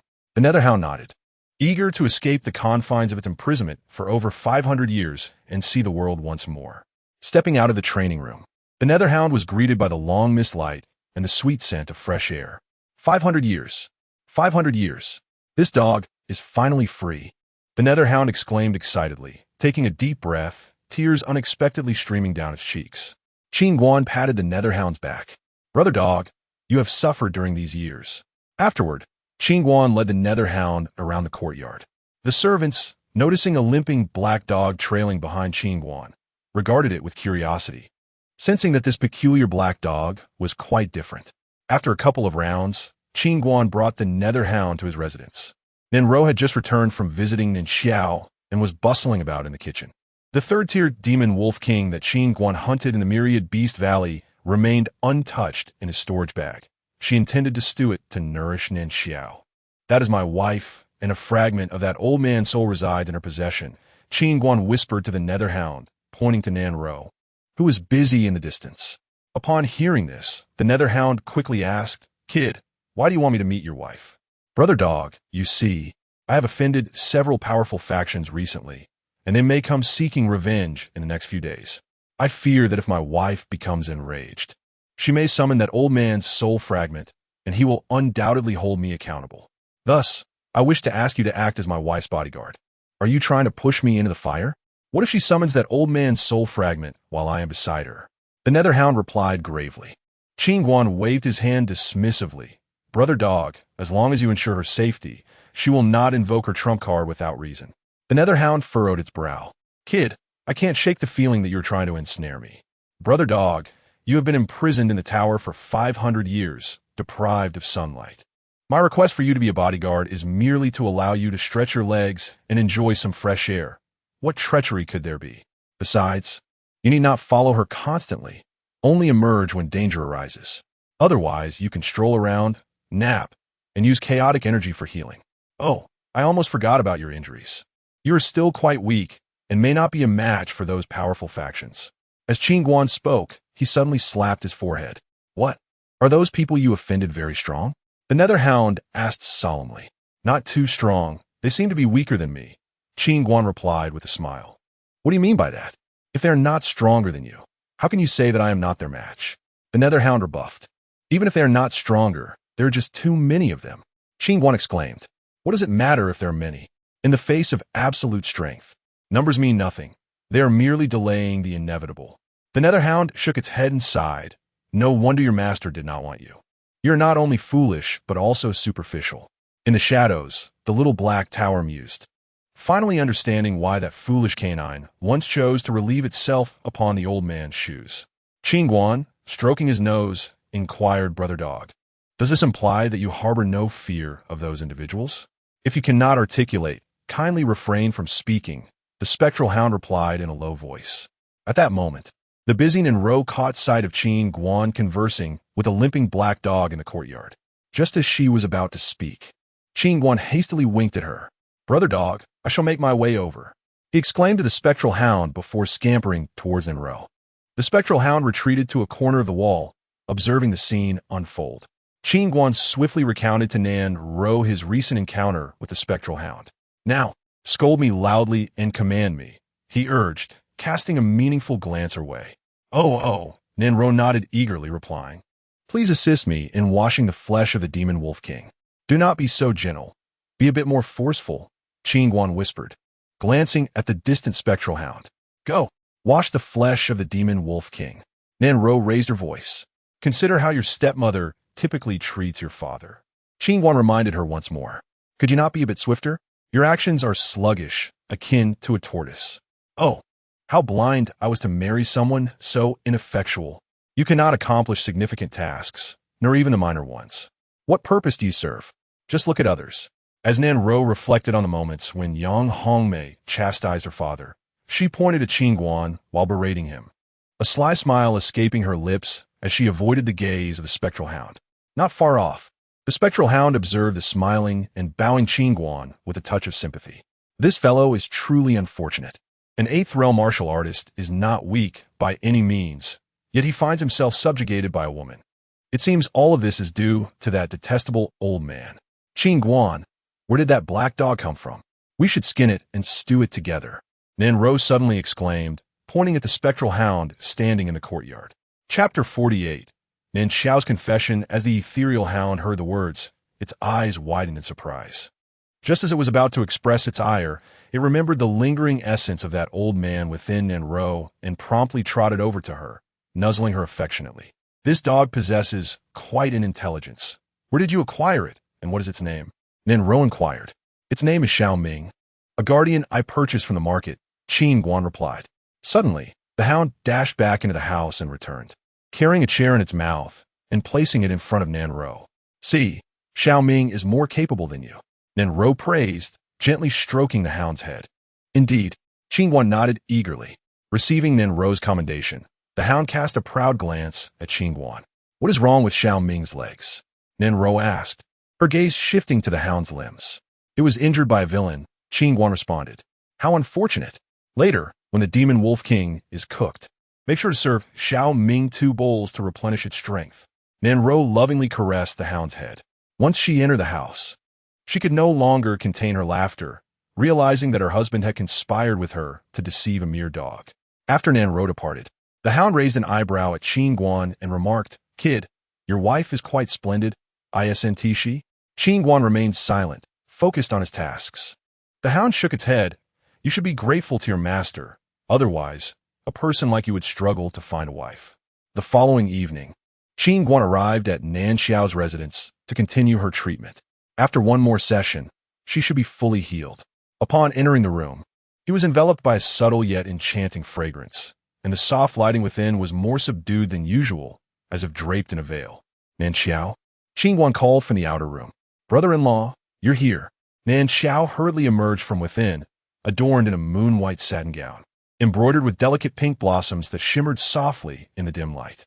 The hem of her dress flowed gracefully, revealing her long, slender legs, with her fair skin glistening enticingly in the hazy illumination. Noticing this, Qin Guan frowned slightly, sensing an unusual atmosphere. Nan Xiao approached him, her neckline slightly open, revealing her exquisite collarbone and a glimpse of her fair neck, leading down to a breathtaking expanse.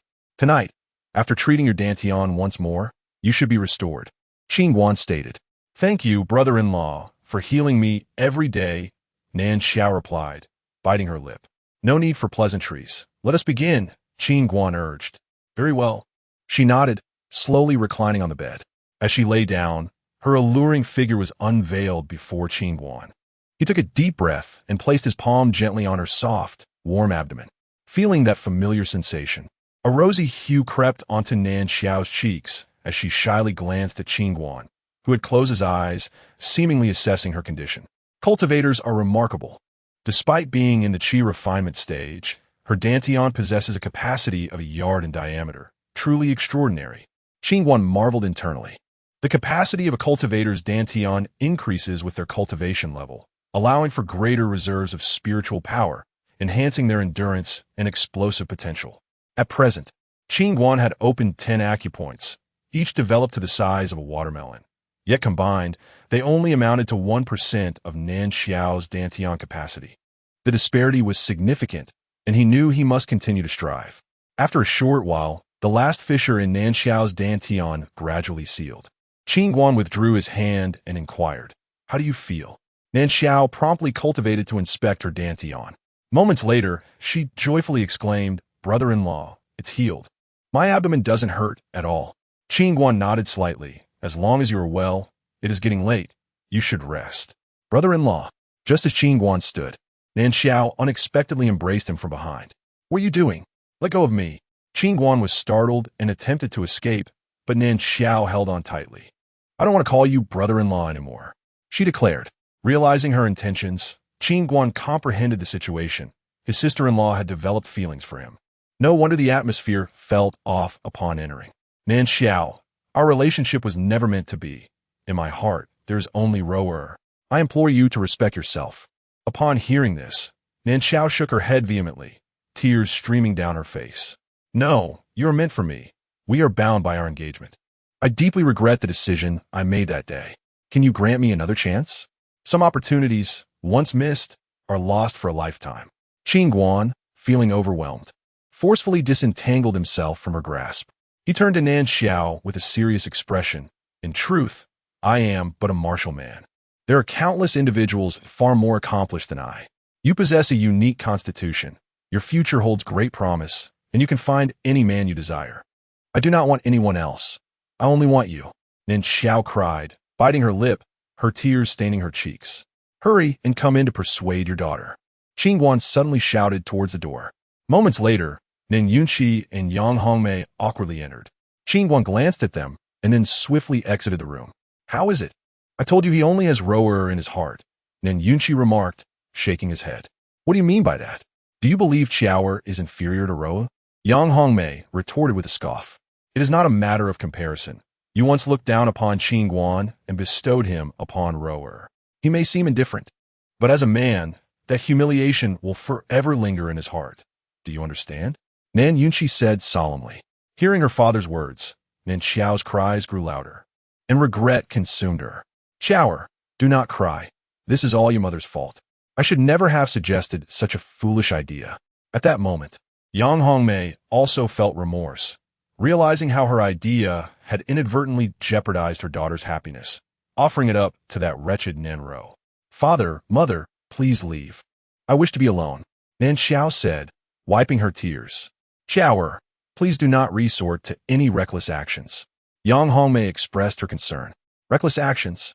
Nan Yunqi shot a glare at Yang Hongmei, exclaiming, "It is entirely normal for a young girl like Qiaoer to develop feelings for a handsome and capable man like Qin Guan. Every youth experiences infatuation, given time. It shall pass. Reckless actions? How could you even think of such a thing?" Yang Hongmei nodded eagerly. "Indeed, your father is right. Qiaoer, you are still young. You will inevitably go through such experiences. Loving someone can be painful, yet sweet. In my youth, I too admired a gentleman, but we ultimately did not end up together. The heartache was profound, akin to a blockage, yet upon reflection, it remains a sweet memory." Upon hearing Yang Hongmei's words, Nan Yunqi's expression darkened, his fists clenching tightly. "Yang Hongmei, I cannot believe you still harbor thoughts of another man in your heart. I shall write a divorce letter at once." "Ah, my lord, I was merely speaking in jest. Please do not take it seriously." Yang Hongmei panicked, realizing her slip of the tongue, and rushed to pursue Nan Yunqi. "Humph!" In her fury, Nan Xiao slammed the door shut, her thoughts consumed by the image of Qin Guan carrying her that fateful night. The following morning, several newly appointed managers of the Nan family rushed in with an air of urgency. "Sir, it is dire news. This morning, Tianbao Pavilion has unexpectedly returned all orders, declaring that they will no longer engage in any cooperation with the Nan family. Moreover, they have subtly threatened that anyone in Luyun City who conducts business with the Nan family will be at odds with Tianbao Pavilion." Upon hearing this, Nan Yunqi's expression shifted dramatically. "What on earth is happening?" Why would Tianbao Pavilion act in such a manner? We are as perplexed as you, sir. Our collaboration had been flourishing until today, when they abruptly turned against us. Just then, a guard burst in, announcing, "Sir, there is someone outside, delivering a letter addressed to the young master." Chapter 49. Swordmaster Nanyunki sensed impending trouble and hastily exclaimed, "Quick, notify my son-in-law." Shortly thereafter, Qin Guan entered the living room. He opened a letter containing the following message: "Qin Guan, do not concern yourself with my reputation. If Tianbao Pavilion dares to trouble the Nans, deal with them ruthlessly. Additionally, the Spirit Sword Academy has dispatched a 6th-level sword master, a master of formations, to seek you out." This letter was sent via expedited means from Tianbao Pavilion. By the time you read it, you should have time to prepare. Jiang Lianyue. After reading, Qin Guan tucked away the letter and turned to Nanyunki. "Father-in-law, has there been an issue with the family business?" Nanyunki nodded anxiously. "This morning, Tianbao Pavilion terminated all cooperation with us. All orders have been rescinded, and they declared that no one is permitted to collaborate with the Nan family. What on earth is happening?" Qin Guan waved his hand slightly, his expression revealing his displeasure. "Tianbao Pavilion seeks to cut off the Nan family's livelihood." Upon hearing Qin Guan's words, Nanyunki felt a weight in his heart. Currently, the Nan family is burdened with a significant amount of inventory, and without sales channels, we may not last long. What should we do? Naturally, we shall retaliate in kind. Qin Guan replied with a sly smile. He then said to Nanyunki, immediately announced that anyone cooperating with Tianbao Pavilion is an enemy of the Nan family. Give them 3 days. Anyone who collaborates with Tianbao Pavilion after that will not be treated kindly by us. Furthermore, anyone who purchases from Tianbao Pavilion will be dealt with harshly starting in 3 days. Is there an issue with Miss Jiang? Nanyunki swallowed hard, perplexed by the sudden turn from allies to adversaries. Qin Guan replied with a calm smile, "There is no issue with Miss Jiang. Since Tianbao Pavilion refuses to cooperate with us and seeks to sever our financial resources, we shall turn the tables on them." Nanyunki hesitated briefly before commanding his servant, "Go. Spread my son-in-law's words. Within an hour, I want everyone in Liyun City to know that the Nan family is not to be trifled with." Soon, the news that Qin Guan forbade cooperation with Tianbao Pavilion and purchasing from them spread throughout Liyun City. Upon hearing this, everyone was incensed. They believed Qin Guan was overly arrogant, provoking the Spirit Sword Academy and Yunlan sect, and now intending to wage war against Tianbao Pavilion. Truly a reckless endeavor. Despite Qin Guan being a 5th-level martial artist and the Nan family possessing 4 profound-level experts, their strength was insufficient to confront the 3 major factions. It was akin to striking a stone with an egg. That scoundrel Qin Guan truly possesses audacity. He is preparing to stand against Tianbao Pavilion. In Tianbao Pavilion, upon learning of Qin Guan's announcement, the pavilion master, Chen Guangling, slammed his hand on the table. How despicable! Qin Guan and the Nan family are truly ungrateful, especially after we supported them so recently. Pavilion master, this matter may be difficult to handle. If Qin Guan truly imposes such restrictions on us, we might have to shut our doors. Chen Guangling smirked, waving his hand dismissively. Do not worry. Tomorrow, the Spirit Sword Academy's representatives will arrive in Liyun City. This time, Qin Guan and the Nan family stand no chance. Upon hearing Chen Guangling's words, Chen Shaojia's eyes lit up. Father, who has the Spirit Sword Academy sent this time? Chen Guangling shook his head. I do not know. The higher-ups informed us last night to suppress the Nan family and to curry favor with the Spirit Sword Academy. So let Qin Guan and the Nan family have their time. At this, Chen Guangling turned to several managers present. Inform everyone to refrain from making any rash moves.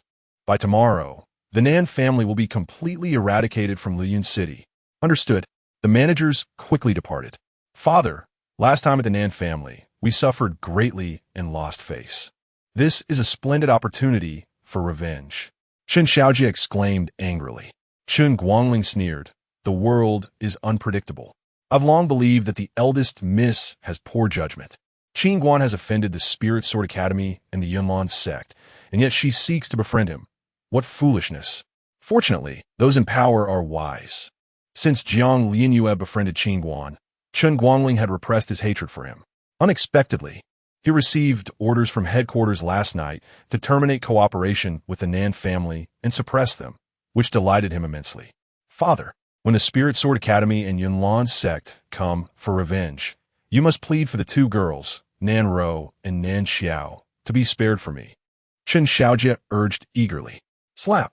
Just as Chen Xiaojie finished speaking, Qin Guan suddenly struck him across the face. Unfilial son, how many times have I told you not to fixate on women? You refuse to listen. Do you not understand that beauty brings disaster? Father, they are in their prime. How can one simply disregard such feelings? Moreover, if you do not allow me to pursue women, will the Chun family become extinct? Chen Xiaojie retorted, clutching his face in indignation. You. Qin Guanling's raised hand fell back down. However, that Nan Xiao girl is rather exceptional, a rare in spirit body. If you could form a bond with her and produce a child for the Chen family, their aptitude would surely be outstanding. Father, I want Nanro as well. Chen Xiaojie quickly added. Useless wretch. Nanro is already Qin Guan's woman. What do you want her for? Qin Guanling glared at him in frustration. Chen Xiaojie licked his lips and grinned. Father, the more someone else's wife, the more appealing she is. Do you not understand this? Rascal, you are utterly useless aside from your pursuits of women.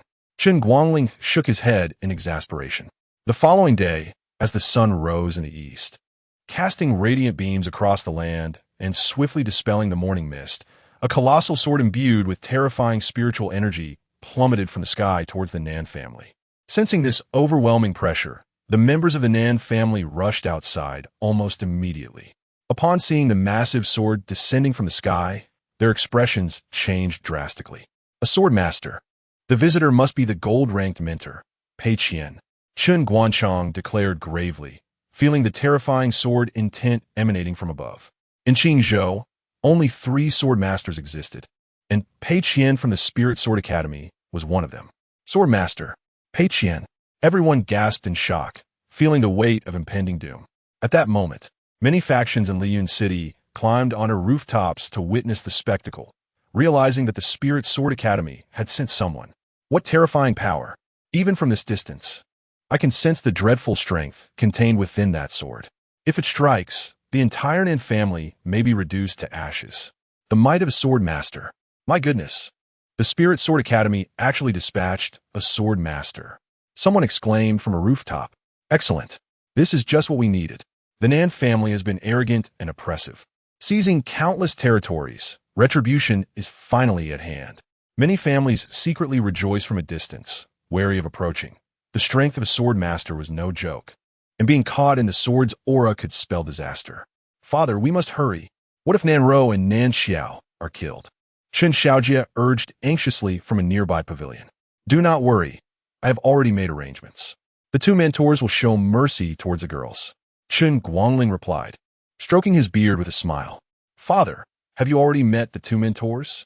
Chen Xiaojie's eyes brightened. Of course. It was I who directed them to the Nan family stronghold, Qin Guanling said with a mischievous smile.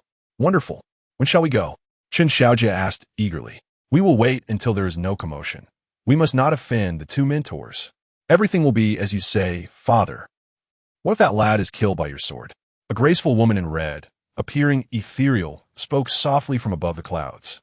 Upon hearing this, a middle-aged man in a white robe hastily replied with a smile, Rest assured, Wanner, my sword is wielded with precision. The martial artist of the 5th realm cannot be slain, and the others shall not escape. The crimson-clad woman furrowed her brow and retorted, Did you not promise the Tianbao pavilion to spare the lives of the 2 daughters of the Nan family? It is a rare opportunity for us to venture out together, and I wish not to squander time. Let us conclude this swiftly, so we may explore together. The middle-aged man gazed affectionately at the woman in red. Chapter 50. The void shift formation. The woman in red shook her head, cautioning, Do not celebrate too soon. There must be someone backing Qin Guan. After speaking, she cast her gaze toward the Nan family below. At this moment, within the confines of the Nan family's courtyard, amidst the anxious stares of the onlookers, Qin Guan twisted his neck. In the next instant, he clenched his fists tightly, a surge of formidable energy enveloping him. Boom! A crimson figure shot upwards, swiftly arriving beneath the colossal sword. With a fierce roar, Qin Guan unleashed a powerful punch at the sword's tip. Thunderous sounds erupted as his fist collided with the sword, causing a deafening explosion that reverberated through the air, shaking the very ground beneath the houses with terrifying intensity. This sword is remarkable. I shall claim it. In midair, Qin Guan grasped the massive sword as he descended. This young man possesses quite the prowess. Above the clouds, Pei Qian observed in astonishment. Beside him, Hong Wan furrowed her brows. The power of Pei Qian's earlier strike could have severely injured a fifth-tier martial artist, yet Qin Guan had effortlessly countered it. Pei Qian narrowed his eyes at Qin Guan below, pondering, this young man's strength is likely nearing the sixth tier. Otherwise, he could not have easily withstood my previous blow. Exercise caution. Such a prodigious individual must possess formidable backing. Hong Wan's consciousness swept across the Nan family's courtyard. Come forth. Cease your stealth. Just then, Qin Guan thrust the massive sword into the ground and called out to the sky. Instantly, a middle-aged man clad in white and a woman of captivating grace in red descended from the clouds. Upon witnessing the two figures in the sky, everyone exhibited expressions of trepidation and reverence, especially towards the middle-aged man, whose aura of sword energy was mesmerizing and daunting, preventing anyone from meeting his gaze. Qin Guan waved at the two in the air. Come down and speak. Why stand so high? Having experienced Yan Rong's escape previously, he had learned the art of evasion from cultivators. The two figures in the sky were sixth-tier cultivators, soaring high and fast. Capturing them would undoubtedly require considerable effort. Thus, Qin Guan believed that if he were to act, it would be best to strike decisively to prevent their escape. Are you Qin Guan? Pei Qian's voice carried down from above. Come on, if you have the guts, come down and fight me. Qin Guan jested, pointing at Pei Qian. At this remark, the hearts of the Nan family members quivered with fear. Let us communicate amicably, dear son-in-law. I can no longer restrain myself. I wish to slay him. Pei Qian replied coldly. The dean has personally instructed us to bring this young man back to the academy for handling. Do you intend to jeopardize our first collaboration? Hong Wan shot a disapproving glance at Pei Qian. Under Hong Wan's gaze, Pei Qian's earlier fury dissipated, replaced by a blossoming delight. Her anger was enchanting. How about we first transport that young man to the academy, and then deal with his associates leisurely? Pei Qian suggested gently to Hong Wan. Hong Wan nodded slightly and began to arrange the formation. Pei Qian then turned his attention back to Qin Guan below. Come, ground-bound martial artist, receive my sword. As his words fell, he traced a line with his sword finger, causing a slender sword, 3 feet long and 2 fingers wide, to hover before him. Go! Pei Qian beckoned, and in an instant, the slender sword appeared at Qin Guan's forehead, halting just 3 inches away. Buzz! The slender sword emitted a vibrating hum, firmly pinched between Qin Guan's 2 fingers. This sword is quite exquisite, Qin Guan remarked, admiring the slender blade. Above, Pei Qian's eyes glimmered with surprise. You have truly impressed me. Only 7 individuals in all of Qingzhou could catch my flying sword with mere fingers. I did not expect such talent at your young age. It is commendable. Pei Qian had intentionally reduced the power and speed of his previous strike by 30%. Yet Qin Guan's effortless reception without injury astounded him. Was that sword truly powerful? In my eyes, both its speed and strength were significantly lacking. Qin Guan smiled at Pei Qian in the air. Not only does this martial artist possess a hardened exterior, but it seems his tongue is equally resilient. Pei Qian suddenly chuckled. I'm not merely boastful. My fists are equally formidable. If you doubt it, feel free to descend and test me, Qin Guan replied, gesturing a fist towards Pei Qian. In the air, Pei Qian's eyes narrowed. As a 6th-tier sword sovereign, no one had ever dared to provoke him so. Gather, Pei Qian suddenly commanded, directing his sword finger downwards. In the next moment, the slender sword in Qin Guan's hand began to tremble violently, while the massive sword embedded in the ground soared into the air. Bang! Just as the massive sword was about to take flight, Qin Guan struck it down with a punch and grasped it firmly. This belongs to me. Qin Guan grinned at Pei Qian. He held one sword in each hand, both vibrating violently, yet they remained firmly within his grasp. At that moment, the members of the Nan family, who had been near Qin Guan, were forcefully pushed back several feet by the sword's overwhelming aura. Damn it, why is this young man's mental strength so formidable? My sword intent cannot penetrate his mental realm. Pei Qian, hovering in the air, felt a wave of astonishment. Those 2 swords were his soul, swords nurtured over many years. not merely powerful, but requiring a strong mental state to wield. Young man, you could store the swords within the tower. This way, he would be unable to connect with their sword intent. Moreover, these two swords are well nurtured. They could serve you well in the future. The Black Tower suddenly interjected. Is it possible to do that? Hearing the Black Tower's words, Qin Guan's mind stirred, and the two swords suddenly appeared within the tower. Master Tower, this space for storage is incredibly convenient, far superior to my master's spatial ring. Qin Guan expressed his excitement at the swords being secured within the tower. What have you done? Pei Qian's face darkened upon witnessing his two swords vanish into thin air. He knew that even if a sword were stored in a spatial bag, he would still sense it. At this moment, he could not perceive even a hint of their sword souls. Qin Guan paid no heed to Pei Qian, instead focusing his gaze on the woman in red above. Dear son-in-law, that woman in red is named Hong Luan, a sixth-tier cultivator with profound knowledge of formations. It appears she is inscribing a formidable array. Exercise caution. Qin Guanxiang hastily approached Qin Guan, offering a warning. Qin Guan nodded slightly. The woman had been engaged in intricate gestures and preparations, clearly plotting something nefarious. After a moment's thought, he addressed the crowd behind him. You all disperse and keep a safe distance. Upon hearing this, everyone retreated. Aware that against a powerhouse like Pei Qian, they had no means of resistance, standing alongside Qin Guan would only hinder him. Seeing the crowd part, leaving Qin Guan alone in the open, a smirk crept across Hong Luan's lips. Their cooperation was remarkably seamless. Chapter 51, A Wrong Turn. At this moment, Pei Qian, who had been disregarded by Qin Guan, wore an extremely grim expression. Luaner, are you done yet? I can hardly contain myself. Hong Luan cast an annoyed glance at Pei Qian. It will be ready shortly. It's merely two swords that Brat has darkened. They're still on him. Once we deliver him to the Lingjian Academy, aren't they yours? Luaner, you are indeed clever. Upon seeing her exquisitely charming face, Pei Qian's anger dissipated instantly. Suddenly, Hong Luan took a deep breath, and her entire demeanor transformed, as if drawn by an ancient force. She raised her palms, her fingers dancing gracefully, and strange runes shot out in all directions. As she chanted incantations, the runes illuminated, their brilliance radiating like ripples. Then, with a sudden step forward, Hong Luan pressed her right palm downwards, a faint light emanating from her palm as it precisely landed on the core rune of the formation. Almost instantaneously upon activating the formation, a massive column of light enveloped Qin Guan, with swirling chains of runes coiling around it, exuding an immense spatial power. Be careful, young master. This is the spatial shift array of the Lingjian Academy. If trapped, it can instantly teleport enemies to their stronghold. Qin Guanxiang urgently warned from a distance. Teleported to the Lingjian Academy?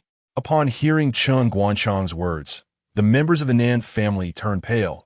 If it were to be sent there, wouldn't Qin Guan be devoured alive? Ha ha ha, too late. Once trapped in the spatial shift array, even a 7th realm cultivator cannot break free from its spatial constraints. A mere 5th realm warrior like him wouldn't even escape, even if he burned his essence. Pei Qian laughed, stroking his beard. Suddenly, a piercing scream echoed through the air. Hong Luan's right arm was abruptly severed by a flash of sword light, blood gushing forth. In shock, Hong Luan had yet to react when Qin Guan seized her ankle, slamming her down to the ground. Bang! Qin Guan's foot pressed firmly against Hong Luan's chest. You little brat, you seek death. Seeing his beloved woman subdued beneath Qin Guan's foot, Pei Qian was consumed by rage and transformed into a streak of sword light. Charging at Qin Guan. Calm down. Qin Guan's gaze suddenly sharpened. Before anyone could react, Pei Qian, transformed into sword light, stood frozen before Qin Guan, his eyes vacant, as if his spirit had been shattered by some unseen force. Swish! A cold flash of sword light swept across Pei Qian's neck, and in the next moment, he collapsed lifelessly to the ground. What has happened? How could this be? All onlookers were utterly astonished. 2 6th realm experts had been defeated by Qin Guan, just like that? The abrupt turn of events was simply too shocking.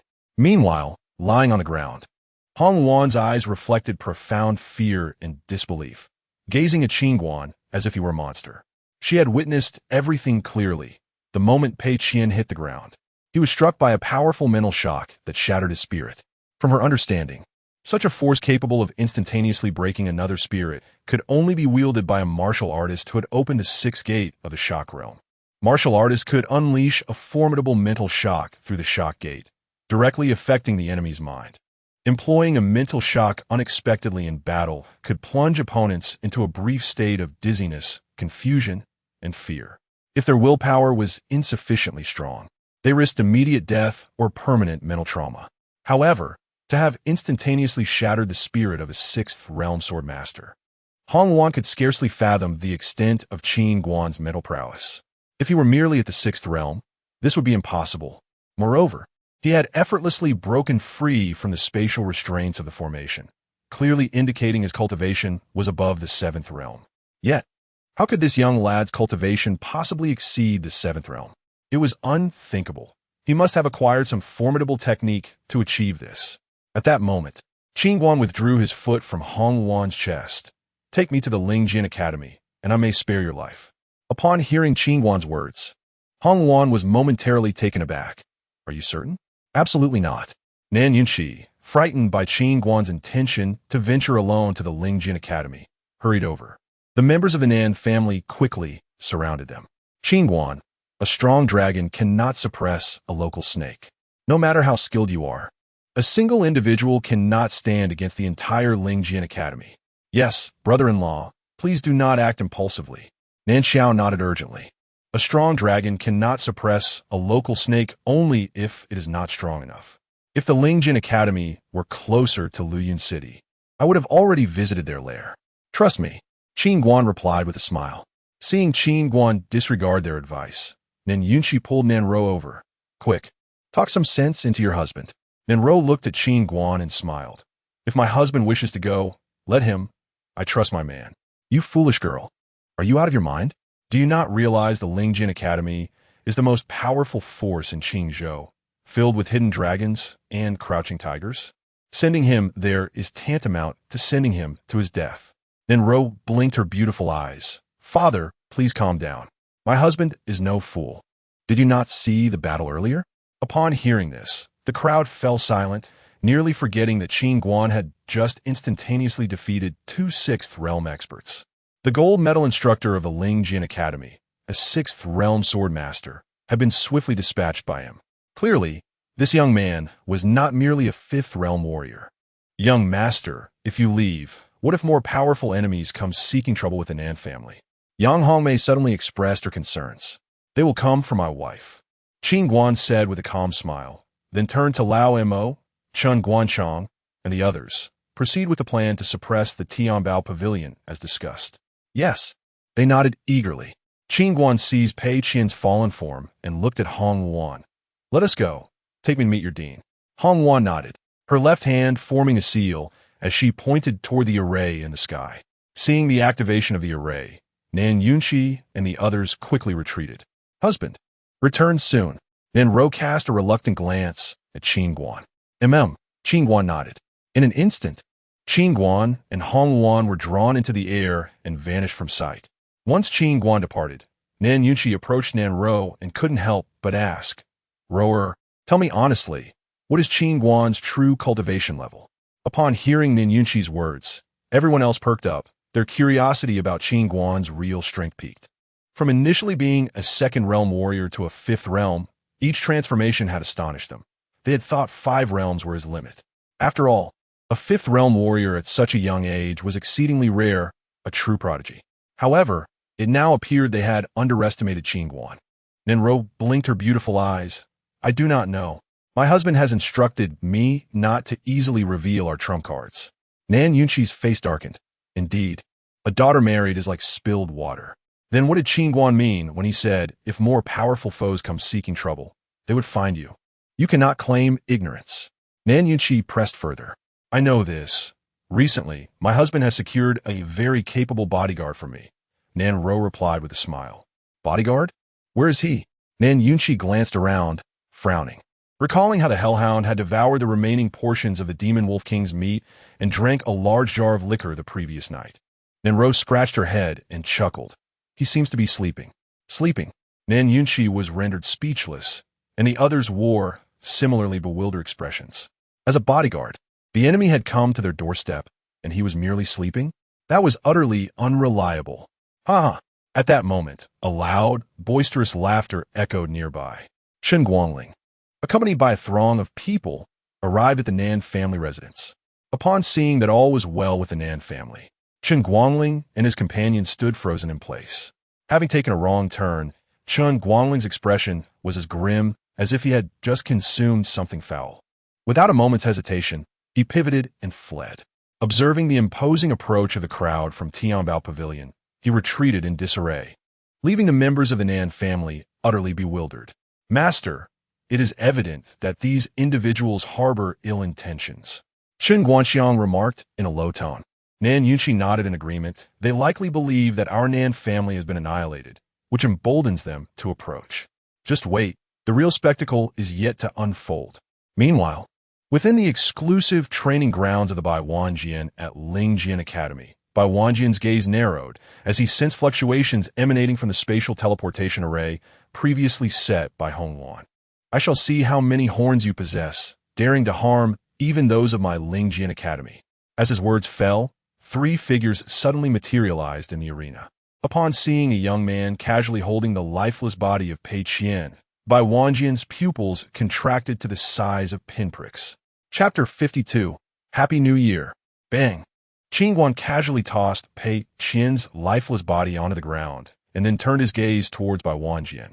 May I inquire if you are the esteemed principal of the Spirit Sword Academy? Bai Wanjian's eyes narrowed gradually. You truly possess audacity beyond measure.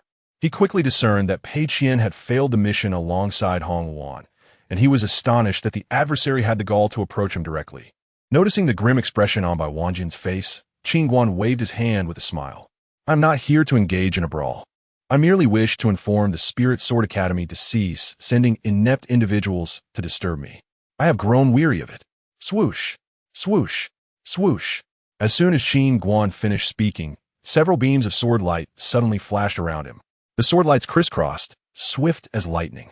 Just as the sword lights were about to strike Qin Guan, he abruptly appeared before Bai Wanjian like a wraith. Dark Bull, Qin Guan roared, delivering a powerful punch aimed at Bai Wanjian's chest. Sensing the terrifying force behind Qin Guan's fist, Bai Wanjian's pupils constricted, and a tempestuous surge of sword energy erupted from him, instantly coalescing into an impenetrable sword shield at his chest. Boom! Qin Guan's fist collided with the sword shield. Bang! In the next moment, the sword shield remained intact, yet Bai Wanjian's body recoiled sharply, a shockwave bursting through his back. Rumble! Simultaneously, a nearby hill crumbled into dust. Bai Wanjian swayed like a flickering candle in the wind, crimson blood seeping from the corner of his mouth. I told you I wasn't here to fight. You old man have quite the temper, initiating a conflict without hesitation. Qin Guan retracted his fist and assisted Bai Wanjian to a nearby stone bench. Bai Wanjian's eyes brimmed with pain and horror. At that moment, his mind was utterly blank. Not far away, Hong Luan was equally astonished, her beautiful eyes filled with fear. Bai Wanjian was a peak sword emperor of the 6th realm, yet he had been unable to withstand even a single punch from Qin Guan. Old man, are you the principal of the Spirit Sword Academy? Qin Guan inquired, gazing at Bai Wanjian. Bai Wanjian, clutching his chest, nodded. I am indeed the principal. Shall we continue? Qin Guan asked again. Bai Wanjian hastily shook his head. No more fighting. Qin Guan nodded. Very well, let us settle our accounts. What accounts? Bai Wanjian looked at Qin Guan as if he were specter. Qin Guan raised an eyebrow. Naturally, I seek compensation for the various inconveniences caused. From the beginning, it was your Spirit Sword Academy that sought trouble with me, repeatedly harassing me and causing significant disruptions in my life. Therefore, I request the sum of 10,000 spirit stones, and I shall not pursue this matter further. 10,000 spirit stones. Upon hearing Qin Guan's demand, Bai Wanjian's sunken eyes nearly bulged out. The Spirit Sword Academy is affluent. Do not tell me you cannot produce 10,000 spirit stones, Qin Guan replied, somewhat displeased. Bai Wanjian's face contorted in distress. Young hero, our Spirit Sword Academy has only 3 mines, producing a maximum of 20 spirit stones each day. To meet your request of 10,000 would be impossible, even if I were to perish. Seeing Bai Wanjian on the verge of tears, Qin Guan stroked his chin. Then how much can you offer? After a moment, Bai Wanjian swallowed a mouthful of blood and cautiously proposed 500 inferior spirit stones. Qin Guan's expression darkened immediately. 500? Earlier, you mentioned having 3 mines yielding 20 a day. That totals 600 in a month. Are you attempting to deceive me? At Qin Guan's words, Hong Wan, not far away, could no longer contain her laughter. Startled, both Qin Guan and Bai Wanjian furrowed their brows at her. Hong Wan quickly waved her hands. I apologize. I just recalled a joke and couldn't help myself. Please continue. Bai Wanjian's face darkened like the bottom of a pot. This scoundrel Qin Guan was robbing the Spirit Sword Academy, and this one-armed madwoman was still able to laugh. My patience is finite. I shall grant you one last opportunity. Qin Guan spoke in a somber tone. 2,000 inferior spirit stones. If you find this unacceptable, then simply kill me.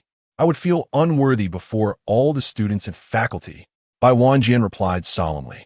Bring the money. Qin Guan extended his hand towards Bai Wanjian. With a heavy heart, Bai Wanjian retrieved a token from his robe and instructed Hong Wan, go fetch 2,000 spirit stones. After Hong Wan departed, Bai Wanjian suddenly coughed up a mouthful of blood, mixed with fragments of flesh. Qin Guan's earlier punch had shattered his internal organs. Are you all right? Seeing this, Qin Guan hastily patted Bai Wanjian's back. Bai Wanjian shook his head, discreetly swallowing a precious healing elixir while tending to the blood. Young hero Qin, may I ask you a question? Bai Wanjian inquired, looking at Qin Guan. Qin Guan nodded. You may. Young hero Qin, what force did you employ in that punch earlier, enabling it to penetrate my sword shield? Dark energy. It is specifically designed to counter opponents with high defenses. Like a tortoise, Qin Guan replied with a smile. Upon hearing this, Bai Wanjian's lips twitched, and after a moment he sighed deeply. I have devoted my life to cultivation. Yet I was defeated by a single punch from young hero Qin. It is indeed a source of great shame. Qin Guan remained silent, suddenly rising to approach Pei Qian's corpse, from which he retrieved the storage bag. Glancing at Pei Qian's lifeless form, Bai Wanjian spoke, young hero Qin. Would you be willing to grant me one favor? What favor? Qin Guan furrowed his brow. Could you keep the matter of your victory over me today confidential? Just pretend I was never at the Spirit Sword Academy? What? Afraid of losing face? Qin Guan chuckled, looking at Bai Wanjian. Bai Wanjian nodded. If word of this spreads, my prestige at the Spirit Sword Academy will plummet, and I plan to retire soon. I do not wish to become the laughingstock of the Academy. If you provide me with 1,000 spirit stones as a hush fee, I assure you I shall remain silent. How does that sound? Qin Guan grinned at Bai Wanjian. Bai Wanjian was speechless. Young hero Qin, must you always demand hundreds or thousands of spirit stones? My salary as principal is merely 40 spirit stones a month. Who could withstand such a burden? So little? Qin Guan was taken aback upon hearing Bai Wanjian's monthly earnings. Indeed, spirit stones are quite precious. Most cannot afford them. You just demanded 2,000 spirit stones, and I am at a loss on how to discreetly cover this deficit. Bai Wanjian lamented, nearly in tears. Surely, you must offer something of value in return? Qin Guan suggested. In that case, I own a restaurant, an underground boxing ring, and a brothel in the capital, collectively bringing in nearly 10 million gold coins a month. I could grant you access to those, Bai Wanjian proposed, his voice low. Qin Guan's lips twitched slightly. You, old fellow, certainly have a wide array of interests. Chapter 53 Bai Wanjian's face darkened. These enterprises are guaranteed profits. Are you going to give me a clear answer or not? Since that is the case, I shall reluctantly accept. Qin Guan nodded. Bai Wanjian gritted his teeth and retrieved the contract for the 3 properties. I hope Master Qin will honor his promise. After a brief glance at Lichuan Courtyard, Zuixiang Tower, and Dark Dragon Boxing Arena, Qin Guan took the contracts. Just then, Hong Wan returned after fetching the spirit stones. Here are 2,000 spirit stones, she said, handing a storage bag to Qin Guan. After accepting the bag, Qin Guan turned to Bai Wanjian. This matter ends here. If you disturb me again, it will no longer be a matter of compensation. Bai Wanjian quickly smiled. We are friends now. How could I trouble you again? If you need assistance in the future, the Spirit Sword Academy will do its utmost. Qin Guan nodded and then looked at Hong Wan. Take me back to Luyun City. Hong Wan furrowed her brow slightly at Qin Guan's request, but soon nodded. Follow me. Where to? Qin Guan asked, puzzled as he saw Hong Luan walking down the mountain. "Did you not ask me to escort you?" Hong Luan replied, confused. "I meant for you to use the teleportation array to send me back," Qin Guan clarified. "I apologize, but setting up the void flash array consumes a great deal of mental energy. In my current state, I would need at least half a month to set it up again. Moreover, we need to inscribe a teleportation point in Liyun City. Otherwise, we cannot teleport there." Qin Guan was left speechless. "You should have reminded me sooner." Hong Luan looked innocent. "I didn't expect you to return safely." Bai Wanjian interjected. "What a loss it was to come here." After saying this, Qin Guan turned to leave. This fellow extorted 2,000 spirit stones and still complained of losses. Bai Wanjian and Hong Luan watched his receding figure, fuming with anger. "Director, are we just going to let him go?" Hong Luan asked solemnly. "What else can we do? Can you defeat him?" Bai Wanjian shot her a disapproving look. "If we activate the Guardian Array, we should be able to keep him here," Hong Luan suggested. Bai Wanjian shook his head. "That is the Spirit Sword Academy's last line of defense. It should not be used lightly unless absolutely necessary. Besides, someone as extraordinary as him must have a formidable force behind him. It is fortunate that our grievances with him can end here. He has support, and we have our own," Hong Luan stated. "You are too young. If we provoke two superpowers to war, regardless of the outcome, we will not have a good ending." Bai Wanjian said gravely. Hong Luan fell silent. "This matter ends here. Not a word of it should leak out," Bai Wanjian concluded before turning to leave. Meanwhile, after departing from the Spirit Sword Academy, Qin Guan traveled westward and arrived at the bustling capital of the Longyan Empire in Qingzhou by evening.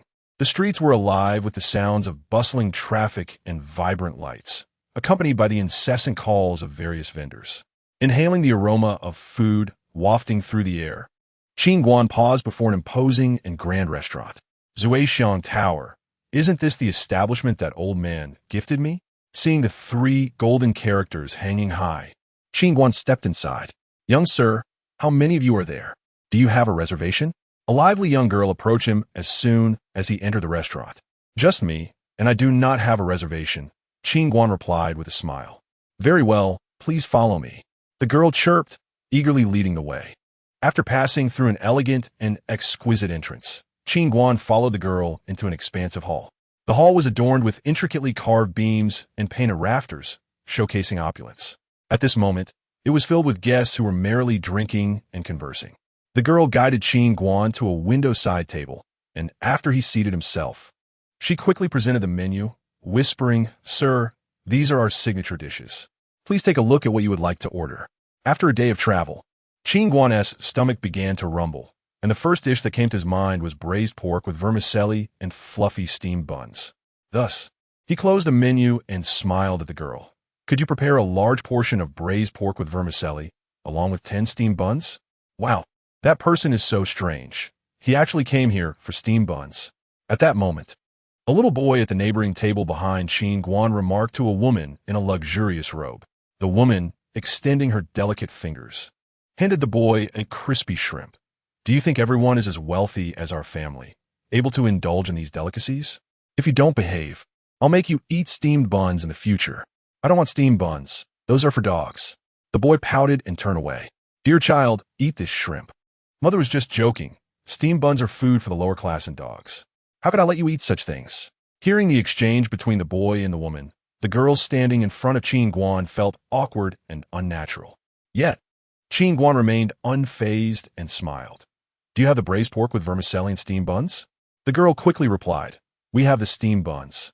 Although the braised pork with vermicelli is not on the menu, the kitchen can prepare it for you, but it may take a little while." Qin Guan nodded. "Then please bring me 5 pounds of beef and 10 jars of wine." "Certainly, sir."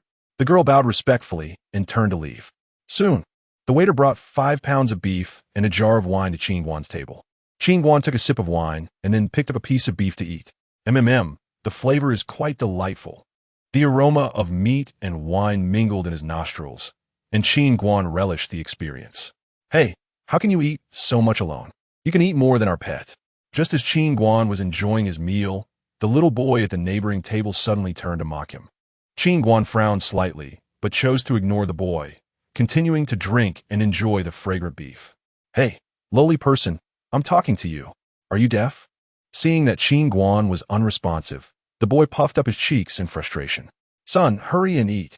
The woman in the luxurious robe pulled the boy back, casting a disdainful glance at Qin Guan. Before long, the waiter brought a large pot of braised pork with vermicelli and 10 fluffy steamed buns to Qin Guan's table. Sir, your dishes are ready. Good. Set them down here. Qin Guan moved the beef aside. The speed of service was impressive, and the cooking skills were commendable. Inhaling the tantalizing aroma, Qin Guan eagerly reached for a steamed bun, just as his chopsticks were about to dip into the bowl. The little boy behind him suddenly spat into his bowl. Qin Guan's expression darkened immediately. He turned to glare at the boy, who mischievously stuck out his tongue at him. In a swift motion, Qin Guan grabbed the boy by the hair and threw him out. Chapter 54. One may eat recklessly, but one should not speak recklessly. With a resounding thud, a young boy crashed heavily onto a table. What are you doing? The woman in the flowing robe, realizing her son had been thrown by Qin Guan, hurriedly rushed to the table to lift the boy up. It hurts so much. Whoa! The boy cried out in fright. The woman quickly produced a pill to give to the child. The commotion attracted the curiosity of many diners nearby. You lunatic! How dare you lay such vicious hands on a child? Tonight, I shall have you dismembered and thrown to the wild dogs. The woman in the robe pointed at Qin Guan, scolding him fiercely. Madam Zhao, what is happening? At that moment, a middle-aged man in a robe hurried to the woman's side. This beast just laid hands on my son. He deserves to die. The woman pointed angrily at Qin Guan. That little brat spat in my dish. I merely taught him a lesson. What are you shouting about? Qin Guan replied with a cold smirk. Upon hearing this, the woman was outraged. You, an adult, are quarreling with a 5-year-old child, and you think you're justified? Indeed, children can be mischievous and naive. It was just a dish. Was it necessary to be so brutal? Exactly. A 5-year-old child knows nothing of right and wrong. A verbal reprimand would suffice. To strike a child is truly excessive. Children are naturally mischievous. Even if they are in the wrong, it is their parents who should discipline them. It is not your place to take action. The crowd around began to murmur, all voicing their condemnation of Qin Guan. Mother, quickly kill that bad man and avenge me. Do not worry, my child. Your father will come soon, and he will surely take revenge for you. The woman caressed the boy's forehead, her heart aching. Boy, hasten to kneel and apologize to Madame Zhao. Zhao Longquan is a peak practitioner of the spirit refinement realm. When he arrives, he will surely flay you alive. A well-meaning onlooker warned Qin Guan. Kneel and apologize? He has injured my son like this. His entire family's lives are not enough to compensate. The woman glared coldly at Qin Guan. Madam, what is the matter? Just then, a middle-aged man quickly squeezed through the crowd. Master, you have arrived. That little beast actually struck younger. The woman pointed at Qin Guan in fury. Whoa, father, kill him, kill him. Upon seeing his father, the boy cried out with a distorted face. How audacious! How dare you lay hands on my son, Zhao Longquan? You must have eaten a bear's heart and a leopard's gall. The middle-aged man, enraged, unleashed his powerful spiritual energy, striking towards Qin Guan's crown. Just as Zhao Longquan's palm was a mere half-inch from Qin Guan's head, a flash of sword light suddenly zipped past. Woo! Zhao Longquan, seeing his wrist suddenly severed, screamed in terror. Before he could finish, a hand abruptly flew into his mouth, silencing him. The onlookers gasped as they witnessed Zhao Longquan holding his severed hand in his mouth, instinctively stepping back, their gazes fixed in shock upon Qin Guan. This young man is formidable. Zhao Longquan is a practitioner nearing the 4th realm, yet he did not even touch his opponent's hair and instead lost a hand. Do not move. If you dare to take that hand out of your mouth, I will sever your legs. Qin Guan warned as Zhao Longquan attempted to pull the hand from his mouth. Terrified, Zhao Longquan hastily lowered his hand. Behind him, the woman in the flowing robe quickly covered the boy's mouth. Her face pale, not daring to breathe, her previous arrogance vanished. She had not anticipated such a ruthless youth. You lot, you have disturbed my young master's enjoyment. Do you seek death? A cold voice suddenly rang from the 2nd floor. Upon hearing the voice, Zhao Longquan looked up, and upon seeing the speaker, he swiftly pulled the severed hand from his mouth and shouted, Baba, you must help me. This brat. Before Zhao Longquan could finish, his right leg was suddenly severed. At that moment, the figure from the 2nd floor appeared beside Qin Guan.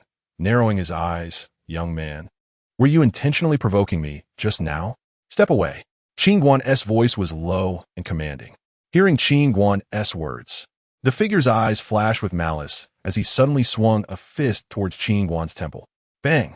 Just as Qin Guan was on the verge of an explosive reaction, he sidestepped and then slammed the assailant's head down onto the table, shattering it to pieces. Bang! Bang! Bang! In a fit of rage, Qin Guan struck the assailant's head multiple times, ultimately tossing the unconscious figure out the window as if he were refuse. Clap! Clap! Clap! At that moment, a young man in white descended from the second floor, clapping his hands, followed by an elder in gray. Upon seeing the young man in white and the elder, the crowd's expression changed, quickly parting to clear a path. The young man approached Qin Guan with a smile. Do you know who you just threw out? Qin Guan shook his head. No. The young man smiled. He was a dog raised by me, Qin Guan. Now that you have harmed my dog, what do you propose we do? What should I do? Your dog nearly bit me. What do you suggest? Qin Guan retorted. Impudent. At that moment, the elder behind Qin Guan suddenly shouted angrily, ready to act, but Qin Guan quickly raised his hand. Li Lao, do not frighten him. Soon enough, he will have reason to weep. With that, Qin Guan called out towards the distance, Manager Wei, are you not coming out to adjudicate this matter? Ha ha ha, busy calculating debts. Qi Gongzi has been neglected. As the words fell, a middle-aged man with a round belly and a jovial demeanor approached, holding a golden abacus. The portly man entered the fray, looking at Qin Guan with a smile. Esteemed young sir, may I inquire if you were satisfied with your meal today? Upon hearing the portly man's words, Qin Guan felt an urge to strike him. With a stern countenance, he replied, Satisfaction? Nonsense. The portly man nodded politely.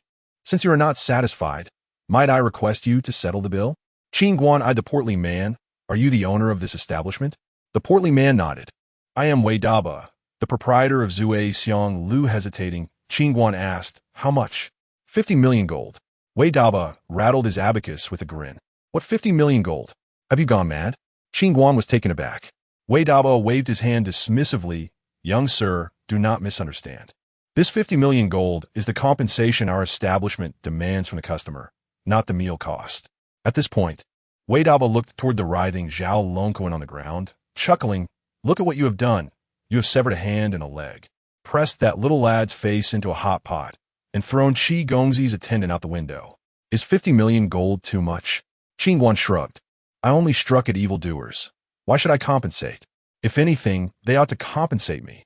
If you lack the funds, you may leave your sword behind. Wei Daba suddenly pointed at the sword on Qin Guan's back with a smile. It seems you had this all planned out. Qin Guan looked at Wei Daba, feeling both amused and exasperated. He had intended to dine peacefully, only to find himself ensnared by the very owner of the establishment. Wei Dabao's smile gradually faded. One may indulge in food indiscriminately, yet one must not speak carelessly. If you have harmed another, the fault lies with you. Demanding 50 million is already a generous act, considering I have spared your life. Chapter 55. Assessing the situation. Look at your corpulent figure. You must have indulged quite a bit. Are you not concerned that your employer will dismiss you for extorting guests? Qin Guan remarked, casting a smile towards Wei Dabao. Wei Dabao's expression turned icy as he lost his patience. My livelihood is none of your concern. This is not your business. Guards. As his words fell, four well-built bodyguards suddenly appeared around Qin Guan, all of whom were adept masters of the Xiantong realm. 3 counts. After 3 counts, do not blame me for being impolite. Wei Dabao declared, extending 3 fingers. 3, 2. Wow, how impressive. Just as Wei Dabao was about to count to 1, a gasp erupted from the crowd. At that moment, a stunningly beautiful woman adorned in exquisite attire descended from the staircase on the 2nd floor. The woman was tall and graceful with elongated, deep-set eyes that slightly arched at the corners like cold stars in a wintry night. Her piercing gaze seemed capable of discerning all while keeping others at bay. Following her was a gray-robed elder and 2 imposing bodyguards. With the woman's appearance, the previously tense atmosphere dissipated, and all eyes were drawn to her striking visage. Those present recognized her as Princess Wei Hongyan of the Wei Kingdom. Upon spotting her, Qin Guan hurried forward to greet her, slightly bowing. I am Qin Guan of the Qi family. It is an honor to meet the 9th princess. Princess Wei Hongyan did not even glance at Qin Guan, proceeding straight ahead. Your Highness. At that moment, Elder Hong called out to her. Princess Wei Hongyan halted, and Elder Hong pointed towards the crowd. That person resembles Qin Guan, does he not? Upon hearing the name Qin Guan, Princess Wei Hongyan's aloof and cold demeanor faltered momentarily. She quickly turned her head toward the crowd, and soon, a familiar face came into view. Realizing it was indeed Qin Guan, Princess Wei Hongyan was taken aback, puzzled as to why he was in the imperial capital. Nevertheless, her steps did not falter as she swiftly approached him. Qin Gongzi, what a coincidence. Upon reaching Qin Guan, Princess Wei Hongyan beamed at him. Qin Guan, momentarily stunned, quickly responded with a smile. Ah, it is Miss Wei. I nearly did not recognize you. Hearing his words, Princess Wei Hongyan teased. What? Has Qin Gongzi forgotten me so quickly? Of course not, Qin Guan chuckled, waving his hand dismissively. Seeing Princess Wei Hongyan, who had previously ignored Qi Nuo, now chatting amicably with Qin Guan, the onlookers cast puzzled glances at him. Who exactly was this young man? Clearly, he possessed an extraordinary background. So, Princess Wei knows this young man. Wei Debao suddenly remarked with a grin. In response, Princess Wei Hongyan turned to Wei Debao respectfully. Manager Wei, this gentleman is my friend. If there has been any offense, I hope you can forgive us. At that moment, Qi Nuo, previously disregarded by Princess Wei Hongyan, strode over with an irritable expression. Ninth Princess, your friend assaulted someone at the Zue Xiang Lu, severing a hand and a leg, and left my man half dead on the street. This matter cannot be easily resolved. Manager Wei, there must be some misunderstanding. My friend is a reasonable person. They must have provoked him first, Princess Wei Hongyan insisted. Turning to Wei Debao, reasonable? He, a grown man, threw my 5-year-old son out by his hair, and that is called reasonable? He came in without a word and severed my husband's hand and leg. Is that reasonable?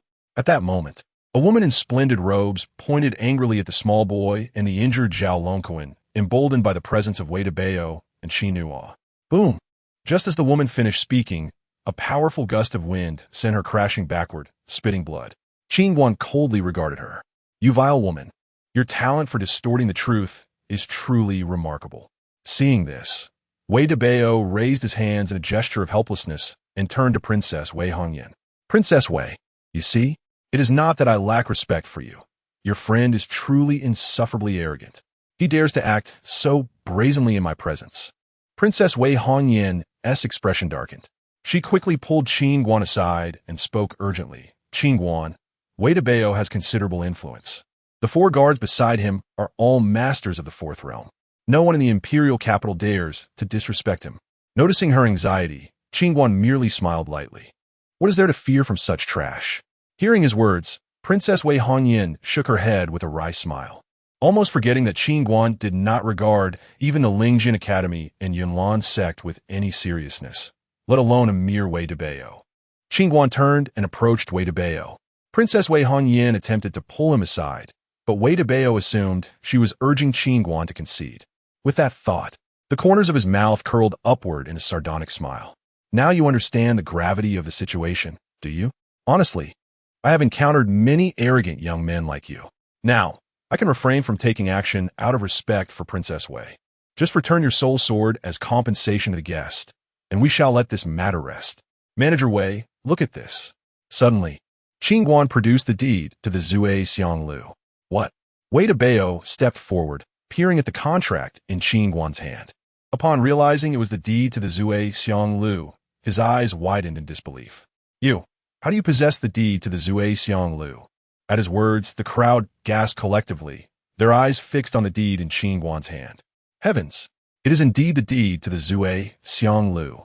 He is actually the owner of Zue Xiang Lu. I had already sensed this gentleman's extraordinary bearing. My suspicions were confirmed. The crowd erupted in murmurs, especially Princess Wei Hongyan and Elder Hong, their expressions filled with astonishment and confusion. They had not anticipated that Qin Guan was the elusive owner of the Zue Xiang Lu, a place no one dared to provoke. Impossible. This cannot be. Wei Debao shook his head vehemently. He glared at Qin Guan, his voice low and serious. Do you know who is behind the Zue Xiang Lu? Who? Pray tell. Qin Guan replied with a dispassionate smile. Aye.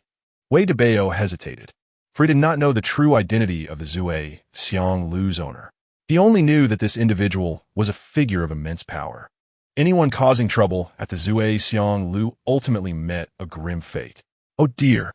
Just then, Qin Guan suddenly seized Wei Debao by the ear. From this day forth, you are to vacate the Zui Xiang Lu.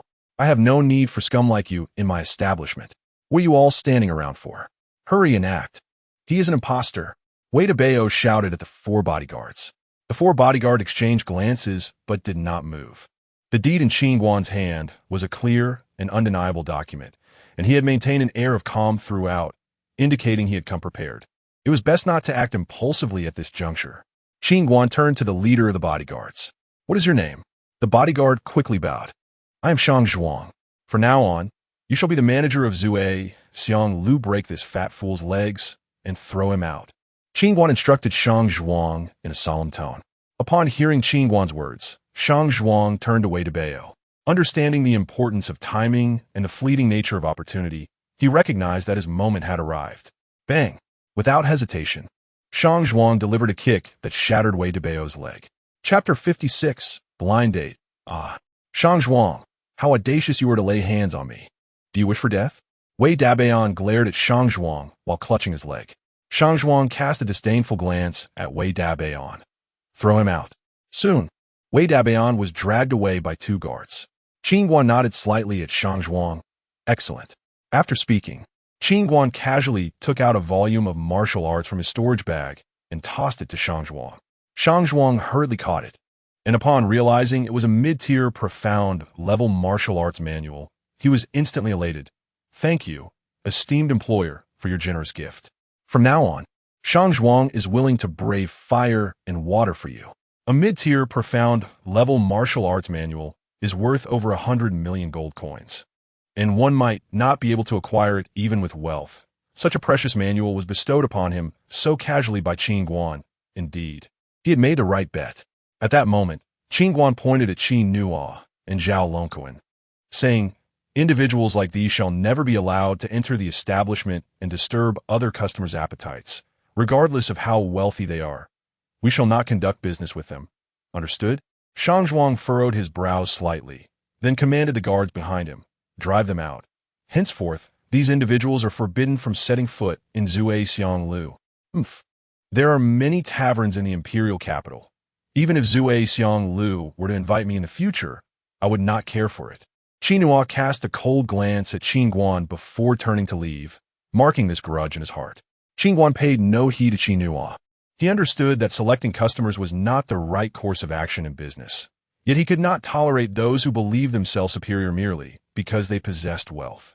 Besides, he did not expect Zui Xiang Lu to earn much profit anyway. After the group was expelled, Shang Zhuang hesitated for a moment, then whispered to Qin Guan, esteemed employer, that Qin Nuo is a cousin of Shen Huan. This individual is petty and vindictive, so we must be cautious. Upon hearing Shen Huan's name, the expressions of those nearby shifted, particularly Wei Hongyan, whose beautiful eyes revealed a flicker of something unusual. Who is Shen Huan? Qin Guan frowned. Esteemed employer, are you not familiar with Shen Huan? Shang Zhuang expressed surprise at Qin Guan's words. Though he had never met the owner of Zui Xiang Lu, the one who hired them as guards was a high-ranking official from the Spirit Sword Academy. Thus, he speculated that the owner must be a significant figure from the academy, which was why they had remained as guards, hoping to gain recognition from the Spirit Sword Academy one day. Shen Huan, a prodigy of the Spirit Sword Academy, had recently broken through to the Sword King realm, making him well known. Now, to Qin Guan's apparent ignorance of him left Shang Zhuang perplexed. Qin Guan waved his hand. Looking at Shang Zhuang, do not concern yourself with Shen Huan's cousin. If he dares to cause trouble, deal with him ruthlessly. If you cannot handle it, simply take note of his name, and I shall take care of it. Understood. Shang Zhuang nodded eagerly. Judging by the tone of Qin Guan, it appeared that this esteemed employer was indeed formidable, to disregard even Shen Huan. Could it be that he is the grandson of the academy's president? Is there a place to stay upstairs? Qin Guan then inquired of Shang Zhuang. Yes, I will lead you upstairs to rest. Shang Zhuang promptly instructed a guard beside him. Esteemed Qin, might we also stay at your establishment for a night? Wei Hongyan suddenly smiled. Certainly. Qin Guan nodded, and at that moment, he noticed the 2 guards behind Wei Hongyan, and he quickly added, It is Brother Li Qing and Brother Zhongming. I apologize for not noticing you earlier. These two were benefactors of Nanro, having helped during the Secret Realm incident, a favor he had long remembered. You are too kind, Qin brother. Zhongming and Li Qing clasped their fists in greeting. Gulme, let us go upstairs for a drink. Qin Guan beckoned to the two. Very well.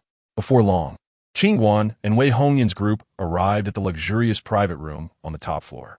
Soon, a sumptuous feast was served in the room. Here, Brother Zhang and Brother Li, I raise my glass to you. Qin Guan laughed, lifting his cup. There is no need for formality, Qin brother. We are all straightforward people. Come, let us drink. The three raised their cups and drank heartily. After setting down his cup, Qin Guan turned to Wei Hongyan, smiling. Miss Wei, I happen to have some free time these days. The last time I promised to help you train the Black Armored Army. Is it convenient?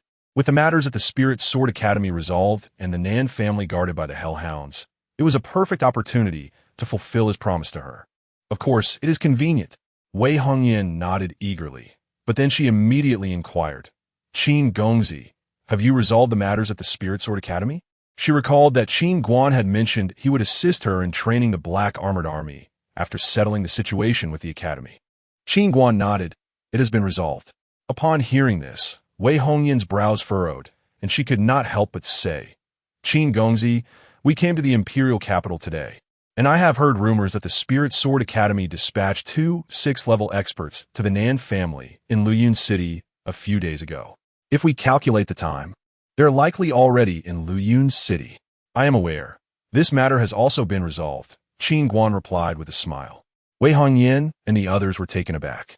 They had all heard about the previous incident where Yin Rong, Su Lai, and those from the Yunlan sect were killed, and they thought the Spirit Sword Academy and Yunlan sect would spare no effort to eliminate Qin Guan. Upon arriving in the imperial capital, they learned that the Spirit Sword Academy had sent 2 6th-level experts to Luyun City, and they all believed that Qin Guan and the Nan family were in grave danger. However, they never expected to encounter Qin Guan tonight at Zue Xianglu, who was also the owner of the establishment, and that the troubles with the Spirit Sword Academy had been resolved.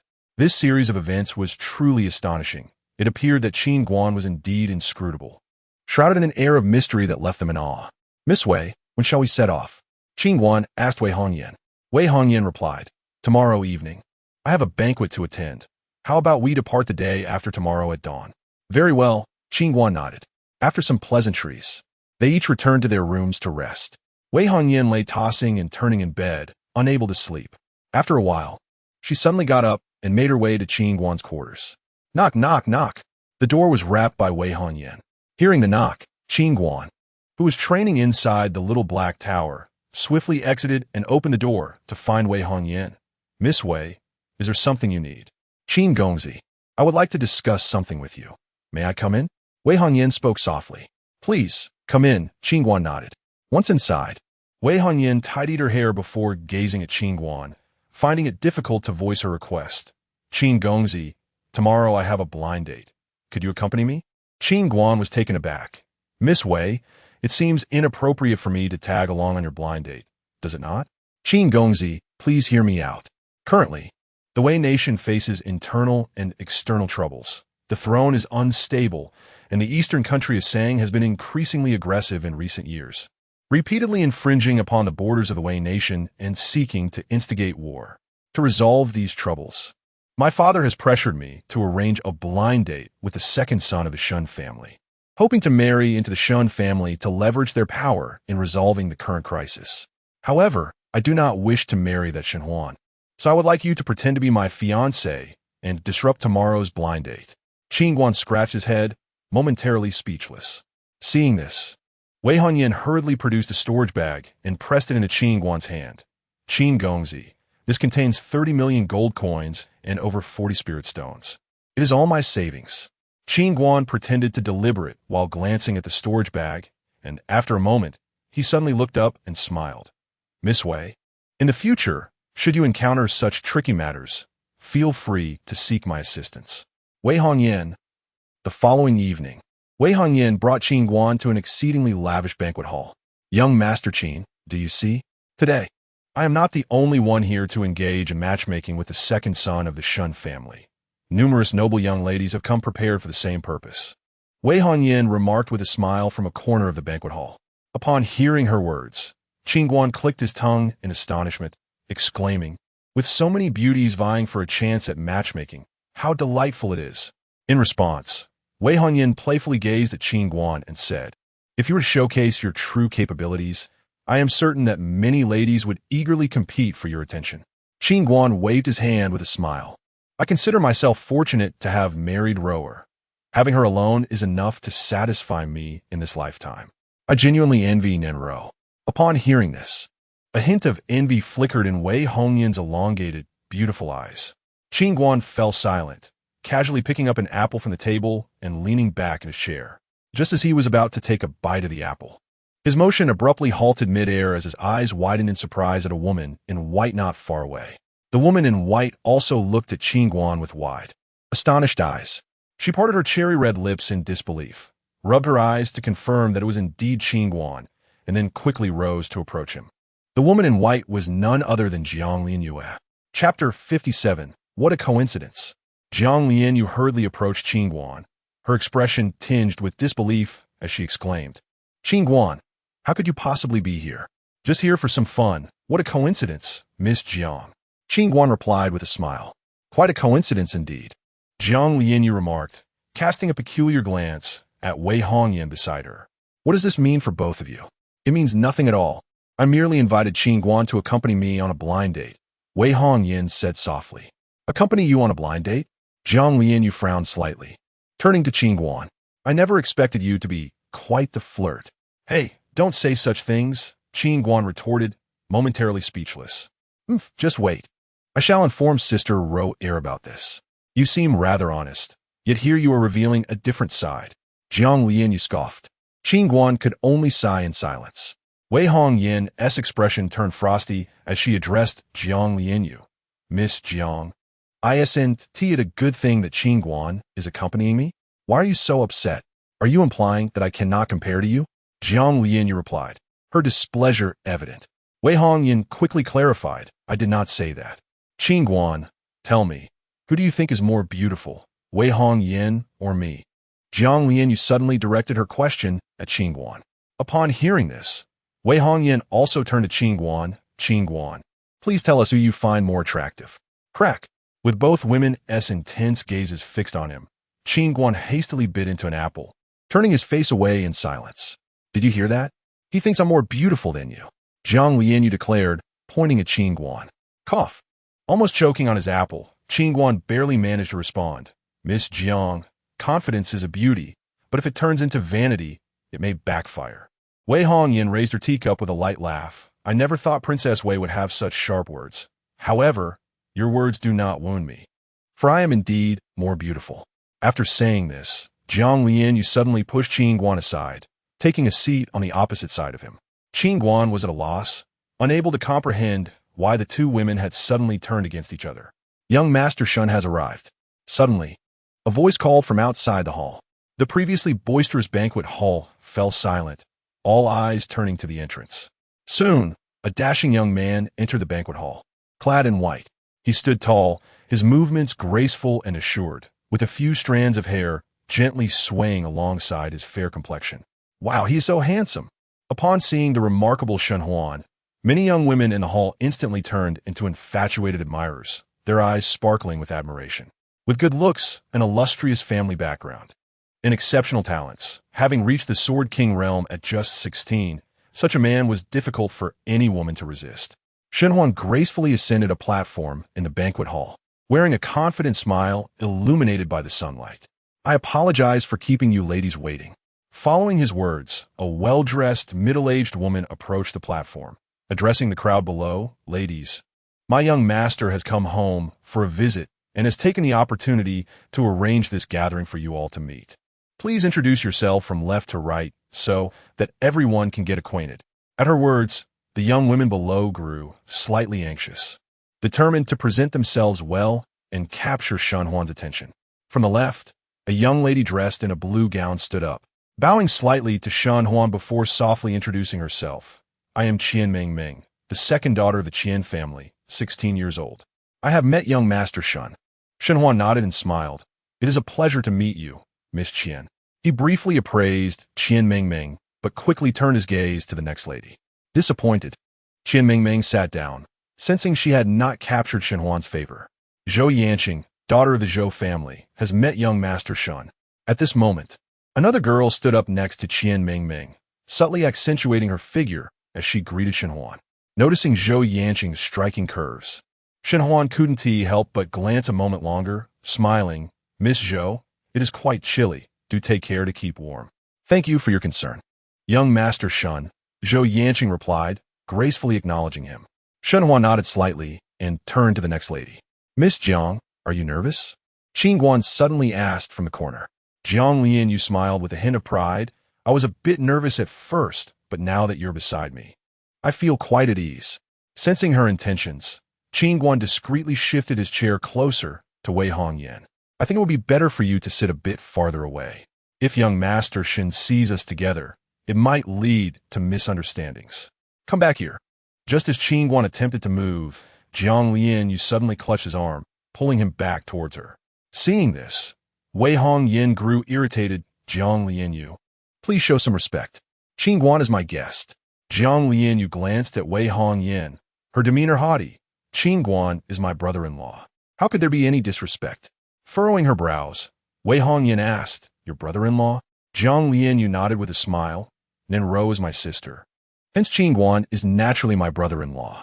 However, at present, he is not merely my brother-in-law. He is my fiancé. Qin Guan's eyes widened in shock. Miss Jiang, what nonsense are you spouting? Jiang Lian glared at Shen Huan, who was conversing with the others. I am not speaking nonsense. I was compelled to come here today.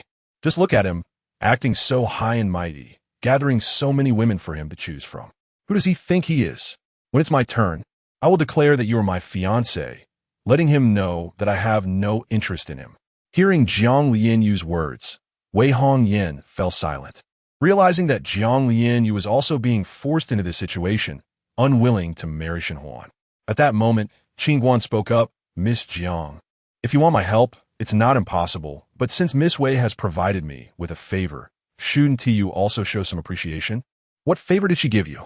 Jiang Lian inquired curiously. 30 million gold coins and 40 spirit stones. Qin Guan replied with a grin. Jiang Lian gasped in astonishment. Miss Wei is truly generous. 40 spirit stones are quite a lavish gift. Wei Hongyan stood with her arms crossed, her figure accentuated. Ignoring Jiang Lian, considering you are Ro Heir's sister, if you provide me with 40 spirit stones, I can assure you that I will handle this matter efficiently. Qin Guan extended his hand towards Jiang Lian. Slap! Jiang Lian suddenly smacked Qin Guan's hand away, exclaiming, 40 spirit stones are worth over 100 million gold coins. Are you asking me to sell myself? Qin Guan could only stare in bewilderment. Chapter 58. Additional charges. Su Miaoi of the Su family has met young Master Shen. At this moment, a stunning young girl clad in a pink dress stood up. Her long black hair cascaded down to her waist, and her peach blossom eyes and delicate features radiated an enchanting charm. As it was Su Miaoi's turn, many women in the audience couldn't help but cast their gazes upon her. In this matchmaking event, Su Miaoi excelled in talent, beauty, and family background, making her one of the most formidable contenders. Upon seeing Su Miaoi, Shen Huan's eyes lit up, as if a thought had struck him. He hurriedly exclaimed, Sister Miaoi, I remember you visited my home when we were children. In response, Su Miaoi shot him a playful glare and replied with a hint of reproach, Brother Huan, you used to pull my hair back then. Ha ha, it seems Sister Miaoi holds a grudge. I was thoroughly reprimanded by my father for that incident. Shen Huan laughed heartily. Who wouldn't remember it when it was you, Brother Shen? If it had been someone else, I would have forgotten long ago. Su Miaoi retorted with a roll of her eyes. Ah, how utterly sweet, remarked Jiang Lian from the corner, her disdain evident as she observed Su Miaoi's flirtation with Shen Huan. She turned to Qin Guan beside her and asked, do all men prefer women who are coy and flirtatious? At Jiang Lian's words, Wei Hongyan, seated to Qin Guan's right, perked up, her attention captured. Qin Guan glanced at Su Miaoi and shook his head, saying, I don't know. Then do you like women who are flirtatious? Jiang Lian inquired further. I don't know. Qin Guan repeated, shaking his head. I want to tell Sister Rower. You must speak the truth, Jiang Lian teased with a mischievous smile. You woman. Qin Guan shot her a sidelong glance, but fell silent.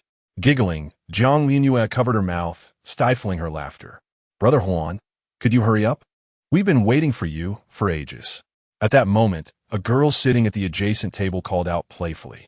Shen Huan, who had been engrossed in conversation with Su Miaoi, turned his gaze toward the girl.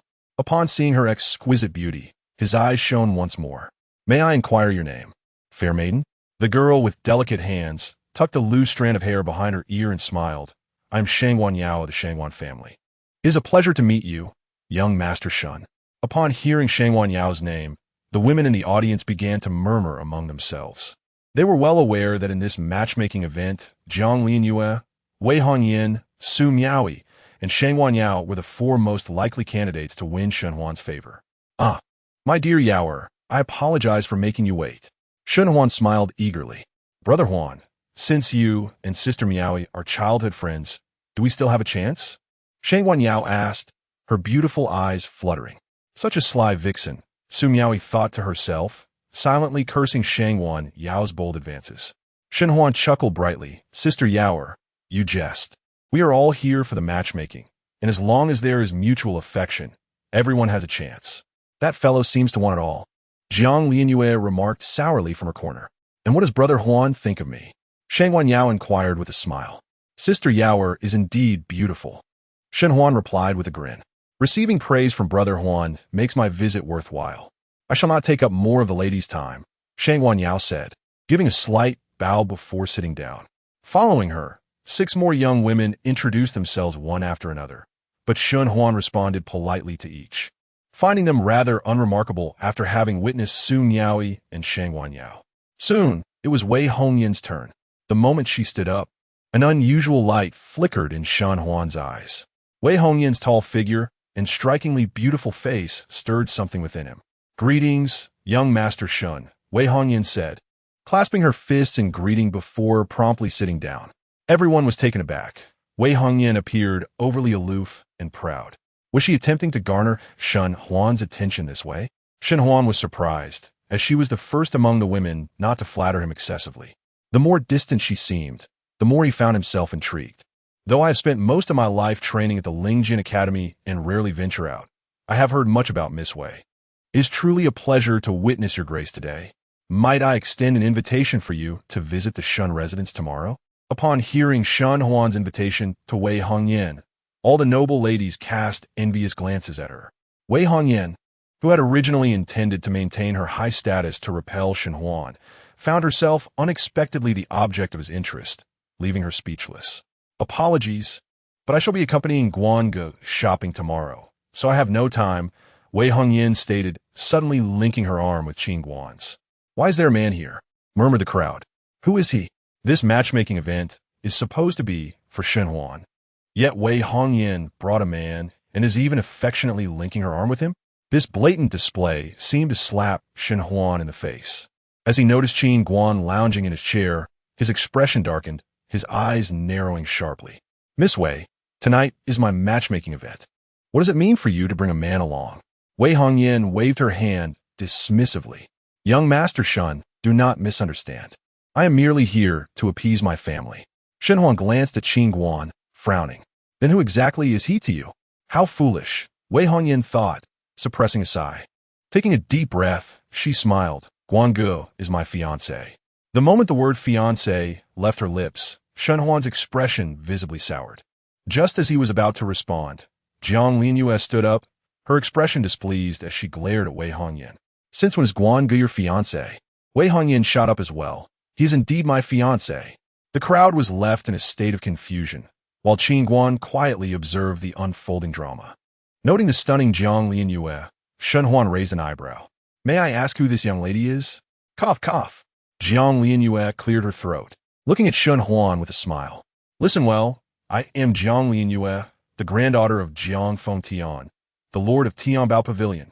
"I see. The granddaughter of Lord Jiang. My apologies." Shen Huan quickly bowed in respect. Curiously, he continued, "Miss Lianyue, what did you mean by your earlier statement?" "Nothing much. Guan is clearly my fiancé. Wei Hongyan is trying to steal him from me," Jiang Lianyue exclaimed, suddenly wrapping her arm around Qin Guan's. "Who is trying to steal him?" I met Guan go first. Wei Hongyan interjected, pulling Qin Guan back to her side. He's mine, Jiang Lianyue declared, yanking Qin Guan back toward her. My fiancé, Wei Hongyan responded, immediately reclaiming him. As the two women tugged back and forth over a single man, all the young ladies in attendance were left dumbfounded. What was it about this man that warranted such desperate competition? Caught in the middle of the tug-of-war, Qin Guan wore a dark expression. You two are taking this too far. If it continues, I'll have to charge extra. Chapter 59. The Radiance of 8 Feet. Wei Hongyan, Jiang Lianyue, you two truly know how to play. Aware that tonight is Brother Huan's matchmaking event, you still brought your fiancé along. Such behavior is rather disrespectful, don't you think? From a distance, Shangguan Yao suddenly let out a cold laugh. Initially, she was concerned about the formidable competitors, Wei Hongyan and Jiang Lianyue, but now, witnessing their audacious antics, her heart swelled with delight. Su Miaoyi, noticing the stormy expression on Shan Huan's face, secretly reveled in the situation, though she feigned anger on the surface. You truly lack shame. Stealing men in public like this, what a display. At that moment, Jiang Lianyue abruptly released Qin Guan's arm and turned to Su Miaoyi. You are also here competing for men among so many people. Just now, I saw you chatting with Shen Huan, your eyes practically sparkling with desire, as if you wish to throw yourself at him. Pray tell, where is your sense of propriety? You. Su Miaoyi stomped her foot in frustration, left speechless by Jiang Lianyue's retort. What are you laughing at? Jiang Lianyue suddenly directed her gaze at the giggling Shangguan Yao. I see you're even worse than Su Miaoyi, equally eager for attention. Upon hearing Jiang Lianyue's words, Shangguan Yao was infuriated. Jiang Lianyue, have you gone mad? Why lash out at anyone you see? Ah, so that was it. As Jiang Lianyue unceremoniously chastised Su Miaoyi and Shangguan Yao, Shen Huan's eyes suddenly brightened, as if he had grasped an understanding. Jealousy, clearly, Wei Hongyan and Jiang Lianyue were envious, deliberately claiming a man as their fiancé to provoke him. Otherwise, the situation simply did not add up. One was the young lady of Tiangong Pavilion, and the other was the 9th princess of Wei State. If either had an engagement, it would surely not be a secret, and the Shun family would certainly be aware. Besides, how could it be a mere coincidence that both were engaged to the same man? Moreover, looking at Qin Guan, who exhibited no hint of spiritual energy, it was evident he was an ordinary person, devoid of any cultivation. Even if he were not an ordinary man, he could not possibly be compared to himself. He was the Sword King at 16, the prospective next head of the Spirit Sword Academy, and potentially the first sword saint of Qingzhou. They had no reason not to admire him. It was merely jealousy. With this realization, Shen Huan couldn't help but puff out his chest and smile. Ladies and sisters, let's discuss this calmly. If you continue to squabble, I might become displeased. Upon hearing Shen Huan's words, Su Miaoyi and Shangguan Yao hastily closed their mouths. The banquet hall fell silent, and Shen Huan turned to Jiang Lianyue and Wei Hongyan with a smile. Miss Wei, Miss Jiang, I understand that inviting you both tonight might be somewhat impolite, but I hope you can understand my predicament. I will not be home for long before returning to the Spirit Sword Academy, and time is indeed limited. Moreover, by the end of this month, there will be an assessment, as I am a candidate for the next head of the academy, and trivial matters are inevitable. Upon hearing Shen Huan's words, many women in the hall were visibly moved.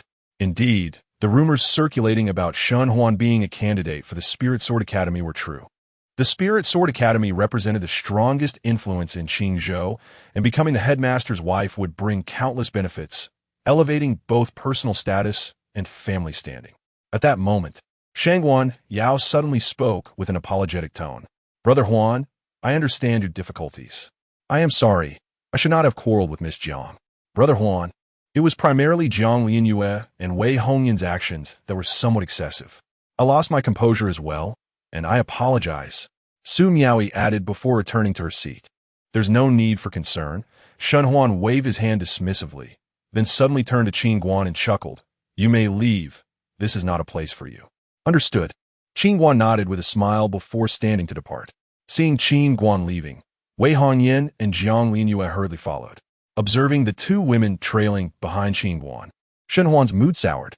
Miss Wei, Miss Jiang, jealousy is one thing, but throwing tantrums should be done in moderation, otherwise it becomes bothersome. Madman. Narcissist. Jiang Lianyue and Wei Hongyan shot back without looking back. Hearing this, Shen Huan's expression darkened. Stop them. As soon as he spoke, 8 shadowy figures in black suddenly appeared before Qin Guan, blocking his path. In response, Jiang Lianyue spun around and smiled at Shen Huan. Shen Huan, I advise you to remain calm. It would be best not to resort to violence. Ha! Upon hearing Jiang Lianyue's words, Shen Huan suddenly burst into laughter. Lianyue, do not misunderstand. I would never dream of harming you. I merely wish for that eyesore to leave, not for you and Hongyan to depart. Addressing them directly by their names made Jiang Lianyue and Wei Hongyan feel quite uncomfortable. Wei Hongyan spoke sternly. Shen Huan, I see that your swordsmanship has left you incapable of taking a hint. I will reiterate. I have a fiancé, and I am not at all interested in you. Jiang Lianyue quickly nodded in agreement. What she said is correct. It is also what I wanted to convey. Shen Huan waved his hand lightly. All right. I know you two are simply envious of me. I shall not keep you in suspense any longer. Lianyue, Hongyan, Miaoyi, and Yaoer, I cherish you all. It is quite normal for a man to have multiple wives, so I intend to have you 4. No need to worry. Shut your mouth. Qin Guan, quickly cover his mouth. 1 slap is worth 2 spirit stones. I'll pay. Jiang Lianyue suddenly pointed at Shen Huan in anger. Is that true? Qin Guan's eyes lit up at her words. Indeed. Jiang Lianyue trembled in indignation, truly disgusted by Shen Huan's foolishness. Just then, Qin Guan vanished from his spot. The moment he disappeared, Shen Huan's eyes narrowed, an instinct warning him of impending danger. Without hesitation, he drew his sword and slashed forward. At the instant his sword descended, a figure abruptly twisted away. Slap! A crisp sound echoed as Shen Huan was sent flying. Before he could land, Qin Guan seized him by the throat. At that moment, several shadowy figures suddenly surged from the side. Boom! With a wave of his sleeve, Qin Guan sent the shadowy figures tumbling backward. Slap! Slap! Slap! The banquet hall erupted with a series of sharp slaps, reminiscent of firecrackers during the New Year. Witnessing Shen Huan, utterly defenseless, being relentlessly slapped by Qin Guan, the audience was left dumbfounded, astonished by the unexpected ferocity of the usually silent man. Su Miaoyi and Shangwan Yao cried out in terror, realizing the gravity of the situation. Did he know what he was doing? He was about to bring down the wrath of the imperial capital upon himself by striking Shen Huan. Enough! Enough! Seeing Qin Guan's escalating fury, Jiang Lianyue hurriedly shouted for him to stop. Who could endure such punishment? As soon as she finished speaking, Qin Guan suddenly appeared before her. 18 slaps to be paid for. 10. 18. Upon hearing the number, Jiang Lianyue felt her heart bleed. 18 slaps equated to 36 spirit stones. 36 spirit stones were an exorbitant amount. Could there be a discount? Jiang Lianyue lamented, regretting her earlier words. Noticing Jiang Lianyue's attempt to wriggle out of the situation, Qin Guan's expression darkened. To play tricks with me comes at a cost. Fine, here you go. Seeing Qin Guan's displeasure, Jiang Lianyue tossed a storage bag into his hands. Though playful, promises must be kept, Qin Guan stated solemnly. Isn't it enough that I admit my mistake? Jiang Lianyue shot a resentful glance at Qin Guan, refraining from any further mischief. If he truly became enraged, it would not be a trivial matter. Yusti. At that moment, Shen Huan suddenly roared, his face contorting in a terrifying grimace, as if he were ready to devour someone whole. The radiance of 8 feet. Suddenly, a bronze mirror materialized in Shen Huan's hands, its surface rippling with an enigmatic force. Shortly thereafter, the image of an elderly man with white hair emerged within the mirror. Upon witnessing the visage of the white-haired elder, the countenances of everyone present changed dramatically. It was Bai Wanjian, the esteemed head of the Lingjian Academy, a sword emperor at the pinnacle of the 6th realm, and a terrifying figure of unparalleled renown in Qingzhou. Chapter 60. The Sinister Deed. Beware, that bronze mirror is one of the 3 great treasures of the Spirit Sword Academy. The Xianming Mirror. Within a certain range, it can reflect the power of the techniques of those within its view through spatial force. That old man is Bai Wanjian, the headmaster of the Spirit Sword Academy. Upon seeing Bai Wanjian, Jiang Lianyue hurriedly reminded Qin Guan. That mirror is quite impressive. Qin Guan only caught the first part of Jiang Lianyue's warning and entirely missed the mention of headmaster by Wang Jian. Huaner, what happened to your face? Bai Wanjian was momentarily taken aback upon seeing the bruised and battered Shen Huan in the Xianming mirror. Shen Huan, on the verge of tears, exclaimed, "I was attacked. How audacious! Let me see who in Qingzhou would dare lay a hand on you." Bai Wanjian's anger flared at the news of Shen Huan's assault. It was him. This fellow seems to be a martial artist. Shen Huan directed the Xianming mirror towards Qin Guan, who was not far away. Realizing he was within the mirror's range, everyone present recoiled in fear, anxious not to incur Bai Wanjian's wrath. After all, Bai Wanjian was a formidable sword emperor whose slightest gesture could spell doom. Jiang Lianyue and Wei Hongyan anxiously stepped back behind Qin Guan, fearing imminent trouble. Soon, the images of Qin Guan, Jiang Lianyue, and Wei Hongyan appeared in the mirror. Bai Wanjian's eyes widened as he squinted at the reflection of Qin Guan, nearly choking on his own breath upon recognizing him. Just yesterday, he had nearly been felled by a single punch from that man, and now he had unwittingly drawn the ire of that harbinger of calamity. Across all of Qingzhou, Bai Wanjian feared only one individual, and it was precisely that accursed Shen Huan who had provoked him. Truly a grievous sin. At that moment, Qin Guan also noticed Bai Wanjian in the mirror and furrowed his brow, ready to greet him, when suddenly Bai Wanjian vanished from the reflection. The Xianming mirror simultaneously lost its luster. What is happening? Is it broken? The onlookers were taken aback. 8-footed Qin Guan appears. Shen Huan, with his right hand forming a seal, attempted to channel a mark into the Xianming mirror once more. Damn it, do not contact me again. Meanwhile, within his cultivation cave, Bai Wanjian, feeling uneasy, sensed a disturbance in the space before him. He cursed and hurriedly dispelled the spatial perception. As Shen Huan noticed the mirror remained unresponsive for an extended period, his brows knitted in confusion. This should not be possible. How could the Xianming mirror be broken? Give it to me. Just as Shen Huan was deep in thought, a hand suddenly appeared before him and snatched the Xianming mirror away. Ah! Startled by Qin Guan's sudden appearance, Shen Huan exclaimed, "How dare you? This Xianming mirror is a treasured possession of the Spirit Sword Academy.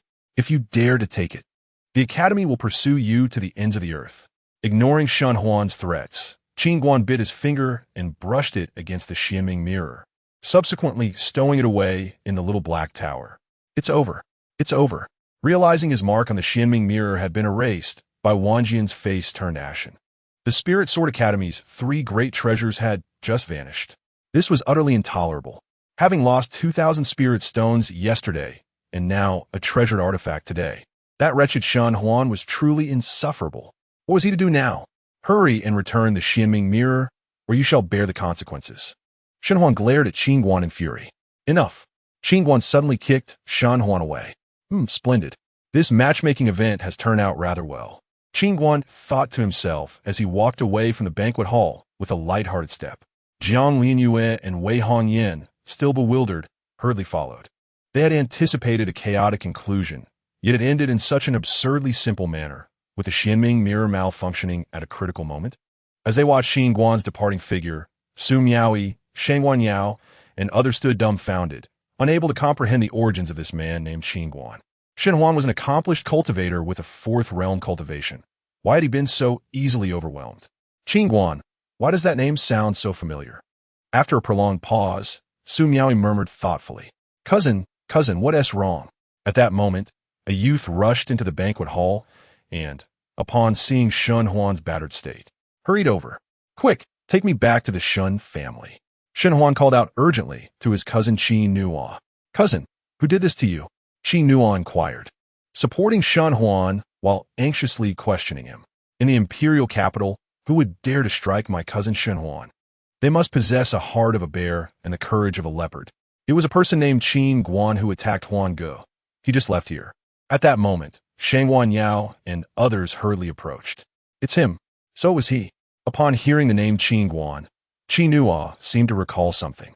He had encountered Qin Guan at the entrance just yesterday, not knowing the man's full name, only that he bore the surname Qin. Now, upon hearing the full name, everything clicked into place. "Do you know him?" Shen Huan frowned. "Cousin, that fellow is the owner of the Drunken Fragrance Pavilion.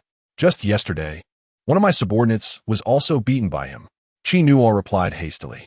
Huan Gu, wasn't he their notorious fifth realm martial artist rumored to have killed numerous powerful figures from the Spirit Sword Academy and the Yuman sect in the imperial capital named Qin Guan? Su Miaoyi suddenly interjected. Now I understand why that name sounded familiar. It is indeed him. Upon hearing Su Miaoyi's words, Qin Guan smacked his forehead, and the others also appeared to connect the dots. Damn it, that scoundrel is remarkably resilient, arriving in the imperial capital just in time to evade disaster. Shen Huan clenched his teeth in a low voice. What do you mean by that, cousin? Just a few days ago, as I was returning to the imperial capital from the hospital, I overheard the higher-ups at the academy mention that they had dispatched Pei Qian and Minter Hong Luan to Luyan City. I never expected that scoundrel would arrive in the imperial capital, thus managing to evade them. Shen Huan had heard some tales regarding Qin Guan from the academy's disciples after his seclusion. However, he remained oblivious to Pei Qian's death and Minter Hong Luan's injury. Damn that scoundrel. He certainly has a charmed life. Pei Qian and Hong Luan were both sixth realm superlative experts.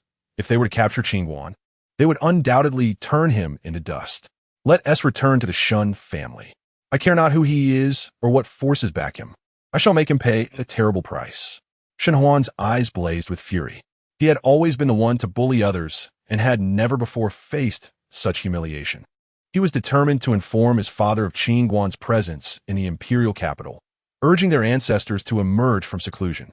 Missing the opportunity to capture Qin Guan was not necessarily a bad thing for the academy.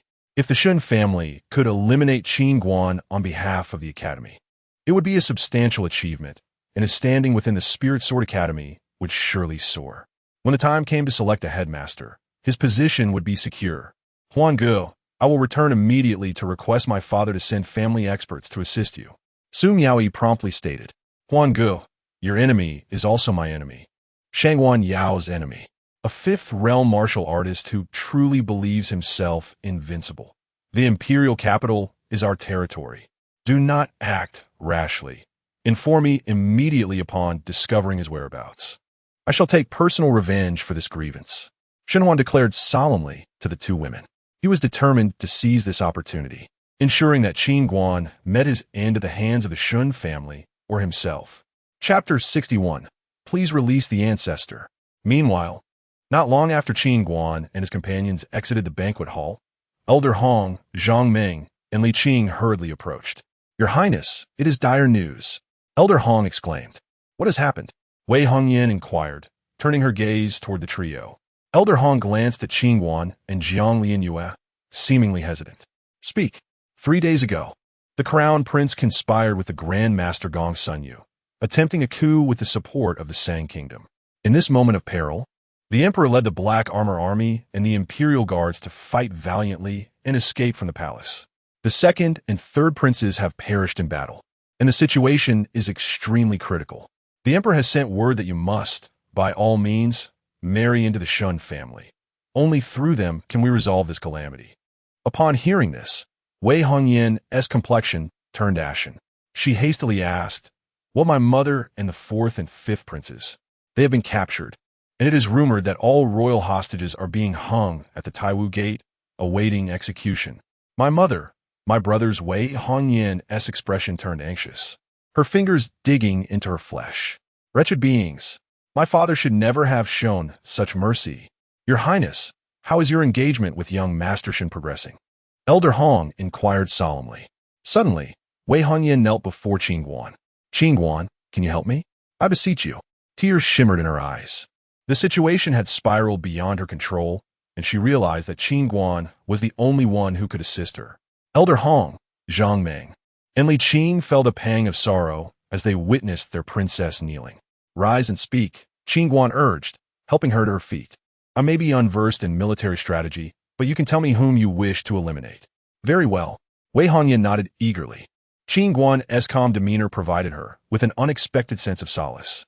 Send someone to the Nan family to report our safety. I fear my wife may worry, and I must inform her. He smiled suddenly. Zhang Ming, you shall go personally. Wei Hongyan directed. Yes, I shall depart at once. Zhang Ming replied, but before he could leave, Jiang Lianyue interjected with a smile. Allow me to handle this. no one can match the speed of Tianbao Pavilion. We cannot keep my sister Ro or anxious. Do not speak carelessly, Qin Guan warned Jiang Lianyue. Joking aside, when have I ever led you astray? Jiang Lianyue retorted, slightly displeased. Haha, Qin Guan chuckled, moving closer to her. Come, I have something to discuss. What is it? Jiang Lianyue inquired cheerfully. Ensure your grandfather behaves. The Tianbao Pavilion in Luyun City is under my control. If he continues to act without decorum, I shall take matters into my own hands. Up until now, I have refrained from intervening out of respect for you. Upon hearing this, Jiang Lianyue rolled her eyes. Didn't I tell you? If Tianbao Pavilion oversteps, just go all out. She knew that only a confrontation between her grandfather and Qin Guan would make the old man realize the gravity of the situation. Qin Guan's lips twitched. Are you certain you want me to go all out on your grandfather? Jiang Lianyue quickly waved her hands, exasperated. Not him, just the Tianbao Pavilion. Qin Guan nodded. Also, remember to keep me informed about any news regarding the esteemed Yang Tianyi. As he finished speaking, he returned the 36 spirit stones he had previously acquired from Jiang Lianyue. Seeing her spirit stones, Jiang Lianyue's eyes sparkled. Brother Guan, you are quite kind. Qin Guan glanced at her before turning to leave. Miss Wei, let us depart. All right. Wei Hongyan quickly agreed, and soon the group vanished into the night. After their departure, Elder Su suddenly appeared beside Jiang Lianyue. Miss, I have finally found you. The old pavilion master is in a frenzy over some news and demands you return immediately. What on earth have you done? Elder Su expressed his concern. Nothing much, just disrupted tonight's matchmaking event, Jiang Lianyue replied nonchalantly. Miss, you Elder Su, can you guess who I encountered tonight? Jiang Lianyue interrupted with a grin. Who? Elder Su frowned. You wouldn't believe it if I told you. I met Qin Guan. Qin Guan?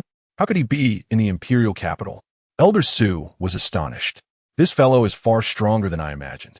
Do you recall the 2 mentors sent to the Nan family by the Lingjin Academy a few days ago? Jiang Lianyue questioned Elder Su. He nodded. The old pavilion master mentioned they were Pei Qian and Hong Wan. Then why do you think he has appeared in the imperial capital? Jiang Lianyue asked with a smile. Elder Su's brow furrowed, and after a moment, he exclaimed in shock, Miss, do you mean Qin Guan arrived via the void boundary teleportation array that Hong Wan operates? Jiang Lianyue nodded. That is the only possibility. Elder Su's expression turned grave. If Qin Guan truly arrived through the teleportation array, it meant he might have directly confronted the Lingjin Academy. This implied that he had clashed with the academy and managed to emerge unscathed, which suggested a significant defeat for them. Impossible. How could a single person contend against the entire Lingjin Academy? Elder Su pondered, still skeptical. You and my grandfather are both becoming senile, Jiang Lianyue remarked, casting a glance at Elder Su before departing. Meanwhile, the head of the Shun family, Shun Chongyang, was seething with rage upon learning of the events at the matchmaking gathering. Summon the ancestor. Outside a secluded training cave, Shun Chongyang knelt with Shen Huan. Before long, an elderly man with white hair emerged from the cave. What disturbs my meditation? Ancestor, it is a grave matter. Shen Chongyang quickly recounted the situation to Shun Zuangqing. Shun Zuangqing nodded slightly.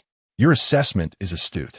If our Shun family were to eliminate this Qin Guan for the Lingjin Academy, it would greatly benefit Huaner's standing within the academy. However, it is no small feat for one so young to cultivate their physical body to the 5th realm. Do you know what forces back him? Shun Chongyang shook his head. I do not know. I only know he is the son-in-law of a third-rate family in Liyun City, but the forces behind him remain unclear. Reporting to the family head, we have received news that the one named Qin Guan has left the city with the 9th princess of Wei, heading in the direction of the Wei kingdom. An urgent shadow guard reported. Ancestor, time is of the essence. Shen Chongyang looked at his father, Shun Zuangqing. Grandfather, you must take action for your grandson. Shen Huan exclaimed, bowing deeply. Rise. I shall personally handle this, Shun Zuangqing declared before transforming into a beam of sword light, ascending into the night sky and vanishing.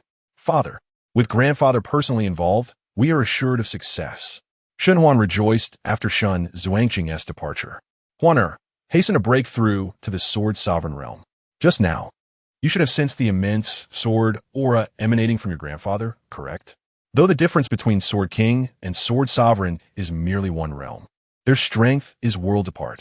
If you reach the Sword Sovereign realm, you will no longer be bullied by a fifth realm martial artist. Do you understand? Father, I understand. Shun Huan nodded, a glint of cold light flashing in his eyes. Father, those two wretched girls, Jiang Lianyue and Wei Hongyan, have completely disregarded my Shun family. Shen Chongyang narrowed his eyes. Remember this grudge. For now, we cannot afford to offend Tianbao Pavilion, and as for the Wei Kingdom, let us not concern ourselves with them for the time being. Once you become the head of the Lingjian Academy, they will surely kneel before you at your mercy. Father. Ha ha ha. The mere thought of Jiang Lianyue and Wei Hongyan kneeling before him ignited a wicked excitement in Shen Huan's gaze. Chapter 62. Speak kindly.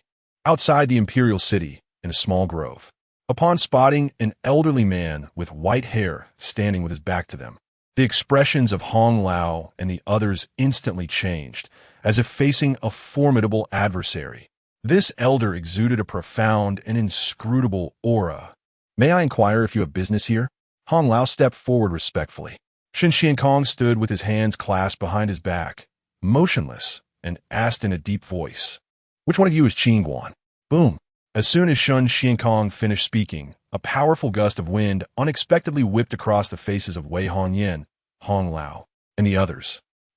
Before they could react, a terrified shout suddenly echoed from several dozen feet away. "Why are you running? I am Qin Guan. What do you want from me?" Qin Guan looked towards Shen Xiankong, who was pressed tightly against a large tree. Shen Xiankong stared at Qin Guan as if he had seen a ghost, appearing as frightened as a mouse cornered by a tabby cat. His scalp tingled, and he felt utterly unwell. In that fleeting moment, he felt as if he had been locked onto by the Grim Reaper, his mind overwhelmed by a fierce impact. Damn it! Why must one turn their back to the enemy and act so arrogantly? Bang! Suddenly, Qin Guan delivered a heavy blow to Shen Xuankong's abdomen. "What do you want from me? I'm asking you a question." At this moment, Wei Hongyan and the others rushed over, and upon witnessing Qin Guan's punch land on Shen Xuankong's abdomen, they stood frozen, swallowing hard. Shen Xuankong's face contorted in pain, blood slowly seeping from the corner of his mouth. "I was merely passing by. Young hero, let us speak respectfully." His lungs felt as if they might burst. He had been called out of seclusion by his son and grandson to face death. Upon hearing Shen Xuankong's words, Qin Guan's right hand suddenly grasped the hilt of his sword behind him. "Speak, I demand the truth." Seeing Qin Guan about to draw his sword, Shen Xuankong's eyelids twitched, and he hastily said, "I am Shen Xiankong, and Shen Huan is my grandson. I have come to inquire why you are attacking my grandson." Upon learning Shen Xuankong's identity, Wei Hongyan, Hong Lao, and the others were taken aback. This was none other than Shen Xiankong, the elder of the renowned Shen family, one of the three sword sovereigns of Qingzhou, a sixth realm sword sovereign. Qin Guan raised an eyebrow. "You did not come to ask me for a reason. You came to kill me, didn't you?" No, it is not as you think." Shen Xiankong quickly shook his head. Qin Guan seemed to recall something and suddenly smiled. "You have arrived at the perfect time. Since you can fly, take us to Wei country." Shen Xiankong glanced at Wei Hongyan and the others, troubled. "My strength can only carry 2 people at most on a flying sword. All 5 of you cannot be accommodated." Hearing this, Wei Hongyan immediately said, "Hong Lao, you 3 stay behind. I will go with young Master Qin first." "All right." Hong Lao and the others nodded eagerly. With Shen Xiankong accompanying them, their speed to Wei country would be significantly enhanced. Qin Guan turned to Shen Xiankong, who swiftly gestured with his sword, causing a 3-foot-long green sword to hover above the ground. "Great!" Shen Xiankong formed a sword gesture and pointed at the green sword, which suddenly doubled in size, perfectly accommodating the 3 of them. Shen Xiankong stood at the front, Qin Guan in the middle, and Wei Hongyan behind Qin Guan. Soon, under Shen Xuankong's command, the 3 of them soared into the sky. Whoosh! As they ascended higher, the forest below shrank, and the wind began to howl in their ears. Wei Hongyan, standing behind Qin Guan, anxiously grabbed his clothing. Though Qin Guan could not control the sword, his master had often taken him soaring through the heavens. So he stood firmly on the sword, more stable than Shen Xiankong himself. Cough! Suddenly, while flying, Shen Xiankong violently coughed up blood, causing the flying sword to jolt. Wei Hongyan nearly fell off, panicking as she clung tightly to Qin Guan, as if grasping a lifeline. Feeling the softness against his back, Qin Guan's face flushed, and he swatted Shun Xiankong on the back of the head. Can you even control the sword? Shun Xiankong wiped the blood from the corner of his mouth, feeling wronged. Young hero Qin, your punch just now has left me injured. I'm coughing up blood. What are you talking about? I only used 3 parts of my strength. It didn't hurt at all. Qin Guan replied irritably. Hearing that Qin Guan had only used 3 parts of his strength, Shun Xiankong felt a chill run down his back. This youth was truly extraordinary. At such a young age, he possessed such terrifying combat prowess. One could only wonder what kind of existence lay behind him. If the Shun family had offended him, they would be utterly doomed. Realizing this, Shun Xiankong hastily said, Young hero Qin, I have heard that my foolish grandson was competing with you for a woman at the matchmaking event. To be honest, he deserves to die. When I return, I will surely hang him from a tree and beat him to apologize to you. Enough. Focus on controlling your sword. Miss Wei's country is currently in turmoil. If you fly slowly, you might as well not return to the imperial city and remain in Wei country forever. Qin Guan said calmly. Shun Xiankong could easily discern the meaning behind Qin Guan's words. If they were slow and caused a delay, Qin Guan would not hesitate to kill him. Miss Wei, do not worry. From now on, matters concerning Wei country will be the responsibility of my Shen family. Moreover, those from the Sang Kingdom are inherently cruel and malevolent. I have long found them displeasing. Henceforth, I shall slay every Sang person I encounter. Shun Xiankong had some understanding of the internal and external conflicts of Wei country. It was evident to all that Qin Guan and Wei Hongyan shared a unique bond. Shun Xiankong proactively sought to curry favor with Wei Hongyan, displaying an intense desire for survival. Wei Hongyan felt deeply moved by Shun Xiankong's words and quickly steadied herself, expressing her gratitude. If we could receive assistance from Elder Shun, it would indeed be a blessing for Wei country. Originally, her father intended for her to marry into the Shun family for their support. However, after meeting Qin Guan at the Zue Xiang building last night, where he promised to help Wei country train the Black Armored Army, she decided to defy her father's wishes and sabotage the matchmaking.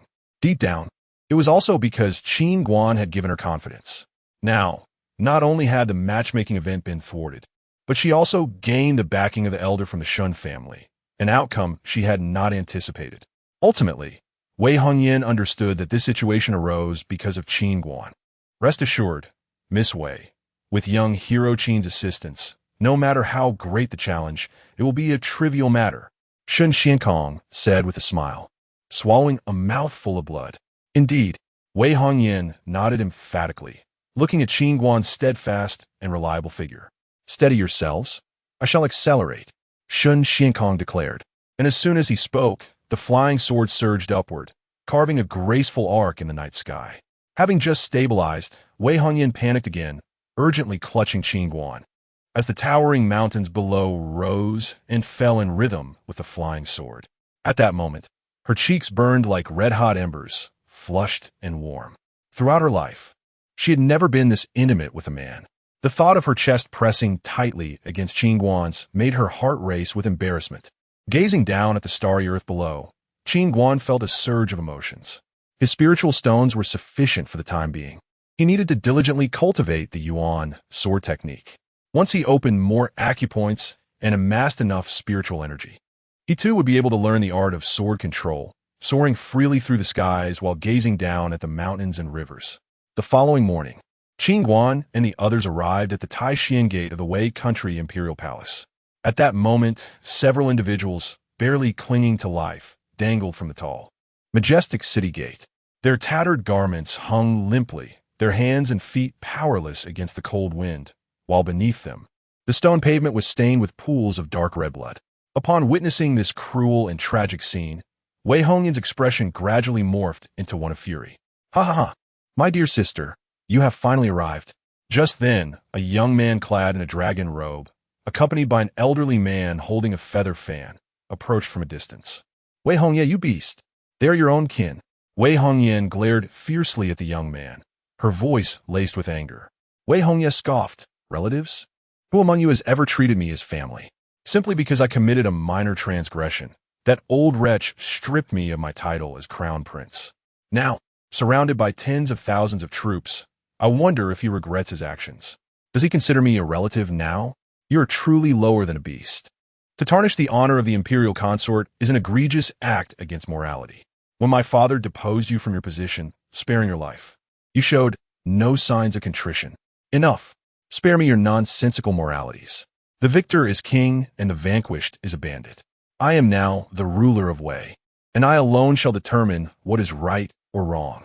As Wei Hongyan spoke, Wei Hongya suddenly roared in anger, casting a cold smile at her. Sister Jiao, you must understand that my decision not to kill them was merely to lure you here. Everyone claims you are brave in battle and exceptionally wise, but it appears to be nothing more than mere talk. Wei Hongya's gaze swept over Qin Guan and Shun Xianjing, who stood behind Wei Hongyan. An old man on the brink of death and a fool who looks like a simpleton. Surely, you do not believe they can withstand my formidable forces? Upon hearing Wei Hongya's words, Shun Xuanjing's eyes narrowed. How infuriating it was to be ridiculed as a sixth realm sword master. Worth thousands of troops to me. The killing intent within Shun Xianjing intensified. Yet, observing that Qin Guan showed no intention of making a move, he had no choice but to endure. One must not be careless. That old man is not ordinary. Just then, the elderly man holding a feather fan behind Wei Hongya spoke in a grave tone. Chapter 63. The Might of the Sword Emperor. Upon hearing Gong Sun Yu's words, Wei Hongya turned to Shun Xianjing and inquired, "Are you suggesting that the old man possesses greater strength than you?" Gong Sun Yu softly replied, "That elder is likely at the sixth realm as well. However, I sense instability in his aura, as if he is injured. It should not pose a significant issue." "That is reassuring." Wei Hongya nodded, then waved his hand decisively. "Surround them." As the command echoed, thousands of spear-wielding guards suddenly materialized around Qin Guan and the others. "Is that man your brother?" Qin Guan abruptly asked. Wei Hongyan shook her head. "We share the same father, but have different mothers. He is the crown prince. Previously, he was stripped of his title due to an affair with a royal concubine. This rebellion is likely orchestrated by Gong Sun Yu behind the scenes. He does not possess such capabilities." Qin Guan nodded. "So, eliminating the one named Gong Sun Yu would resolve the issue, correct?" Gong Sun Yu and General Song are of equal standing. Both at the sixth realm, the two strongest in the Wei Kingdom. "Exercise caution," Wei Hongyan warned. "Is it possible to defeat that old man?" Qin Guan turned to Shun Xianjing with a smile. "Young hero Qin, you underestimate me far too much." Shun Xianjing proudly stroked his beard. As a sixth realm swordmaster, even if he had sustained injuries from Qin Guan, he would not fear any sixth realm cultivator. Such was the pride and confidence of a swordsman. "Kulme, allow me to demonstrate my prowess." At that moment, Gong Sun Yu suddenly directed his gaze towards Shun Xianjing. "You are being too presumptuous." Shun Xianjing grasped his sword, and a 3-foot-long azure blade materialized in his hand. Boom! In the next instant, Shun Xianjing dashed forward, his azure sword erupting with a brilliant radiance. The sword light streaking through the air like a rainbow, piercing the sun. The sixth realm sword master. Gong Sun Yu's pupils constricted as he stepped forward, his feather fan flicking swiftly, conjuring an enigmatic black energy shield in front of him. Buzz! Shin Xuanjing's sword pierced the black energy shield, and the fierce sword energy vanished without a trace, entirely absorbed by the shield. Even the azure sword was gradually engulfed. "Merely a trivial skill, shatter," Shun Xianjing scoffed, his grip on the hilt tightening as he thrust forward, unleashing a terrifying sword momentum.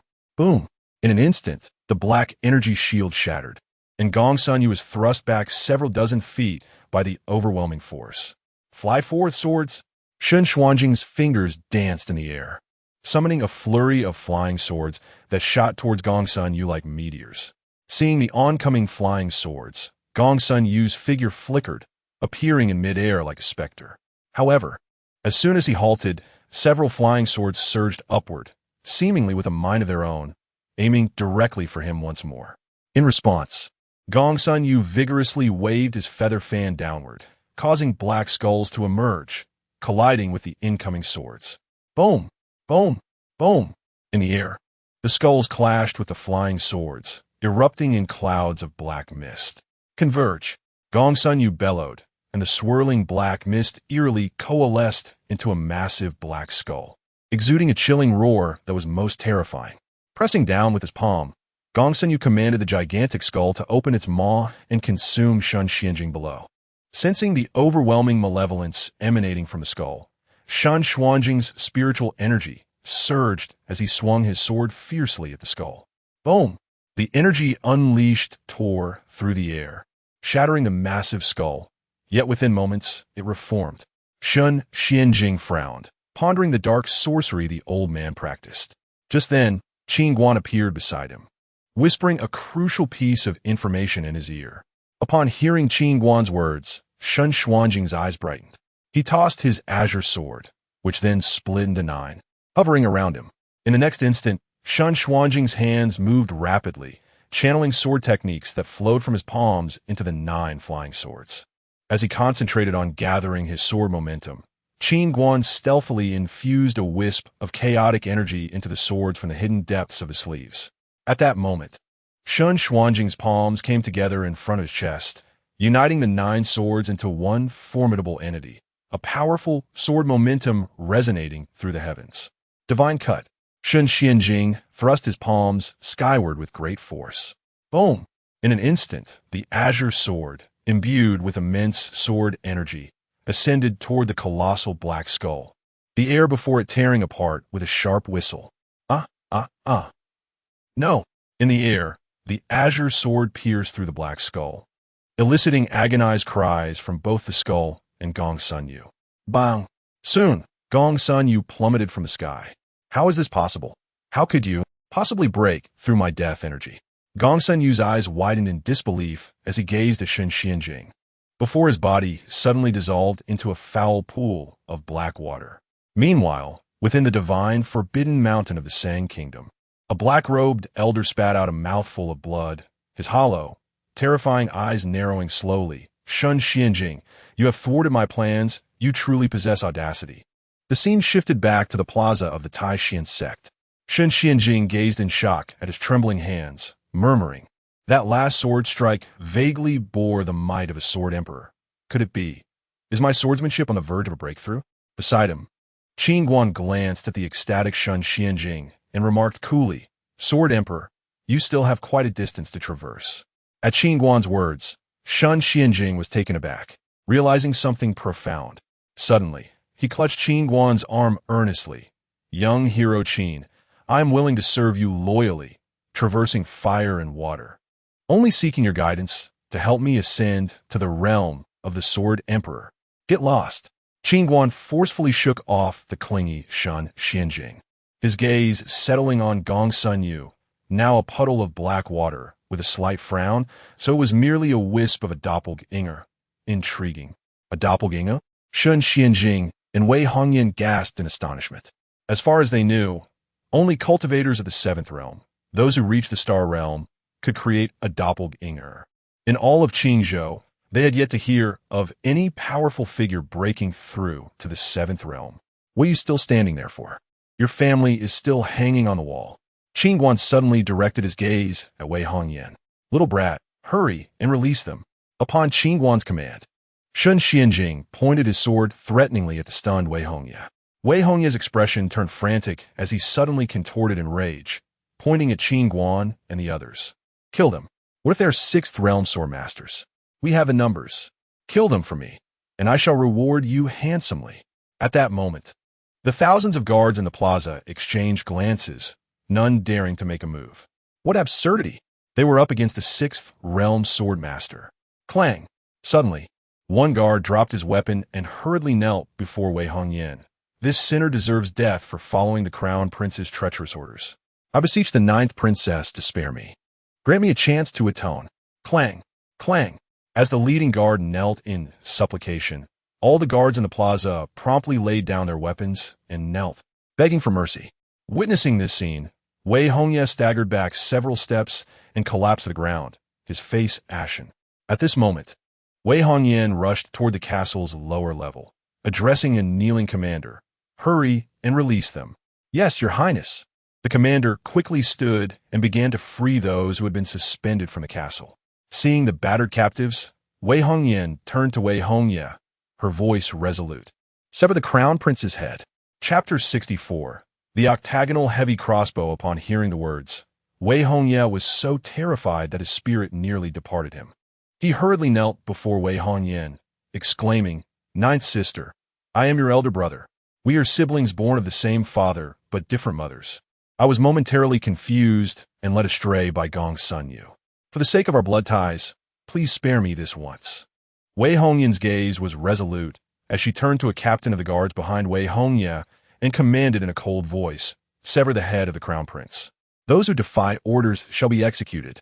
With a swift motion, the captain acted without hesitation, and Wei Hongye's head rolled away. Wei Hongyan surveyed the thousands of guards in the square and declared, "You who conspired with the crown prince against our state deserve death. However, I shall grant you a chance at redemption. All of you will be organized into a death squad to atone for your crimes. Thank you, Princess Jiao, for your mercy. Thank you, Princess Jiao, for your mercy." The crowd quickly bowed in gratitude. The law does not punish the multitude. And with the state of Sang having already annexed 12 cities of Wei, their ambition was undoubtedly to conquer the entire Wei. Now is the time to utilize these men, and allowing them to redeem themselves was the wisest choice. Miss Wei, quickly administer these elixirs to your family. At that moment, Shun Xianjing produced a dozen second-grade Guiyuan pills and handed them to Wei Hongyan. Seeing the precious pills in Shun Xuanjing's hands, Wei Hongyan exclaimed, "Senior Shun, this is far too valuable. Why refuse a gift?" Qin Guan suddenly signaled to Wei Hongyan. Shun Xianjing chuckled. "Since Miss Wei is a friend of Qin Xiaoxia, I humbly request that you grant me this small favor." Upon hearing that she was associated with Qin Guan, Wei Hongyan's cheeks flushed, and she respectfully responded, "Thank you, Senior Shun." She took the pills and hurriedly began distributing them, saying, "Quickly, take them to the palace for proper recuperation." Yes. Soon, several individuals were carried away. Father and the others are currently trapped in Feiyun City, where there are at least 40 to 50,000 troops. Should I gather more men to assist? Wei Hongyan turned to Qin Guan and inquired. Qin Guan shook his head. "No need." "Very well." Wei Hongyan nodded. Outside Feiyun City, a dense mass of troops surrounded the area, numbering at least 40 to 50,000. The sound of war drums echoed through the sky, and various siege weapons bombarded the city, engulfing Feiyun City in smoke and flames. The walls were riddled with holes, battered and precarious. On the city tower stood a black-armored elder wielding a spear, his eyes blazing like torches, and his disheveled white hair danced wildly in the wind. His body bore countless wounds, with blood streaming down his cheeks and dripping onto the stones below. Song Kuang, the mightiest general of the Wei, stood on par with the Grand Master Gong Sun Yu. He was a 6th-level cultivator. Had it not been for Song Kuang's desperate defense, Feiyun City would have already fallen. Most of his injuries were inflicted by the heavy octagonal crossbow, a weapon not only effective against fortifications, but specifically designed to target cultivators. Even a formidable 6th-level cultivator would find it challenging to withstand simultaneous attacks from 5 octagonal crossbows. However, activating these crossbows came at a great cost, requiring the consumption of a spirit stone. General Song, all the black armored troops and personal guards have assembled at the east gate. A burly middle-aged man reported solemnly. Upon hearing this, Song Kuang descended from the tower and approached the man, saying, "Your Majesty, Feiyun City is on the brink of being breached. I fear we cannot hold out until reinforcements arrive. I will cover your escape through the east gate." The middle-aged man took a deep breath. "It is I who have failed my loyal ministers. At this point, I can no longer face the world. You are all my valiant generals and loyal guards. That beast seeks the throne and my life. I will go to my death willingly, and you must not resist and sacrifice yourselves in vain. Your Majesty, you must not." Upon hearing Emperor Wei Yuntian's words, Song Kuang urgently dissuaded him, kneeling with a spear raised. "If you choose to die, I shall follow shortly thereafter. We swear to follow you to the death." Nearly 100 black armor troops and personal guards knelt in unison. Wei Yuntian looked at them, his voice trembling. "I am unworthy of your loyalty." Song Kuang lifted his head fiercely. "Your Majesty, do not hesitate any longer. The east gate is relatively weak. I will lead the charge to carve a blood path. If you perish, the state of Wei shall surely be consumed by the state of Sang. As long as we have the mountains, we shall not fear the absence of firewood. Wei Yuntian shook his head, his gaze resolute. If that is the case, then I shall perish alongside you. Your Majesty, I have made up my mind. Rise. Wei Yuntian interrupted Song Kuang sternly. Very well, then we shall fight together. Song Kuang stood, raising his spear high into the air. Just as the group prepared for their final stand, the sound of war drums outside abruptly ceased. Report! Report! A guard rushed in hastily.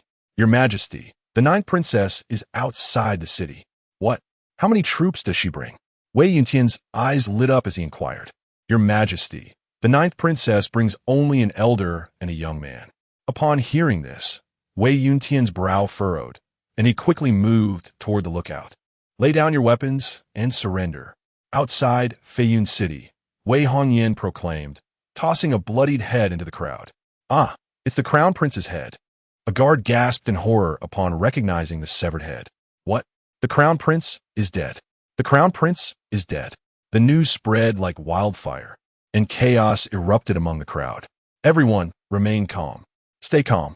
At that moment, a commanding officer shouted from the throng. The previously agitated crowd fell silent. All eyes turned towards the officer, who spoke in a grave tone. Do not panic. If we surrender, they will not spare us. We have committed the heinous crime of treason. There is no turning back. Success is within our grasp, and a bright future lies ahead. The crown prince is dead. We can establish a new ruler. General Wu speaks the truth. We have no path of retreat. Surrender is a certain death. If we surrender, we die. If we resist, we enjoy wine, meat, and beauty. Why should we surrender? Yes, we cannot surrender. We cannot surrender. Wu Qilong, cease your treachery. Surrender offers a chance at survival. Defiance leads only to death. The crown prince is dead, and reinforcements are on the way to the imperial city. If you lay down your weapons, this princess may spare your lives. Wei Hongyan glared at the leading officer and shouted. Wu Qilong tightened his grip on his steed, smirking, Princess Jiao. All the armies are fiercely resisting the state of Sang and are being driven back. Do not try to deceive us. With a glint of malice in his eyes, Wu Qilong commanded, seize the ninth princess. As soon as he spoke, several soldiers surged forward to capture Wei Hongyan. With a flash of sword light, the soldiers charging at Wei Hongyan were instantly cleaved in two, blood spraying everywhere. Seeing this, Wu Qilong's expression changed drastically. He pointed at Shun Xianjing behind Wei Hongyan and shouted, where are the crossbowmen? Shoot that old thief. Boom! The crowd parted as 5 heavy octagonal crossbow carts aimed directly at Qin Guan and the others, as they were locked onto by the 5 octagonal crossbows. An overwhelming sense of dread filled the air, chilling to the bone. Shall I intervene? Qin Guan asked Shun Xianjing. Shun Xianjing smirked. Qin Xiaoxia, you underestimate my abilities. Qin Xiaoxia, let me demonstrate an old trick of mine. Let me feel the might of the 5 octagonal crossbows. Shun Xianjing suddenly appeared before Qin Guan and Wei Hongyan, his Qing Feng sword pointing at the distant crossbowmen, declaring, come, let me experience the power of your 5 octagonal crossbows. Boastful words. Shoot him down. Wu Qilong bellowed furiously. Whoosh, whoosh, whoosh. The heavy octagonal crossbow emitted a deep, resonant roar, and its bolts, akin to mighty dragons emerging from the sea, were instantly launched with tremendous force towards Shun Xianjing. A flurry of strikes filled the air. In an instant, numerous phantoms of Shun Xianjing split from the sky, some drawing swords for horizontal slashes, others leaping down for powerful strikes, and yet others turning to execute swift cuts, each exhibiting unique demeanor and speed akin to lightning. Boom! Boom! Boom! Not a single bolt struck its target, as Shun Xianjing precisely shattered each one with his blade. Witnessing this scene, everyone gasped in astonishment. The Six-Realm Sword Sovereign was truly extraordinary, effortlessly facing 5 heavy octagonal crossbows. The venerable ancestor of the Shun family, Shun Xianjing, had personally arrived. From afar, atop the city walls of Feiyun City, a glint of astonishment flickered in Song Kuang's eyes. Ah! It seems Yin'er has successfully allied with the Shun family, having even summoned the ancestor. Truly a remarkable display of prestige. Wei Yuntian laughed heartily, his gaze swiftly shifting to Qin Guan by Wei Hongyin's side. That young man must be Shun Huan, indeed a dragon among men, a hero emerging from youth. Chapter 65. I have some disdain for you. Song Kuang furrowed his brow slightly and addressed the emperor, Your Majesty. Why do I sense no fluctuation of spiritual energy from Shun Huan? Perhaps he possesses some hidden means. Wei Yuntian replied with a smile. I have not felt anything either. Song Kuang gazed at Shun Xian, who stood firm in the wind, and exclaimed, Truly, he is one of the three great sword masters of Qingzhou. Despite being in the same realm, I cannot help but acknowledge the considerable gap between us. There is no need for you to belittle yourself, my dear minister. You are the mightiest general of the Great Wei. Wei Yuntian waved his hand dismissively. Haha, thank you for your kind words, Your Majesty. Song Kuang said, feeling uplifted. Below, as they witnessed Shun Xian effortlessly neutralize the attacks from the eight-sided crossbows, fear and apprehension spread among the soldiers. If the crossbows were ineffective, they would be as fragile as clay figurines before a six-realm sword master. Noticing the morale wavering, Wu Qilong suddenly declared, Everyone, do not panic. We must eliminate that person. Observing Wu Qilong inciting the crowd from afar, Qin Guan suddenly spoke to Shun Xian. At that moment, a flash of sword light pierced through Wu Qilong's throat, and blood gushed forth. As Wu Qilong fell from his horse, the soldiers were seized by terror and retreated in haste. Lay down your weapons at once. I grant you one final opportunity to save your lives. Wei Hongyan shouted at the soldiers. Clang! Clang! The disarrayed troops, leaderless and defeated, quickly discarded their weapons and knelt on the ground. Hurry, open the city gates.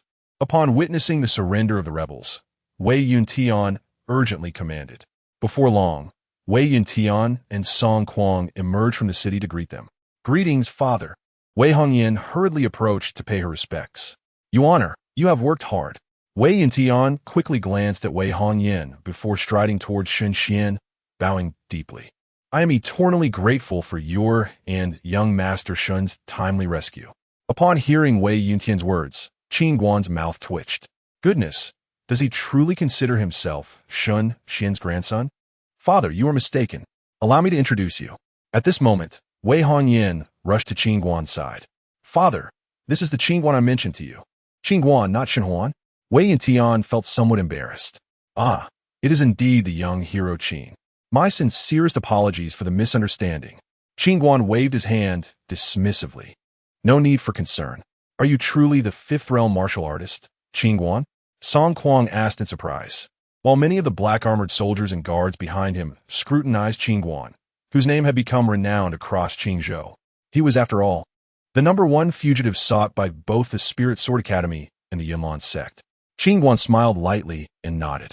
I suppose that is accurate. Wei Yuntian cast a glance at Qin Guan, his eyes revealing a complex emotion, but he quickly composed himself and turned to Wei Hongyan, inquiring, You honor, how are your mother and the others? Do not worry, father. They are safe now and recuperating in the palace, Wei Hongyan replied. That is good to hear. Wei Yuntian nodded. In the evening, within the Wei royal palace, Wei Yuntian hosted a grand banquet specifically to express gratitude to Shun Xian and Qin Guan.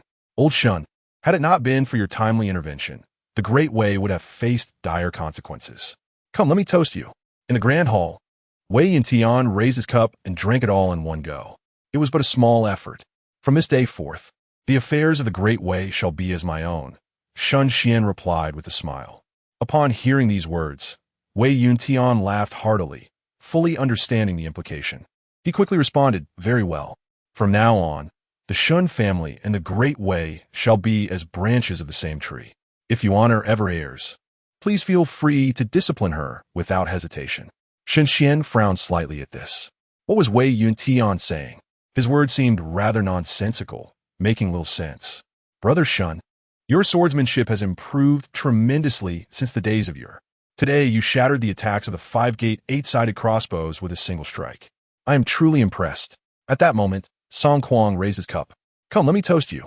Brother Song, you are too modest. Your thunderous spear techniques are legendary in Qingzhou. Shen Xian raised his cup and laughed. Now drink. The two exchanged compliments and downed their drinks.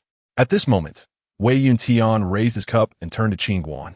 Smiling, young hero Qin, to have cultivated your physical prowess to the fifth realm at such a young age is indeed a rarity in the secular world.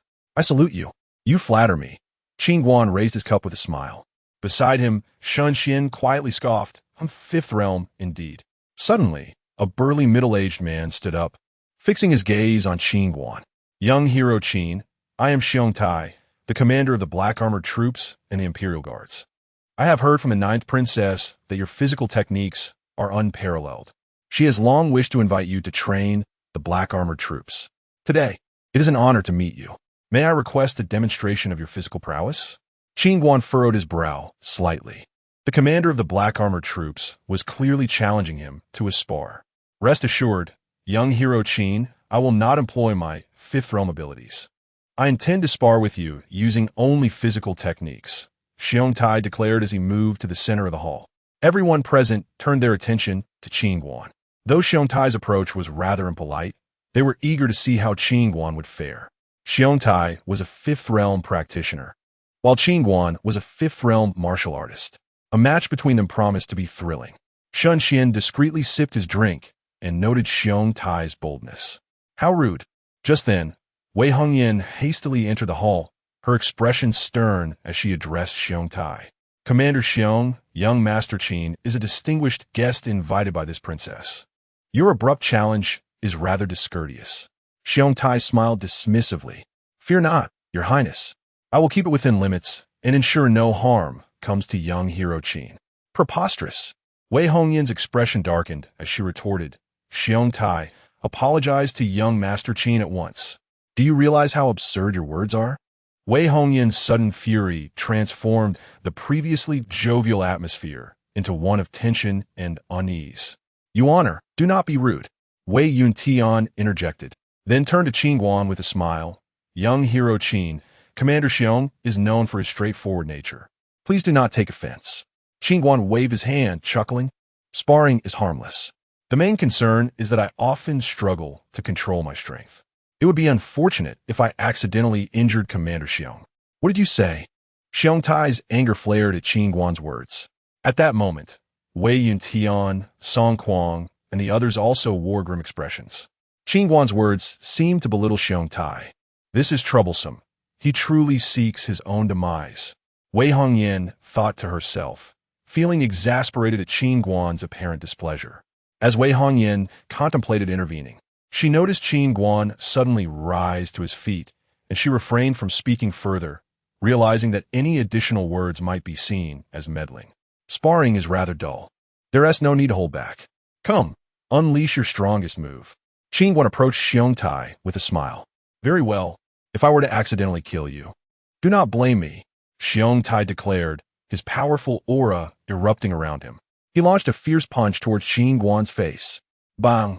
Just as Xiong Tai's fist was mere inches from Qin Guan's face, his body was unexpectedly sent flying backward.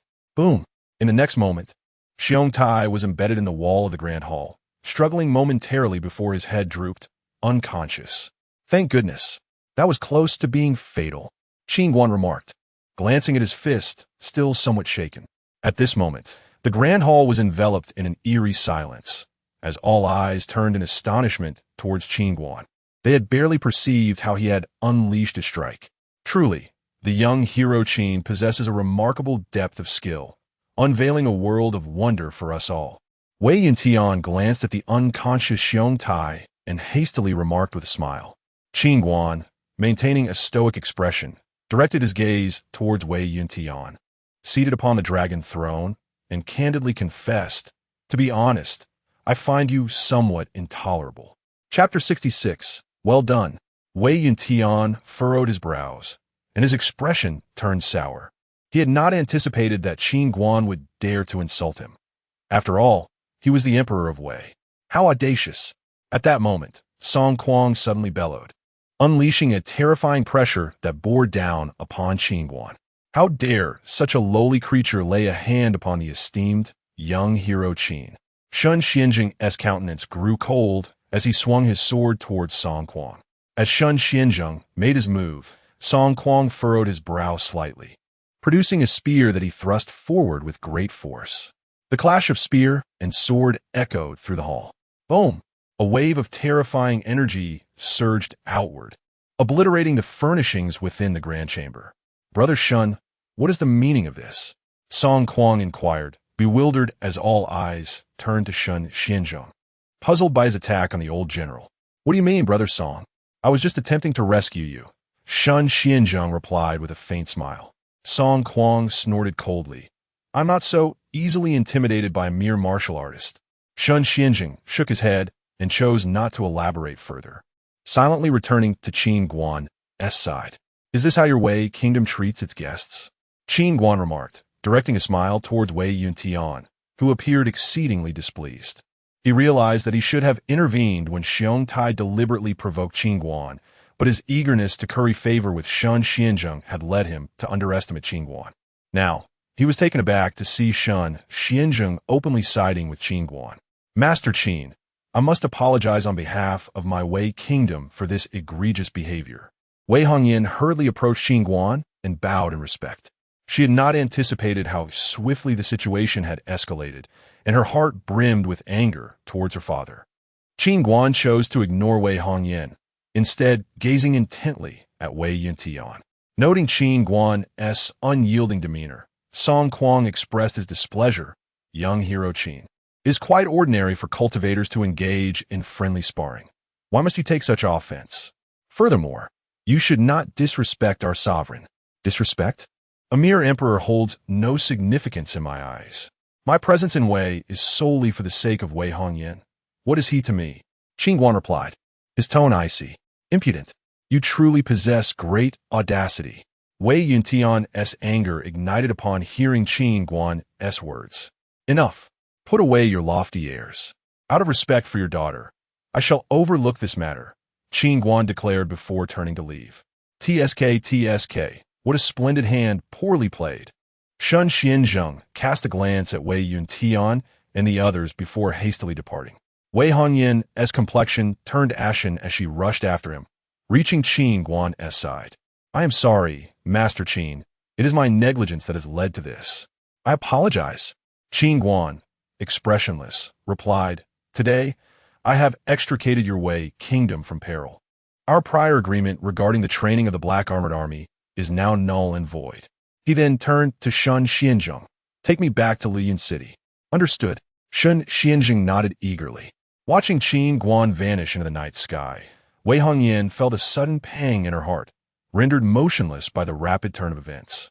At that moment, Wei Yuntian and Song Kuang emerged. Observing Wei Hongyan's dazed expression, Wei Yuntian spoke gravely. What on earth transpired? Why did Shun Xianzheng assist Qin Guan? Taking a deep breath, Wei Hongyan explained, the marriage alliance with the Shun family fell through. Shun Xianzheng came to Wei Kingdom solely because of his ties to Qin Guan. Why did you not mention this sooner? Wei Yuntian's frustration was palpable.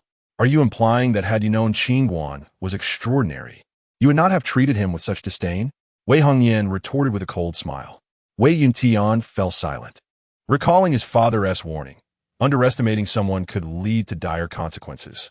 Wei Hongyan continued, Father, had our Wei Kingdom secured Qin Guan's assistance, we would have had the opportunity to turn the tides and become the foremost power in Qingzhou. Your negligence has squandered that chance. Your Highness, that statement is rather exaggerated. Yes, I admit my prior rudeness, but he indeed disrespected the imperial authority. Song Kuang interjected solemnly. Wei Hongyan turned to Song Kuang, General Song. We were in the wrong first. He dismisses the Lingjian Academy and Yunlan sect. Why should we act arrogantly before him? Song Kuang scoffed. Whether he regards them with contempt is one matter. He has offended both the Lingjian Academy and Yunlan sect. His departure from Wei Kingdom may not be a misfortune for us. Besides, he is young and brash. He will inevitably face repercussions. General Song, do you know why Shun Xianzheng follows Qin Guan? Wei Hongyan suddenly inquired. Why? Song Kuang frowned, perplexed by her question. Because Shun Xianzheng could not withstand a single punch from Qin Guan. What? How is that possible? Song Kuang was taken aback. Equally incredulous was Wei Yuntian. Shun Xianzheng is a 6th-level sword master. There cannot be more than 5 individuals in Qingzhou capable of defeating him. How could he possibly falter against Qin Guan? Why is it impossible? I, along with Hong Lao, Zhang Meng, and Li Qing, witnessed it firsthand. Such a prodigy. What reason does he have not to be arrogant? Who in Qingzhou could make him suffer? Could it truly be mere arrogance? Wei Hongyan's voice rose in intensity, a manifestation of her pent-up frustration. Realization dawned on Wei Yuntian and Song Kuang as they understood that they had driven away someone capable of altering the fate of Wei Kingdom. No wonder Shun Xianzheng had mocked them for playing a splendid hand so poorly. After a moment, Wei Yuntian seemed to recall something, urging, your relationship with Qin Guan is quite amiable. You must pursue him. We cannot afford to lose him. It is too late. I suggest you return and prepare for the impending assault from the Sang Kingdom. Wei Hongyan retorted with a cold laugh before departing. Elsewhere, beneath the vast night sky, Shun Xianzheng soared swiftly with Qin Guan. Old Shun, I have a question, Qin Guan suddenly spoke. Please, young hero Qin, ask away, Shun Xianzheng responded eagerly. Besides Tianbao Pavilion, are there other large merchant associations in Qingzhou? Qin Guan inquired. Shun Xianzheng pondered for a moment before replying.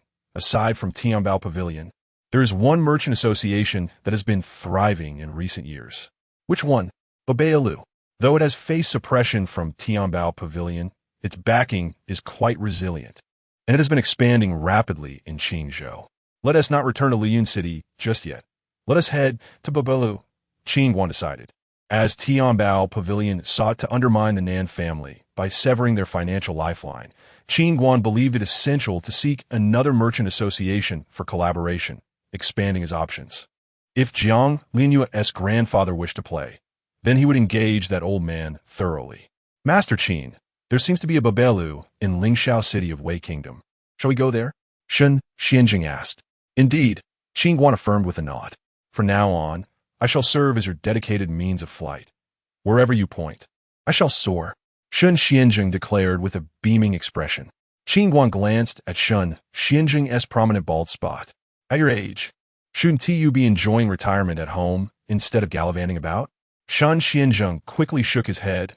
Though my body may grow old, my heart remains youthful. I have pursued the path of the sword my entire life. If I could achieve the Sword Emperor realm before I pass, it would be worth it. There is ample room for your swordsmanship to improve. With some guidance, becoming a Sword Emperor should not pose a challenge, Qin Guan stated calmly. Hearing this, Shun Xianzheng trembled in excitement. Young hero Qin, you are my benefactor.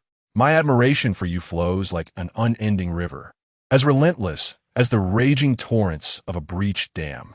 Qin Guan, Zaya Hongta. Meanwhile, in the imperial capital, the Shun family. Father, our ancestor has been gone for a day and a night. By all accounts, he should have returned with Qin Guan's head by now. Shun Huan furrowed his brow. Shin Zhongyang replied in a calm voice. The soul lamp of our ancestor burns brightly, indicating that he is safe. Perhaps his delay is due to having finished off Qin Guan and going to meet an old friend. Shen Huan nodded, feeling a surge of excitement. In a few days, I will return to the Lingjin Academy. If the Academy learns that we have killed Qin Guan, they might reward me with some exceptional cultivation resources. Young Master, the Lord of Tianbao Pavilion, Jiang Feng Tian, and Jiang Lianyue are in the parlor. At that moment, a servant rushed in. They come to apologize only now. It is too late. Shen Huan's displeasure was evident. Huaner, do not be rude. We must give face to Tianbao Pavilion. Come, let's meet Jiang Feng Tian. Shortly thereafter, Shen Zhongyang led Shen Huan to the parlor. My apologies for disturbing you at such a late hour, Master Shun. Jiang Feng Tian clasped his hands and smiled. What are you saying, Elder Jiang? Please take a seat. Shen Zhongyang quickly responded with courtesy. Jiang Feng Tian chuckled and then turned his gaze toward Shen Huan. Little Huan, I am aware of last night's events. The moment Lianyue returned, I confined her for a day and a night. This girl has come to apologize for her misdeeds. Jiang Feng Tian then looked at Jiang Lianyue sternly and said, Why are you dawdling? Hurry and apologize to little Huan. Jiang Lianyue blinked her beautiful eyes and addressed Shen Huan. Young Master Shun, I should not have disrupted your matchmaking event last night. I hope you will not hold it against me. What is your relationship with Qin Guan? Shen Huan asked in a low voice. Little Huan, do not listen to her nonsense. How could she have any engagement with Qin Guan? It is all fabrication. Jiang Fengtian exclaimed angrily. Jiang Lianyue nodded. Indeed, I did not have any engagement with Qin Guan, but we did once discuss life together in the small grove.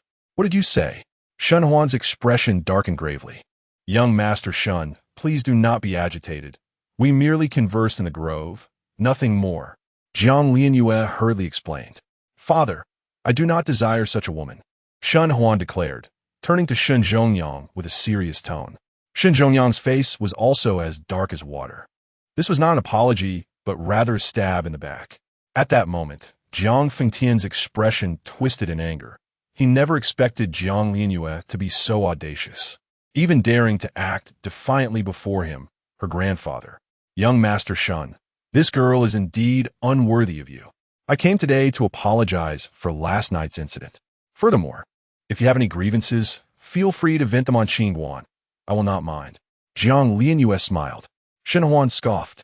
Do not think that a mere fifth-tier martial artist is something to be revered. To tell you the truth, my ancestor personally went to eliminate that little beast last night. He is likely already reported to the King of Hell. As he spoke, a proud smile crept on Shen Huan's lips. So how does that feel? Surprised, are you? Jiang Lianyue quickly gave Shen Huan a thumbs up, exclaiming, well done. Chapter 67. The 8 treasure building enough.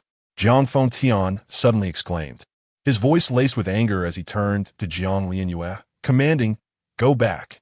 With a shrug, Jiang Lianyue turned and left. Master Shun, this girl has been spoiled. I will personally come to apologize another day. Please do not take it to heart, Jiang Laoyetzi remarked. Nonsense. It's perfectly normal for children to have conflicts. Our Shun family and Tianbao Pavilion will have numerous opportunities for collaboration in the future, Shen Zhongyang replied with a smile. Very well. I shall take my leave first, Jiang Fengtian concluded, exiting the drawing room. Father, that Jiang Lianyue truly is ungrateful. I wish to deal with her. Shen Huan seethed after Jiang Fengtian's departure. Shen Zhongyang quickly gestured for him to calm down. Do not act rashly. Do not let a mere woman jeopardize significant matters. This situation does not warrant a falling out with Tianbao Pavilion. Have I not told you? Once you become the head of the Spirit Sword Academy, you will have the power to command the winds and the rains. Taking a deep breath, Shen Huan narrowed his eyes coldly and declared, Jiang Lianyue will kneel before me one day. In Lingxiao City, Qin Guan and Shun Xianjing arrived before an imposing edifice, 8 treasure building. The grand entrance, wide open, welcomed patrons bustling in and out, indicating a thriving business. Qin Guan stepped inside confidently. Go, summon your master to attend to my young master, Shun Xianjing commanded, pulling a young attendant towards him. The attendant, initially taken aback, hastily nodded in submission upon sensing Shun Xuanjing's formidable aura. Yes, my lord, I will do so immediately. Before long, the attendant returned, hurriedly escorting a middle-aged man clad in elegant robes. Upon seeing Shun Xianjing, the man's demeanor shifted to one of respect. I am He Butsai, the owner of the 8 treasure building. Greetings to you both. Qin Guan nodded slightly and smiled. I wish to discuss some business with your esteemed establishment. He Butsai's eyes brightened at this. Please follow me. Swiftly, He Butsai led Qin Guan and Shun Xianjing to a private room. Master He, could you assist in selling these items at your establishment and exchange them for spirit stones? Qin Guan inquired, presenting a storage bag to He Butsai. Gulping audibly, He Butsai's eyes widened as he glimpsed the contents of the bag. 5 soul weapons, 4 advanced martial arts techniques, and a plethora of precious first and second-grade elixirs. The value of this collection was truly staggering. Noticing He Butsai's astonishment, Shun Xianjing couldn't help but sneak a glance into the storage bag. My goodness, so many soul weapons. Wait, that soul sword looks familiar. The long-wind sword technique. ISNT that the method Pei Qian practiced? How did it end up in Qin Guan's possession? Pei Qian must be dead. Qin Guan surely killed him. Shun Xianjing connected the dots. Recalling that his son Shen Zhongyang had mentioned that the Spirit Sword Academy had sent Pei Qian and Hongluan to Luyun City, to eliminate Qin Guan. Qin Guan had narrowly escaped to the capital, and now Shun Huan wanted him to eliminate Qin Guan to gain merit. It seemed he truly had a charmed life. "Young master, are you certain you wish to sell all these treasures?" Ibutsai asked earnestly. Qin Guan affirmed, "Yes. I want to sell everything and exchange it for spirit stones. Is that acceptable?" "Certainly, if we adhere to market prices. I can assist you in converting them into spirit stones right away." Ibutsai replied, then added, "However, the prices for soul weapons and advanced martial arts techniques can fluctuate significantly, as such treasures rarely surface in the market. If there's an urgent need, prices could double. Selling at market value might incur some losses. If you're not in a hurry, we will hold an auction in 7 days, where your treasures could fetch at least 30% more." "Very well, I shall wait 7 days," Qin Guan said, smiling. "Master He, might I inquire if your establishment is interested in collaborating on some business?" "Of course. What sort of collaboration does the young master envision?" Ibutsai eagerly inquired. "My father-in-law is currently expanding his business in Luyun City, dealing in textiles and herbs. I wish to assist him in finding a path," Qin Guan explained. "I see." Ibutsai nodded, then suddenly produced a map, quickly locating Luyun City. "This place is rather remote. Had it not been for the recent stir caused by someone named Qin Guan, I would not have been aware of its existence." Qin Guan smiled silently at Ibutsai's comment. Ibutsai continued, "We do not have a branch in Luyun City, but we do in the neighboring Qianshan City. It takes less than a day to travel between the two. I can help you contact them. Rest assured, as long as it's your father-in-law's goods. 8 Treasure Building will accept them all. Indeed, it seems wise to collaborate with someone capable of presenting such valuable treasures, especially with a formidable ally at your side.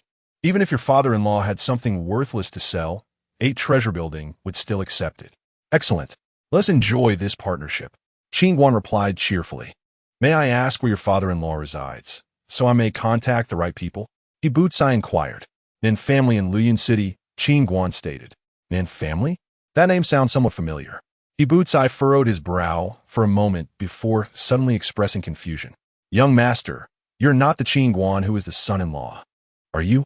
"Indeed, I am," Qin Guan replied with a smile. "What a coincidence!" Ibutsai exclaimed, astonished. After a brief pause, he added, "Young Master Qin, I heard that your relationship with Tianbao Pavilion was quite good. Why do you turn to collaborate with us now?" Qin Guan shrugged. "I'm not entirely sure. Perhaps they believe that partnering with me brings more disadvantages than advantages. Do you still dare to collaborate with me at 8 Treasure Building?" Without hesitation, Ibutsai replied, "Of course. I believe that Tianbao Pavilion's decision to abandon young Master Qin was a grave oversight, one they will regret." Rising to his feet, Qin Guan stated, "Master, I shall return in 7 days for the spirit stones. Why not stay at our 8 Treasure Building in the meantime? The upper floors are tranquil and free from disturbances," Ibutsai urged. "Thank you kindly," Qin Guan smiled. Before long, Qin Guan was settled into a luxurious, quiet room. "Old Shun, I intend to enter seclusion for 7 days. Do not allow anyone to disturb me. Rest assured, young hero, I will personally ensure your protection," Shun Xianjing assured him with a nod. Shortly thereafter, Qin Guan entered the little black tower, retrieving a pile of spirit stones and commencing his training in the transformation sword technique. 3 days later, at Tianbao Pavilion in the capital. "What did you say? Repeat that," Jiang Fengtian exclaimed incredulously upon hearing Elder Su's report. Elder Su's expression darkened as he replied solemnly, "Indeed, Chun Guangling's letter confirms it. Our Tianbao Pavilion in Luyun City has ceased operations. We cannot open our doors for business. Anyone who dares enter Tianbao Pavilion to purchase items faces violent retribution from the Nan family. Moreover, all our partner merchants have halted collaborations, fearing the Nan family's wrath." "Unbelievable. This is insurrection. Sheer insurrection." Jiang Fengtian seethed, pacing back and forth in anger before suddenly laughing in a fit of rage. "How dare a mere third-rate family presume to stand over Tianbao Pavilion? Do they truly believe they can threaten us with their tyrannical demands?" Chapter 68. Confront him in person. As the conversation progressed, Jiang Fengtian suddenly sensed something amiss. He furrowed his brow at Elder Su and remarked, "Something is not right. Why are all the members of the Nan family unharmed? Did Pei Qian and Hong Yuan not attack them? Elder Su, with a serious demeanor, replied, according to Qin Guan, Pei Qian and Hong Yuan indeed launched an assault on the Nan family that day. The entire Luoyuan city is aware of this. However, no one dared to witness the fight for fear of being caught in Pei Qian's sword's wrath. When the battle concluded, Qin Guangling and his associates arrived at the Nan family, only to find them all safe and sound. Strangely, Qin Guan, Pei Qian, and Hong Yuan had vanished. Only the Nan family knows what truly transpired. Upon hearing this, Jiang Fengtian fell into silence. If that were the case, then Qin Guan's sudden appearance in the imperial city was indeed facilitated by a spatial teleportation array. At that moment, Elder Su spoke again. Old Pavilion Master, from my perspective, there are two possibilities. First, the forces behind Qin Guan have brokered some sort of agreement with the Lingjin Academy, resulting in a ceasefire. Second, Qin Guan engaged in combat with the Lingjin Academy, and they were defeated. Regardless of which scenario is true, we should not act rashly at this juncture. Moreover, the Yinlan sect has been unusually quiet since their emissaries were all killed at the Nan family. This is indeed suspicious. Jiang Fengtian nodded in agreement. There are indeed many inconsistencies in this matter. Summon that girl, Jiang Lianyu. I have questions for her. Understood. Outdosu Hudiden Dibat. Shortly after, he returned with Jiang Lianyu in tow. Grandfather, why haven't you put me under house arrest? Jiang Lianyu entered the room with a smile. Enough chatter. I demand to know what force stands behind Qin Guan. Jiang Fengtian's voice was stern. I don't know. I have never seen it. Jiang Lianyu shook her head. Then what realm of martial artist is Qin Guan? Jiang Fengtian pressed further, recalling how Shen Huan had mentioned that the Shen family patriarch went after Qin Guan, and he remembered Jiang Lianyu reveling in the thought, seemingly certain that the Shen patriarch would fail. Have you realized something is amiss? Jiang Lian, you couldn't help but laugh at the grave expressions on her grandfather and Elder Su's faces. Stop with the nonsense. Speak plainly. What realm of martial artist is Qin Guan? Jiang Fengtian scolded her. Grandfather, I truly do not know what realm of martial artist Qin Guan is. Jiang Lianyu replied with a pout. On what basis did you presume from the outset that Qin Guan would come to no harm? Jiang Fengtian inquired seriously. Jiang Lianyu slightly raised her chin, her gaze resolute, because he has remained calm from the very beginning. Such confidence and composure cannot be feigned without strength. As she spoke, Qin Guan's serene visage surfaced in her mind. Throughout it all, he had maintained an air of tranquility, as if everything were well within his grasp. Jiang Fengtian fell silent, pacing slowly with his hands clasped behind his back. After a moment, he turned to Elder Su, discreetly informed the Shen family, the Shangwan family, and the Su family that the Nan family is safe. Grandfather, what are you planning? Jiang Lianyu asked anxiously. Naturally, I intend to draw the snake out of its hole. I wish to see what force lurks behind him. Jiang Fengtian replied solemnly. Are you attempting to use the Shen family's hand to force the individuals behind Qin Guan to reveal themselves? Jiang Lianyu frowned currently. Qin Guan is in Wei country and not at the Nan family. If Shen Huan learns that the Nan family is unharmed, his nature will undoubtedly lead him to retaliate against them. And at that time, the force behind Qin Guan will surely show themselves. Jiang Fengtian nodded precisely. To draw the snake out of its hole and utilize other swords to achieve our ends while dispatching the ghost hand to clean up the aftermath. It's a multifaceted strategy. Grandfather, I must confess I hold you in disdain for resorting to such underhanded tactics, Jiang Lianyu said, casting an unpleased glance at Jiang Fengtian. Child, you are still too young, he responded dismissively. If we are to confront him, we should do so openly. If you play these tricks and the Nan family encounters misfortune, the Tianbao Pavilion will have no retreat. Have you considered that? Jiang Lianyu's face hardened. Noritrit, can Qin Guan truly topple my Tianbao Pavilion? Jiang Fengtian scoffed. Jiang Lianyu's expression turned grave. If anything were to happen to Sister Rower, Qin Guan could not only topple the Tianbao Pavilion, but could also annihilate every member of the Jiang family, young and old. If you think that's impossible, then go ahead and gamble with the lives of the Jiang family. Jiang Lianyu understood how significant Nan Ro was to Qin Guan. If the Tianbao Pavilion schemes harmed her, he would undoubtedly seek vengeance upon them. Upon hearing her words, Jiang Fengtian's face darkened significantly. Who is Sister Ro? Ninro, Qin Guan's wife, the one he cherishes most, Jiang Lianyu elucidated. At that moment, Elder Su interjected, Pavilion Master, I believe the young lady speaks wisely. It would be prudent for us not to take unnecessary risks. Jiang Fengtian, unwilling to concede, retorted, Are we simply to let this matter slide? Presently, the Tianbao Pavilion is being coerced into closing its doors by the Nan family. If word of this reaches the imperial city, how will we hold our heads high, being intimidated into inaction by a third-rate family? How can the Tianbao Pavilion ever hope to establish itself again? Elder Su remained silent. Jiang Fengtian's words rang true. If the Tianbao Pavilion failed to retaliate and make a statement, its reputation would surely dwindle into obscurity. Grandfather, as I have said, if you feel aggrieved, you can confront Qin Guan directly. If you are able to subdue him, who would dare to mock us? Even if I do not disclose that the Nan family is unharmed, it will not be long before the news reaches the imperial city. Jiang Fengtian snorted coldly. Does it make a difference whether it comes from you or not? If the Shun family seeks revenge, that is their affair and does not concern us. Jiang Lianyu countered. Then tell me, how should we resolve the fact that the Tianbao Pavilion is being intimidated into inaction? Jiang Fengtian's face darkened. The current events were indeed peculiar, compelling him to re-evaluate Qin Guan. Jiang Lianyu's warning had dissuaded him from his plans of deceit.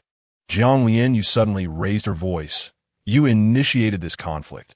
It is up to you to find a solution. I went to great lengths to befriend Qin Guan and foster a relationship, which you have now shattered. Who is to blame for that? Furthermore, regarding Shenhuan, you believed him to be superior to Qin Guan and sought to align with the Shun family. Mark my words, even if he achieves great success in the sword path, with his character, he will inevitably face ruin. The Lingjin Academy would be blind to choose him as their director. Having said this, Jiang Lianyu stormed out, slamming the door behind her. She actually dared to slam the door on me? This insolent girl is becoming increasingly disrespectful. Does she not regard me as her grandfather? I shall confine her. Jiang Fengtian glared incredulously at the door, seething with anger. Elder Su spoke. Go investigate and see if Qin Guan is truly dead.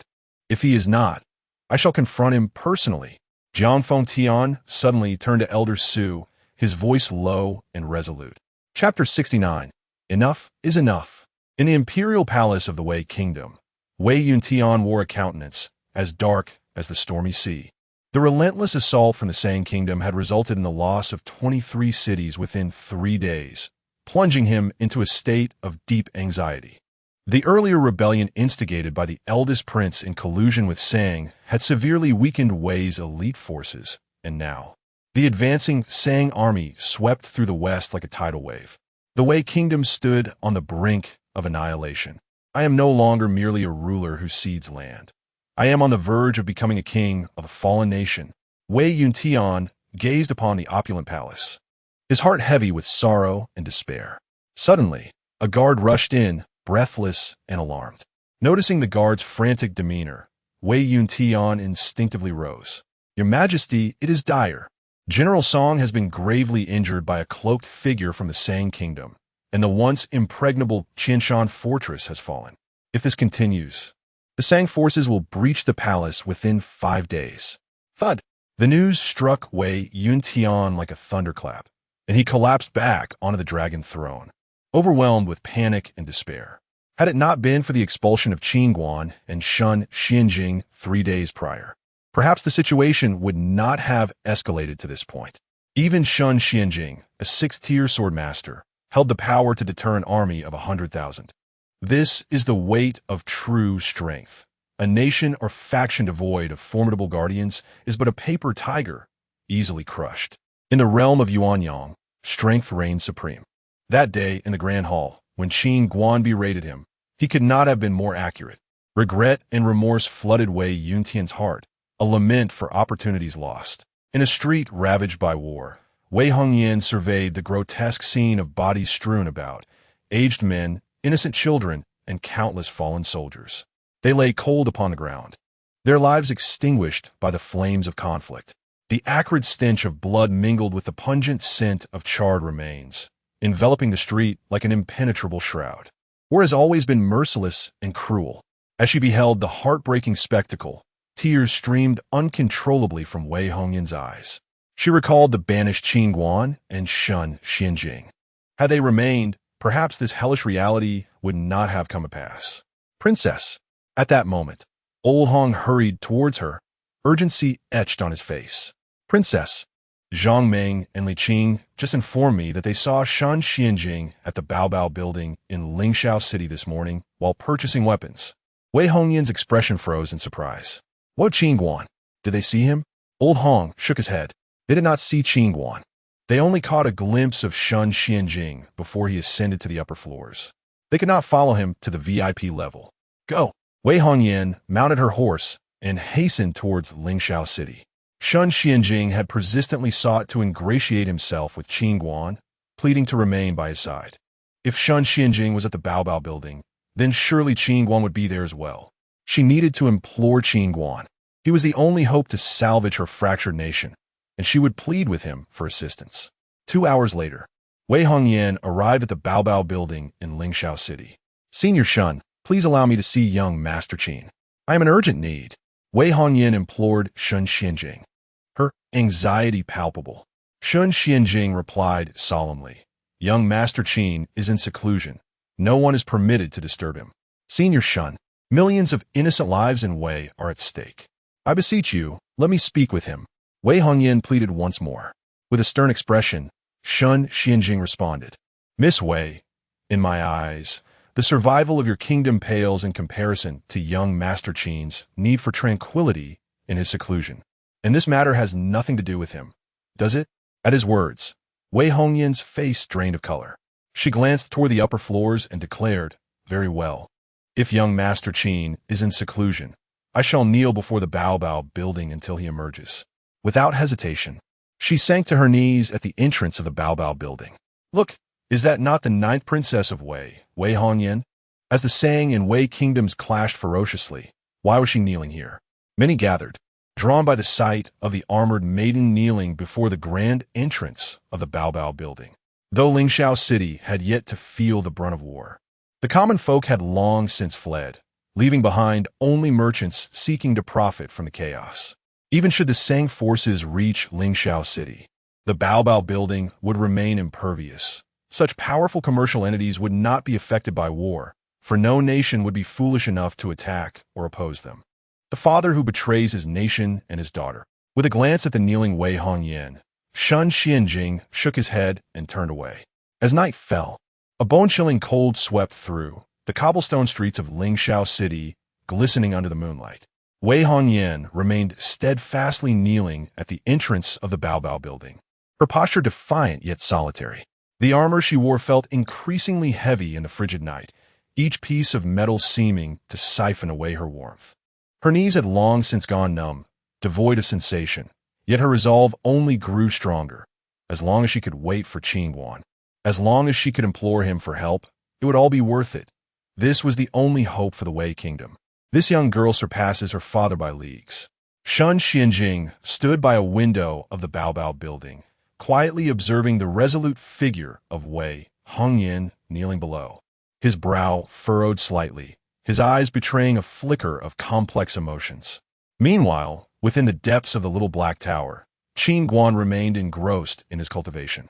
3 days within the tower equated to a month of training in the outside world. Over this brief period, he had successfully unlocked 12 new acupoints, bringing the total to 25. As the number of acupoints increased and their potency became more refined, Qin Guan noted a frighteningly rapid depletion of spirit stones.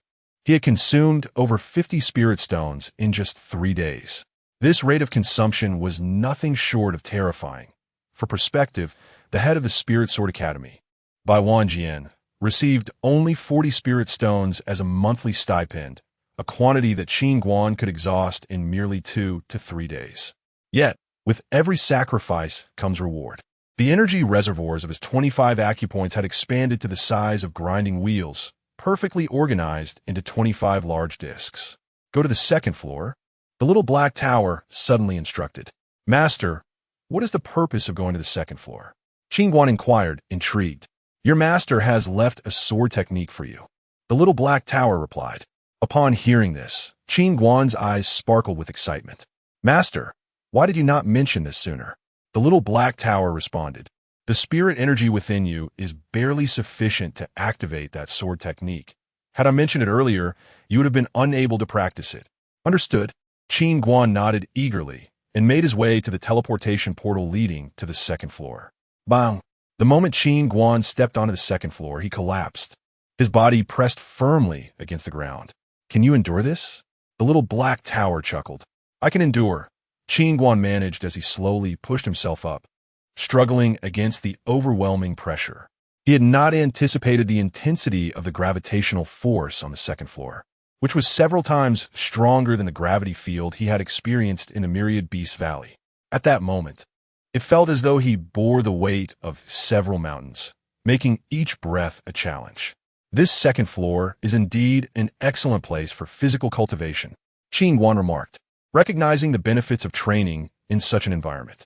The black dog had been confined here for 500 years, though it had suffered greatly. Its physical form had undoubtedly been significantly enhanced. The little black tower added, given that environment, the dog has experienced 500 years of training, equivalent to 5,000 years of cultivation. Qin Guan quickly responded, Master, if the little dog endured such pressure for 500 years, then its physical strength must have improved tremendously. The little black tower clarified, this second floor operates under a domain field. The first floor is a time-space field, and the second floor does not operate at tenfold speed. Oh, Qin Guan nodded. Nevertheless, being subjected to such pressure for 500 years would undoubtedly enhance the little dog's physique. It has endured not just this level of pressure. The current stress is the minimum. Its treatment was 100-fold of what you see now, haha. The little black tower chuckled.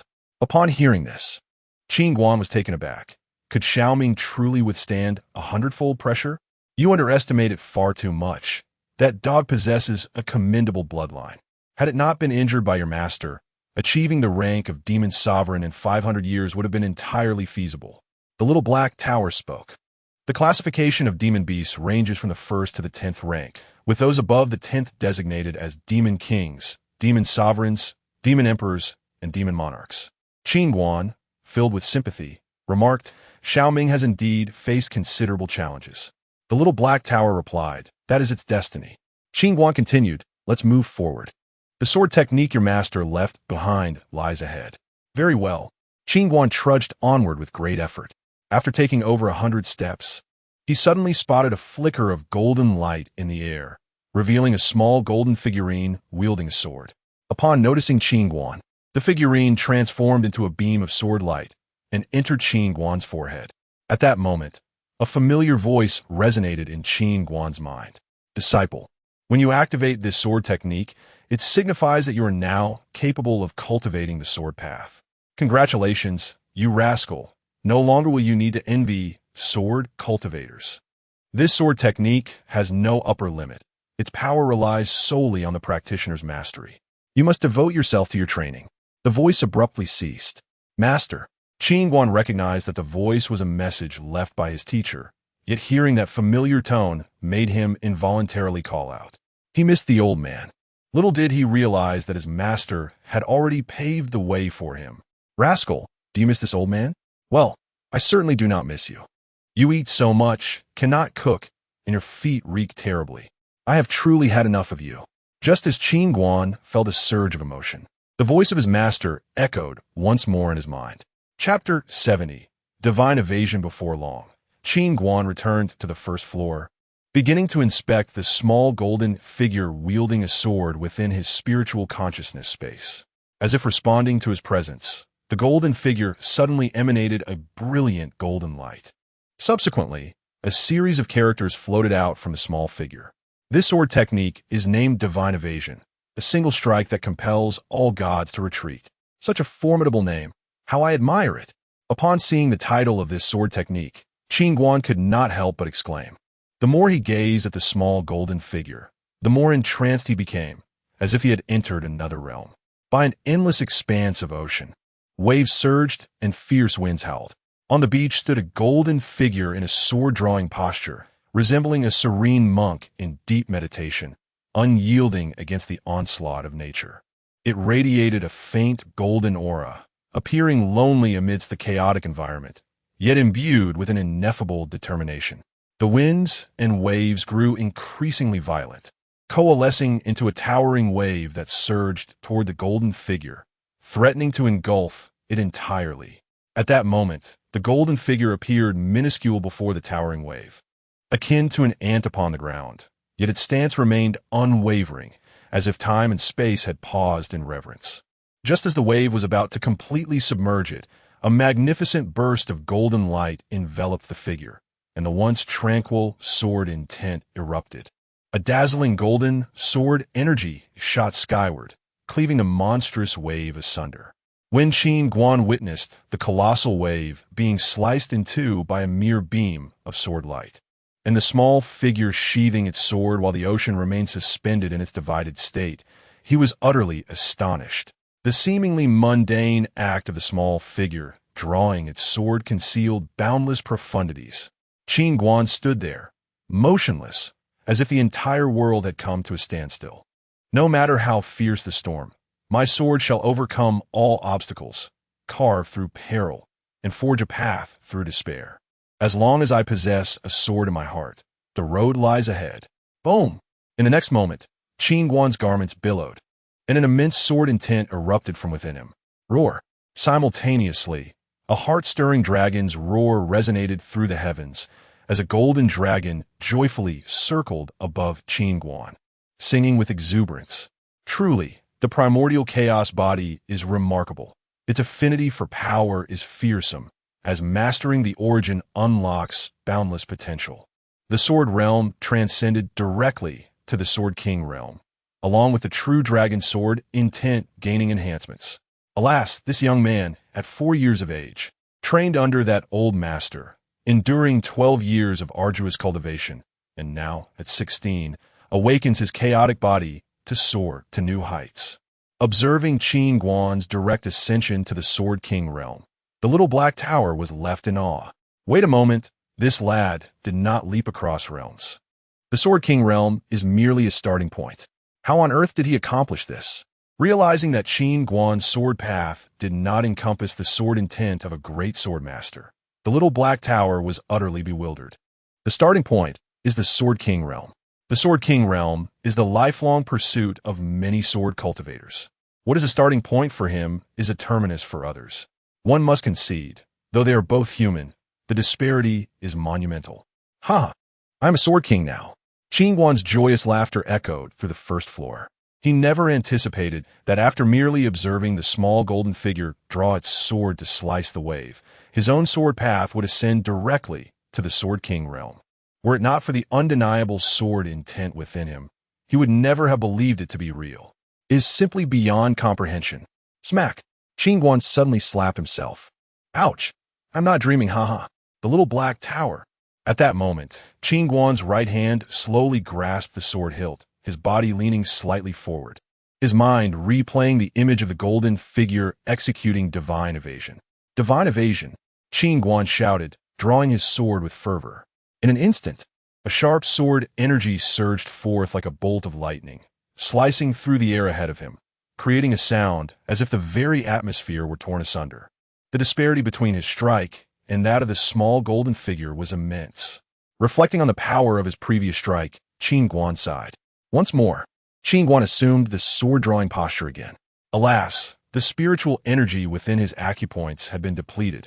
He wished to practice divine evasion, only to discover that not a single ounce of spiritual energy remained among the 25 acupoints in his body. Qin Guan took out several spiritual stones, swiftly absorbing their energy using the transformation sword technique. At that moment, he noticed that utilizing the true dragon sword intent to channel the qi and spiritual energy significantly enhanced the efficiency of the process. It seems that as the true dragon sword intent grows stronger, so does the speed of absorption. Qin Guan quickly understood. The essence of divine evasion lies in the sword path and the accompanying momentum. The stronger your sword path, the greater the momentum, and thus the more formidable the divine evasion becomes. Just then, the little black tower spoke up. Qin Guan nodded in response. Thank you for your guidance, Tower Lord. The little black tower continued. The most critical aspect for you now is to cultivate the transformation sword technique to open more acupoints. Even if divine evasion is powerful, without spiritual energy to propel it, it remains mere talk. Qin Guan silently nodded. Without sufficient spiritual energy to support it, even the strongest techniques are futile. Furthermore, the true dragon sword intent serves not only as a tool for channeling qi and spiritual energy. Though it is yours by conquest, it has recognized you as its master. If you can integrate it with your sword path, your power will ascend to new heights, and you must diligently develop and utilize it. Indeed, Qin Guan agreed, acknowledging the numerous tasks before him, fully aware of the significance of sword intent. However, the transformation sword technique must take precedence, for without spiritual energy, all else is in vain. The priority now is to open more acupoints and possess greater spiritual energy. Qin Guan sat cross-legged, continuing to absorb spiritual energy while practicing the transformation sword technique. Time passed swiftly, and in the blink of an eye, 4 days had elapsed.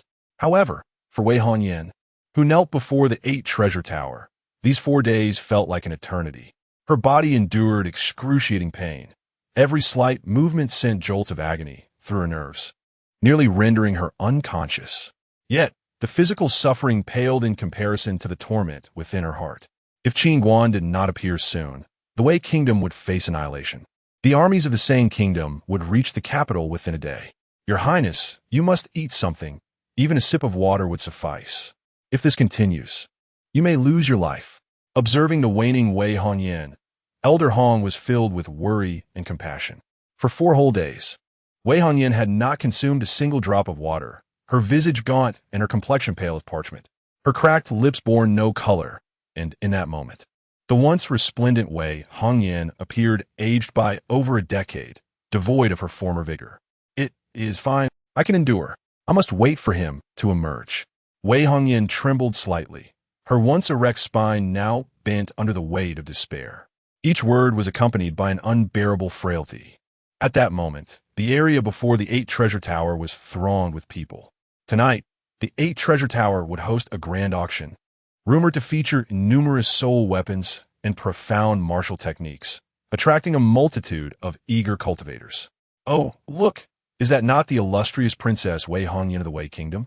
I hear you've been kneeling here for 4 days, pleading with the 8 treasure tower to save your kingdom. Such a desperate gamble, seeking assistance from a business that profits from trade rather than warfare. Suddenly, cultivators from the Sang Kingdom approached Wei Hongyan. The Lingxiao city has already fallen and been occupied by the Sang Kingdom. Get lost, you Sang scoundrels. Elder Hong glared at the 4 Sang cultivators with fury. You old fool, if this were not the territory of the 8 treasure tower, I would not hesitate to slay you. One of the Sang cultivators pointed at Elder Hong, cursing loudly, for this was the domain of the 8 treasure tower, where no one dared to act recklessly. Wei Hongyan, in just 1 day, the hundreds of thousands of iron cavalry from the Sang Kingdom will march into the capital of the Wei Kingdom. By then, the people of the Sang Kingdom shall become the new masters of this land. How about this? Instead of seeking the 8 treasure pavilion, you might as well follow me and become my woman. I assure you, you will be safe and sound. A rather unsightly monk from the Sang Kingdom gazed at Wei Hongyan with a smirk. Look at her. Such a beautiful woman has now become so haggard. It truly tugs at one's heartstrings. Come, rise and accompany me to a room to heal your wounds. Haha. Several monks from the Sang Kingdom erupted into laughter, clutching their bellies. Yet, Wei Hongyan remained kneeling, motionless, her body seemingly pushed to its limits, unable to muster even the slightest strength. Brother Bien, look at Wei Hongyan. She is utterly weakened. Perhaps you should swiftly carry her away for treatment, lest it be too late. At that moment, a mischievous monk from the Sang Kingdom proposed with a grin. Indeed, that is a splendid suggestion. The unsightly monk named Bien nodded in agreement and moved to lift the prostrate Wei Hongyan. I shall fight you all. At that moment, Elder Hong suddenly struck towards Bien with a palm. Bien sidestepped in anger, shouting, all together now. He struck first. Just as he finished speaking, a soul sword descended from above, piercing directly through the top of his head. Blood gushed forth. Chapter 71. My journey alone upon witnessing Bien Du suddenly pierced through the heart by a sword. The crowd recoiled in fear, their astonished gazes directed towards the sky. Who possessed such audacity to commit murder before the gates of the 8 Treasure Pavilion?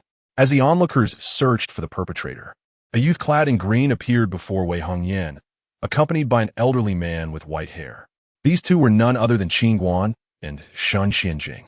Observing Wei Hongyan kneeling on the ground, Qin Guan sighed softly and produced a pill for her to consume. Just after he had exited the pass, Shen Xianjing had informed him that Wei Hongyan had been kneeling before the 8 Treasure Pavilion for 4 days. After taking the pill, Wei Hongyan regained a modicum of strength. A trace of color returned to her pale visage.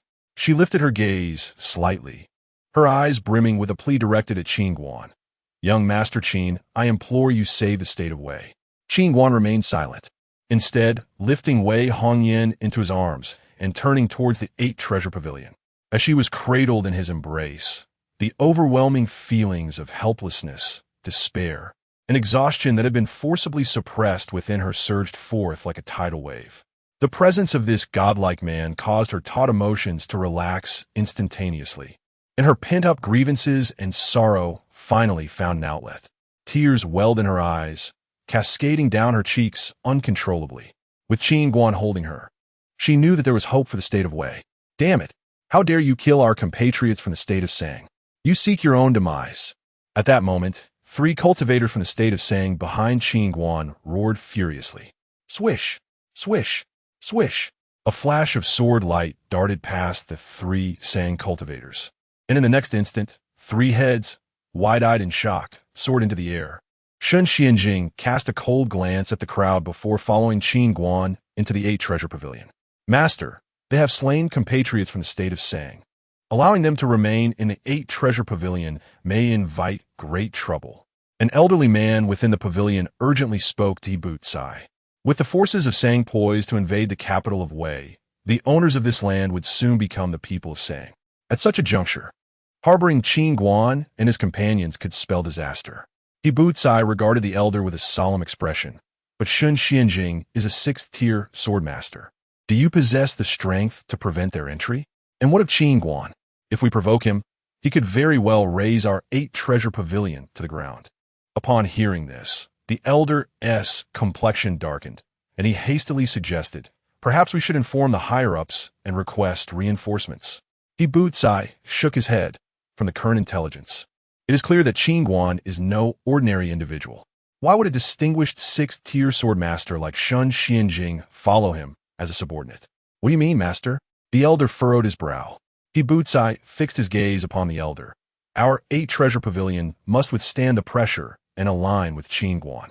This is not merely an opportunity for our pavilion, but also for both of us. In great endeavors, one either achieves monumental success or faces catastrophic failure. Do you understand?" "Master, I have always followed your lead." The elder quickly nodded, understanding that Sai's insight was unparalleled. Having chosen to stand with Qin Guan, there must be sound reasoning behind it. If he lacked the wisdom to act, he would contribute with labor, deferring to Sai's judgment on the course of action. Meanwhile, Qin Guan gently laid Wei Hongyan upon a bed. "Rest assured, your state of Wei will not perish. Take this time to recuperate," he assured her, covering her with a blanket before leaving the room. Once Qin Guan departed, Wei Hongyan slowly closed her eyes. At that moment, the physical pain seemed to dissipate entirely, and she felt an overwhelming sense of lightness and peace. Where are the forces of Sang now? In a separate chamber, Qin Guan inquired of Elder Hong. Elder Hong promptly replied, "The Emperor of Sang is personally leading the charge, dividing the army into 3 routes to simultaneously assault our state of Wei. They are currently gathering at Tianxiang City and are expected to complete their assembly by tonight, likely attacking the capital by noon tomorrow." "Where is Tianxiang City? Do we have a map?" Qin Guan pressed further. Elder Hong quickly produced a map, pointing out, "This marks Tianxiang City, and here is Lingxiao City, which is our current location. This here is the capital of our state of Wei." Qin Guan took the map and scrutinized it closely. "Are we not positioned directly behind the forces of Sang?" "Yes, Lingxiao City has already fallen to Sang," Elder Hong confirmed. "The timing is fortuitous. This presents an opportunity to encircle them from behind. Qin Guan remarked as he set the map down. Encircle them from behind? Elder Hong furrowed his brow, asking, Young hero Qin, do you have allies here? Qin Guan shook his head. I have no allies. Elder Hong expressed confusion. The forces of Sang number 700,000. Without allies, how can we encircle them? Qin Guan regarded Elder Hong, a slight frown forming. Do you think that I cannot encircle them alone? Elder Hong was momentarily taken aback, as was Shun Xianjing beside him. Encircle 700,000 troops alone? After a brief pause, Shun Xianjing suddenly turned to Elder Hong. Speaking in a low tone, do you believe that young hero Qin cannot encircle 700,000 troops by himself? Let me tell you, with my abilities, I could easily slay 50 or 60,000 in a single breath. If it weren't for that octagonal heavy crossbow, I could fight from dusk till dawn without issue. Elder Hong chuckled awkwardly, remaining silent. Hey, what do you mean by that? Do you think I'm boasting? Elder Hong est silence irket Shen Xianjing. No, I believe you. Elder Hong hastily waved his hands. Forget it, there is no point in discussing this with someone who lacks worldly experience. Shun Xianjing dismissively gestured. Elder Shun, I naturally believe in your prowess, but the concern lies with the octagonal heavy crossbows, which pose a significant threat, Elder Hong quickly added. After a moment, he continued, From what I understand, each of the 3 routes of Sang has 10 octagonal heavy crossbows. If they gather, that amounts to 30 heavy crossbows. If they simultaneously lock onto a single target, the devastation would be unimaginable. Moreover, there is a formidable black-robed elder from Sang. Our General Song faced him in battle for only 3 rounds before sustaining serious injuries, unable to even discern the true extent of his cultivation. Shun Xianjing's expression hardened. Song Quang couldn't he withstand 3 rounds? Elder Hong's face turned grave as he nodded. Indeed. Otherwise, we would have suffered such a catastrophic defeat. That black-robed figure has greatly influenced the entire battle. Shun Xianjing fell into silence. It seemed the enemy was no ordinary foe. Song Quang's strength was commendable, yet he could not endure even 3 rounds. As far as he knew, only 3 individuals in Qingzhou could defeat Song Quang in that time frame. By Wanjian of the Spiritual Sword Academy, the former leader of Tianbeige, Jiang Fengtian, and Zheng Ping, the Grand Elder of Yunlan's sect. None of these 3 could possibly be the black-robed figure from Sang.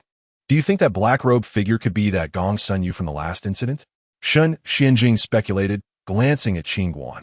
Qin Guan tucked the map into his pocket and replied calmly, It's possible. Shun Xianjing expressed concern. If that fellow can cultivate a doppelganger, then his cultivation level must be at least at the 7th tier Starlight Realm. Not quite, Qin Guan interjected. Why not? Shun Xianjing asked, puzzled. If he were truly at the 7th tier, wouldn't he, that old man from Wei, have been able to withstand 3 rounds? Even in a severely weakened state. He wouldn't he survive a single round? Qin Guan remarked, recalling the somewhat arrogant Song Quang with disdain. Shun Xianjing nodded in agreement, finding the reasoning sound. At that moment, Qin Guan continued. The reason he can create a doppelganger is due to the technique he cultivates. However, his true strength should be close to the 7th tier. It seems that fellow has been quite adept at concealing his abilities. I have never heard of him in Qingzhou. Shun Xianjing expressed his surprise. Enough. Tonight, I shall venture forth alone.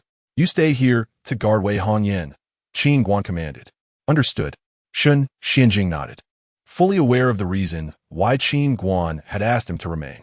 This evening, the Baobao building would host an auction, and with the crowd's multitude and the recent slaying of several practitioners from the Sang Kingdom, it was likely that trouble would ensue. The setting sun cast a warm glow as dusk descended upon the sky. After indulging in a hearty meal, Qin Guan made his way to Wei Hongyan's chamber, intending to assess her condition. Where is she? He wondered, noticing the bed was empty, his brow furrowing slightly. At that moment, a faint sound caught his attention from behind the screen. A sense of foreboding washed over him as he hastily approached and swiftly drew aside the fabric curtain. What he beheld left him utterly bewildered. Wei Hongyan, completely unclothed and in the midst of dressing, stood before him. Chapter 72. A Twist of Fate. Just after finishing a warm bath and preparing to get dressed, Wei Hongyan was startled into a scream by the sudden appearance of Shadow. Gasp! Qin Guan, quick-witted, rushed forward and swiftly covered her mouth. "Do not scream, it's me," he urged, trying to calm her nerves, fearing that if someone were to discover them, it would lead to grave misunderstandings. Upon recognizing Qin Guan, Wei Hongyan quickly regained her composure, hurriedly grabbing her clothes to shield herself. Her cheeks, already flushed from the bath, turned a deeper crimson, reminiscent of the clouds at dusk. Qin Guan, realizing his blunder, hastily stepped back, his voice laced with urgency. Soda. I thought someone was trying to harm you. I didn't mean to intrude. Turn around." Wei Hongyan spoke softly, her eyes avoiding direct contact with him. At her request, Qin Guan promptly turned his back. Wei Hongyan quickly donned her attire, but as she caught sight of the grotesque scar on her chest, a flicker of pain and complexity crossed her eyes. Qin Guan had seen her figure clearly. Naturally, he had also noticed that unsightly scar. Soon, Wei Hongyan finished dressing and, glancing at Qin Guan, whispered, "I'm done." Qin Guan scratched his head, suddenly adopting a reproachful tone. "You're still weak. Who told you to take a bath?" I hadn't bathed in days. I felt dirty, so she stammered, realizing his displeasure had startled her. At this moment, Qin Guan approached her side and said in a low voice, "Extend your hand. I'll check your pulse." Wei Hongyan quickly offered her hand. Qin Guan placed his fingers on her pulse, his eyes rolling slightly. Nothing serious. Just a bit weak. You should rest on the bed quickly." With that, he turned to leave. "Qin Guan," she suddenly called out, stopping him in his tracks. Qin Guan felt a pang of unease, his body stiffening. "Old Hong mentioned that you would go to Tianxiang City alone tonight, where an army of 700,000 gathers, armed with 30 heavy octagonal crossbows. And there's a mysterious figure in black robes. Truly worried." Wei Hongyan's face was filled with concern. She understood Qin Guan's strength. Yet the heavy crossbows aimed at cultivators and that enigmatic figure made her apprehensive. She feared not only for Qin Guan's potential failure, but also for his safety. Qin Guan smiled faintly. "Do not worry. Those crossbows are merely toys for children to shoot at monkeys. As for the 700,000 troops, I may not be able to vanquish them all, but I am confident in taking the emperor's and the black-robed figure's heads." Hearing his words, Wei Hongyan felt a wave of relief wash over her. Clenching her delicate fist, she looked at him determinedly. "I will await your return." Qin Guan nodded, but then, with a hint of annoyance, said, "Next time you bathe, remember to lock the door. You have no sense of caution." After speaking, he hurriedly departed. Watching Qin Guan's flustered retreat, Wei Hongyan couldn't help but chuckle, finding humor in the situation. Yet, as her laughter faded, her smile gradually disappeared. Her delicate hand instinctively brushed over her chest, revealing a glimmer of pain and disdain in her eyes. He had seen her ugly side. Meanwhile, not long after Qin Guan left, he encountered Sun Xianjing at a corner. Sun Xianjing, arms crossed over his sword, appeared oblivious to Qin Guan's presence as he gazed up at the night sky. "If you dare to speak of what happened earlier, I will crush your skull," Qin Guan warned before swiftly disappearing down the corridor. Noticing Qin Guan's retreat, Sun Xianjing's lips curled into a sardonic smile. He is so brazen after seeing a young lady's figure. His fists are impressive, indeed. Exiting the Baobao building, Qin Guan swiftly made his way westward, his body moving like the wind through the streets. An hour later, within the grand hall of the Tianxiang City Lord, with the emperor personally leading the charge, the Grand Master, unmatched in both martial and civil matters, proclaimed, "Tomorrow, as our 700,000 troops march to level the capital of Wei, our great Sang kingdom will surely instill fear far and wide. The emperor and the Grand Master shall receive the highest accolades." A black-armored general knelt, his voice fervent, filled with ambition. As soon as he spoke, the hall erupted in excitement. At that moment, a middle-aged man draped in a white robe exclaimed, "Once Wei is eradicated, the surrounding small nations will tremble in fear and willingly submit. Our great Sang kingdom's territory will expand significantly, and this glorious era will be attributed to the emperor and the Grand Master's wise decisions. They're the protectors of our great Sang kingdom. Your Majesty, Grand Master." The crowd chimed in with flattery, each voice rising in praise. The Emperor of Sang wore a proud smile, unable to contain his glee, and lightly waved his hand. "All of you have contributed. Once we conquer the capital of Wei tomorrow, I shall surely reward you with wealth, land, and women. Thank you, Your Majesty. The crowd echoed in unison. Meanwhile, the black-robed Grand Master sat quietly, a subtle smile playing on his lips as he absorbed the flattery. At that moment, a military officer suddenly stood and said, Your Majesty, Grand Master, it is rumored that the 9th Princess of Wei has knelt for 4 days before the Baobao building, seemingly pleading for assistance to save Wei. Haha, the Baobao building is a commercial enterprise. They never engage in power struggles. The Princess of Wei must have been terrified by our great Sang army. Even if she kneels until death, the Baobao building will not come to her aid. A general seated opposite scoffed. Just then, another voice piped up, not quite. The latest news states that the 9th Princess is not pleading with the Baobao building, but rather a young man residing there. That young man is extraordinary and is accompanied by a formidable sword cultivator. Today, they even killed 4 cultivators from the Tianzhong family. What? They dare to kill members of the Tianzhong family? Someone exclaimed in astonishment. I've heard that the Tianzhong family has begun to take action, the earlier speaker added. Fools! At that moment, the black-robed Grand Master, sitting in a high position, seemed to have realized something and spoke up. The crowd turned to look at him in surprise. The Grand Master said solemnly, that sword cultivator is Shun Xianjing, the ancestral master of the Shun family in the imperial city. The strongest of the Tianzhong family are merely 5th-tier cultivators. To attempt to kill him is akin to courting death. Upon hearing the mention of a young man from Wei Hongyan and the formidable sword cultivator, the Grand Master immediately recalled the day he had his avatar slain by Shun Xianjing at the Tai Xian sect in Wei. At this moment, the Emperor of Sang suddenly expressed his concern. Grand Master, what if that Shun family elder decides to intervene? The black-robed Grand Master waved his hand dismissively. No matter. My true self is present here.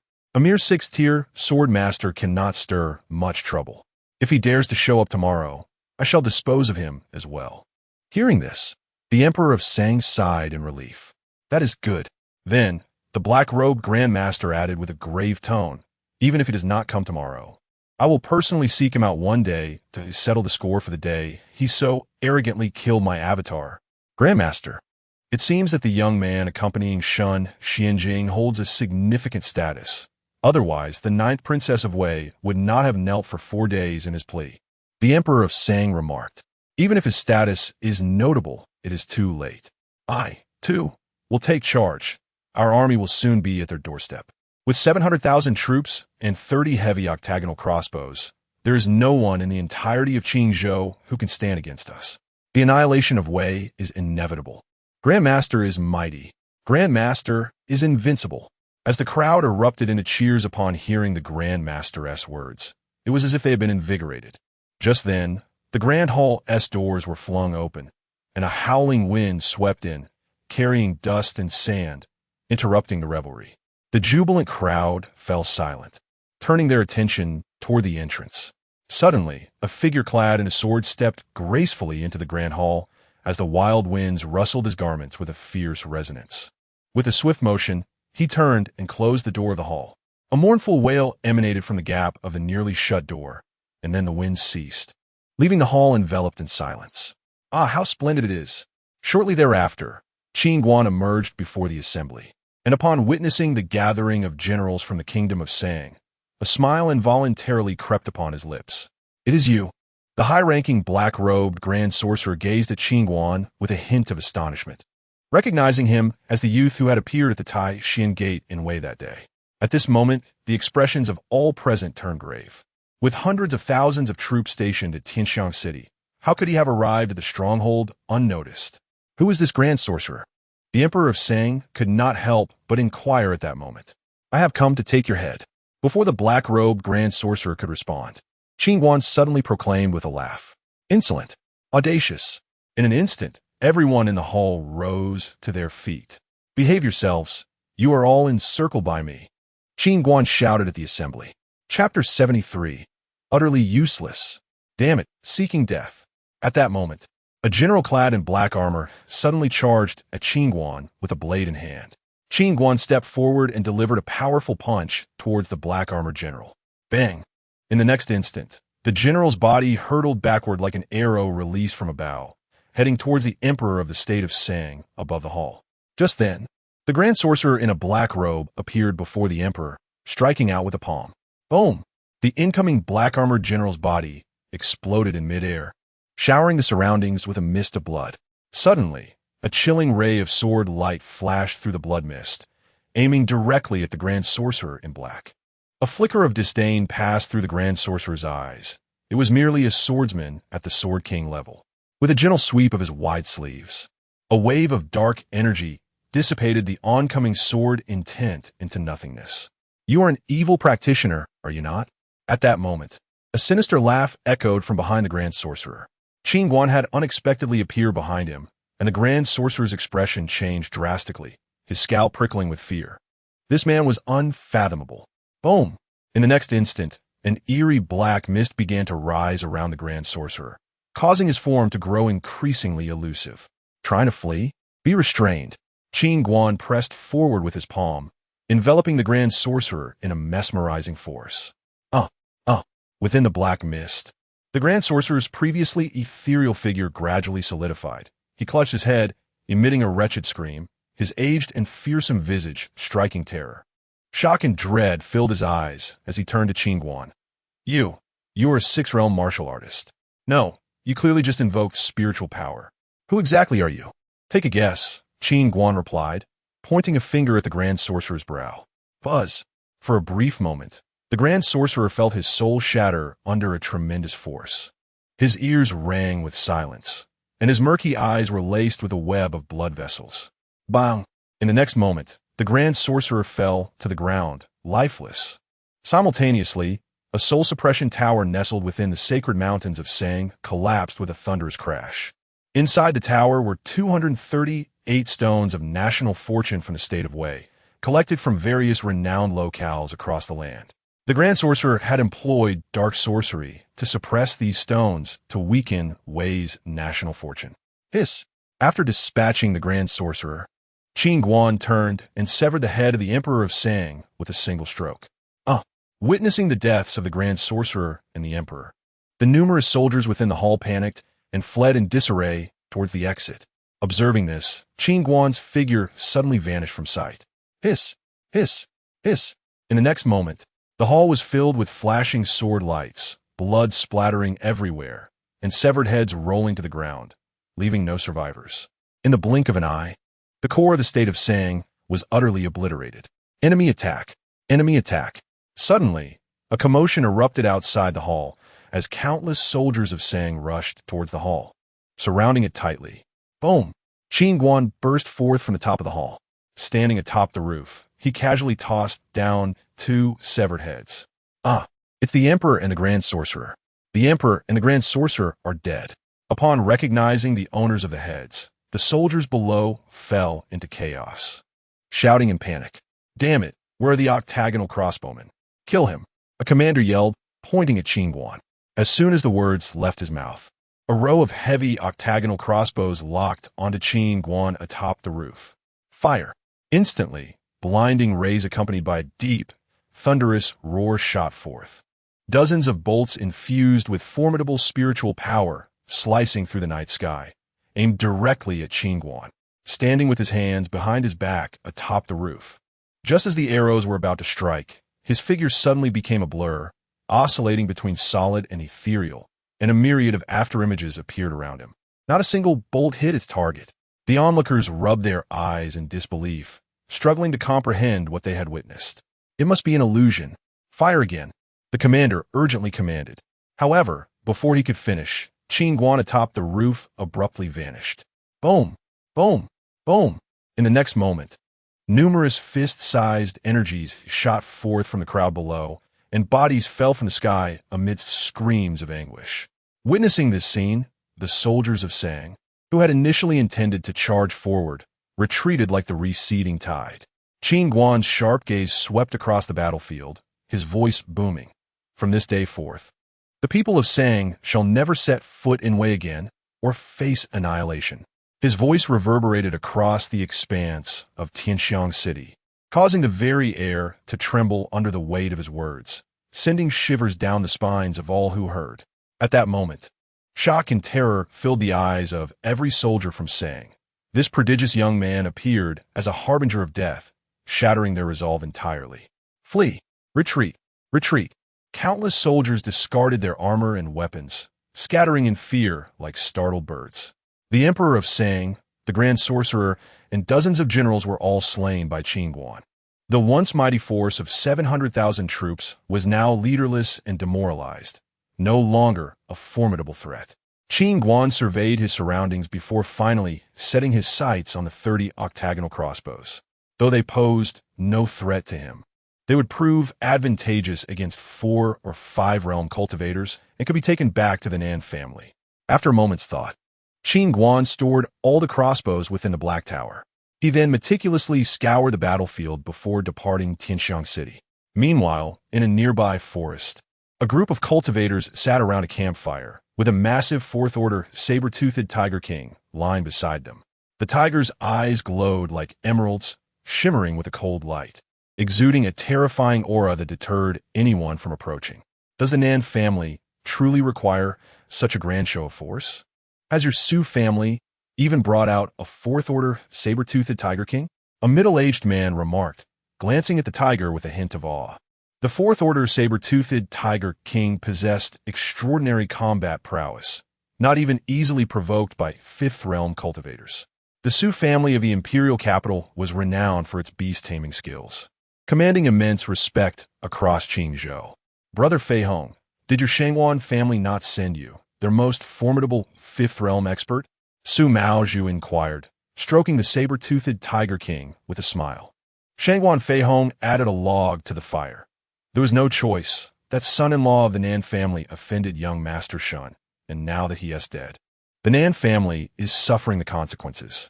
They've drawn such a calamity upon themselves. We will reach Liyun City tomorrow, and the orders are to leave no survivors.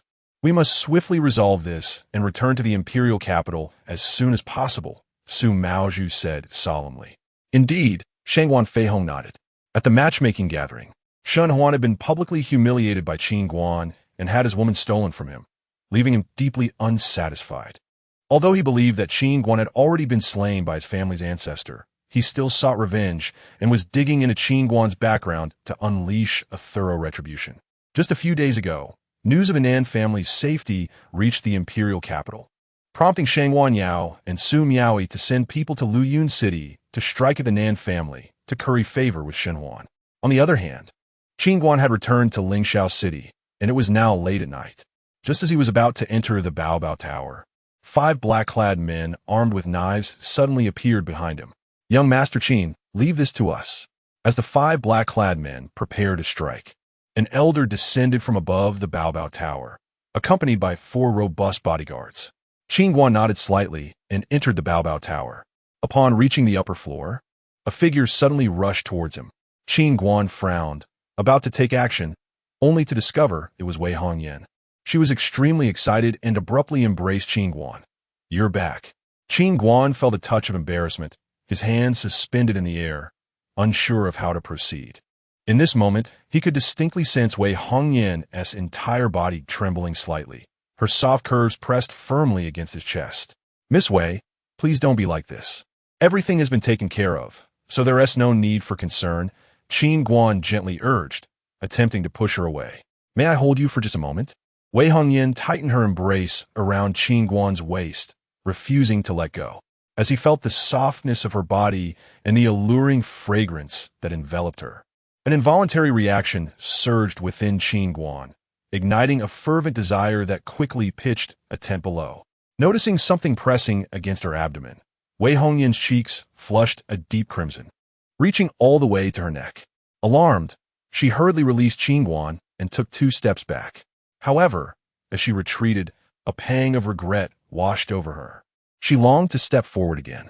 At that moment, Qin Guan crossed his arms before his chest, utilizing his internal energy to suppress the burgeoning desire within. After a brief pause, he let out a long breath. Indeed, this was a potent urge, one that nearly overwhelmed even his formidable energy. Do not worry. The army of the Sang Kingdom has retreated. It's best to rest early, he said, hastily making his way toward his room.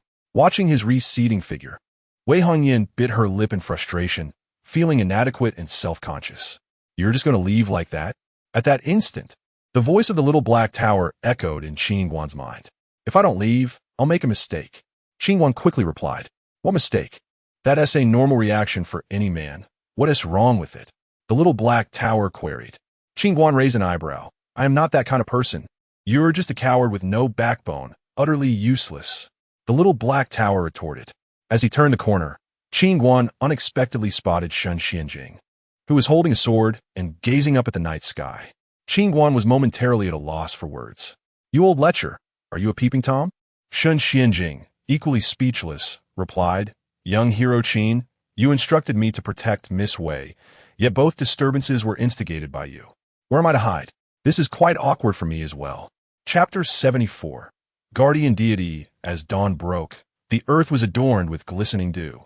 The following day, within the grand palace of the Wei Kingdom, Wei Yuntian observed the pale faces of numerous concubines and their kin, fear etched across their features.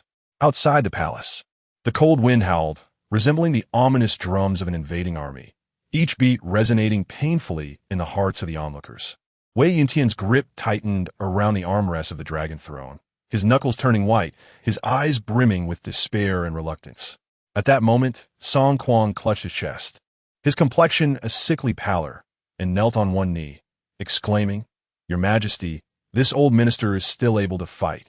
As soon as he finished speaking, the ministers and military officials within the hall responded fervently. We are willing to follow your Majesty into battle to the death.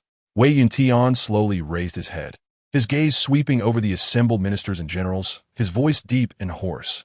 My esteemed ministers, the Wei Kingdom is beyond saving. I am ashamed before my ancestors, ashamed before the people of the realm.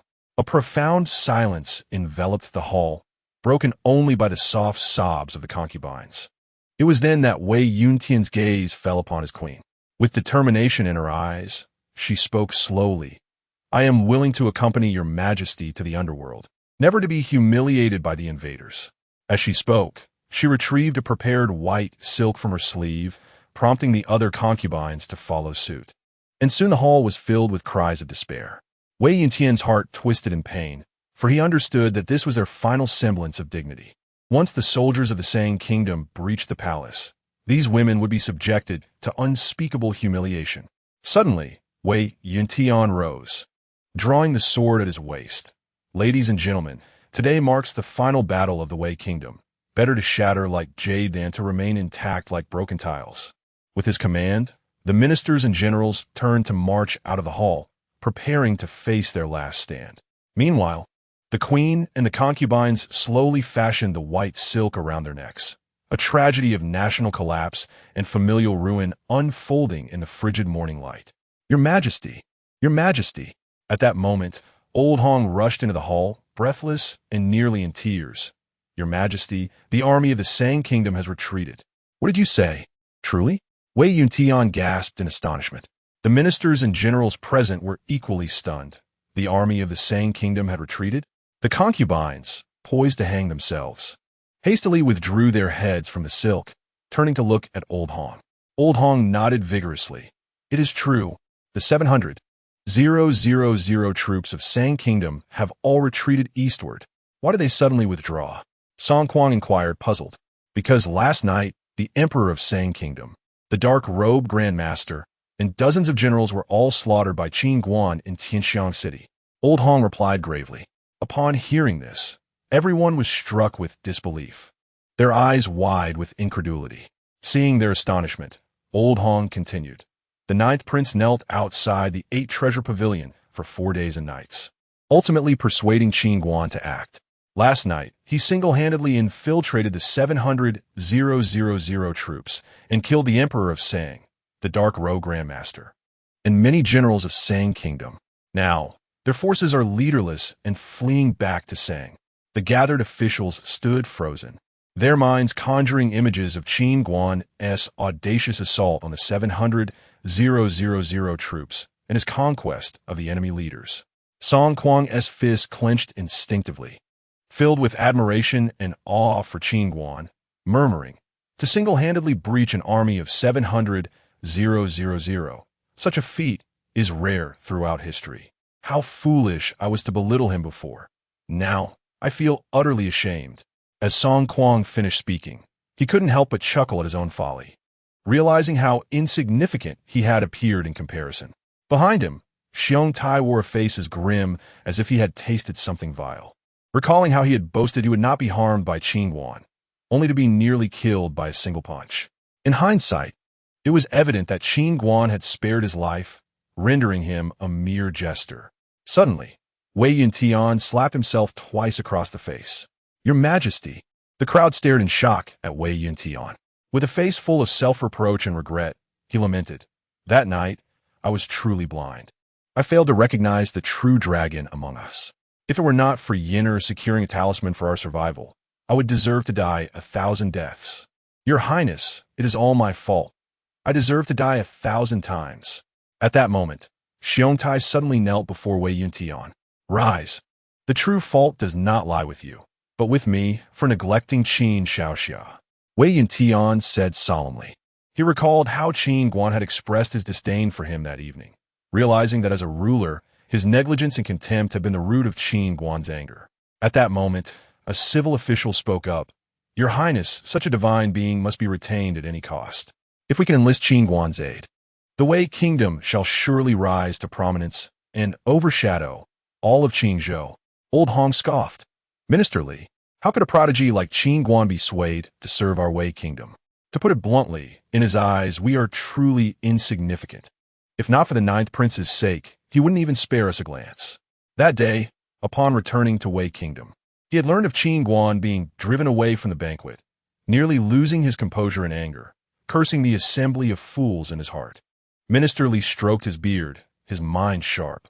"Even if he cannot serve our kingdom, we must actively seek to befriend him. The 9th Prince is a beauty beyond compare. Her ability to summon Qin Guan once more indicates that he holds her in regard. Furthermore, I believe we should erect a statue of Qin Guan to honor him. He has saved our Wei Kingdom twice from peril. He is indeed our guardian deity. Anyone who dares to harbor ill intentions toward our Wei Kingdom must first reckon with the existence of our guardian deity." Old Hong couldn't help but inwardly curse Minister Li for his cunning and unscrupulous nature. Wei Yuntian nodded. "Minister Li speaks wisely. We must expedite the establishment of a statue for Qin Xiaoxia. From now on, Qin Guan shall be the guardian deity of our Wei Kingdom." Turning to Old Hong, he inquired, "Is the 9th Prince currently with Qin Xiaoxia?" Old Hong affirmed, "At the 8th Treasure Pavilion in Lingxiao City." Upon hearing this, Wei Yuntian urged, "Quickly prepare the horses. I must apologize to Qin Xiaoxia and express my gratitude, even if it means kneeling. I shall go too." Both Song Kuang and Xiong Tai hurriedly added, "Your Majesty, Qin Guan might be returning to Luyun City. By the time you arrive, he may have already left." Old Hong interjected, "Qin Xiaoxia has made me realize the importance of attitude," Wei Yuntian remarked, hastily departing. Meanwhile, within a private room of the 8th Treasure Pavilion in Lingxiao City, Qin Guan smiled. "Are you so eager to see me go? I have been away for quite a number of days. It is time to return," Qin Guan replied with a nod. "Why not stay another day? Come back to the imperial capital with me. Our Wei Kingdom not only wishes to express gratitude, but also to apologize." Wei Hongyan suggested. "There's no need. I have no fondness for your emperor," Qin Guan responded. "I share that sentiment." Wei Hongyan quickly concurred. Hearing this, Qin Guan suddenly turned serious. "What if I were to kill him, and you became the Empress of Wei Kingdom?" Wei Hongyan, startled, shook her head vigorously. No, don't act recklessly." Qin Guan chuckled. "In truth, you would make a fine empress. If you ever wish to take on that role, just let me know, and I will make it happen. Will we meet again?" Wei Hongyan suddenly asked. "That depends on fate. If there is destiny, we shall meet again," Qin Guan replied softly. "I believe we are quite fated," Wei Hongyan said, lifting her gaze to meet his. Upon seeing Wei Hongyan staring intently at him, Qin Guan felt an immediate sense of discomfort. Ever since that night when he had glimpsed her physique, the dynamics of their relationship had become unexpectedly awkward and delicate. "Just go for it." At that moment, the little black tower suddenly urged him. Qin Guan couldn't help but twitch his lips, silently pondering, does this little black tower possess some peculiar quirk? Otherwise, Why does it incessantly encourage him to engage in mischief? Just the other day, it had even urged him to climb up to Nan Xiao at the Nan family residence. Chapter 75. Is your stomach upset? Do you dislike me? Seeing Qin Guan silent, Wei Hongyan suddenly inquired. Upon hearing this, Qin Guan shook his head. No. Wei Hongyan mustered her courage. You have seen the sword wound on my chest, haven't you? In response, Qin Guan straightened his posture. Although it was unintentional, I indeed saw it, and quite clearly. Well, if you've seen it, you should boldly acknowledge it. Is it not grotesque? Wei Hongyan's heart raced anxiously. Are you referring to the sword wound? Qin Guan gazed at Wei Hongyan. Her cheeks flushed as she retorted, what else could it be? Qin Guan cleared his throat. It does have an impact. But why not remove it? I wish I could. Do you remember the last time at the Valley of 10,000 Demons when I competed with Jiang Lianyue for the Jade Bone Immortal Orchid? She told me that to eliminate the sword scar on my chest, I must rely on potent sword energy, hence I couldn't remove it. I see, Qin Guan nodded. To use the Jade Bone Immortal Orchid for scar removal, one must consider the nature of the scar. Otherwise, it may backfire. At that moment, the little black tower interjected. What nonsense! You, with your chaotic energy, possess the essence of all things and can heal any injury. I have observed that scar on her chest. The darkened scar indicates that it was inflicted with toxic sword energy. Let her consume the Jade Bone Immortal Orchid, and then you can use your chaotic energy to massage her. That will suffice. Massage where? The properties will change. Qin Guan quickly protested. The little black tower retorted. Isn't there a saying among humans that a healer should possess a heart willing to sacrifice? Isn't the barrier of gender a hindrance to healing? Hurry and treat her. That scar is intolerable. Why must it be in such an unfortunate place? She is so enchanting, and yet she must endure that scar. Qin Guan sighed. Every time I see that hideous scar while bathing, it pains me. At this moment, Wei Hongyan lowered her head, feeling distressed. If you don't mind, I can help you remove it, Qin Guan suggested after a moment of contemplation. Are you serious? Wei Hongyan's eyes sparkled with hope. Qin Guan nodded affirmatively. Indeed, I do not mind. Wei Hongyan shyly lowered her head, feeling a sense of relief at the prospect of having the scar treated, especially since he had already seen it, and she felt no aversion. Do you have the Jade Bone Immortal Orchid? Qin Guan asked. I do. Wei Hongyan hurriedly produced the orchid. Lie down on the bed. At his words, Wei Hongyan's cheeks flushed. She understood his implication, but did not hesitate to turn and walk towards the inner room. Soon, they arrived in the inner chamber where Wei Hongyan lay on the bed. Consume the Jade Bone Immortal Orchid, then remove your clothing. Do not be nervous. It will only take a moment, Qin Guan instructed solemnly.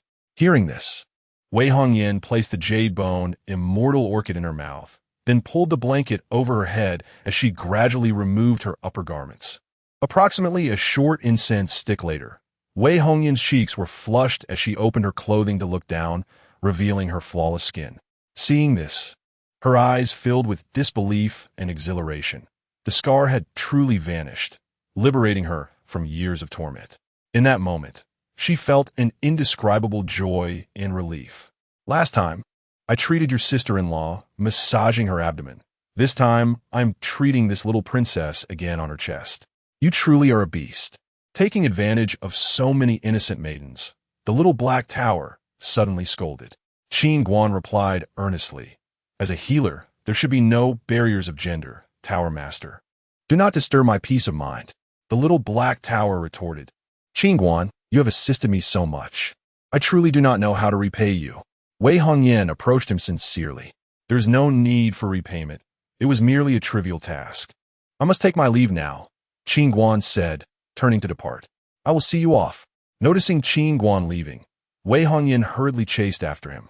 Upon arriving downstairs, Qin Guan conversed with He Bucai for a while, primarily discussing the collaboration with the Nan family and the gains from the auction last night. Qin Guan's items had fetched a total of 350 low-grade spirit stones.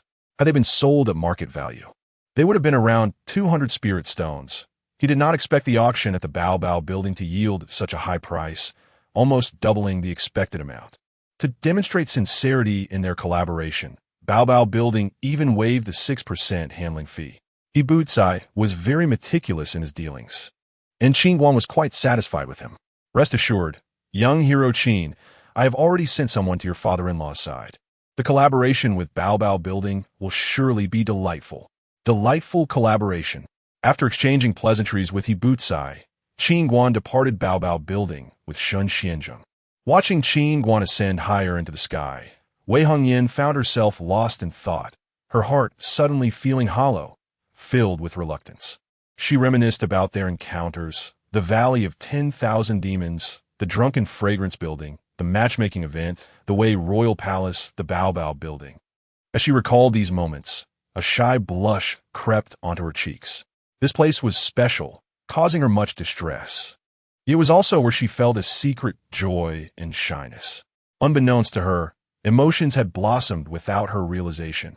Meanwhile, at the Nan family in Luyun City, a thunderous explosion erupted as the grand gates of the Nan family shattered. Immediately, a group of elegantly dressed cultivators stormed into the premises. How bold! Who are you? Swoosh! Just as two guards began to speak, their throats were swiftly cut. Boom! A powerful energy fist imprint suddenly crashed from within the courtyard. Shangguan Feihong's eyes flickered with disdain as he waved his sleeve. Boom! The energy fist imprint exploded violently. Fifth Realm. Sensing the presence of their adversaries, Lao Mo and the others felt a chill run down their spines. At that moment, the members of the Nan family, alerted by the commotion, rushed into the courtyard. Upon seeing the formidable presence of the cultivators, they felt a weight in their hearts. Especially upon noticing the enormous Fourth Realm sword-toothed Tiger King exuding an overwhelming demonic aura. They collectively gasped in astonishment. It was indeed a Fourth Realm sword-toothed Tiger King. How had they managed to tame such a beast? Its strength was comparable to that of a Fifth Realm cultivator. Seeing the imposing lineup of their foes, Nan Yunqi's expression turned grave, and he spoke solemnly. May I ask why you have intruded upon the Nan family? Shangguan Feihong regarded Nan Yunqi. Are you the head of the Nan family? Indeed, that is I, Nan Yunqi affirmed with a nod. Shangguan Feihong's expression remained impassive. Your esteemed son-in-law has offended someone, and we have been ordered to eradicate everyone in your Nan family. Do not blame us for our ruthlessness. Upon hearing Shangguan Feihong's words, Nan Ro swiftly retreated, making her way back to the residence.